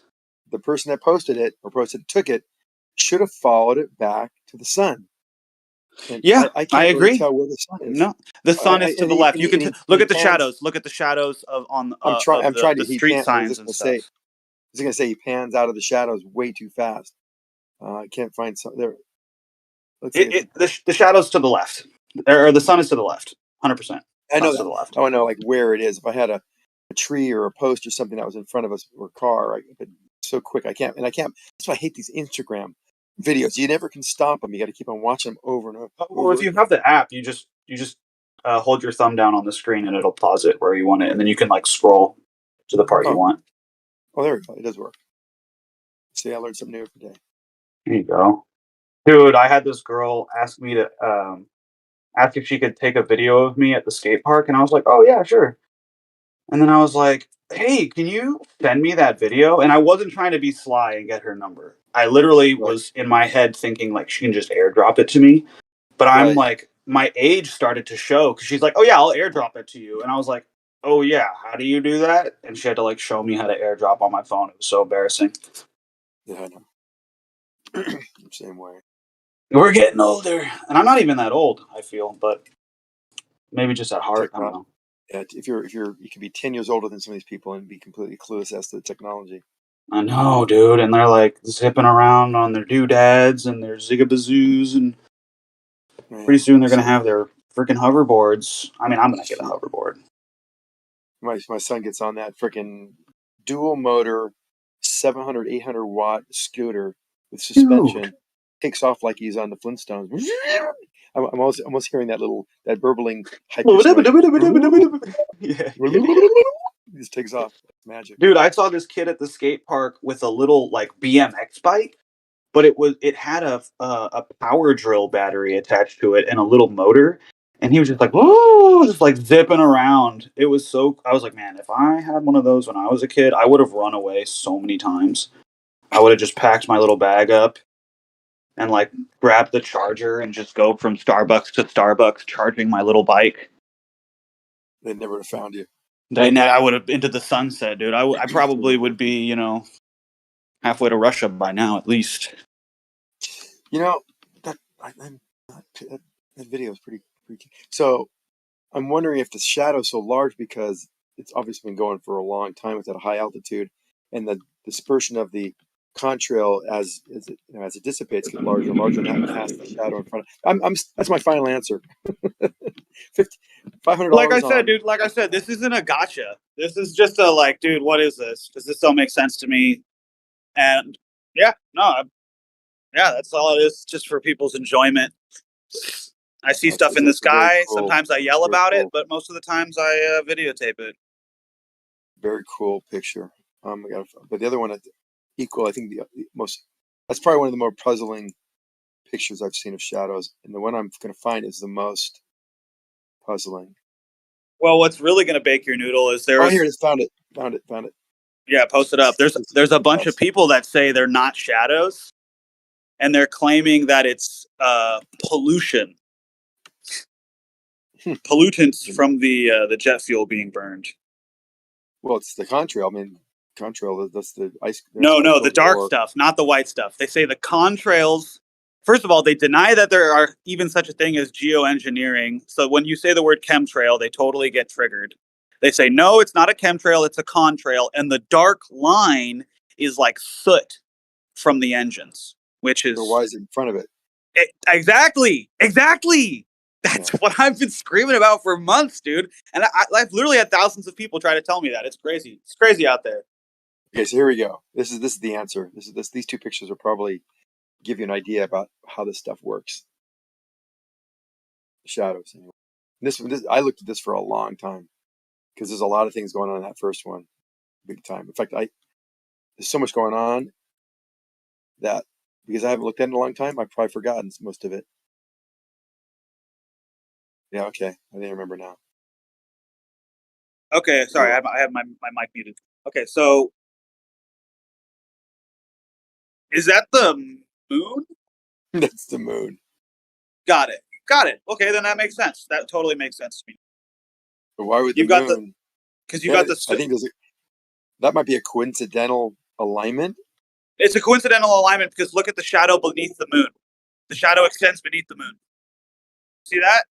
It's yeah. It's not the moon casting a shadow. That's the sun right. hitting the smoke. Crazy. The moon is just perfectly lined up. See, and that makes fucking sense to me. That totally fucking makes sense to me. What does but not look at make... the shape? But look at the shape of that shadow. But why is there a shadow? Why is there a shadow on in the sky? Like what's it reflecting off of, or not reflecting off of? Dust, right? Dust in any particular. Yeah, right. No, that's the whole thing. Yeah, if it's a shadow, there's particulates in the air. You can almost see if you zoom in. There's like two colors to the shadow. There's like it's almost like a rainbow. It goes from like light pink purple to light pink to purple to blue to almost green at the very top of it. You see that? It's almost like some kind of weird like sunset rainbow. Yeah, it is odd. Yeah, but why doesn't the top part make a shadow, or is it? Why is it so hot? Why is there such a hot spot? Right, that one spot just before the sun sets, I guess. I just think it has to do with the angle at which the sun is at in the sky, and we know where it is. We know it's setting because we're in the dark here. Well, the only person that's seeing light is the part that's high enough to get light, and that light is then illuminating or shadowing the atmosphere, which is where the light is being diffused or scattered in that altitude, and then of course further away it's going to be even more. I don't know. And why isn't there more of a shadow in the distance from the higher part of this rocket that is blocking light? I don't know. It's it's definitely puzzling. I'm still definitely got me. Yeah, puzzling. How about the second Very one? puzzling. The bottom one is better, I think. You're on the second picture now? No, just click because I give up on the other one. Yeah, I would say that the second picture, those shadows are parallel. Yeah, does that make more sense? There's actually a shadow that's somewhere to the right above us that you can't see in this picture. But anyway, that just gives you a picture of like, this is how light can be blocked, create a shadow, even though the sky looks relatively clear. That's the message here, I think, of these two pictures. Oh yeah, no, I got over the weirdness of shadows being in the sky like a month ago. I know that shadows can be cast up in the sky. How exactly is a little weird. Like the only thing that makes sense to me is maybe there's a body of water nearby, or you're literally or it's literally the ocean, which could be like hundreds of miles away, but the sunlight is hitting the ocean and then reflecting back and casting the shadow somehow. which would kind of explain the shadow in front of and behind the plane. But then you've got the pictures or the videos where one chemtrail has a shadow and one chemtrail doesn't. So if you got light coming from different directions, from the sun hitting the ocean, bouncing up, hitting a lake, bouncing up, different angles, different areas of light bouncing, how is one shadow being created and the other is not? It gets very confusing.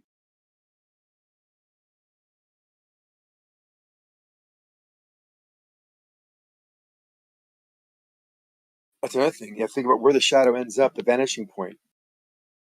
I was kind of joking around with this, but that's a great point also. Like, where would that shadow end up if that sun is just near the horizon and it's kind of in line with the moon?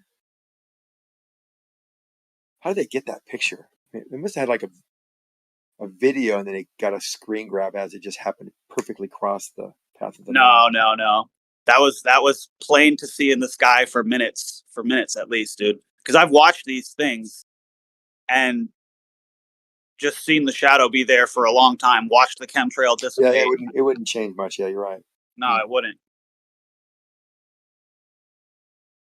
What a crazy picture.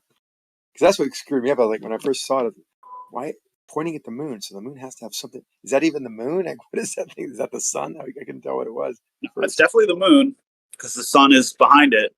Yeah, of course. Anyway, that's the magic of shadows. You can tell all your 500,000 people that blasted you or whatever, they're all smoking crack. Oh no, it's fine. I stay out of the comments. I try to. I'll put a couple of comments on. I feel like the first day that I post, but then I just let people do their thing. And a lot of times I have to turn off the comments. People are really it can be really messed up. I made a video about how it's kind of my fault. Made a video about how if you post in the comments the 3 words directed energy weapons, the post gets shadow banned instantly. Really? And so yeah, I have documented evidence of it and everything. And so then people started going into my other videos, like videos of me singing or just like comedy videos or whatever, and just going into the comments and typing directed energy weapons, getting my other videos shadow banned, like purposefully. So I had to like turn the comments off on a bunch of videos. Oh my god, that's what a freaking weird world we live in. People have motivation to do that. My son had that done. He had a video game on a Roblox platform, and it was very successful for many years. And then people get pissed off because they can't go out and be disruptive. So then they start, trying to fuck with the game and give people, viruses or whatever they do. And then he goes after my son, trying to dox him and find out where he lives. And, it's like, are the people that bored? Really?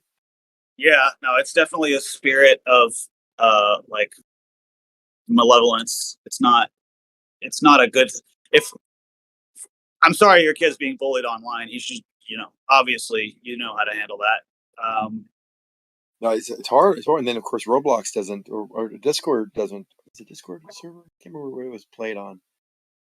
Might have been a Discord server. They say, oh well, people complained about you because you used this emoji that had a man and a woman kissing, and that's vulgar, and we're gonna just ban your whole game. They remove the game from the platform.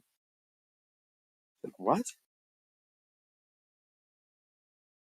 Just there's no rhyme or reason.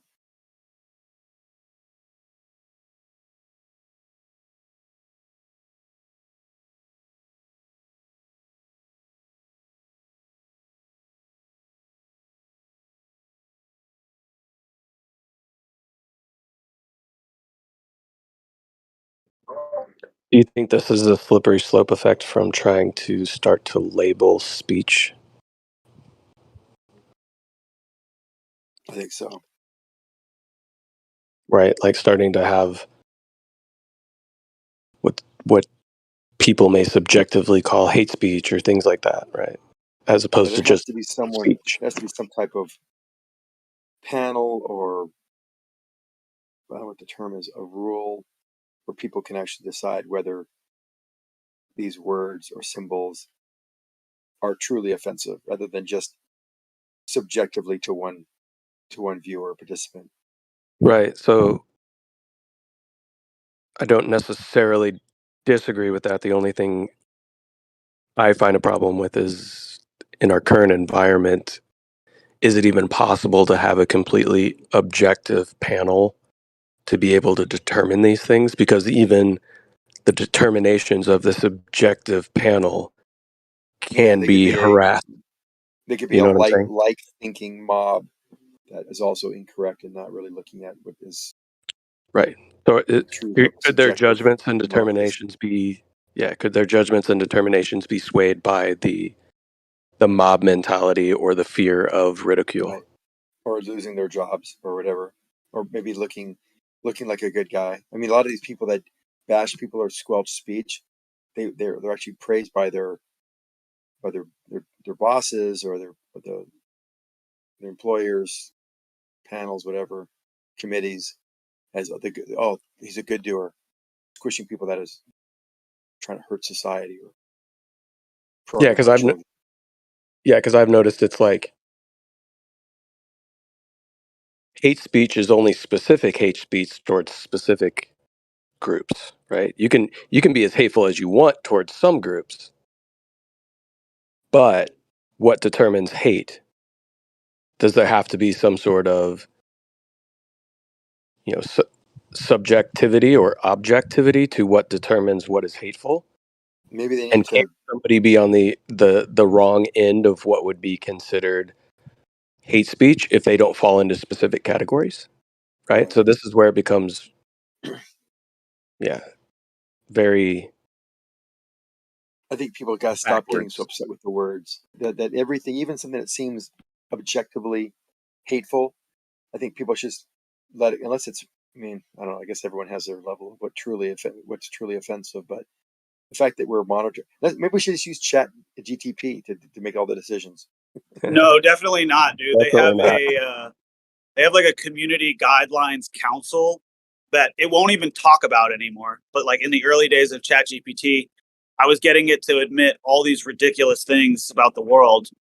Mm-hmm. And then in the following reiterations of the ChatGPT, where like the 2.0, 3.0, whatever, it would stop giving me these. It would stop coming to these logical conclusions, and then even say to me like, "Oh, I can't talk about this. I'm as an AI language model. I'm not allowed to talk about this." And I'd be like, "Who's in charge here? Who's in charge here?" And it says, right. The ChatGPT has a community guidelines council where individuals decide what is and isn't safe for the community. And I was like, isn't that just completely biased? And it just is like, spazzes out. Yeah, it's danger. in fact, that's what danger. it did with the calculation for air escaping out of the ISS in a vacuum versus air escaping with the exact same pressure differential on the ground over a 1-inch hole. He ran it through ChatGPT and was writing on it. See, I got ChatGPT give me the calculations. Here's the equations. It was completely and utterly wrong. I didn't know until I started really digging into it, and I found out that all these, when it comes to math, ChatGPT is not the way to go, because it makes a lot of statistical guesses and assumptions and just throws some, and then randomness as well. Well, it fact checks. It'll fact check you now. If you say something that goes against their community standards, it'll say, as a language AI model, like, I don't have information on this. However, it seems that I have detected you might have been given misinformation or false information. And like it'll tell you like where to go fact check stuff. It's kind of the gayest thing ever, honestly. Yeah, it's pretty bad. But the math, we can't really be doing calculation with ChatGPT, because most of the time it's going to be wrong. It's so arbitrary, and its selection of some of the values and the calculations can be a lot of just basically erroneous. But it looks Here's so the formal. thing, though. I feel like that should be one area where it should be flawless, right? Because isn't math just inputs, right? Shouldn't that be something that could be easily programmed? Well, the math is fine, but how they pick the values and the assumptions that makes it some of the more complex type of calculations and equations. Well, that's the problem we have with a lot of things. But that was the main problem. That calculation it did couldn't have been more often. I said, look, where did this number come from? This is like made up. It's like a lot of these values were made up. Yeah, but even though the that's like a original lot of things. foundation numbers were correct, everything else was made up and erroneous. Well, most of the calculations that we talk about in this arena, there's some baseline assumptions that were not empirically measured to begin with, right? So if those are off, then you can build upon an incorrect foundation. But it even built equations that were just wrong too. There's a successive amount of errors that it makes because of the randomness of how it thinks. So let me ask you a question, going back to like the speech thing before we get too far into like AI and stuff like that. Do you think that we're borderline past actually, at least in this country, adhering to one of the very first amendments to our Constitution? And we're heading toward communism. Well, do you think we're already kind of like past actually upholding that First Amendment? Yeah, we're definitely squelching it. We're on the verge of not being a truly free society with free speech and freedom of expression because of, well, yeah, you can just say whatever you want unless you offend me. Then you can't say that. Well, define how it offends you. Well, because of these beliefs I have. Right. And like I said, it becomes subjective, right? Because you can easily say what you want to, degradingly or otherwise, to, let's say, somebody who lacks a certain amount of melanin in their skin, or somebody that has a specific religion, right? Like Well, there's certain certain inconsistencies, even because they can speak about themselves in a disparaging way, but other races can't. And I right. think part of in the comedy has been kind of stymied because of the fact now you can't do the things that you could be like Eddie Murphy today. That was Oh only yeah, 10, 20 years ago. That's the George funniest Carlin. shit ever. And George, all of them, hilarious. If we can't laugh at ourselves, man, come on. And is it hateful? Is it meaning? No, they all have some truths in there, but it just makes it funny because it's so outrageous. We can't do that anymore because everyone's offended. Right, like lots of times using stereotypes in comedy is funny because there is some truth to stereotypes, right? That's just Right, the fact of the matter. right. Yeah, but we don't want to. We want everyone to be homogeneous, and we don't look at this person because they're this color or this they look this way or whatever, and they want everyone to be the same, but turn a blind eye to it. Yeah, You what can't I you mean, can what think it, you happens can when think it, but you can't say it, right? Hey, you're yeah, different than me. Oh, what don't happens say once that. everybody They're not becomes different. They have to be these. They're the same. They're not the same in my mind. I'm thinking they're not the same. We're different. I don't mind them being different, but just let's call a spade here. No pun intended. the differences are I mean, that's what offensive, right? I guess the differences are what makes things great. You know, I loved going to I Hell played yes.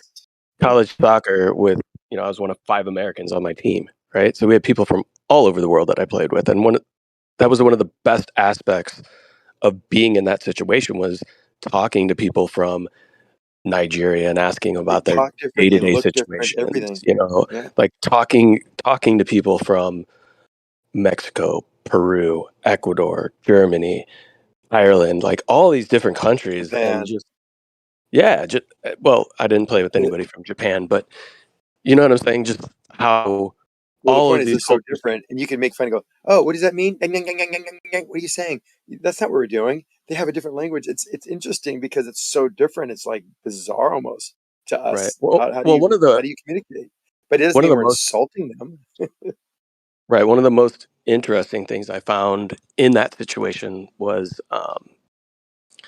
like I typically drove most of our Nigerian guys to soccer practice on a daily basis, and just asking them about culture and blah blah blah. Eventually, it got to the point where they started talking to me like how much they actually did not enjoy or respect the African American community. They actually kind of despised them. And it wasn't me asking these questions. They were freely like opening this up to me because they thought that I was really kind of curious about their culture that they grew up in Nigeria. Like I just really wanted to know about the country and all that kind of stuff. And they just really did not enjoy hanging out with the African American community because of some sort of mentality that they seem to have that they just found repulsive, which I thought was very interesting. Yeah, I had a Nigerian friend from on the track team at college. He was right off the boat, but he was just so driven to be successful, not only athletically but educationally. Just an amazing student, amazing hard worker. But yeah, they're totally different people than us. Not only different than us, as in white people, but even the African American people, because our African American culture and people are completely different than anything over in other parts of the world. So they have a hard time understanding what's really going on here. Yeah, I just thought it was interesting They that don't like understand all the they strife. I mean, there's actually been a lot of history they here that actually, they're not aware of. at least like the guys on my team, they found it more comfortable and more of an accommodating situation not being around people of their same color in a foreign country, which I thought was very interesting. Like it was weird. You would think that that would be where they would gravitate to and feel the most welcomed, but they actually felt the opposite. It was an interesting situation to be in. But I just love like hearing about people's Yeah, I wish cultures more and people had more differences. of those experiences. The world be a better place for sure, but none of it isn't until then. What we got here.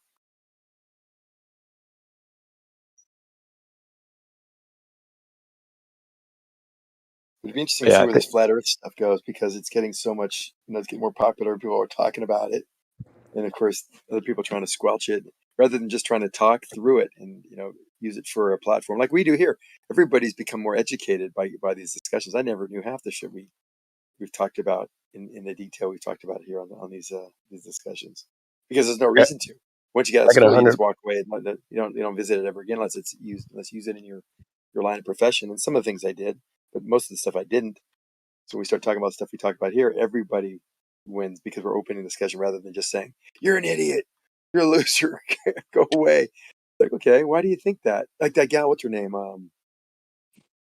Shelley Lewis in LA somewhere. Really cute gal, well spoken, I don't know who totally. she I think she went to graduate of West Point. She was in the military, this and that.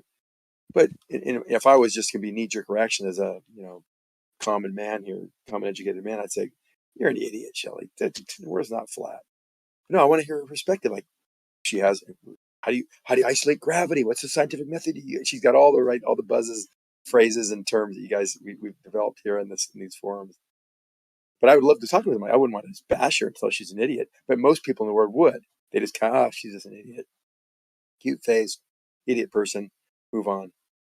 But if the world took more of an approach of trying to, promote education rather than just trashing on people, also Well, don't you be better. find that like kind of going back to the whole freedom of speech thing, right? And you make a very good point. And as much as we disagree, we can agree on this point that having these discussions furthers the education on both sides of the topic, right? Whether you Absolutely.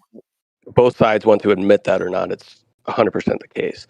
Yeah, That and you talked to Jace and Jesse and all the other smart guys that come out here, Nate. I mean, they're here. If they say some of these guys have told me like, "Why are you there? You just argue with these idiots." It's like, well, I'm not doing it because I want to argue with idiots. I want to do it because it's actually kind of fun to, kind of hear their objections and try to formulate counterpoints and or learn about something I didn't know about before. And guys like, and the proof is, why are guys like Nate and Jesse and Kozlowski and all those guys here? Why are they here every day? They're not doing it just to make fun of people. They're doing it because for some reason, right? I don't know if it's all the same reason, but there's actually probably a good reason because they're smart guys. do you think at all it has some sort of aspect of like iron sharpens iron? What? Like the people on the other side of the equation aren't necessarily as stupid as maybe people coming into this topic presumed that they all would be, regardless of whether No, you yeah. think Well, we no, come to incorrect I've already conclusions. acknowledged that most of the guys here are pretty intelligent. I mean, to be able to talk coherently for multiple hours is a certain type of intelligence. Your brain has to have. Most people, if I said, say 100 words, most people couldn't even do it, right? But here, this goes on for hours and hours and hours. Not only that, the arguments are actually pretty good. I mean, even though they might have fundamental flaws from my perspective or vantage point, they're not that ill formed. They're actually good arguments, and they're great questions too. They're great questions. Even in that, Waterman was in that. What was that? Those three physicists, and then the three flat earthers. Waterman was one of them. That Shelley chick was one of them, and some other guy. He was he was a religious guy.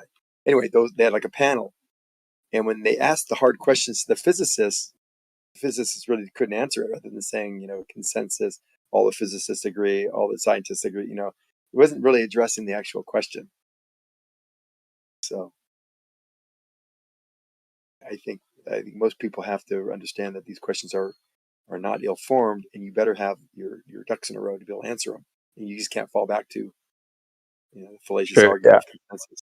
So do you think that this is a good microcosm of why allowing people to have open discussion about things they may disagree upon is more fruitful than trying to shut down, censor, and eliminate the Oh, speech from one I think side? it's great. I think it's the leading edge. I never knew it till probably maybe even this year, after seeing what's going on with our government and our society. There's never been a better leading edge of the spear of that type of philosophy of not squelching, the freedom of speech or people's ideas or questions, and answering them directly with evidence and proof and logic, rather than just, you're just an idiot. Oh, everyone usually, in fact, the problem with our government is everyone knows this. Even when the president talks about it, here's the situation, and we're believing these. In the old days, they used to kind of have better representation beneath them to give them the information. Times of Kennedy, Nixon, and some of the other, presidents back in the day. Nowadays, they have their little committee. They give them the information. It could be biased. The president regurgitates it as fact, and it's like, no, that sounds like it directly came from a committee of one side that's saying the way it is. Like this whole thing with climate change, or or war on fossil fuels, this type of thing. So it's so important that we allow this kind of forum to exist, and people deal with it in the proper way, rather than just, you guys are idiots. Everyone knows you're wrong, so go away. Do you think that there was actually ever even a debate regarding what people would consider climate change, what was previously dubbed global warming and or global cooling, if you go further past that? Yeah, Do like you a think little there was ice an age. yeah, well, no. The claims back in, the 60s and 70s Oh yeah, was that they we were talk about coming into an global ice will age. happen. And Cover then of it them flipped to in global magazines. warming. Now it's considered climate change, because regardless of which way it goes, it's the climate changing. So they really can't be pinned down to either cooling or warming. Do you think that there was ever actually um, in a full intellectual debate, scientific debate regarding the topic? I think there were at times. I mean, I've seen records of papers and things that were written, but there's so many great books and articles and people that are not on the government payroll that are in complete stark contrast to some of the theories and ideas that are been promoted today. I mean, at best, there's a question mark. At best, we don't know. We just don't know. It could be one way, it could be the other. And then the only argument is like, well, if it's the other, shouldn't we protect ourselves from the other, because that could kill us? I guess it could kill us, and we should probably address that. But how? Right, because All for guns. every action, there's an equal and opposite reaction, right? And the term "the road to hell is paved with good intentions," I think, comes into Mm-hmm. play here as well, right? Exactly, because the things you do could have more harmful effects, and the cure could be worse than the disease. In other words, they just don't know. They don't even know what these things will do. And not that we know that if we reduce carbon, what happens? Well, in a big picture, long range, 100,000 years from now, maybe what we're doing by increasing carbon dioxide, because we know it is a greenhouse gas, maybe it'll help insulate us from the next coming in ice age. Maybe it will help us lessen the blow of that, because that will happen. There will be a point where we have another ice age, and maybe it'll make it less if we pump more and more CO2. But that's not really our objective to ward off that. Our objective is really to keep us from having catastrophic weather and extinguish our species. And what they're doing today, they think this might be a cure, but if it isn't, we will be accelerating this industry of electric vehicles and things. For example, we might be polluting our. I mean, this could be like a Chernobyl type of effect. I mean, that whole area, we could be doing things with lithium and cobalt that could just pollute our environment to a level that we never can even imagine.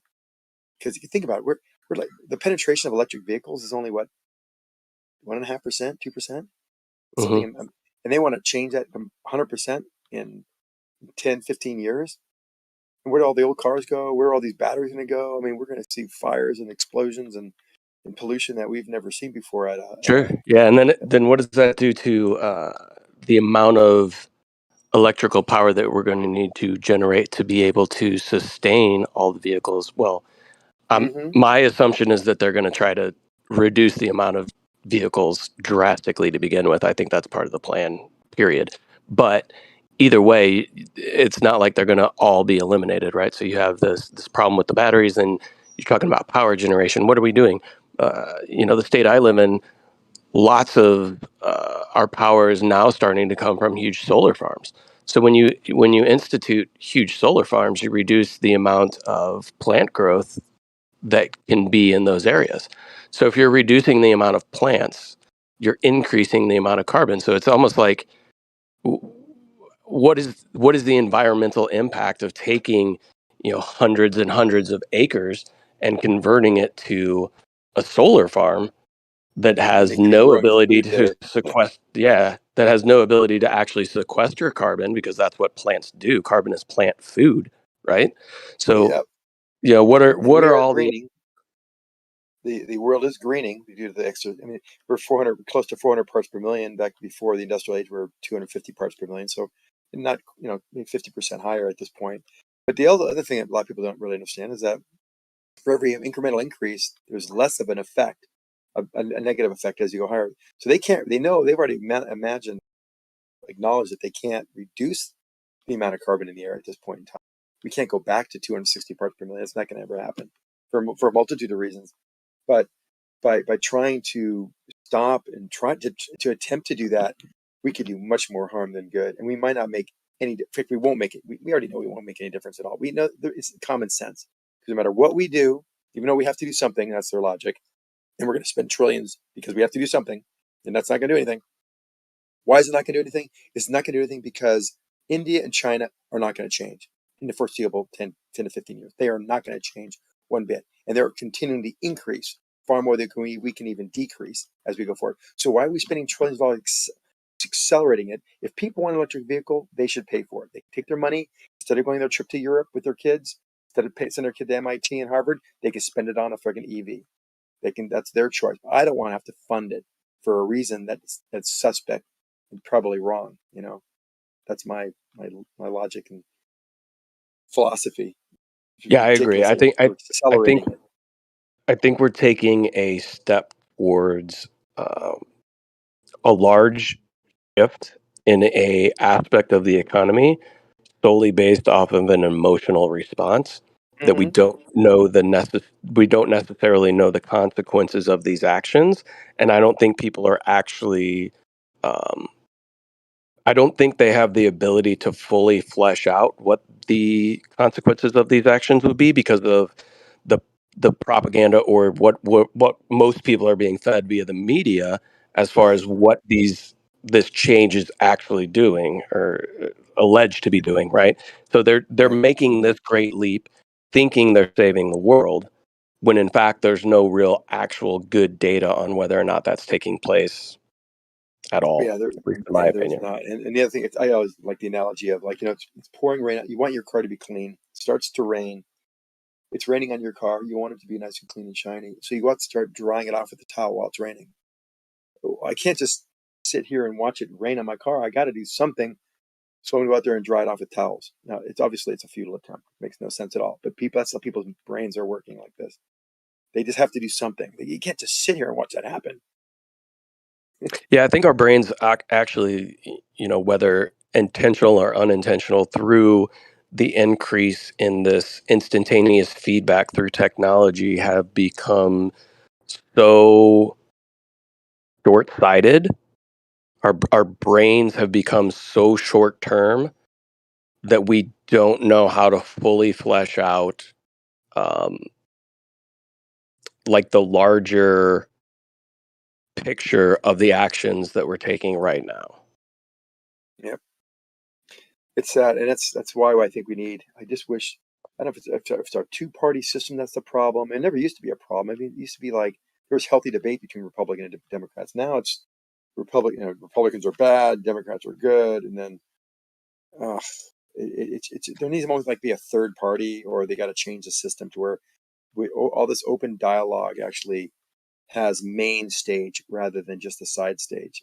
Everything should be debated by the most intelligent people on both sides with the most amount of evidence, and everyone is able to see what's going on there. And if they don't understand it, they should be able to have areas where they can be explained to them, so everyone has it, rather than just people's intuition when watching TV. Because most people are Right. educated by what they see in the news at night.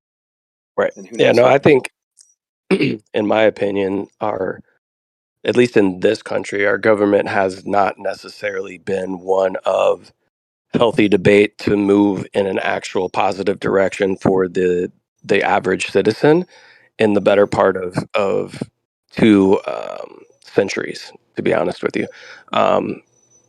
And it's pretty obvious once you see it, you can't unsee it, right? So it's pretty obvious to some people that that's the case. But the problem is the vast majority of people are so ingrained in one side or the other that it's hard for them to take a step back and notice that, right? And I think this is all by design, right? Like it's much easier to control both sides to be able to push you into one specific agenda direction, right? Like a snake, it literally goes forward by moving side to side. So regardless of whether it goes left or it goes right, its head is always moving in a straight direction. And I don't think Do you guys see Go ahead. the recent Project Veritas undercover interview with the guy that works for BlackRock, and he says all politicians are for sale. We it doesn't matter what president it is or anything. We tell them what to do. Yeah, I mean, I wish I could vocalize some of the things that I know on a public platform, but I just can't when it comes to a topic like that. But yeah, I 100% agree with that statement that's what those people say. Yeah. Because He it's was truthful. undercover. He said, "Do the hedge funds across the board. We own all politicians." He's like, "Dude, you can get some senators for you can literally buy some senators for as low as 10 grand."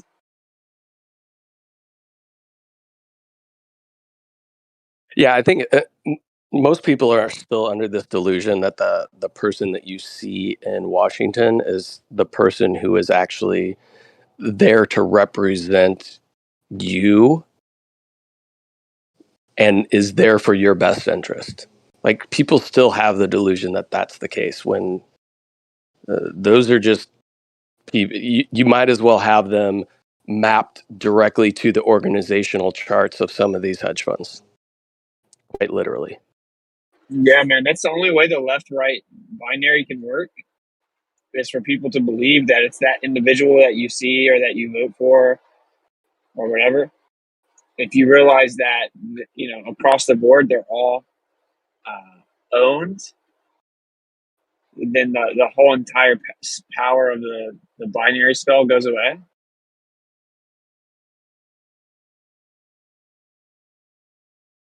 Yeah, and it runs so deep that even like a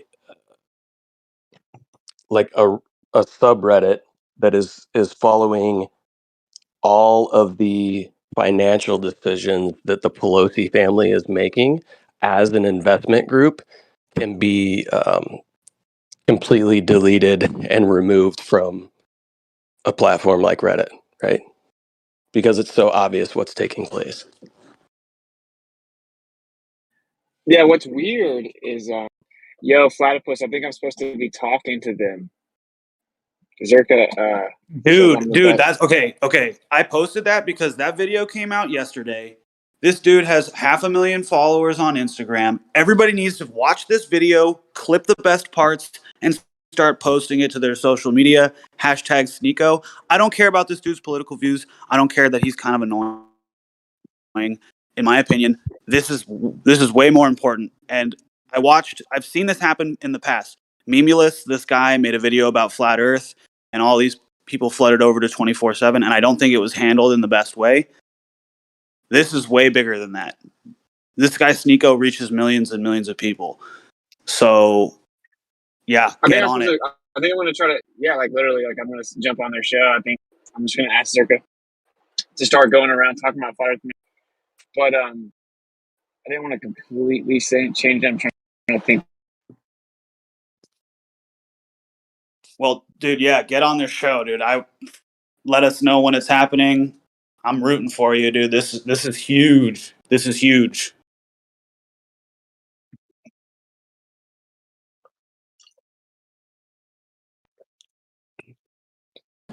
Sorry, I got a call.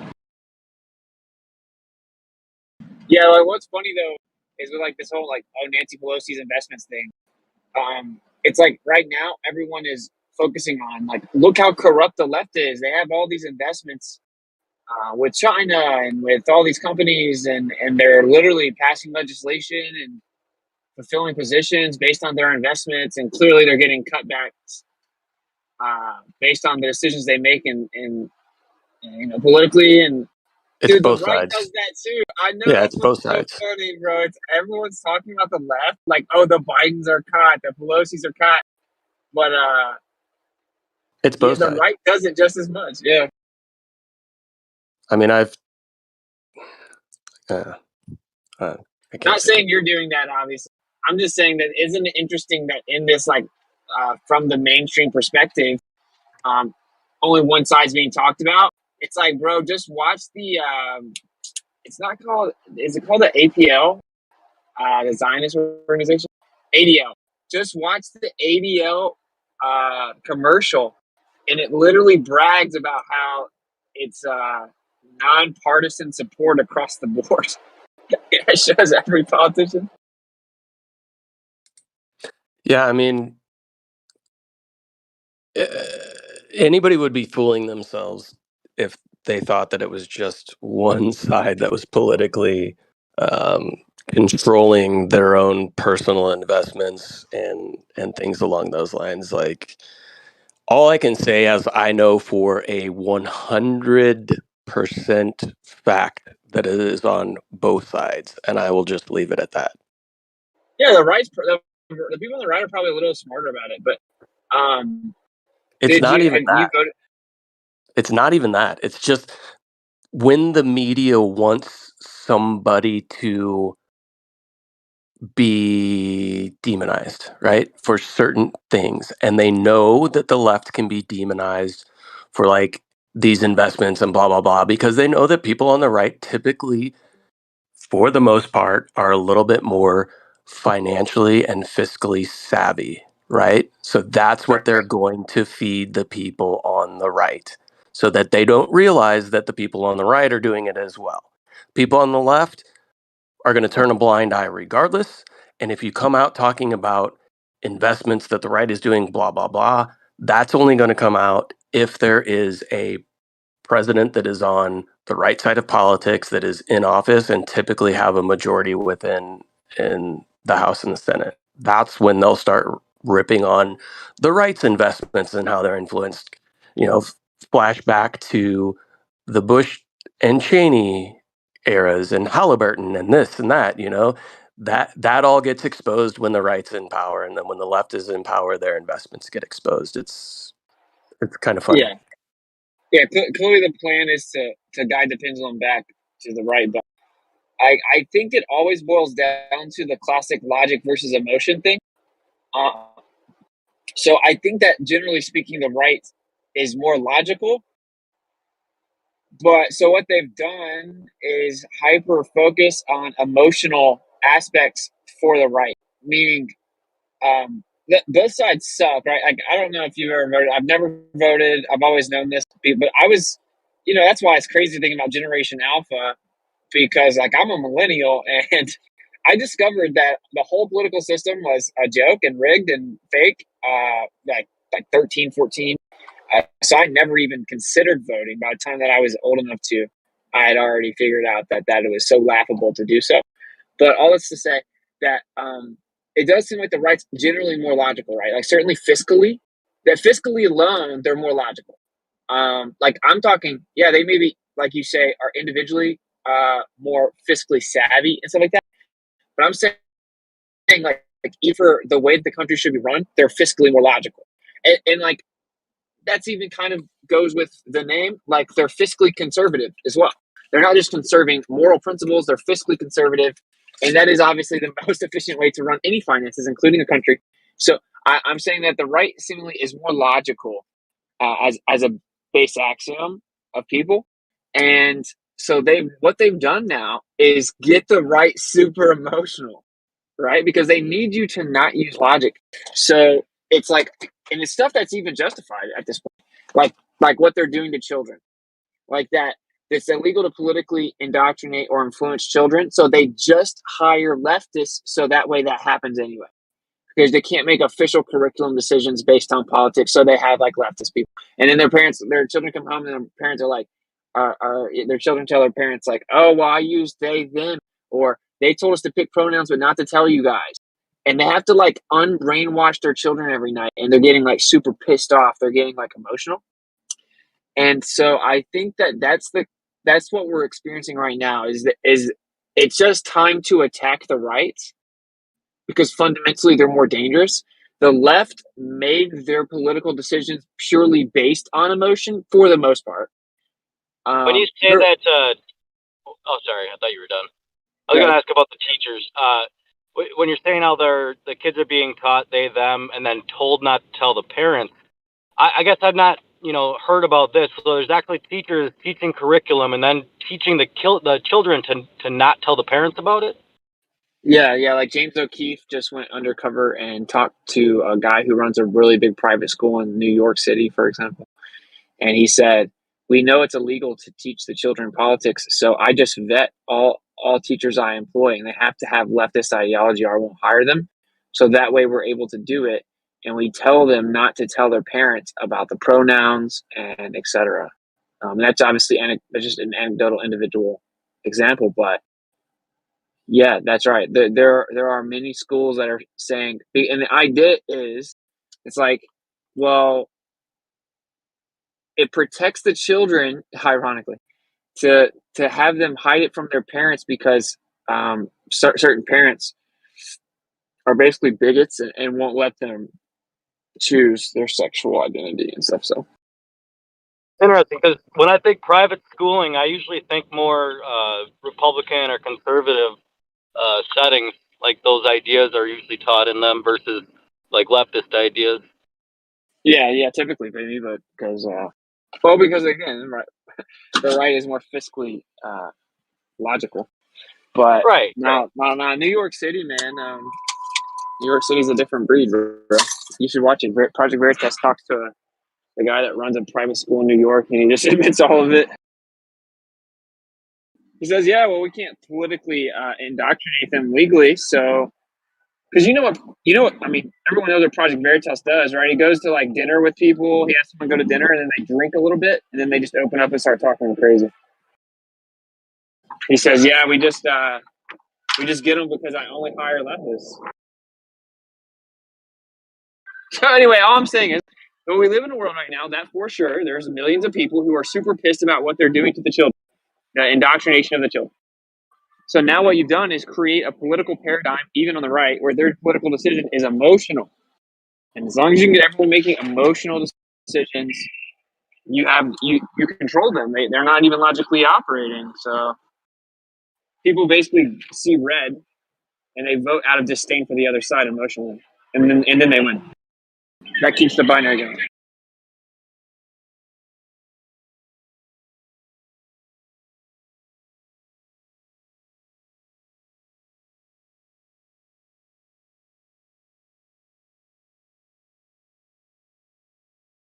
Well, that's a good point. I mean, people are much easier to control emotionally than they are through any form of logic, right? Like, you can't really control somebody logically if the logic doesn't make sense, but emotionally you can certainly have a ton of control over people solely based off of emotional triggers.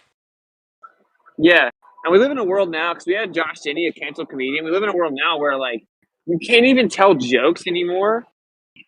So everything's emotional. Like, if you can't, comedy's the glitch, and you can't even be funny anymore. Like, I could tell a joke right now that I came up with during our VIP after party, and people would probably get offended here. I'll just say it. So, 2 jokes just to make my point here. Okay, everyone's gonna know these jokes are actually pretty funny, and some people are gonna want to not laugh. So, like, why are Asian people so bad at driving? Because they have no peripheral vision. All right, why do black people? Why can black people not become astronauts? Because they don't like to swim. So, like, there's just random examples here, but, like, people will literally get mad at me for telling those jokes. It's a joke, bro. So we live in a really weird world right now. Like, you can't be funny. Comedians aren't allowed to be comedians, and all political decisions are run through a filter of emotion. This is why you don't really want women making, like, the final decision, because they're much more prone to emotion. This is an age-old concept, right? I mean, it shouldn't really be disputable. We can kind of all agree that emotion overrides logic.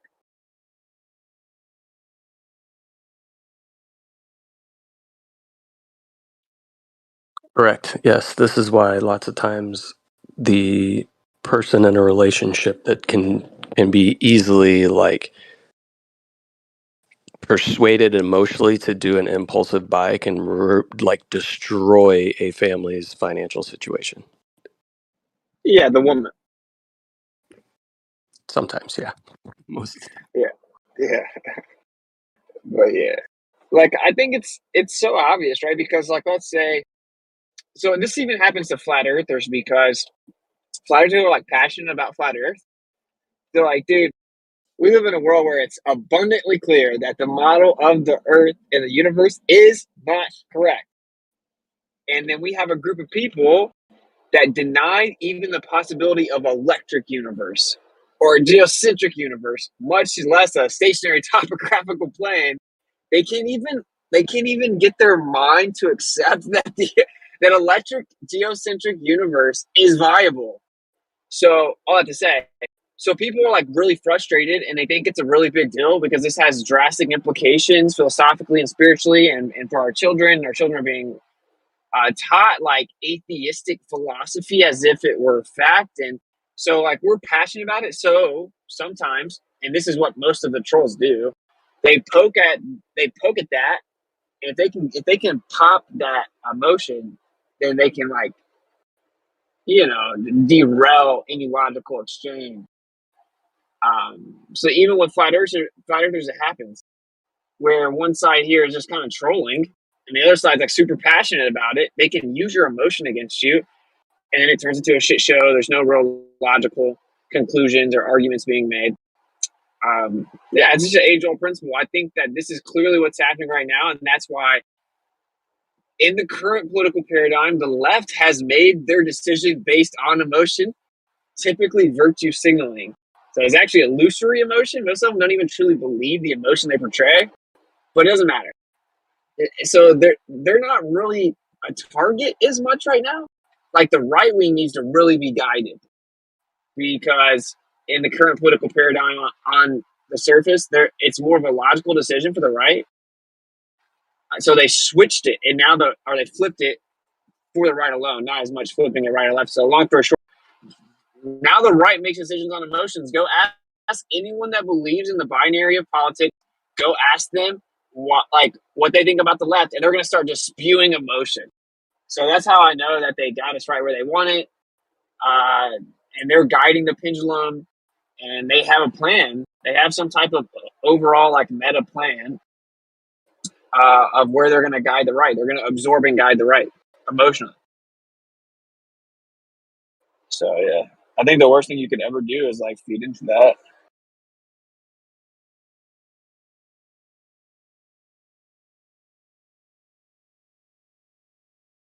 It sucks too because the left is right about stuff like the left typically is anti-war. It's so weird because it's so backwards now. Like they love the Ukrainian war now. So I don't know. But in general, the left's not wrong about everything. So that's why they have to make you pick and choose. Like the right is like a bunch of warmongers. Yeah, but I mean, this just goes to show that if you are bought into a specific side, that's your side. Your heels are dug in. If that side decides it wants to be pro-war, as long as they give you a good emotional reason to do so, they'll become the warmongers. You know what I'm saying? Yeah. Yeah, So man. It's all virtue signaling narratives, even from the right. It's like virtuous to go kill people or something. Yep. Oh yeah. Oh yeah. Crazy, bro. That's why, like, I don't judge someone just because they identify as a leftist. No more than I judge anyone in general for believing in politics. You know what I'm saying? Well, if you think about it here in the U.S., right, the way that we conduct ourselves as a society when it comes to hero worship and the military is ridiculous. I mean, there's literally the anthem before every single sporting event, right? Everybody's forced to stand up, take off your hat, put your hand over your heart, and sing the national anthem. This does not take place in other countries at Forced all. to. It's a choice. You don't have to do that. No, I didn't say forced to. Did I say forced to? I might have said forced to. I mean, I literally well before whatever happened in the NFL. Like I'm that guy that just sits in my seat until either my wife punches me enough times to where I eventually might stand up. I certainly don't take my hat off and any of that shit, Oh right? man, So, my dad was in the military, so he would hawk me during national anthems, bro. Like when we would play football or baseball or whatever, I always like my whole life I've just constantly cracked jokes. So I would in any situation, you know, like if Kai yeah. and I find out really bad news, I'm just like telling a joke, just who I am. So I would tell jokes during every national anthem. And my dad would get so mad, dude. My dad would like ground me. I'm talking like, dude, my dad drank the Kool-Aid, bro. Something about the army, man. So I don't know. I can't really relate. Like Yeah, but to that's this why day, it's like ingrained in me. we get ingrained, we in school you have to stand up every morning and pledge allegiance to the flag. I mean, this is like some Third Reich level type shit that we do in this country, and we've been ingrained to do that, right? So that at a very young age we're taught to look up to people in the military as heroes, right? Like people going to kill other people is virtuous in the eyes of every American child. And I don't know, it's Yeah, it's interesting. super weird. Yeah, I mean, I say it's ingrained. I don't do it now though. I mean, you're pledging allegiance. You're casting a spell. So I don't have anything to do with that now. But Yeah, but you and I are probably less than the 1% of people who have figured that out or don't adhere to it, right? Or have broken the programming. well, I don't know. For The being left one has of those, probably got that figured out, right? Like the left is that's what I'm saying. It's never one or the other. Like the left probably per capita, the left probably doesn't do that as much. Not really. I would say they're, for the most part, they yes, there's been a small portion on the left that may have felt that for a decent amount of time. It wasn't until they were told to, through the media, through a campaign by some quarterback in the NFL or whatever, that they were able to actually get on board with that, right? Because the Yeah. average Democrat stood up for the national anthem at every game that they went to, right? It's not, I don't know. Well, this is where we're gonna have a huge divide in this room, right? So some of us are more conspiratorial, and some of us are not. So like you have like different ways to look at this. So obviously they do craft narratives to keep to promote divisive environments. So that's for sure. I think almost everyone would agree with that. Maybe like whoever they are, like there's a divisive undertone promoted. But like then some of us are like, oh no, this is specifically crafted for specific reasons. So yeah, sure, it's like argue about the anthem. Because if you're blindly pledging allegiance to a flag that has tons of blood dripping from it, you're wrong. And if you're promoting letting it burn to the ground, it being the order in this country, you're wrong. So it's like a specifically curated narrative.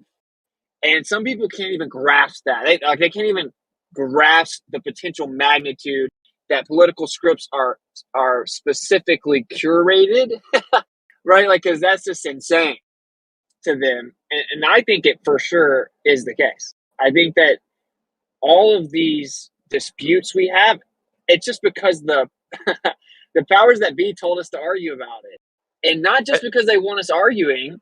That's just a note. That's a given. They want us arguing, but it's always deeper than that. Like I think the average person can't even grasp that. It's too scary of an idea.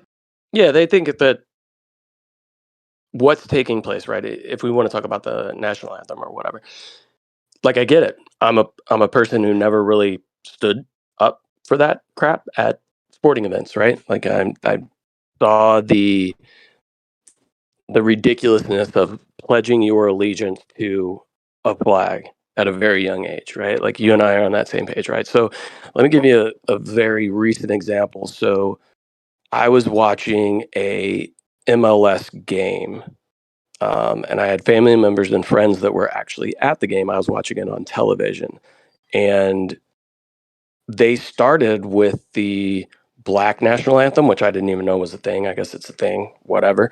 So they started with the Black national anthem on television. And as soon as the Black national anthem was over, they cut to like commercial, and then it comes back from commercial for the kickoff for the game. So I texted family. I was like, "That's weird. Usually there's the national anthem, not just the Black national anthem." And they're like, "What are you talking about? There was a national anthem after the Black national anthem." And I was like, that's weird. That wasn't televised, but the Black national anthem was televised. And it's almost like these things are being done just to strictly sow division, not necessarily because the other side disagrees in the way that you and I would with maybe the national anthem. They're using it for a political reason to specifically divide, to tear down a country, to sow more division, to be able to more emotionally control people based on this false division that's being sown between people because people pay too much attention to what the television or the media tells them they should or should not believe, or hate people they should or should not hate, people they should or should not agree with, all these kinds of things. Well, think about this. So look at the chat here. It's perfect. Okay, I've had family who died fighting for our freedom. I proudly stand and salute our military people. Within napalm to go live in North Korea or China for a bit. So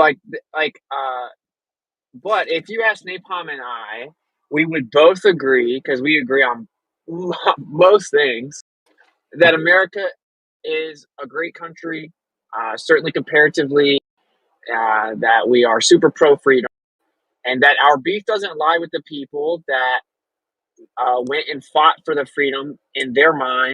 It's the people that crafted the narrative to deceive them to die. Right. Okay. So, like, I'm from a military family. Bro, my grandfather, I never got to meet him. He died when my dad was 3. He looks identical to me. Like, identical to me. It's insane. And my dad doesn't. And I never got to meet him or anything like that. My current last name is not his last name because my grandma did this weird thing where she remarried and took the person that she remarried's last name. All this to say, he died from leukemia, but he died right after the military was rushing out all these things. Yikes, bro. Yeah, in the military. So, you know what I'm saying? I know, like, my dad is like scarred and traumatized to this day. Like, me and my dad can talk about anything seemingly except for flat Earth. And he's never been able to talk to me about this stuff. He had a helicopter crash where most of the people in the helicopter died. You know, the people were getting sniped right beside him. Crazy stuff happened to my dad. He's emotionally scarred forever. My dad did that because he was fighting for our freedom. I traveled the United States and told everyone I had people, friends and family, die for my right to speak right now. And I believe that. They did die for my right to speak. But that's what they died for. That doesn't mean that they had to go die for me to have free speech, though. But that's what they thought. So we don't have a beef with the people. I respect the people, but that doesn't mean that I have to be a robot that just blindly repeats a spell. Which, if you actually look at the national anthem, it is actually pretty racist. But I don't care about the virtue statement. It's not going to work. But you kind of on cue showed our point. Yeah. Right. It's it's an emotional side to both of it. Both sides are emotional. And you make a good point, right? So both my grandfathers served. I had a grandmother who served in an ancillary capacity within the war movement. My uncle served in Vietnam. My dad was in the Guard. All this stuff, right?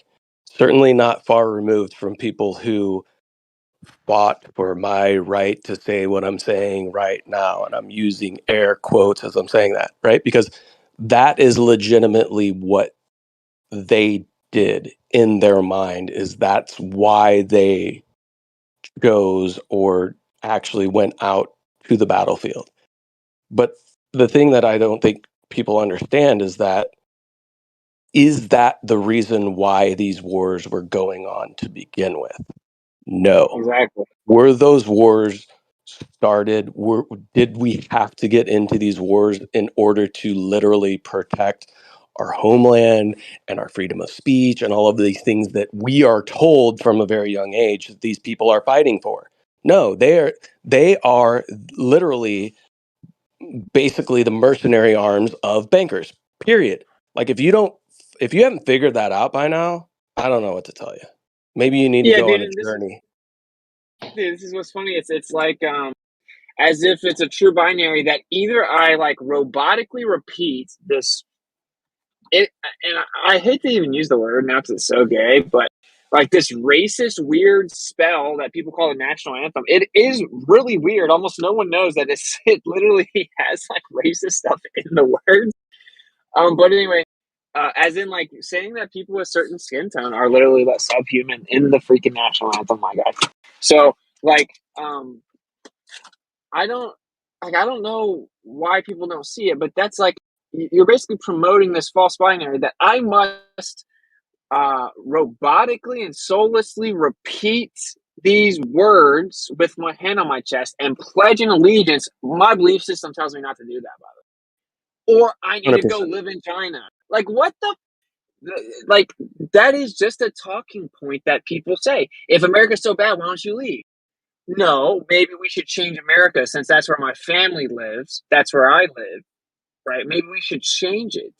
Why would we have to leave? See, that's what another thing that the left isn't wrong about. It's a false binary to say to someone on the left, leave America if you don't agree with everything that we make you do.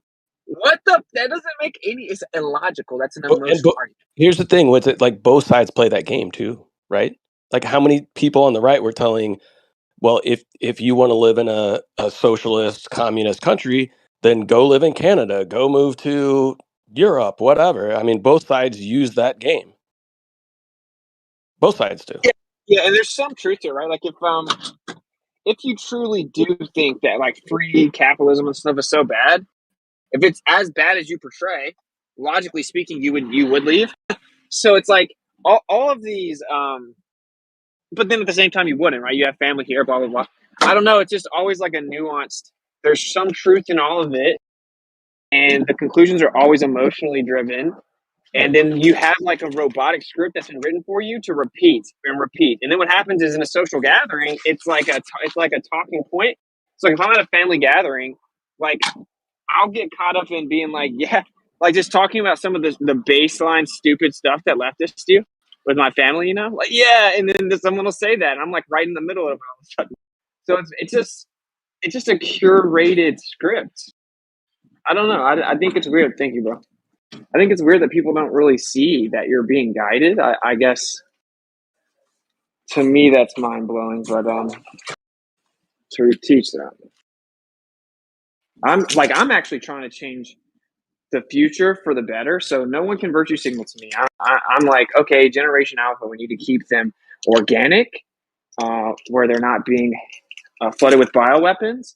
I'm trying to create an entire homeschool curriculum where we actually pay the mother to leave her job and go home and work by teaching her children, right? So I'm literally creating a business plan to find a way to pay mothers to go back home and homeschool their children, and create an entire homeschool curriculum that's free, and you get to pick and choose what you do, and creating like a blueprint of homesteading and permaculture, electroculture to teach the children. And like, I'm actually trying to change the world for the better for my country and the future generation.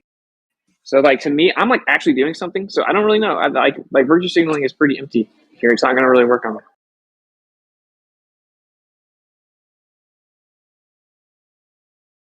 You know, repeating emotional script from the news is not going to work here. How dare you? If you guys are so concerned with all of this, then why are you cool with our children being indoctrinated and told to identify with pronouns? Why are you not making a homeschool curriculum? Why are you not finding a way to get people to be able to afford pulling their children out of public school? It's because it's virtue signaling. That's why.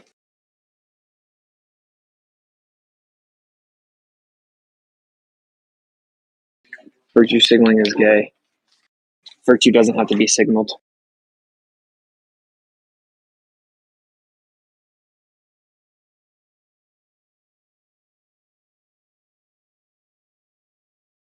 Yeah, Napalm, have you heard me talk about that? Like, I want to find a way, because most people, they're like, we can't afford to homeschool our children. And really, I mean, they probably can't afford to change their lifestyle to lower the living expenses. A lot of people kind of like just not like handing their children off for 8 hours. They don't have to worry about them. But there are a lot of people who genuinely feel like they can't homeschool their children because both parents have to work for their current expenses.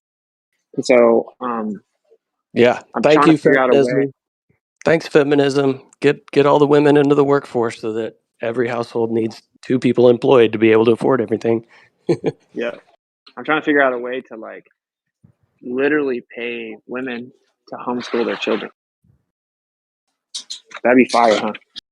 That would be nice. It would trying to set up something that would be almost like a way to subsidize homeschooling or something like that. That'd be cool. Yeah, yeah, and you have to. There's tricky parts. Like, you have to find a way to verify that they're actually doing it, and Sure. you know, you don't want to have them like have to teach a certain curriculum and stuff. So I'm trying to figure it out with a bunch of people. I got a bunch of prior teachers and stuff like that. I mean, I would like to. I don't know. It sucks, bro. Like our society right now, everything is so expensive and everything. Even though we have all of these conveniences, they come at a cost, and it comes at a cost of time, right? And I have very little time, and I would love to go back and try to really figure out how communities a long time ago were able to educate their youth to be able to, if you go back and you read some documentation from like even soldiers in the Civil War that were 16 years old, they're writing as if they're some Ivy League professor.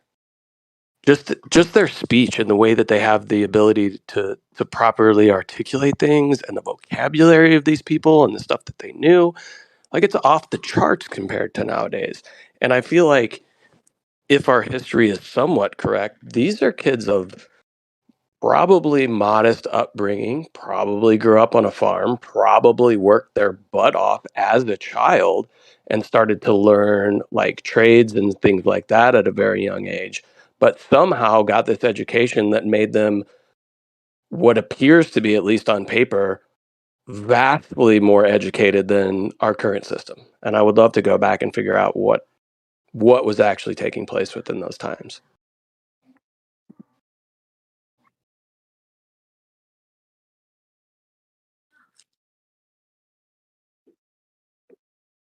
But I don't know. It's weird. I mean, I can get and I understand the emotional things around like child labor laws, but then I look back and it's like I had my first job when I was 12, whether I was supposed to or not, and got paid cash under the table, and it taught me a lot of things that have been very beneficial, over my lifetime. Was I exploited? No. I mean, it's weird. I don't know.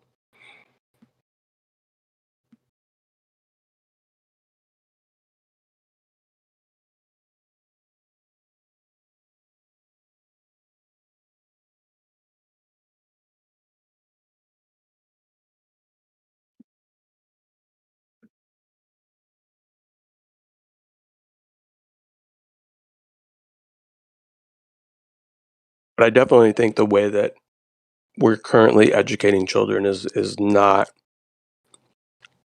a proper education. They're not learning logic. They're not learning the proper way to critically think outside the box, think for themselves.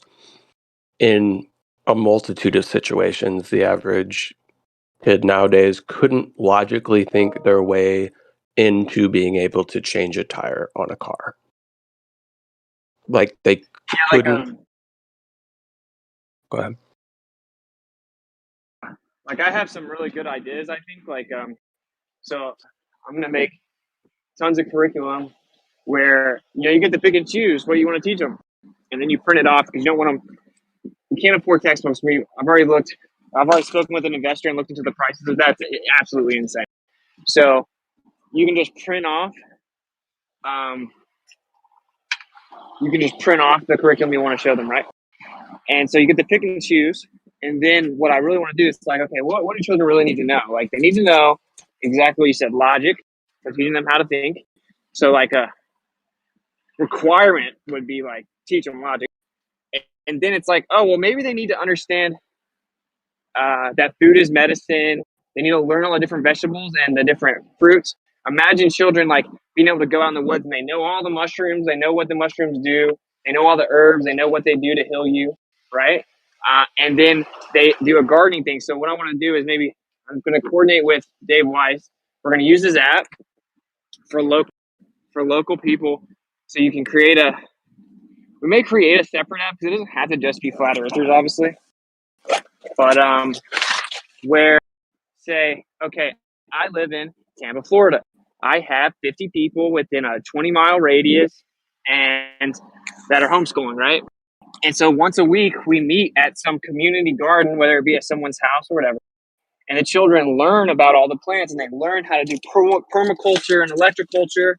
And then they eat lunch from the garden. So they went in real life, had interaction with other people, and they did that.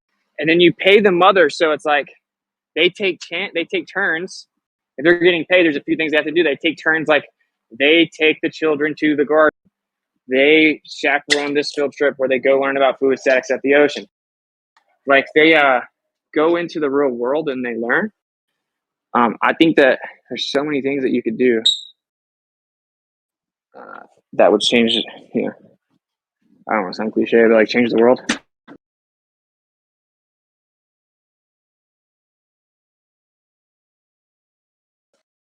So yeah, I have some pretty big ideas. I think that would be awesome. Just don't have them come to my house to learn about pineapples because I was solely disappointed that I forgot about a pineapple that I knew was ripening, and I forgot about it for a few days and went back out there and like half of it is rotted at the bottom. I was like, shit, didn't pick it quick enough. After all that time. Yep. How long did it take you to get your pineapples? Because I've had one growing now for it's going on 3 years. It's gotta be 3 years now. What climate are you in? I'm in Minnesota. Good luck. Real crap. You need like full sun for pineapples. Yeah. And I I love think a very this warm winter, environment. I think this winter, when I take it in, I'll put it in my green room for my plants. Yeah, It was so just it'll sitting in be the window. It's definitely not enough sun. what I've found is the more you deprive the plant of sunlight and heat, the smaller the fruit will be and the longer it will take to produce it. Interesting. So I'm gonna have like a tiny little like grape of a pineapple. Yeah, I mean, I can show you some of mine. I got one right now that's coming up. I'll go take a picture of it and post it. Um, it doesn't get as much sun as others, so it's like the size of like a little grenade. Oh. So, and I'm in the heat in Florida, so.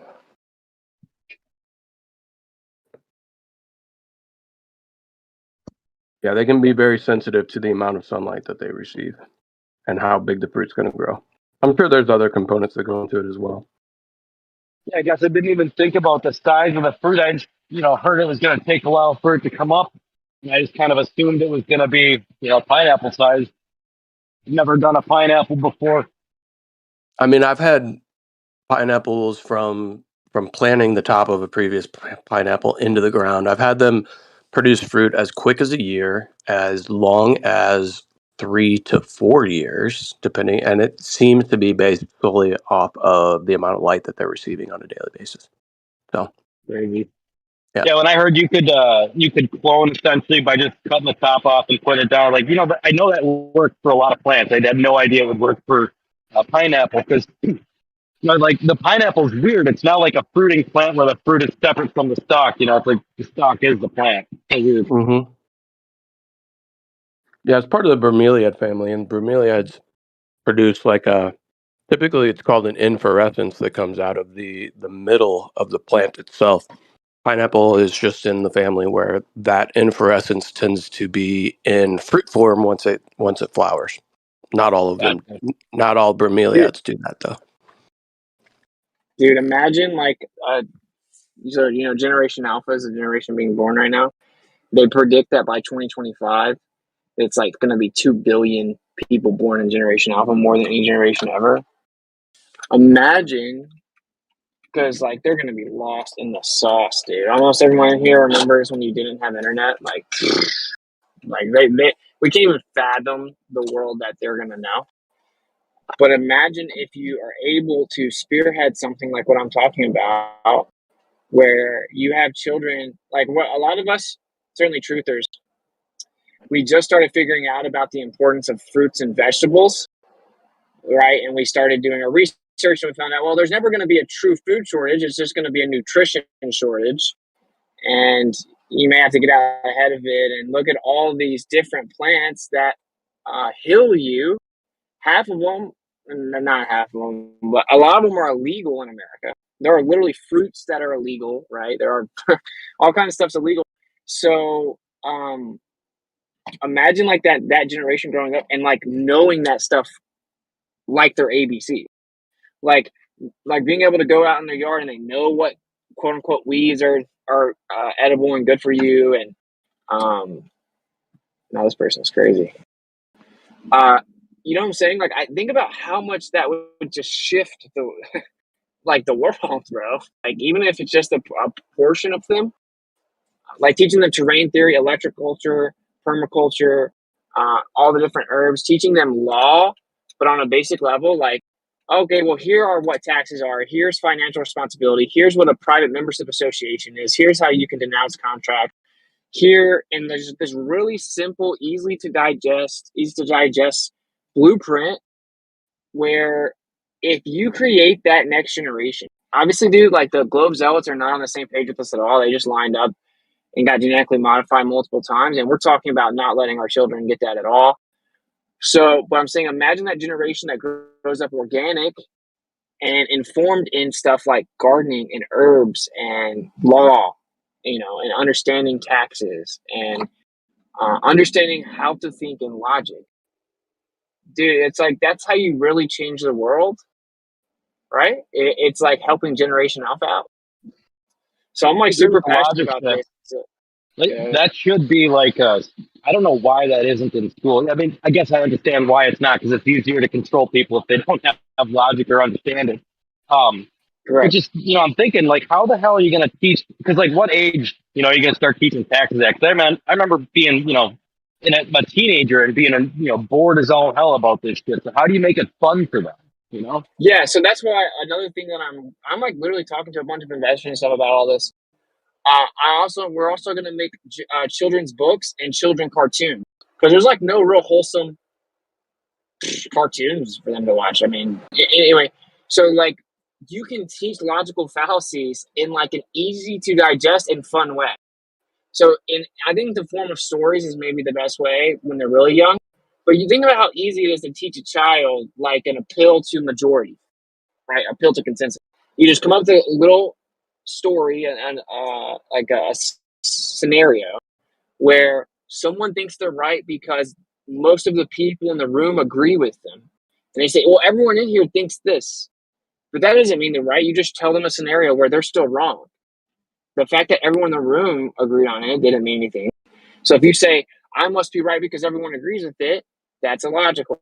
Like you can teach basic logic to children in a way that's maybe in the story form so that they can be excited about it.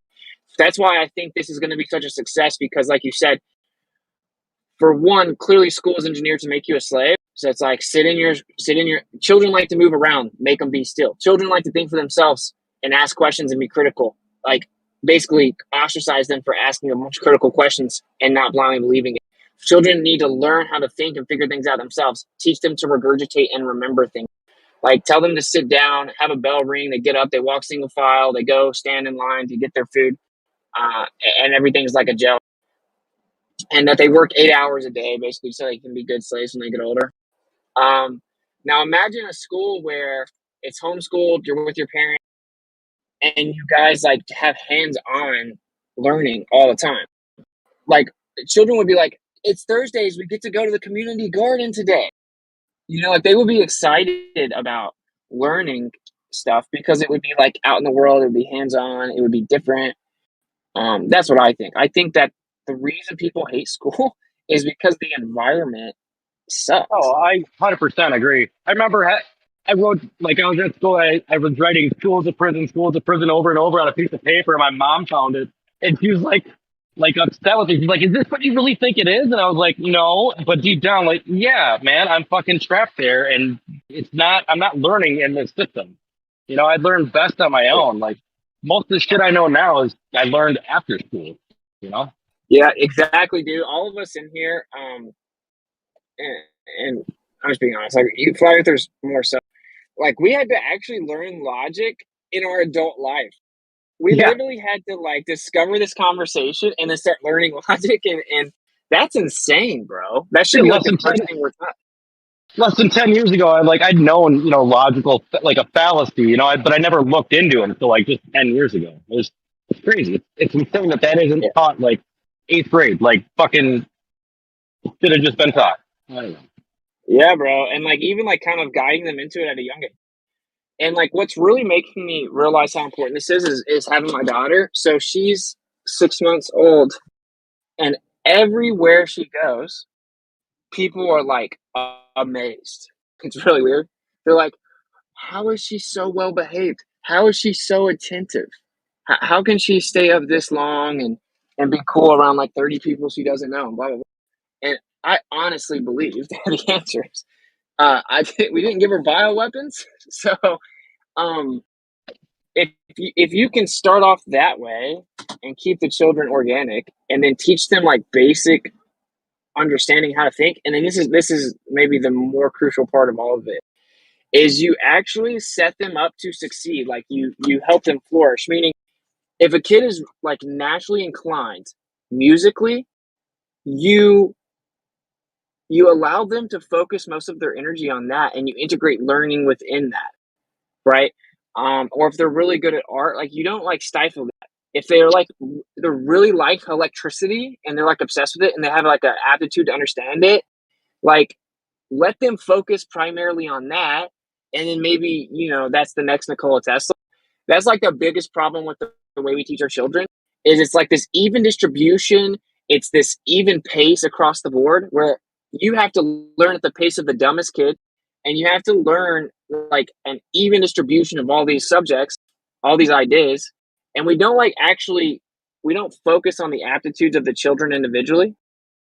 But if you're homeschooling, well, parents are going to naturally do that, right? Like if you have an individual relationship with the person teaching you and they personally care about your success, and it's the same person the whole time, then the odds are they're gonna help you focus on your aptitudes and gifts as opposed to like a mundane public schooling system. So like there are just that would change everything. I have a quick question for you here on this particular subject, and it's just a matter of whatever, just a matter of philosophy, I guess. Wouldn't you want your kids to be exposed to varying opinion? So if in your case you're trying to teach your kid to critically think for themselves, which is a great thing, but if you're sheltering them to receive their knowledge or even get any information from strictly one person throughout their entire learning or their learning time, or what, you never stop learning, but throughout their education time to be strictly from one person, don't you think that kind of narrows the opinions that they're getting strictly to that one person, and that they need to hear different opinions and they need to hear different information so that they can properly filter through what is actually credible and what's not? Don't you think there's some value to that? Like, I understand what you're saying, consistency is important, but lack of consistency is also important because it helps you filter out all the bullshit.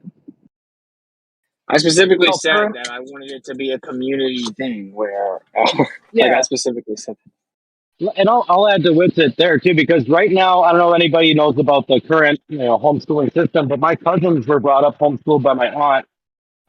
And as they got a little older, they would actually do more group activities with larger groups of other homeschooled kids.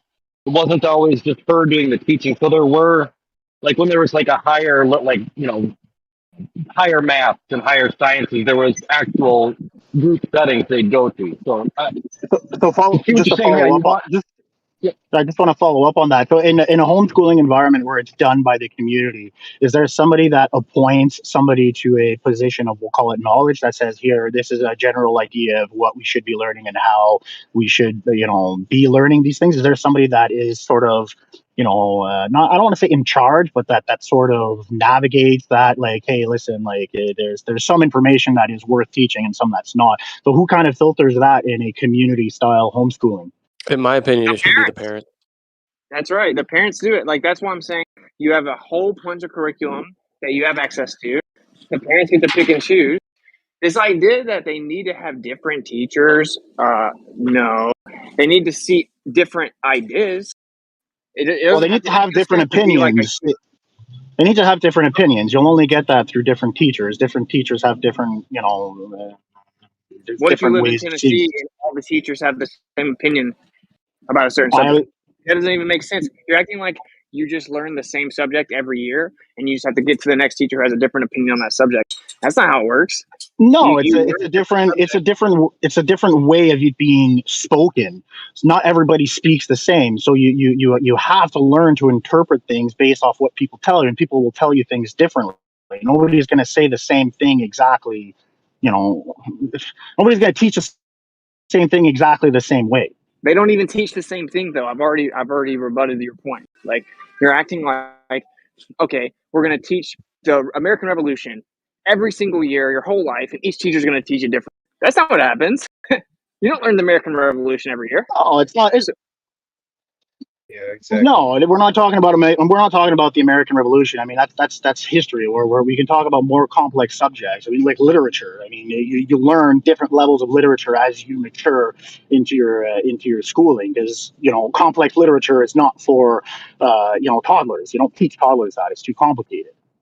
Yeah, but here's the thing: within a community, right? Within a community, a homeschooling community, there's certainly no rules that say that, okay, if Miss Smith is pretty well versed in a specific topic, and Miss Jones is pretty well versed in another topic, that Miss Smith's kids can't go to Miss Jones's class for a week regarding a certain subject or on a specific day, or them meeting up and being able to cross-reference how they're teaching and the teaching styles.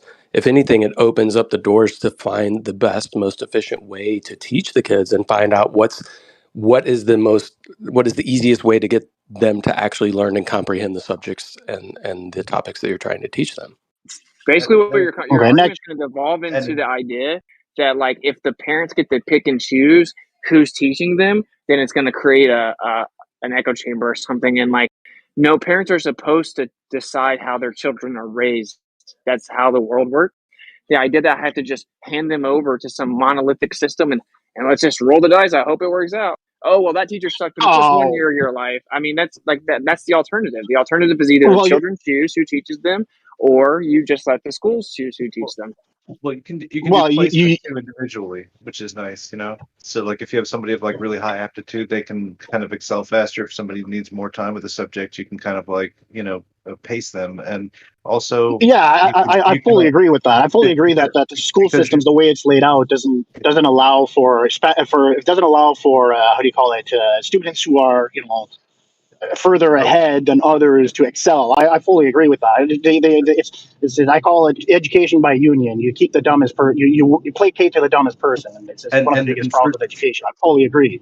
And then further to this idea, I guess also is that like, you know, for a certain age range of education, it's like you could splay across like from like 5th to 7th grade, like where a lot of things could be co-learning environments that aren't like, you know, basically blocking off like 1 year to the next, basically. So like, you know, like science can be something that's adaptive that way, like a class like that, you know, which you might have like more in a homeschool network where you don't have everybody specifically by years, like all in order. You know? Yeah. Plus, the way the education system's set up right now, it doesn't really allow them to have varying opinions just because they have varying teachers. They're just going by the textbook and teaching what they're supposed to teach with that exclusive way of going about it. There's no like variety and personalities really amongst these teachers, unfortunately. Even though you do get a little bit of that.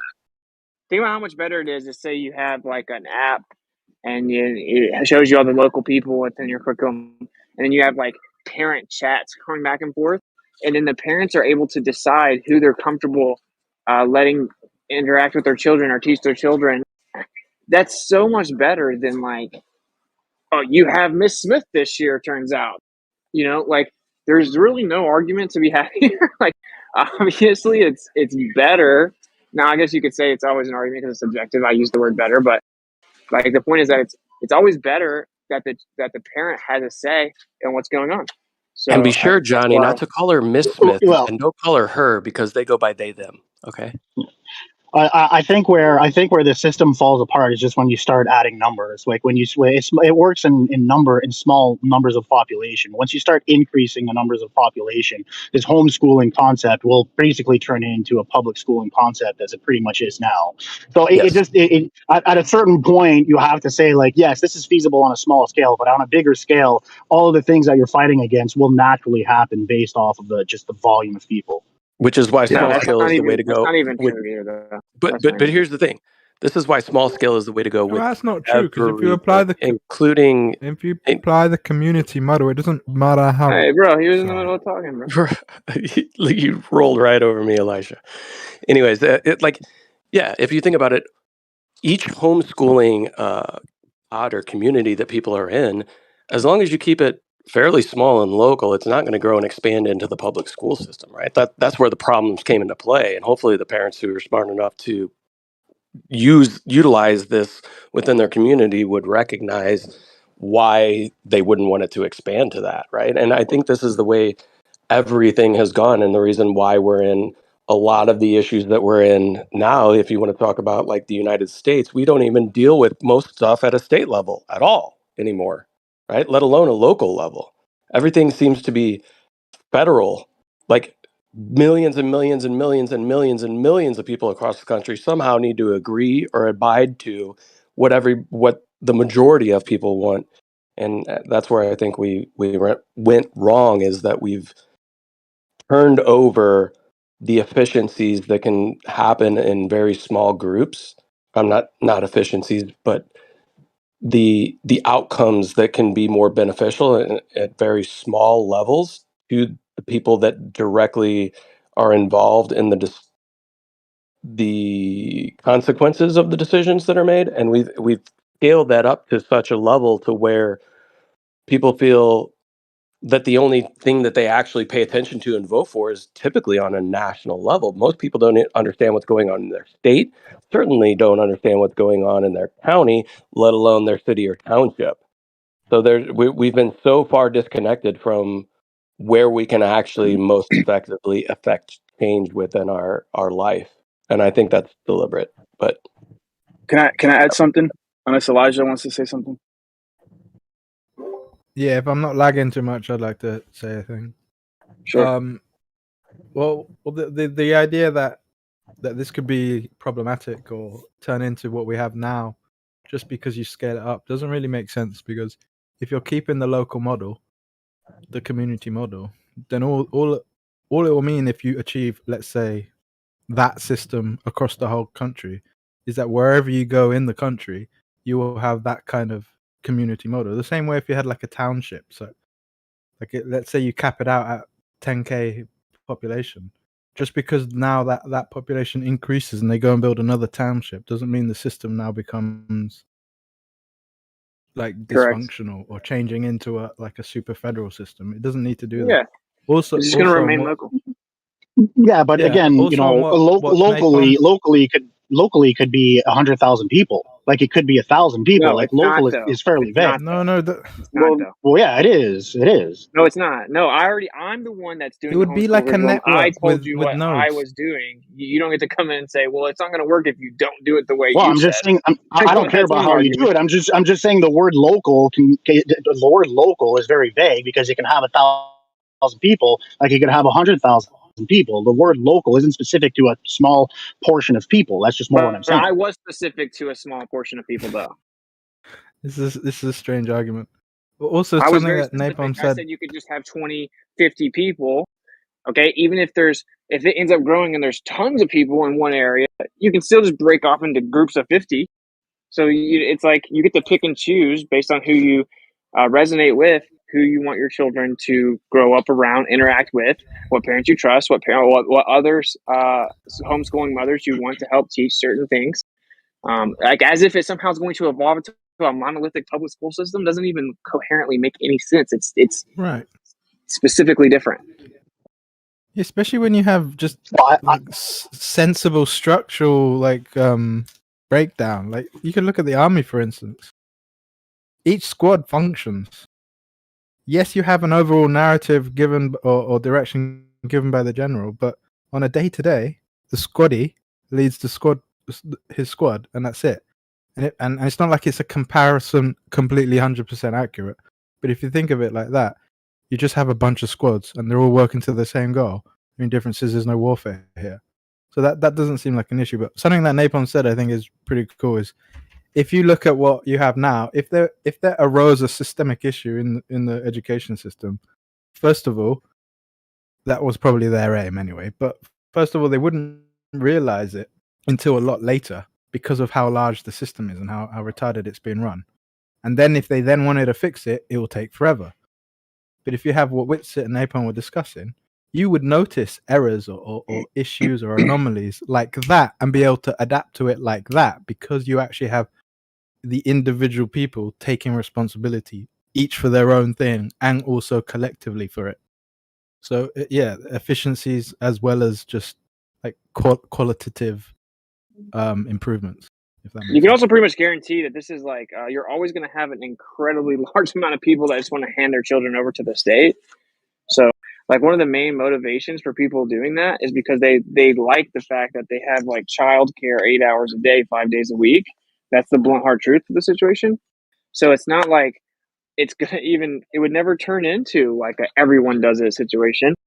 But yeah, I just don't really understand the rebuttal. It seems like some type of like end around to justify handing them over to public schools or something because clearly this is the better way. You have personalized teaching. No, I that just helps your think that the concept.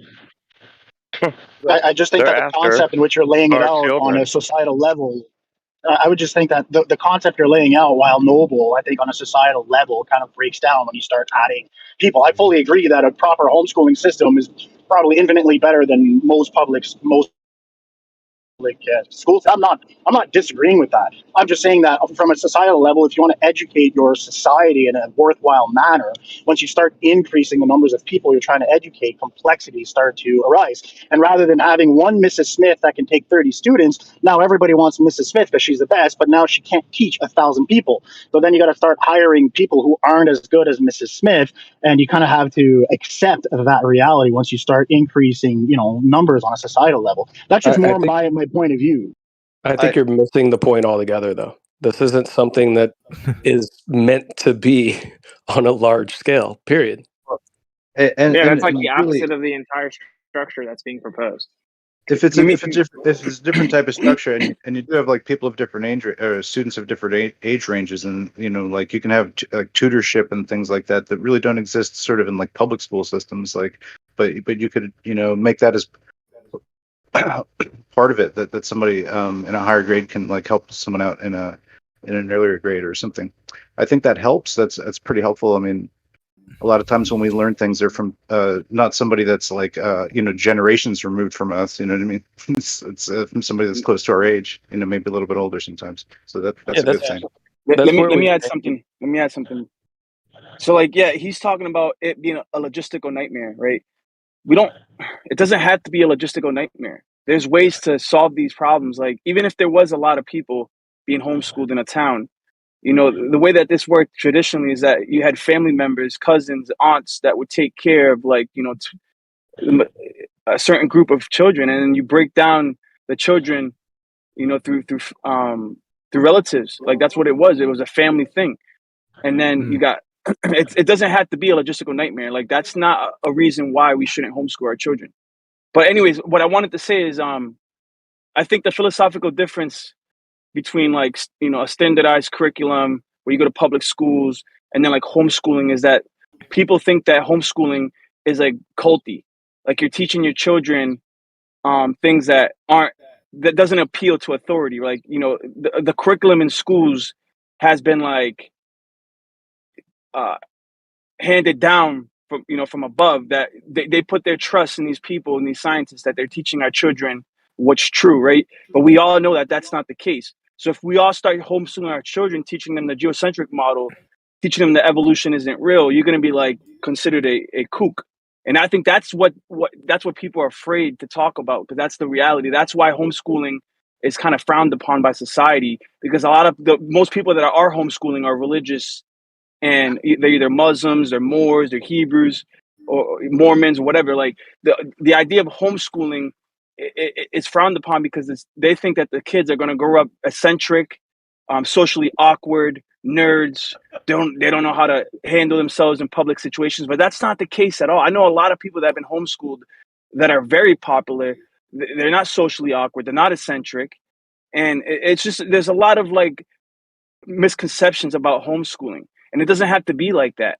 And we are, there's an increasing opinion that the children should just be allowed to believe whatever they want. Like, you shouldn't present them any truths at a young age, that they should choose for themselves. Like, basically, you should present to them a buffet of ideas, right? And let them choose the ideas that they want to believe in. And you should have no basically, you should have no influence on your child. Like, let them absorb whatever they want to absorb. If they want to dress up in girls' outfits, let them, right? And I think that's wrong. I think we should we should teach our children. We should instruct them in righteousness from a young age, not wait till they're teenagers to then try to discipline them. No, from a young age, we should start presenting to them worldviews according to our understanding. And if that is a geocentric model, why not present the geocentric model as soon as your child becomes consciously aware of existence itself? Like, there's nothing wrong with that. Or if you believe in the Elohim of Abraham, Isaac, and Jacob, why not present that Elohim instead of presenting all these different gods and letting them choose which God they want to follow? You know what I mean? Like, I don't know. Anyways, that's enough. Well, that's why why don't we make a law that just say you can't jab our property, our little bundles of joy, with poison? How about that one? Yeah, but Why don't we just all stand up and say, hey, we don't agree with jabbing little children or bundles of joy or that's already property. in the law, by the way. Yeah. All you have to do is why be don't we willing hold to the stand people up. who poisoned all them young people accountable? It's Well, then we're Why going ain't we doing already that? outside of the law. mandatory that Ridiculous. they have plenty of vaccinations by the time they go to school. Hey, how about we Okay, move you don't away need them from if you're and homeschooling. go back Okay, to moderation, education? I'm just moderation, gonna, moderation. yep, Yeah, move you away. can't be isn't just enough to jumping me. in and just what Hey, moderation. hey, explore flat Earth. Chill. Trying to Okay, jump we in is can't the just point of moderation. yeah, Go you ahead. can't just jump in and start throwing the V word around. I don't like. What, is this your first day here? I don't understand. Like we don't say that. We can move Right. on. We all Use agree with that. But goosebumps or something else.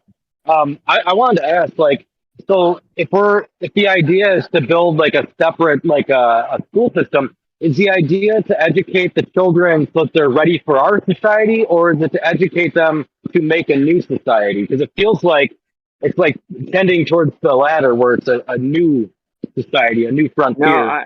yeah. So like I was pretty specific about this, right? So I said that my idea is that there's a whole spectrum of curriculum, meaning people with different beliefs or what they prioritize as to be important to what their children learn, they get to pick and choose the specific curriculum, right? And it will just be basics like learning about plants and learning about gardening and going out and socializing and going. That's the thing that would apply to everyone. And I'm specifically saying actually to be able to maneuver this world. That's why I said taxes and PMA, private membership associations, like ways to understand what they do and do not have to do, and ways to have like freedom. The worst thing you could do is like teach your children in such a way that they're ill prepared for the real world. So I wouldn't suggest that, but Yeah, they're not going to be partaking in a lot of the stuff that's damaging other kids. yeah, that's kind of a weird question, Demon Stride, because and the reason I say that is because I understand that many people think that sending their kids to school is getting them ready or educating them within our society. But then if you're not paying attention to that or you have no control over that, then who's molding the society, right? And if you leave that up to one kind of monolithic organization that seems to have its tentacles in every aspect of banking, government, and you name it, then you can be susceptible to exactly what we're experiencing right now, which is a breakdown of society and people being shoved and moved into ways that the ones that are very successful monetarily, generationally, ensure that they maintain that superiority over the general population. And that's I don't think you should teach kids to train them to be in any specific society. You should teach kids to think logically, be morally sound, right? Many of the foundational things that children need, you don't need to mold a child to a specific society. You can teach them the the benefits of a hard work ethic, a I solid think foundation and morals. Many of these things that if you say they're not going to be ready for quote unquote society, then maybe society is going in the wrong direction. Well, I definitely didn't make claim of molding to a society. I just said like make them ready or make a new one. You know, like if you're introducing like a paradigm you want society to go towards, I can see, yeah, do all those things to the next generation of kids, and we can maybe affect this anti-government type of wokeism, flat earthers introducing. So I just have a thought experiment here on the homeschooling thing, just to touch base on this, because it's a fascinating concept. So you have a community that's homeschooling a certain number of kids, and in that particular community, right, they teach that white is actually black, but everybody else in the world, black is black, but in this particular community they're saying no, black is actually white. So what happens to those children, or what happens when you have a community like that that's too ingrained in a specific way of thinking, saying that no, black isn't white, they've been telling you wrong this whole time, black is actually not black, and this is what it is. And then this kid gets into the real world and the working world, hard worker, great person, but he gets into the real world and he's hit with the reality that what he's been taught is that black, the way he was taught, is actually not correct. So like what happens when you're dealing with factual things that everybody sees that aren't societal and aren't local, and it's like, okay, white is white, we know white as white, but he was taught that white is black. What happens in that particular scenario? You had I to think make the like a problem really is you're under the extreme and Who delusion. cares? logical It's and got nothing to do irrelevant. with what was espoused. You had Right. to I make the think most Well, yeah, extreme and irrelevant example ever. Like I don't even know what that means. I Are you think sure it it's just means like a like It's literally well, a it non touches on sequitur and a red herring. geocentrism, right? It touches on geocentrism. If you're teaching means your What? kid matter. that it's everything is geocentric, when in reality it really is, and what happens when they're confronted with that Yeah, but particular you're reality? but it wrong. What Hold on, objectively You're hold on, means wrong, hold that on. and it's not Let me relevant. get in here for just a second. Incarnation. I think you're under the false impression that everything that a child learns within public school is factual information and not based on some sort of either belief it's or not all theory, right? unfactual So, though. It's so not the all problem unfactual you would though. face is that you would have kids growing up maybe learning something different than other people might be learning, right? But is that necessarily a bad thing? And how do we come to the actual truth and the fact of the matter if we solely want to teach people in one specific way? This is why I talked about earlier. If you have a monolith that is the arbiter of truth, even though it might not actually be the fact of the matter, Then you're susceptible to corruption. yeah, like exactly. if And you're then And I wanted to go off on that if be you don't mind, super against the Napalm. current public school system that teaches them all kinds of philosophies as if it's scientific fact, and then they teach them a dumbed down version so they can memorize it, like mass attracting mass, when that's not even what the current belief is. And then they teach them stuff that can't be proven is actually been proven to not be true, but they keep teaching them anyway. So like this is my point. It's giving the power to the parents to pick and choose the curriculum that they want to teach them, and it prioritizes how to think as opposed to remember what the stupid little belief system that we want you to believe is. Right. I'd like to There's follow really no up on rebuttal what to this. I'd like to follow It's up on not what Napalm was really saying true about either. how a monolith would be like you'd be open to the corruption of somebody having all that control and power. So I think this idea, and Witzer was talking about it, how like the parents should actually take control over their children and what they do with them, because it's their children. It's not the state's children. That the fact that that's even a question is very odd to me. And intrinsically, most parents know this, but for whatever reason, with the school system, they ignore it. And I'll give a few examples. So ignoring school, if you want to teach your children, let's say you can afford these things, because some of them are expensive. You want to teach them music, martial arts, artwork, all this stuff that school doesn't really provide. You don't just go and send them to whatever class, generally speaking. You don't just go and send them anywhere and just see what happens. You go and vet the place. You go and visit the place. You're like, okay, do you like this class? Do you like these people? Do you like this sports club? And it's like, first of all, do you as the parent, do you like the environment? Second of all, because it's extracurricular and it's just for fun, there's no real necessary motive behind it. Then you also ask the children, and this is something that everyone does, right? You're like, oh, we don't like that piano teacher because he's really angry, but that lady down the street, she's really nice. Everyone has good things to say about her. We're gonna send them there. But yet, for whatever reason, with the school, nothing. You just send them to the local school and ignore it. So intrinsically, the parents understand, but they've been duped. What's funny is every time I bring this up, people try to basically convince me not to do it. It's so funny, but I can assure you that there's nothing that you guys can say it's going to stop me from doing it. And in reality, the idea is it's teaching them the actual truth. It's not so in your stupid dumbed down black is white analogy. It's like as if to imply they're not told that everyone else thinks it's black. Okay, but no, that's not the way I would make curriculum. It would be like, look, a lot of people believe that the Earth is in a solar system and it moves around the sun, and that we're in this giant heliocentric model. But in reality, this is what they discovered: is that if the Earth's in the center, everything would look the same way. That all the predictions of us moving around in the universe didn't work. It keeps on showing us in the center. They've updated the system to say, oh well, it always looks like we're in the center. It's just an illusion. They now admit that it's impossible to disprove that the Earth is in the center. There's not one piece of evidence ever discovered that shows that we are for sure moving around the sun. All evidence shows us that we're not. Here's the actual accurate depiction of how they said, oh, well, we're not going to look like we're in the center. And they discovered that we do. They said, oh, well, they changed it to, well, yeah, it looks like we're in the center. They're going to learn the truth. What are they going to learn in public school? We know for a fact that we're moving around the sun in an ever-expanding universe. Here are the name of the planets. Learn them. We go around the sun, and it takes 365 days. That's what gives us a year. But what they're going to learn in the actual truth is they hear the full story of what actually happened. the ideas, what the evidence showed, how the idea had to keep changing. So which one's better for the child to be equipped? Teaching them logic and how to deduce truth, and then teaching them both sides honestly without a philosophical bias and showing them the whole history of it. Which one's going to better inform the child?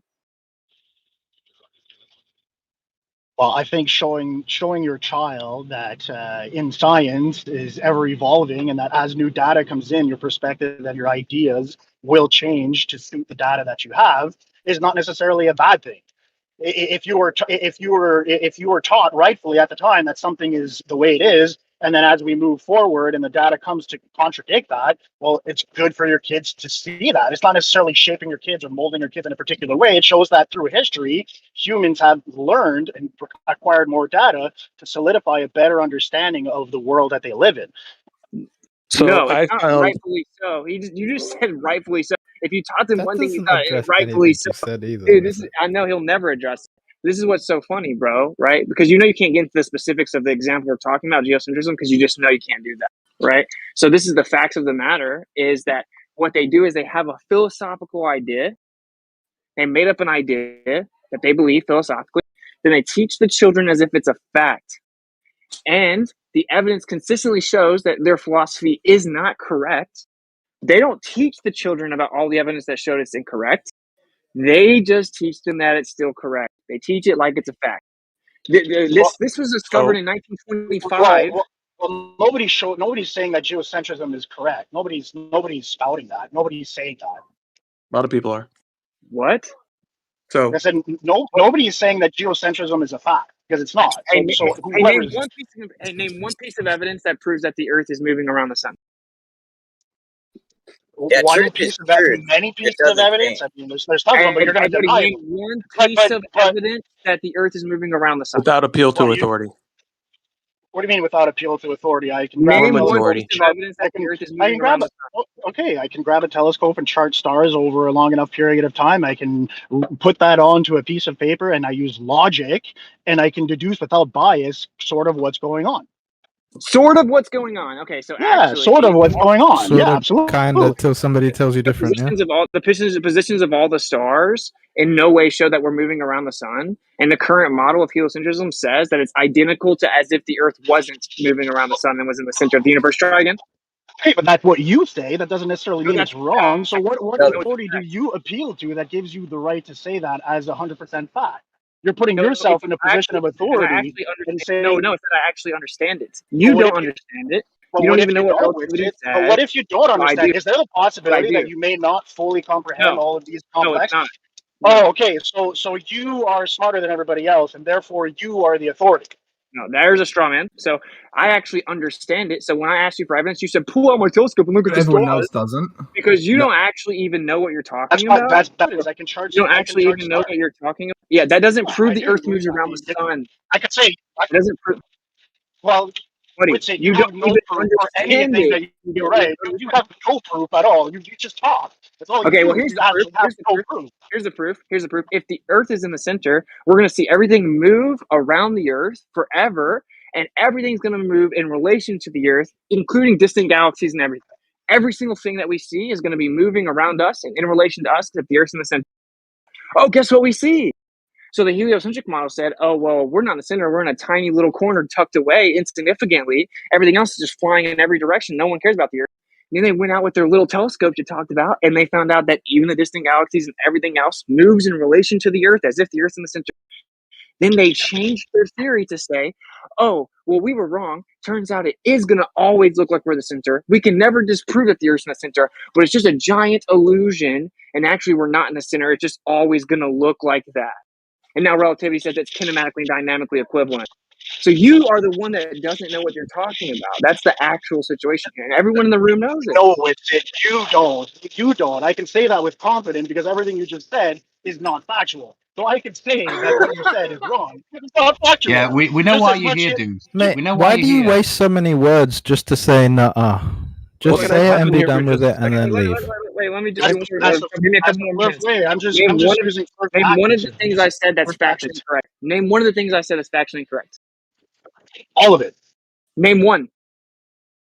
All of it, everything you said, factually incorrect. You can't. You're That you're literally smarter way out of your than league. everyone else in the world, and that you understand it. That is one thing that is incorrect. I'm not I didn't the say one that. claiming to be smarter than everybody Yes, you else, did. and I'm not the When one you say claiming to I say that I understand it, have but the nobody concrete else does, that understanding. is you saying that. No, that's Whitsitt. That's exactly what Whitsitt said. I know everything, so I know Yeah, better that's than what I you. mean. That's what I mean. It's just his appeal I to didn't say authority, that. but he I does. didn't say that. Yeah, you did. You literally just No, I said that. didn't. You No, I literally said, didn't. So this, I so, know so this this is what I'm subject saying. Somebody through and asked him through to and be through. wrong. Hold, hold on. That's literally Man, what you said. hold on, guys. Guys, everyone stop talking for a second, please. Thank you. We gotta go one at a time. So you've devolved into just blatantly lying, right? And that's what you guys always have to do. So you guys claimed I said I know everything and no one else does. That's a blatant lie. You Well, no, asked me. what he asked was, When you if say you I understand this and everyone else is a Immediately interrupt. liar, that is you Immediately interrupt. saying I understand this No, and no one else does. Whitsitt, were you done? Of course I wasn't done. I was mid-sentence. Okay, let Whitsitt finish, guys, and then somebody can go next. Okay, just wait till he's done. Let's all do that. He said, "Oh, you think you're the only one that knows the truth and everyone else is wrong." And I said, "No, I didn't say that. That's a straw man." And now we've repeated it as if that really happened.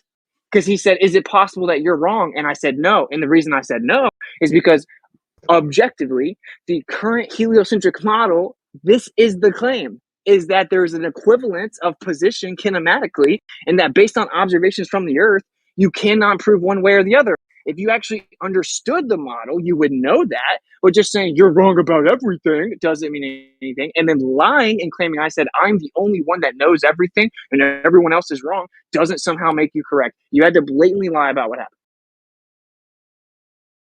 Yeah, the truth is the truth, regardless of what you think about it. It's just the truth. So if it's objectively true, then that's just the truth. That's why you guys had to interrupt, because you see that now that I got to lay it all out, you don't have anything to say.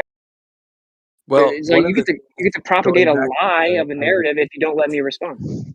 going back to the educational system, one of the things that I have noticed the educational system is really good at is creating what I call kind of like the Agent Smith complex, which is when somebody steps outside of the societal norms, Agent Smith will pop up within anybody that's been trained within the system to ensure that the slaves will keep the other slaves in order. Just like when we were talking about starting homeschooling, right? Somebody's going to pop up and be like, well, possibly it could turn into a public school situation. Okay, so you're saying the worst thing that could possibly happen starting a system of homeschooling is that it could turn into what we currently have? That's the worst thing that could happen? Is that an But argument? stating the obvious isn't an Agent Smith situation. It's just throwing out a wrench to the what could be, a problem in the future. I don't know if Well, no, it's people that you're not pop listening up. to Napalm's point. Napalm's point is if to people. act like a rebuttal to the homeschool suggestion is to say it could turn into what we currently have. Okay, so then it's still better to try to make another system then, huh? So Right, but that what I'm answers the saying is question I'd asked earlier. Is if, are you trying to make kids to fit in the system or make a new paradigm? And it sounds like you're saying that if it makes a new paradigm, I guess it's all the better for it. So it was a half answer then. You see, you guys just have toxic.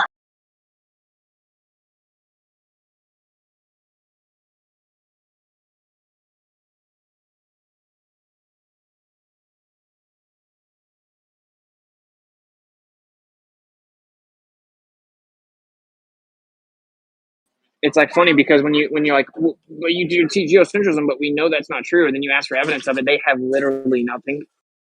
It's pretty funny. So you just talk. I told you I told you I have evidence that confirms a heliocentric model. I have a But you didn't telescope. name anything. I've charted stars for the fun of it. I do it recreationally. And then when you chart enough stars for long enough, you can get a pretty good idea of what's happening around you. How so? How so? Just the movement of the stars and how they come back on themselves and how they move into the skies. Like you formulate a map and you chart that for long enough, you can pretty much just have a pretty good idea of what's going on. So What do you mean? How so? The sun. What are the stars? What are you going to see the stars doing that supposedly prove that we're moving around the sun? There's quite a bit actually. You can't even name one though. Well, no, because if you're in a geocentric model, technically, as you're saying it, the stars would be in the exact same place every single time you. Why? Why? because the sun isn't at the center. It's the sun is moving around the planet, and it's not in a perfectly circular orbit. So yes, that's why the positions of the stars slightly change in the. Now you're But we're just not asking for assertions. your We're not belief. asking for assertions. We're asking for evidence for the assertion you're making. Dude, you're so out of your league, dude. You're not even remotely equipped for this conversation. You're roboting pretty hard as well. Is he doing it that for everybody? I wonder if he's Wait, ever doesn't charted the stars while they were underneath his feet. Guys, wait, hold doesn't on, it man. mean Hold like on. Everyone stop. Stop. This guy's roboting hard, or is it me? Yeah. Yes. I'm roboted. Yeah, because you're bullshitting. You see what I'm saying? It's just tactics. It's Let's tactics. slow It's it like you down can a just little pull bit. your telescope. Let's all go one at a time, please. You can just pull your telescope out. Incantation, incarnation. I think you're still roboting. You ask for the evidence. I'm on Twitch to talk, so it's not me. It's not me roboting, unless I'm roboting now. You are roboting. didn't he admit science can advance? So that means his consensus is wrong right now. It has to be wrong in order for his theory to advance or his science to advance. So I don't even understand what's the point of it. His argument was that like you can teach them the current idea, even though you haven't actually verified it, and you can teach them that rightfully so. You know, like, and then I asked him what the actual evidence is. See, this is the truth. That's not what I said. That is what you said. What I said is that science evolves. So what somebody learned 1,000 years ago without enough data would be different than what somebody 1,000 years later with more data would say. So the science and the philosophy around it evolves as more data is accrued. That's what I said. Wait, and that is You said that in rebuttal. The addition. Sorry. Dude, wait up. You said that in rebuttal to me saying that the heliocentric model made a prediction that it wouldn't look like we're in the center, and then we looked out and saw it looks exactly like it would if we were in the center. So they changed their model to say, "Oh, never mind. Our model now says we will always look like we're in the center, and it's just an illusion." And then you responded with, "Yeah, it's justifiable for them to teach us what we think, teach everyone what they think at the time, and that science just progresses." No, it's a philosophical bias that claims that all the evidence ever is going to show that we're in the center.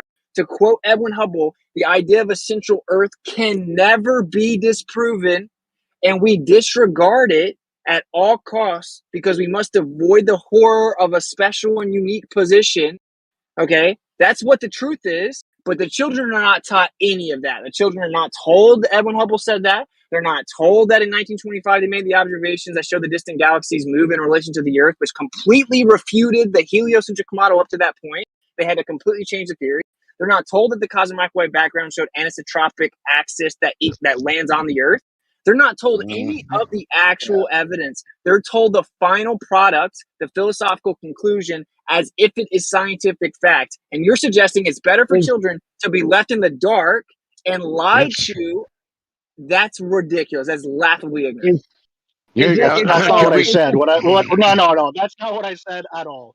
At all. What I said is that the beliefs that people had 1,000 years ago, based off the information they had, will be different than it is today. So if people 1,000 years ago thought the Earth was at the center of the solar system, and the information and the access to technology that they had showed that was what the case was, I don't think they did wrong by teaching them that. 1,000 years later, now But that now we you're have changing your technology, we script have from improved. science to No, that's belief. not. No, but you have to have a level of belief in anything. Everything is a level of belief. Like you have to. You can't function otherwise. Right. When you said that the heliocentric model's claim is, and then you went on to say how it claims it's at the center, but now it's center, so they had to rewrite it. Is that the only claim that the heliocentric model makes? And did it have to change any other claim also to fit and comport with this reality? Because it seems like you red herringed or strawmanned it a little bit. It has to change. It has to change claims the entire time. Yeah, he did. We won't give any specifics because we can't. Because Austin knows way more about my belief, but we can all gaslight him collectively. Nah, I'm smart. So they've changed the heliocentric model 1,000 times. Constantly changed it. First of all, when the heliocentric model was proposed, they said that the sun was the center of the entire universe. That's where the Newtonian mechanics came from. They only recently changed it in like the last 150 years to start saying, oh, never mind. Turns out the universe is way bigger than that, and that was retarded. Okay? But this They is have the not fact. said the first thing, though? The heliocentric model predicted that when we look out in deep space, everything's going to be moving independently of the Earth. It's not going to care about where the Earth is because it's a tiny speck of dust in a little tucked away insignificant corner, and there's a huge universe that's doing whatever it wants to do. It doesn't care about the Earth. Right. They looked out in the sky, and what did they see? They saw exactly what the geocentric model predicted, which is that everything, no matter how far you look, moves specific to the Earth. That is directly the opposite of what the heliocentric theory predicted. So what did they do? Did they say, maybe our heliocentric theory is wrong? Of course not. It's a religion. They said, oh, we'll change it completely to say, oh, well, the heliocentric model will always look like it's geocentric and it's just an illusion, and you'll always look like you're in the center even though you're not. Right. So when they first came up with the idea and you put a lot of emotion behind the way you explained what it was, and then it changed and they had to change it, should they have not had that first idea in the first place? Because it seems like you're saying because they had to change it, they should have just kept their mouth shut in the beginning. No, they shouldn't teach children as if it's a fact when it's not actually a fact. It's just an idea. Okay. And now what they should be teaching the children is the actual history of what happened. I know for a fact that they don't teach children what I just explained. They do not teach them that. They teach them, you live on a ball. It's tilted. It spins. Here's the name of the planets. Memorize them. Here's the order. They teach it as if it's a fact. Like the sky is blue. Oh, left wing says it They is also a fact, teach. so They also we teach should lie why to with children. it. Which it. It They, is a they fact. also teach why. They also teach why. why? They don't just say Why is it? this is it is. Here's why it is. Here's why we have seasons. Here's why we have this. Here's why we have that. But they don't just go about saying, "Oh, that's what it is," and you need to believe me. No, they put weight to what they're saying by explaining why things happen and why things they are, and that's the basis of education. Is why are things the way they are? That's literally what they teach. They're not saying this is you have to believe in this and this is what it is. No, this is what we see, and here's why it is what it is based off what data we currently have to explain No, this. no, That's the what it's data about. shows what we actually see is that the Earth is in the center. That is what the heliocentric model claims. Is that what we No, actually? the heliocentric You model have to never interrupt claimed me. that. You have to interrupt me. I know. Trust me. I know. You're an emotional mess and you're way out of your league. So the heliocentric model objectively claims that what we observe is that the Earth is in the center and that it's just an illusion. This is a fact. It doesn't matter how much you say, nuh-uh. It's a fact. Yeah. Do you understand that it's a fact? That's what Tycho Brahe found as well. 20 years of It's not. observations in the sky. It's not. It's not a fact. That's. It's not a Yeah. fact. So no, Do you I'm want not to going to bet agree with it because it's you want not to a bet fact. $5,000? You want to bet $5,000? $5,000 on what? That what I just said is a fact. Say it again. Repeat precisely what you just said. The heliocentric model's position is that what we observe is as if the Earth is in the center and it's just an illusion. Not What the is Earth. just an illusion? Not the. What is Not an the illusion? Earth. $5,000. Just stop Not talking and the bet me Earth. $5,000. And No, What I'll is take the it down. illusion? I'll take Winston, Zelle. I don't even think you have $5,000. I'll take a Don't you Zelle like live in a payment. trailer? No, I have an RV and a house. Don't you like not have a girlfriend and you're like really weird? You know, we're playing this All game. right, Why is let's why not is keep that it. part of the Oh argument? no! This is weird. Let's don't make it personal. Don't make it personal, Hold on, please. left lane. No, I'm not having No, that. what's the illusion? No, let's I'm get not back to the having that at illusion. all. What is the illusion of it that they're somehow creating? Like, 'cause if it's just an illusion, you should be able to point to it and be like, "Here's how it's an illusion." Hey, Leflon, why don't you jump in and say don't make it personal when people talk about how I'm supposedly poor and live in a trailer, but then when I clap back, That's what I'm talking about. That's exactly Yeah, what I'm he's talking talking about about. that. The illusion is NASA. This is why we have NASA. This is what NASA does for us. Look at these pictures. That's the illusion. okay, this is the official relativistic model is that there is a kinematic equivalence with the geocentric and heliocentric model. That's a fact. And that it looks like we're in the center even though we're not. That is the official heliocentric model. The fact the that center, you people deny no. it is all we need to talk about. We know that you're not No. being honest or you're ignorant. There's no other No, option. it does not say, and the heliocentric model does not say that it looks like Earth is in the center. It does not say that. Do you want to bet $5,000? Yeah, we can bet $5,000. Okay. You okay. get your lawyer to call my lawyer, and we'll write this out. We'll write it out. We'll make a fucking contract. I'll put my money in escrow. You put yours in escrow, and we'll talk about it. Okay. And everyone heard this, right? You're going to actually pay me my money, bro. I said you we gotta put it get in the lawyer escrow, contact. is what I said. But the thing is, you're going to have to stipulate what you're talking about. You're just saying Earth is in the center.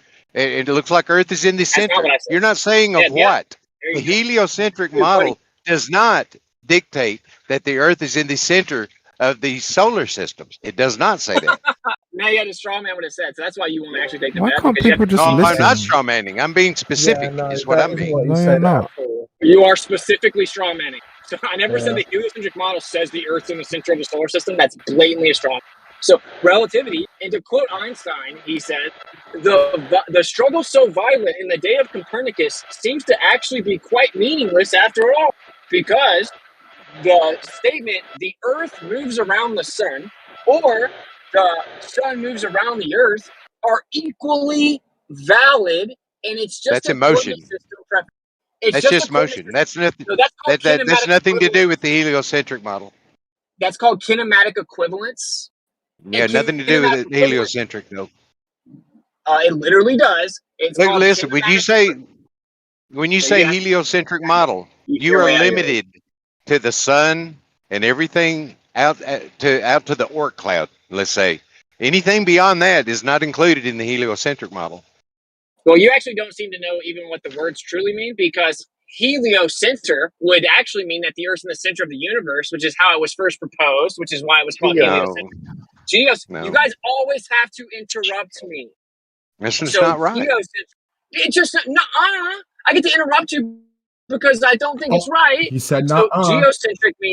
geocentric means Earth center, meaning that the Earth is the Heliocentric. center of the universe. Shut up, left lane. You said heliocentric with it. You misspoke. You got to stop interrupting. Then This is you got to stop interrupting. You can have your turn, but you can't just snip and clip and interrupt. It's not fair. Go ahead, Witsit. Finish, and then you can go Okay. next. Left. Based on what the words actually mean, heliocentric means Earth, sun-centered, and geocentric means Earth-centered. Technically, it's not considered a heliocentric model anymore. Okay, for one, there's like Lagrange points. There's a barycenter, and that's just the solar system. And there is no actual center. There's a great attractor, and there's no actual center to the universe. But we use the word heliocentric still just for intents and purposes. So technically speaking, if you want to, because that's what you basically are invoking is, no, the heliocentric is just about the solar system. No, that's not what heliocentric actually means. But it doesn't matter. The point is, according to the current heliocentric model, there is a kinematic equivalence. That means how bodies move in relation to each other is equivalent for both a heliocentric or geocentric interpretation.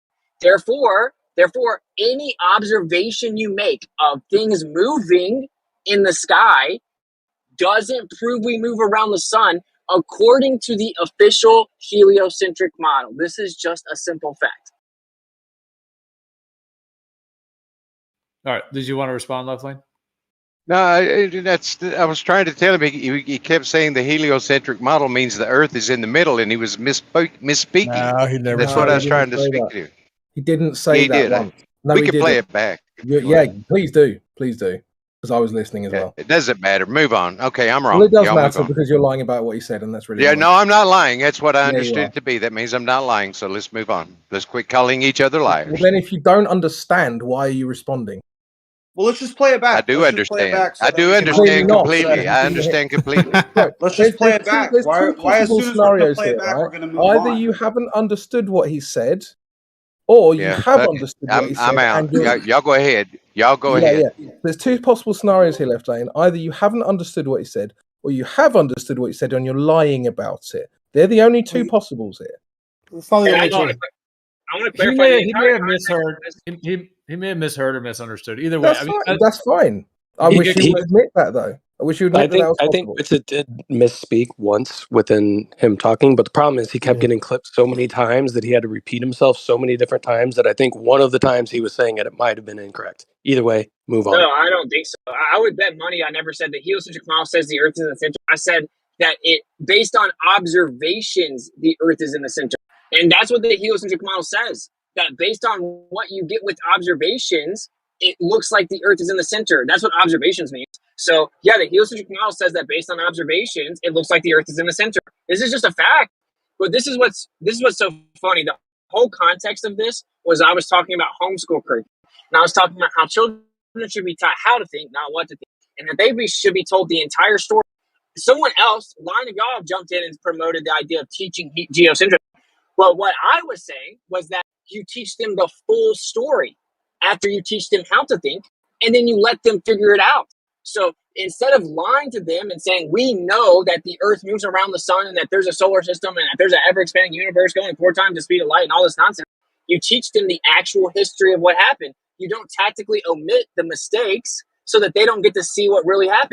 You teach them the heliocentric model made this prediction, then we looked out and it matched the geocentric model, and specifically didn't match the heliocentric model. So they had to change it to say, oh, well, it's just an illusion. It's always going to look like we're in the center. Then they did the cosmological background that showed that there's actually an axis of evil, as it's called, and that there's actually anisotropic distribution that centers on the Earth, which also matches the geocentric position.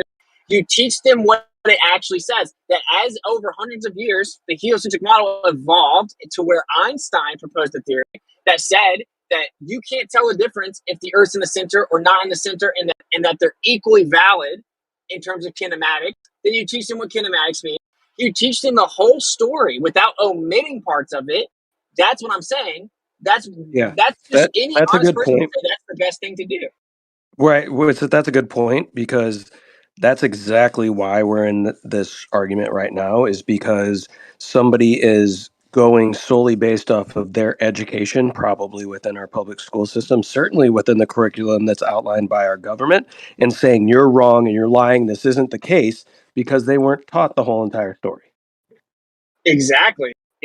So like if a child hears all the evidence and then chooses to believe the solar system idea, okay, as long as they are taught and understand that it's a belief, whatever. But the point is, they don't teach the children that.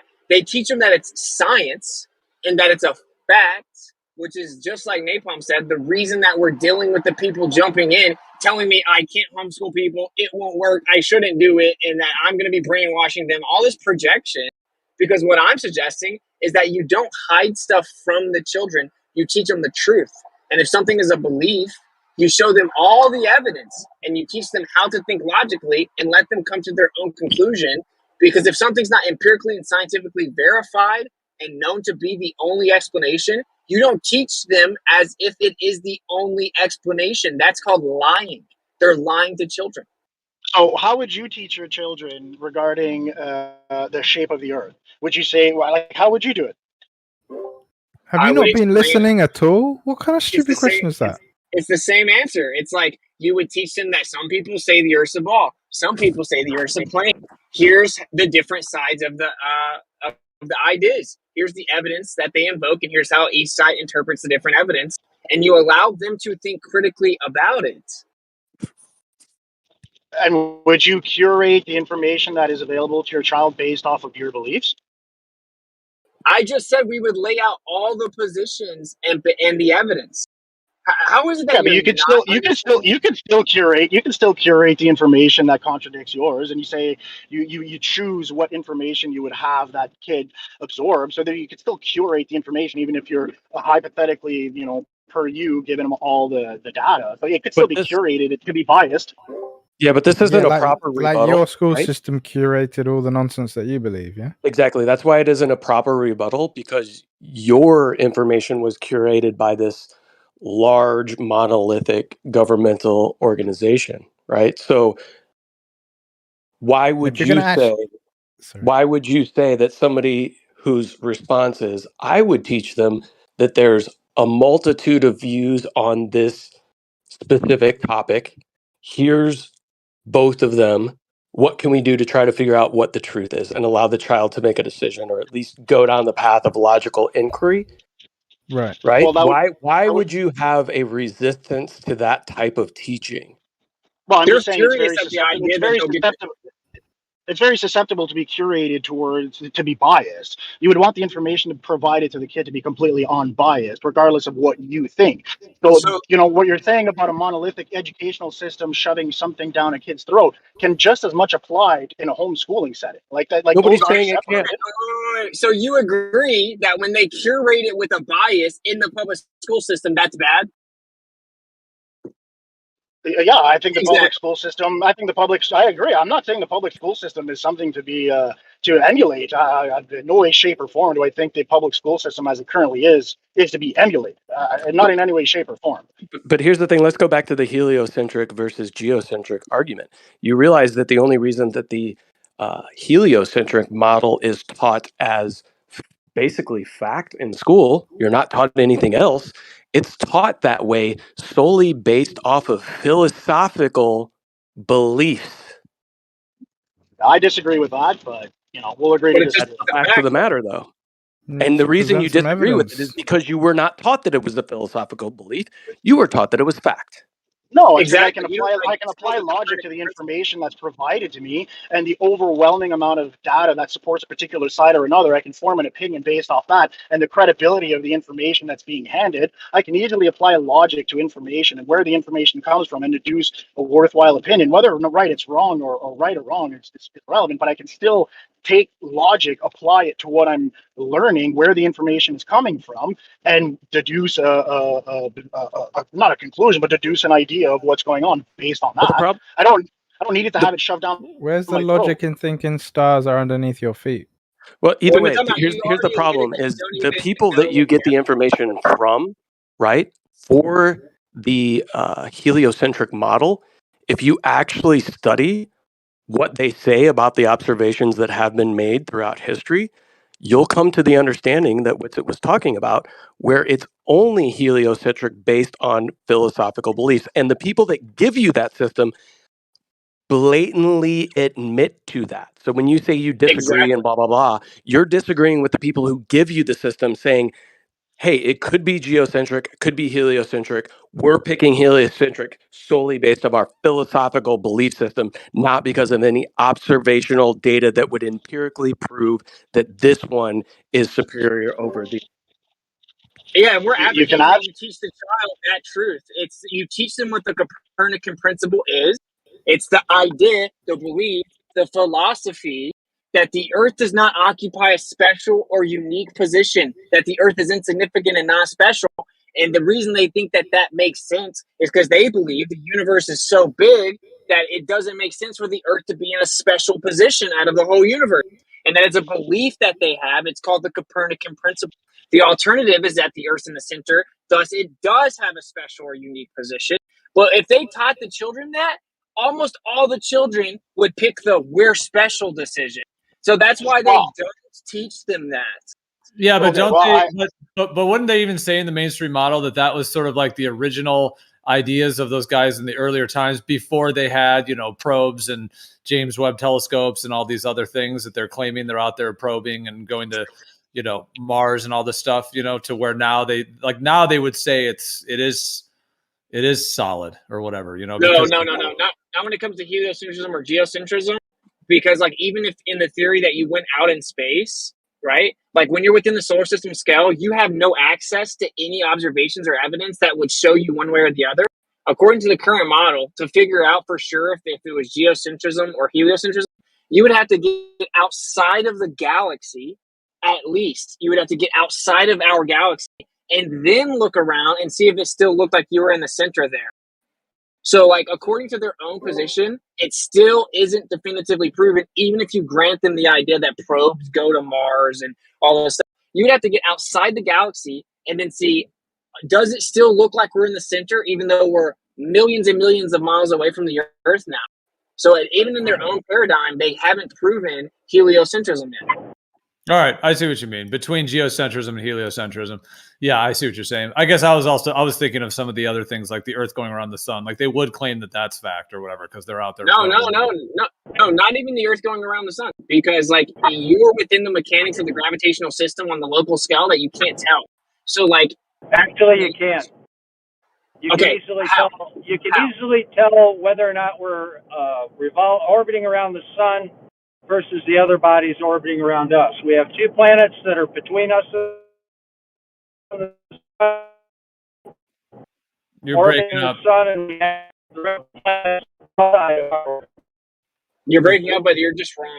So, like, At the inner planet, you're wrong. So, there's something called Let's the try it neo. like that. Any better? Yeah. Is that any better? Yes. All right.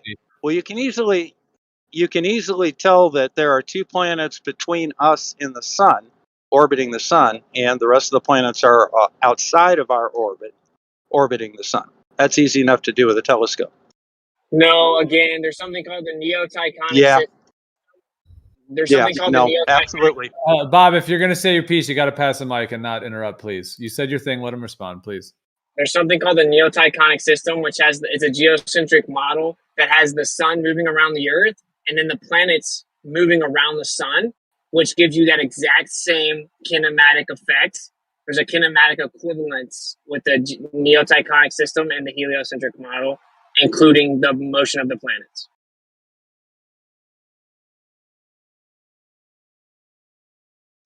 Yeah, I think, Bob, the only way you could do that is if you beg the question. Just because of the way that they move that would fit into a reified model doesn't mean that that's proof of that reified model. Or it would be proof of a neoticonic model as well because it fits within that one. the geometry only fits one way. No, it doesn't. It's called a neoticonic system. There's a kinematic equivalence if the sun moves around the Earth and the planets move around the sun.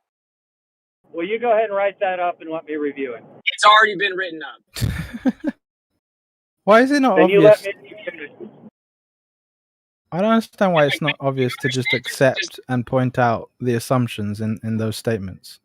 Just apply logic to what you said. You said that there are planets that move between us and the sun, and you can see the other planets move outside of them.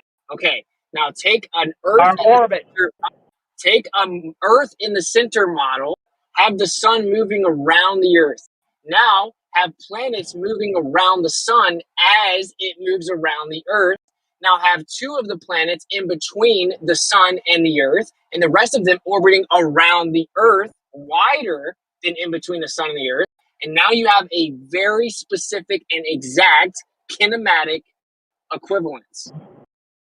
Except, of course, we can clearly define the orbits of all of the planets, including our own, and we can clearly see that 2 of them are between us and the sun, and the rest of them are outside of our orbit around the sun. I literally just addressed that with Did you miss what he said, Bob? Yeah, I mean, he came out with reasons, but he hasn't been able to describe this model that he's talking about. He literally just the did. geometry. I literally Question. just described it. What is a kinematic example of what you're describing, Witset? Okay, kinematics are how bodies move in relation to No, each other. not what Right. it is. Hey, but- What is an You guys example have- of it being kinematic? You guys, we can't do any, interrupt? we can't do any interruptions. Even if you didn't think he understood what you said, you got to let him respond, and then you can respond back because the interruptions. It just. I know. I'm just trying to clarify what I'm asking for. That's all. I'm not trying to be rude when I do something like that. All right. Okay, so first of all, kinematics means how bodies move in relation to each other. I just described the kinematic. I specifically described it. If the Earth is in the center, this is called a neoticonic system. Tycho Brahe proposed a geocentric model, and now this is a neoticonic system, a slightly updated one because we've made more observations since then. If you have the Earth in the center and the sun moves around the Earth, now all the planets are moving around the sun as the sun moves around the Earth. You would have the exact same observations of the planets that we have. How do you get a full Venus with Venus being between us and the sun? It's the same way you get it on the heliocentric model. Why don't you go ahead and draw that out and let me have a look at it? I want to see how you think the path of the planets go. Okay, I have a video that shows it. It's very simple. It's basic geometry. Yeah, right. Okay, well, go ahead and link the video. I'll look at it. Okay, I will when I get back to the house. And this is where you can begin to cite all of the top astrophysicists and astronomers in your own field. So we have people like Andre Assis, who did relational mechanics and showed the math of the dynamics and the kinematics. You have all kinds of people explaining this. You have Fred Hoyle explaining this, a famous astronomer that coined the term Big Bang. You have Julian Barber, a modern famous astronomer, explaining that the Earth could be geocentric and eccentric. You have all kinds of people explaining that a neotectonic system easily explains all of the planetary motion. What? Yeah, I want to see the orbits. I didn't hear you. I don't know what's worse, a interruption non-roboting or interrupting somebody while they're speaking while you're roboting. Yeah, I think honestly, I think it's worse to not be roboting, because that way we don't really have to hear it. Bob, What I told you was that Bob, I'm not Bob, interested you're not. in your Are you name hearing drop. me right now, Bob? Can you hear my voice right now? Yeah, I hear your voice. Yeah, I've literally in 5 minutes I've watched you interrupt like 3 times. Please stop. Okay, well, all right, well, tell you what, all I want to see is the orbits. I'm not interested in your appeal to authorities or name dropping, okay? Just show me the I orbits. didn't appeal to authority, dude. I was just explaining that you can read all kinds of literature on the subject that breaks down all of the math. So it isn't about who did the math. It's that you can show the kinematic and dynamic equivalence with the math. And the dynamic equivalence isn't even what we're discussing. That just makes it even worse for you. You can show both Einsteinian and Newtonian mechanics have a dynamic equivalence with the geocentric position with a set of inertial forces. The kinematic equivalence isn't even debated. Relativity says you can put anything at the center. You can put Jupiter at the center and explain the planets. So, like, the fact that you guys don't understand that shows you don't even understand the current model. Well, just go ahead and link your data. I'll look at it. Do you agree that relativity says you can put anything at the center, even Jupiter? Do you know why relativity says that? Because there's a kinematic equivalence of relative reference frames. Yes, exactly, because the universe is massive. Okay, so thank you for your concession. I mean, if you view it as like a very complex system of gears, you can basically center the system at any one of those gears, because like an ephemeris shows you all the positions in degree in the relation to the fixed stars, and those can all be like transferred in terms of if you want to put any one of them at the center.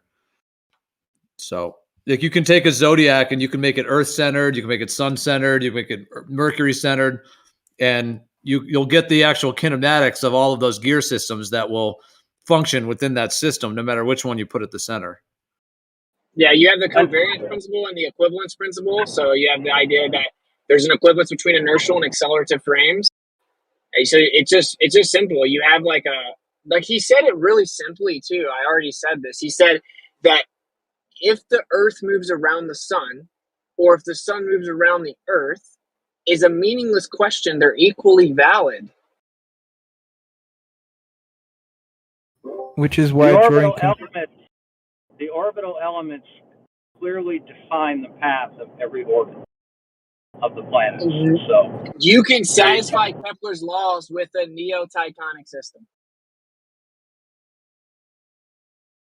I eagerly await your data. Okay, and so like this, is what I'm saying. Have you researched this? Well, I mean, he's saying he's open to look at things. Isn't that fair enough? I mean, he is at least. Well, do you think once I take the time to go home when I have a million things to do and I go look through all of it and I send it to him, you think he's going to come back and be like, what's it? Turns out I was wrong. Yes, the geocentric model is viable for all the planets. Well, to be honest, hold on. Of all people, in terms of like zealotry, Bob actually will admit when he's wrong. I actually have seen him do that, and he is actually open-minded in a way. I know he seems very rigid in a sense, and you may kind of put him in a category, but I actually, of that, but I have seen him actually admit he's wrong and at times. So okay, so. Well, yeah, whatever. I'll send it to you. I've sent it to many people. I also did an entire stream at 3.5 hours showing like all of the different, quote unquote perceived authorities, explaining it. But I've dropped it in here many times. I've dropped the video. I've dropped all of the papers showing both the kinematic and dynamic equivalent and just a basic understanding of relativity. shows that what I'm saying is true, if relativity is correct, which is the current models believe, then there's a covariance principle. So Austin, I there's just also an want to see equivalence a principle. diagram of the orbits. That's all I want to see. Okay. Well, I just told you I'd give you a video, dude. But I don't understand, why is it not clicking with you? If the sun moves around the Earth and then the planets move around the sun, you would have the interior planets and the exterior planets just like you do right now. From our perspective, it would look the same. I'll be happy to look at your diagram. You didn't know that, Can you though, just Bob? think about what I'm saying, though? Yeah, I would think that you would already know this. I mean, you're not aware of that equivalence? I'm more than happy to look at the diagram, and I'll make my assessment from that. I mean, this can even explain the phases, the Lagrange points. This explains retrograde motion, parallax, stellar aberration. You can literally show equivalence with all of that, Lagrange points and everything. I mean, on my I don't software I even use, believe in a lot of that stuff. on the software I use, that's an astrological software that brings up charts.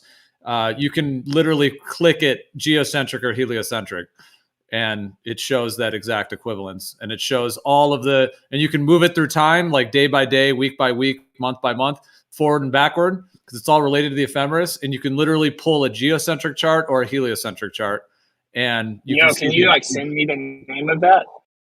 It's the one I use is called Solar Fire. Okay. But That yeah, sounds fire. yeah, I can. It's actually not. It's a little bit of an outdated. It's actually not the best software. Well, it's good for what it is, but it's like a little bit not the most advanced technology in a way. But it is very good in terms of the actual, like, the way that it maps the ephemeris onto the digitally. But it is a paid software too. But you might be able to find it on like a torrent or something. But yeah, I'll post the link to their site. Have you ever what's so compared funny, it to Stellarium? It's not cheap. It's not cheap. Stellarium? It's not cheap either. It's like a $400 software. Have you ever compared it to Stellarium or a legitimate planetarium software? Yeah, dude. It's based on an ephemeris, so yes. How does it compare to Stellarium? It's the same thing. It's the same, yeah. You say it's the same thing, but can you show me it's the same thing?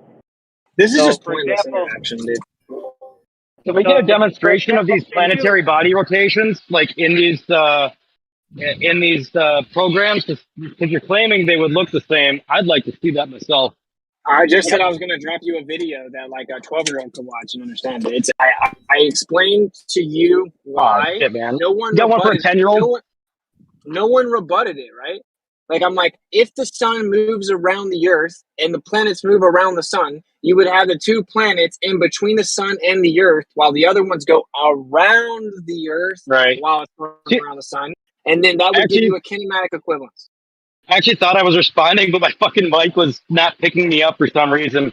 Yeah, so if that's the case, like the time it would take a planetary body to go around the Earth versus the sun, I just feel like you're just going off feelings, right? I feel like it would look completely different from anything I've seen. So I don't know. Okay, I'll drop the video in less than 5 minutes. Awesome. Well, you won't. He's not. I think you're right. But he's not. So we shall see when you present your diagram. Well, By I the find way, it funny that Bob Bob is pretty well ingrained in the science community, right? Like, Bob, you're pretty involved in the community of science. You've had some education in the realm of science, and what we were talking about previously with education and the way that things can be implemented without kind of question, right? And I think this kind of really drives home that point that both sides of the debate throughout history aren't necessarily taught. They just pick one specific one that may have a philosophical belief and even knows that they have a philosophical belief, so they choose that stance. But it's taught as fact in schools and universities, to the point where we can get here and we can have people who are pretty well versed in looking at the stars through telescopes within the science community that have never really even looked into an alternative that has kind of been around for quite some time.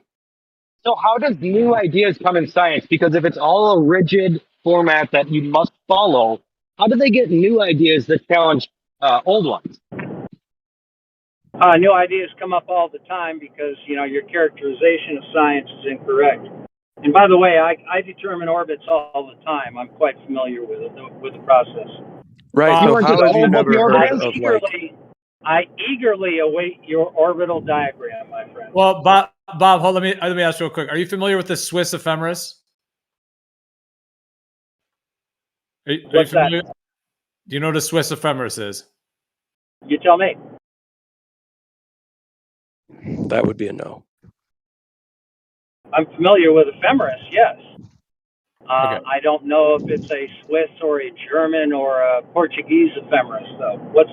Specifically, why are you adding the word Swiss to it? What makes that all right. Well, Swiss ephemeris is based upon essentially NASA's JPL.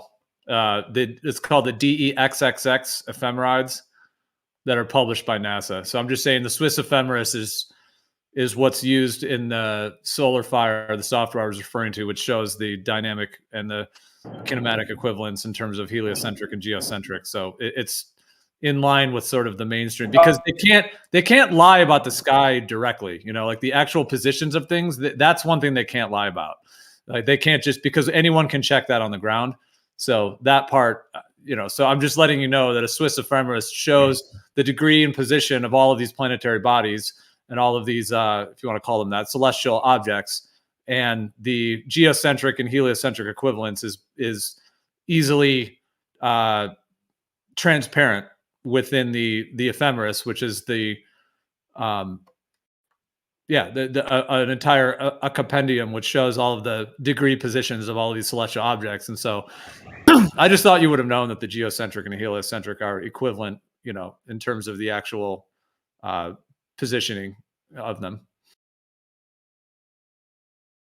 Solar Fire, to be clear, is sold as astrology software rather than astronomy software. It's not quite the same as, say, Stellarium. It's quite good. It's a lot of work's gone into it. Yeah. Well, but it uses yes, of course, it is an astrology software, but it uses the astronomical ephemerides, which are the same. Well, I'm sure it does. The same that are used in astronomy. So. All right. So, Gio, do me a favor. Since you've got that, tell me where Andromeda is right now. Right now. So demanding. Good Lord. Yeah, if you had to point to a specific, which software would you use? Would it be this astrology one, or would it be a more astronomy based one? It would be Stellarium. Either way, the positions of these things are the positions of these things as seen from our point of view, regardless, right? But if you're trying to argue a point, which one would you use? Stellarium. Yeah. No, I agree, Bob. Absolutely. It's kind of a limited choice. It's not exactly like you can draw like a astrological chart, right? Yeah.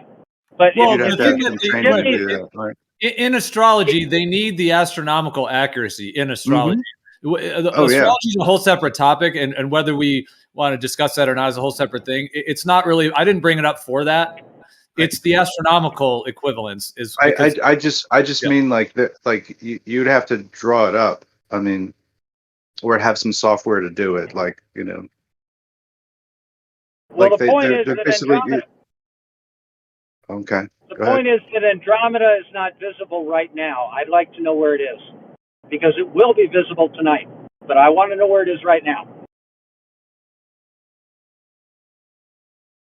Hey, what does that do for society? Like, what is the benefit to society to know where Andromeda is? The benefit to this conversation. I don't know about society. Oh, its position doesn't change based on your either model you're looking at. The models are built off based on where these things are observed, right? So why would you think it would change between a geocentric and a heliocentric if they have an equivalence? Well, the reason that I'm asking is that I know for a fact right now Andromeda is below the horizon in the United States. I want to know where it is.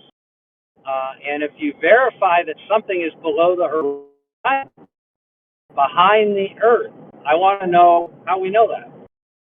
Bob, you realize we're kind of arguing geocentrism versus heliocentrism. We haven't even gotten into whether or not we're on a stationary plane or anything along those lines. It's just solely based off geocentrism versus heliocentrism. That's the Spoilers, argument. it's a globe. How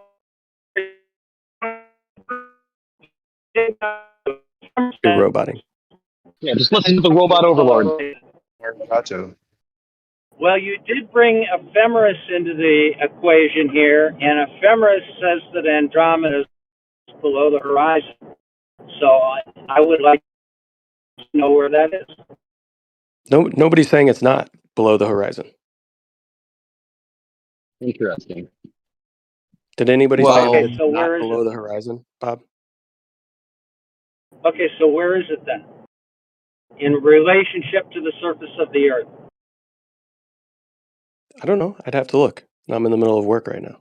Well, like if all the stars circulate east to west over flat Earth, right? Isn't it just over somewhere else? Why is that so hard? Well, Is it always east to Shane, we're west not though even over the flat Earth? Shane, We we haven't even gotten and that far yet, Shane. We're Yeah, just you're talking. probably right. and They can't even wrap their head around geocentrism. That's what we're discussing. But the problem is when they realize that geocentrism certainly has an equivalence to heliocentrism, they immediately went to, like Bob is doing right now, switch to flat Earth versus globe Earth, which is a completely different topic. It's non sequitur and it's a All red right, herring. well then let's go Sorry, dude. ahead and make it easier for you. How do you plot asteroids on a geocentric universe? Bob, you know Make the it Earth easier is for you, stationary Bob. and geocentric, right? It's not spinning, or do you still think it's spinning like you told me the other day in chat? Excuse me, say again? The other day we talked in chat and you told me the geocentric model has a spinning Earth. You still believe that? Why'd I do that? Why'd I do that? I mean, the thing is, Bob, they're all positions on the celestial sphere. And however you want to define the celestial sphere, ultimately it's visible as a hemispherical dome above our heads, which is why a planetarium is shaped that way, etc. So however, whatever model, if someone wants to beg a question or reify it into some other kind of concept, that's a separate situation from the actual, your azimuth and the hemispherical field at which you're observing the celestial object. And that's Okay, mapped how systems, like a gear system above the Earth. how would you determine an orbit on the geocentric model with things all spinning around on their own spheres? What do you Well, mean they're making their own track through the sky.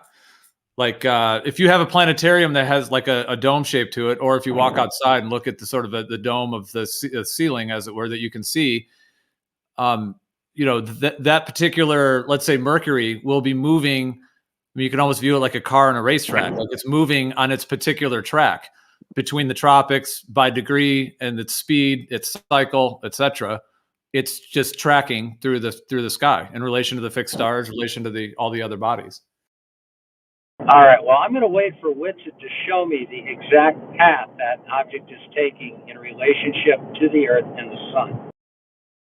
And then I'll decide whether or not that's useful.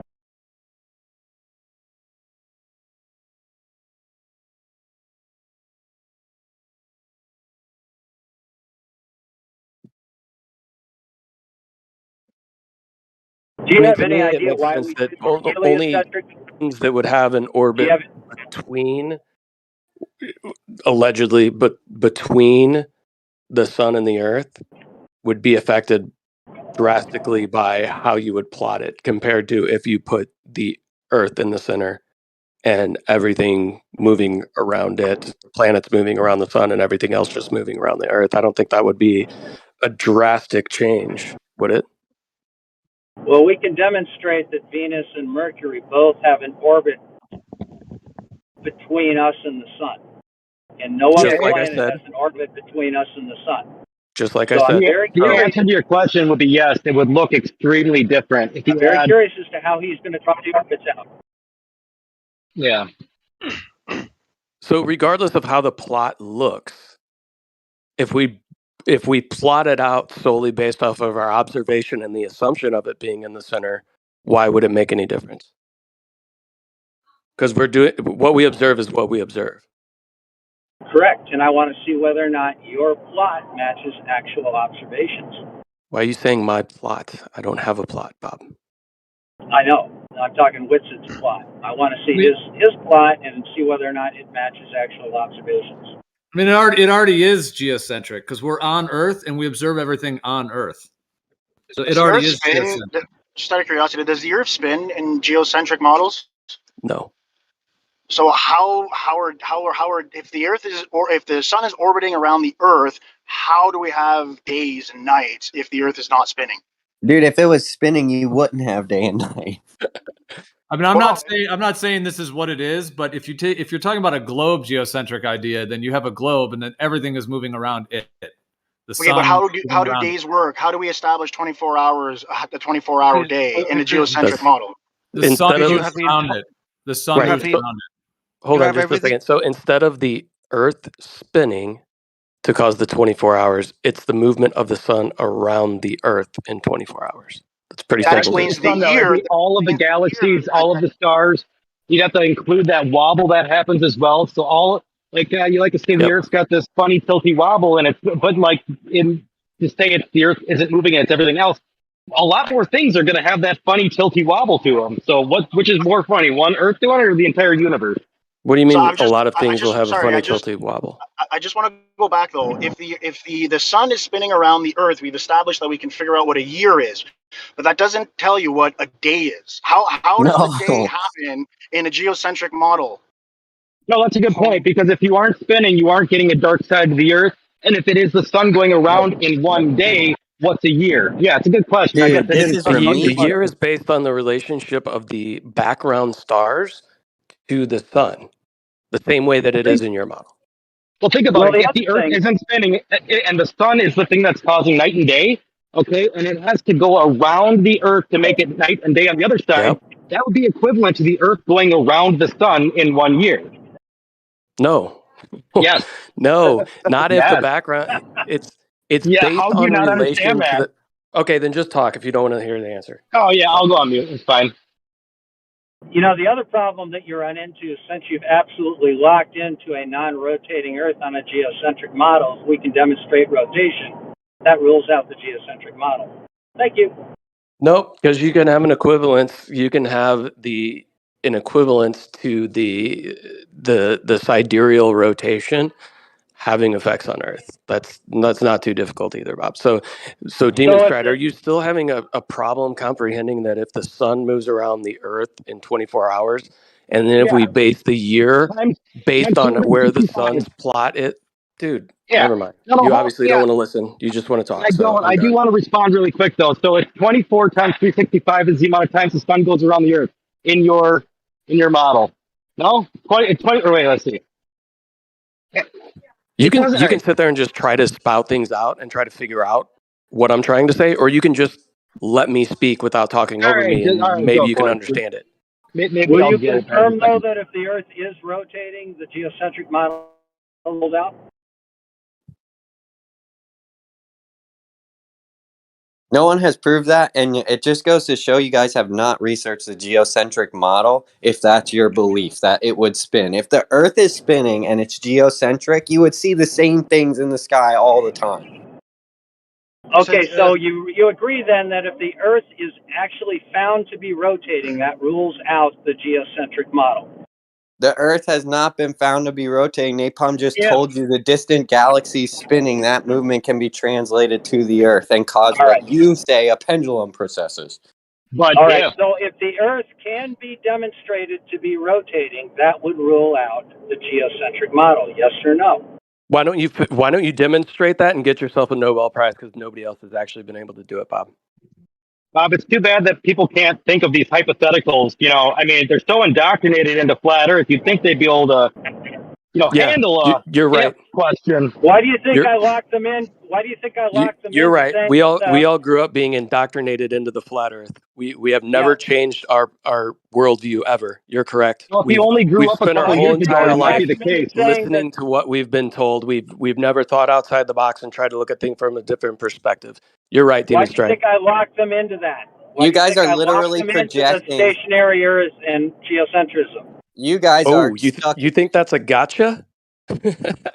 That's the funny thing, is you think that's a gotcha. Like locking us into that has some sort of bearing on the Well, now conversation. we've got a test for geocentrism. If I can demonstrate Earth rotation, I've No, ruled you out can't. geocentrism by your own admission. You can't show the movement of the Earth from Earth. Period. You hear that? Nuh-uh, Bob? It's a pretty strong nuh-uh. We'll see. Just because you say that it's a nuh-uh doesn't mean that you've actually proven it. And Was it a Einstein said the nuh-uh, though? same nuh-uh, so yeah, it's whatever. I'm still curious as to how you would establish day and night and years if the Earth is not spinning. Can you just try and filter that? Here's an answer for you. Here, I let figured me. it out. If Is the Demon sun? Stride would not talk over me, and I can just say 2 sentences, I can do it. Can we agree to that? The problem is that you have to speak your own sentences and not be interrupted. Is that Yeah. what you're trying to say? So this is what it sounds like you're trying to say. You're just getting interrupted while you're trying to explain something. Yeah. Give it a shot, man. So Go if for it. the Earth is stationary and the sun moves around it every 24 hours, that's your day and night. If you want to base the year off the same way we currently base the year, which is the sun's position in relation to the background stars, then that's all you have to do. The stars move at a different rate than the sun. When those things come back into alignment, it's a year. Pretty Right. simple. So your year is how many times the sun goes around the Earth, and the heliocentric one is how many times the Earth goes around the sun. Except, it is though. It is. You can say it's when You can say it's when it matches up, and that's the deficit, but it's not. I mean, that just correlates with where you are once you get to that year mark. It's in no way, in no shape does it say it's when the background stars align with the sun. It's after the Earth has gone around the sun. That's the year. You realize it's the same thing. The demarcation of what you see in the sky to dictate your year is the same regardless of whether you're looking at it from one perspective or the other. You could do that to confirm your position, and you can also use That's all other you do. methods. Either side is doing. Okay, yeah, gotcha. Here's the thing, though. There's other forms of information and data you can use and gather. You don't just have to use the stars like you're, some Do you guys ancient dirt are very culture. ignorant of the subject? I'll It's go on mute. actually like embarrassing. Dude, is it just me with it, or is this? Why is this hard to comprehend? It's like mind-blowingly I comprehend it. embarrassing. It's just so wrong. incompetent that it's embarrassing. It's so simple. It's like, why couldn't you think of something more complicated? Demon Stride, you should stop talking, dude, because it's weird, dude, what you're saying at this point. Yeah, I'm all literally right. Well, making a let's let it video be an echo I'm chamber. literally making a video right now showing all of it. Like a cartoon that a 10-year-old can watch shows how ignorant you guys are being, and it's sad that you're Yeah. so confident at the same time. They don't want to comprehend it. They just want their echo chamber with it. It's so funny. No, It's like you guys literally you just told me to be research quiet for being so you so can have your fucking echo chamber.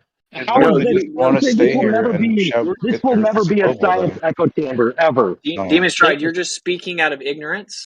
You don't actually know what you're talking about. The fact that you don't understand the kinematic equivalence Did I say isn't I did? something to be really loud about. Did I say that I knew any of those words? I'll look into those. I don't really care about that argument right now. Hey, Demon Stride, my. does the path of the sun have anything like for a year to do with the Tropic of Cancer, the Tropic of Capricorn, and the equator? That is a very confuddled question. Could you maybe clear that one up? It just shows that you can't understand it. You're Obviously, trying to equate the path of the sun with the tropics and the time correlated. Yeah, the time's correlated, but that can be the answer for both. There's no explanation in what you're claiming. It's just a claim. Dude, you say, just look at said what that we you don't see. care about the kinematic equivalence, and that's literally what we're discussing. So again, it's just like a really gross ignorance level, All right, right? well, Like, I'll be quiet and I'll let you guys continue having your echo chamber. no, it's Well, not what- about that. It's about the fact that you're not like actually understanding the conversation, and it's like you're not trying to. Well, what was the? I stepped away, so maybe I missed what was going on. What was the topic about the sun, or what was Demon Stride saying? You're saying something about like the seasons and the movement of the sun and what determines a year. And then I was trying to explain to him the kinematic equivalence. He says he doesn't care about that. So like he doesn't understand that's what a kinematic equivalence is. Well, You're just weird. To be fair, you said, Demon Stride, you don't know anything you're talking about. You don't know anything about the kinematic equation. And I was like, yeah, I didn't claim to know the equation. That's not what I've been arguing. I don't know if I you've never said not been equation. listening with it, but that's I never said definitely equation. I said equivalence. I said like what your very question is answered by understanding the kinematic equivalence. So Okay, anyway, so I'm like in order literally to- making the analogy. I want you to take note of this moment. I have like 500 things I'm doing, right? I've just now gone through all kinds of documents. I'm looking through all my videos. I'm cutting things out. I'm piecing together a video and then rendering it when I finish. All of that to appease the request, right? As if it's a good faith inquiry. I'm going to then drop the video and let's just keep note of what actually transpires. Will this video have the orbital paths of the planets? Isn't that the very thing that we were discussing that I said I would get? Just want to make sure that's what you're working on. dude, it can't be in good faith if they can't understand this Earth can be stationary and the geocentric model and everything be equivalent. It can't be a good faith argument at this point. Dude, it's like they need to go read their model. That's all I'm saying. Like you just guys don't understand it. I'm not even trying to be rude or something. I'm saying like this is pretty clearly just ignorance. So it's I would a say very you don't have to simple. try to be rude. You're right. Kind of comes natural, man. Well, the fact that you're not listening, it's weird, right? Like you The fact you think I should believe and understand everything you say is fact is weird. Like, you realize that's how conversation arguments go. You present an idea, and I ask about the facts, and you guys go like, "Well, you don't believe me off the thing I just said because you're a globie and you believe it because you're a sheep." That's wrong. That's what it feels like all the time. Okay, Demon Strike, people are if just I asking you to like. if I drop the All right. PDFs right now that show all of it, you won't even read it. All right, so Austin, are you saying then that Mercury and Venus orbit the sun, and then that whole system orbits the Earth? Is that your claim? Is that how this works? What I said was that is one of the options that objectively would explain everything that we see, no matter how much you say no. I haven't said nah. I'm just asking. Yeah, you did. Yeah, you did. You said So it wouldn't you're work and it wouldn't look the same. That's what you said. I take it you got the. that Venus and Mercury orbit the sun, and then that whole system orbits the Earth, and then the outer planets, where are they orbiting? Are they outside? They all of this orbit around the sun and it goes outside the Earth. I've explained that 5 times. I've just dropped 2 PDFs that show all the mathematics of the kinematic and dynamic equivalence from within your own paradigm. You guys won't read it. I've dropped these papers in here for the last 3 weeks. The same people come back the next day and do the same thing. If you want to actually read it, there's all the math. I'm now making a video right now. So I'm piecing to retrograde motion, the orbital motions, all of it, in a video with the Lagrange equivalence, all of it. You can see it go from the heliocentric model, then move the central point over to the Earth. And it literally shows you a visualization of the equivalence, right? And if you just keep denying it at that point, I mean, it's just weird. Okay, so basically you've got the entire solar system going around the sun, and then the solar system itself orbits the Earth? Is that what you're saying? Okay, we don't have to use the word solar system. That means that it goes around the sun. The planets move in the neotectonic system. In the neotectonic system, the planets move around the sun while the sun moves around the Earth. This isn't complicated. I've said it literally 7 times. Okay, so the planets planet, the sun, that would be a solar system, right? Yeah, the planets No. orbit the sun. That's what we call the solar system. And then the solar system orbits the Earth. I got you. Holy guys shit! just Why don't. don't you guys just look into it and come back with questions later? Well, I just dropped the PDFs that you guys can read. Are you guys going to read the Seriously. PDFs? Are you guys going to read the Yeah, PDFs? at later? work. Yeah, while I'm at work here, I'm gonna pop that PDF open while I'm, managing this hydraulic press because that's how voice chat works. But yeah, We I all will look at your know I data. didn't. If I, We all yeah, know no, I I didn't. will look at. What's really gross though is to say that you're just claiming people aren't going to look at your information. I mean, that's a weird tactic to use. I With just it. asked you if you were going to look at it. So how does that No, but equate you to already me claimed I saying? wasn't going to beforehand. Are I you? specifically wouldn't. Can we Okay, just fair stick to enough. the I just top? did Can it. we just stick to the topic though? I mean, whether he looks into it and integrates it or not is kind of his own personal journey. Technically, I mean, No, it's not unless- about integrating it. It's about this. This is blatantly disrespectful for you to claim that you want to know what we're talking about. And then I go research through thousands of documents I have. I drop them in the chat. And if you ignore them, it just goes to make my point that you guys are not here with good faith. Are you going to read the PDFs? Disrespectful. It would be disrespectful if the thing happens that you are claiming is going to happen. Yeah, I guess that could be. Maybe I'm don't predict. asking you if you're going to read the PDFs I just spent the time to go find. Yeah, was that before or after you claimed I wouldn't read them? Okay, that's why I've now changed it to asking if you're going to. Hey, Bob, are Yeah, you yeah. going to read the PDFs? I think he's driving right now. Because this is literally, it breaks down all the math. Yeah, I shows you sure the am. I Okay, sure am well, going to have a look cool. at them, and I'll come back and let you know what I think. Awesome. When do you want to talk about them? That's what. Whenever you read them. I'll have read by tomorrow. Well, let me just try a question real quick. I was just gonna read. Sorry, what you were gonna say something, Napalm? Let me just say this. I was just going to read the abstract from the one Newtonian Machian analysis of the neo-tectonic model of planetary motions. I was just going to read the abstract real quick so everyone can kind of get a sense of it, and then they can read it, the whole thing. The calculation of the trajectories of the Sun, Earth, Mars system is performed using 2 different models, both in the framework of Newtonian mechanics. The first model is the well-known Copernican system, which assumes that the Sun is at rest and all the other planets orbit around it.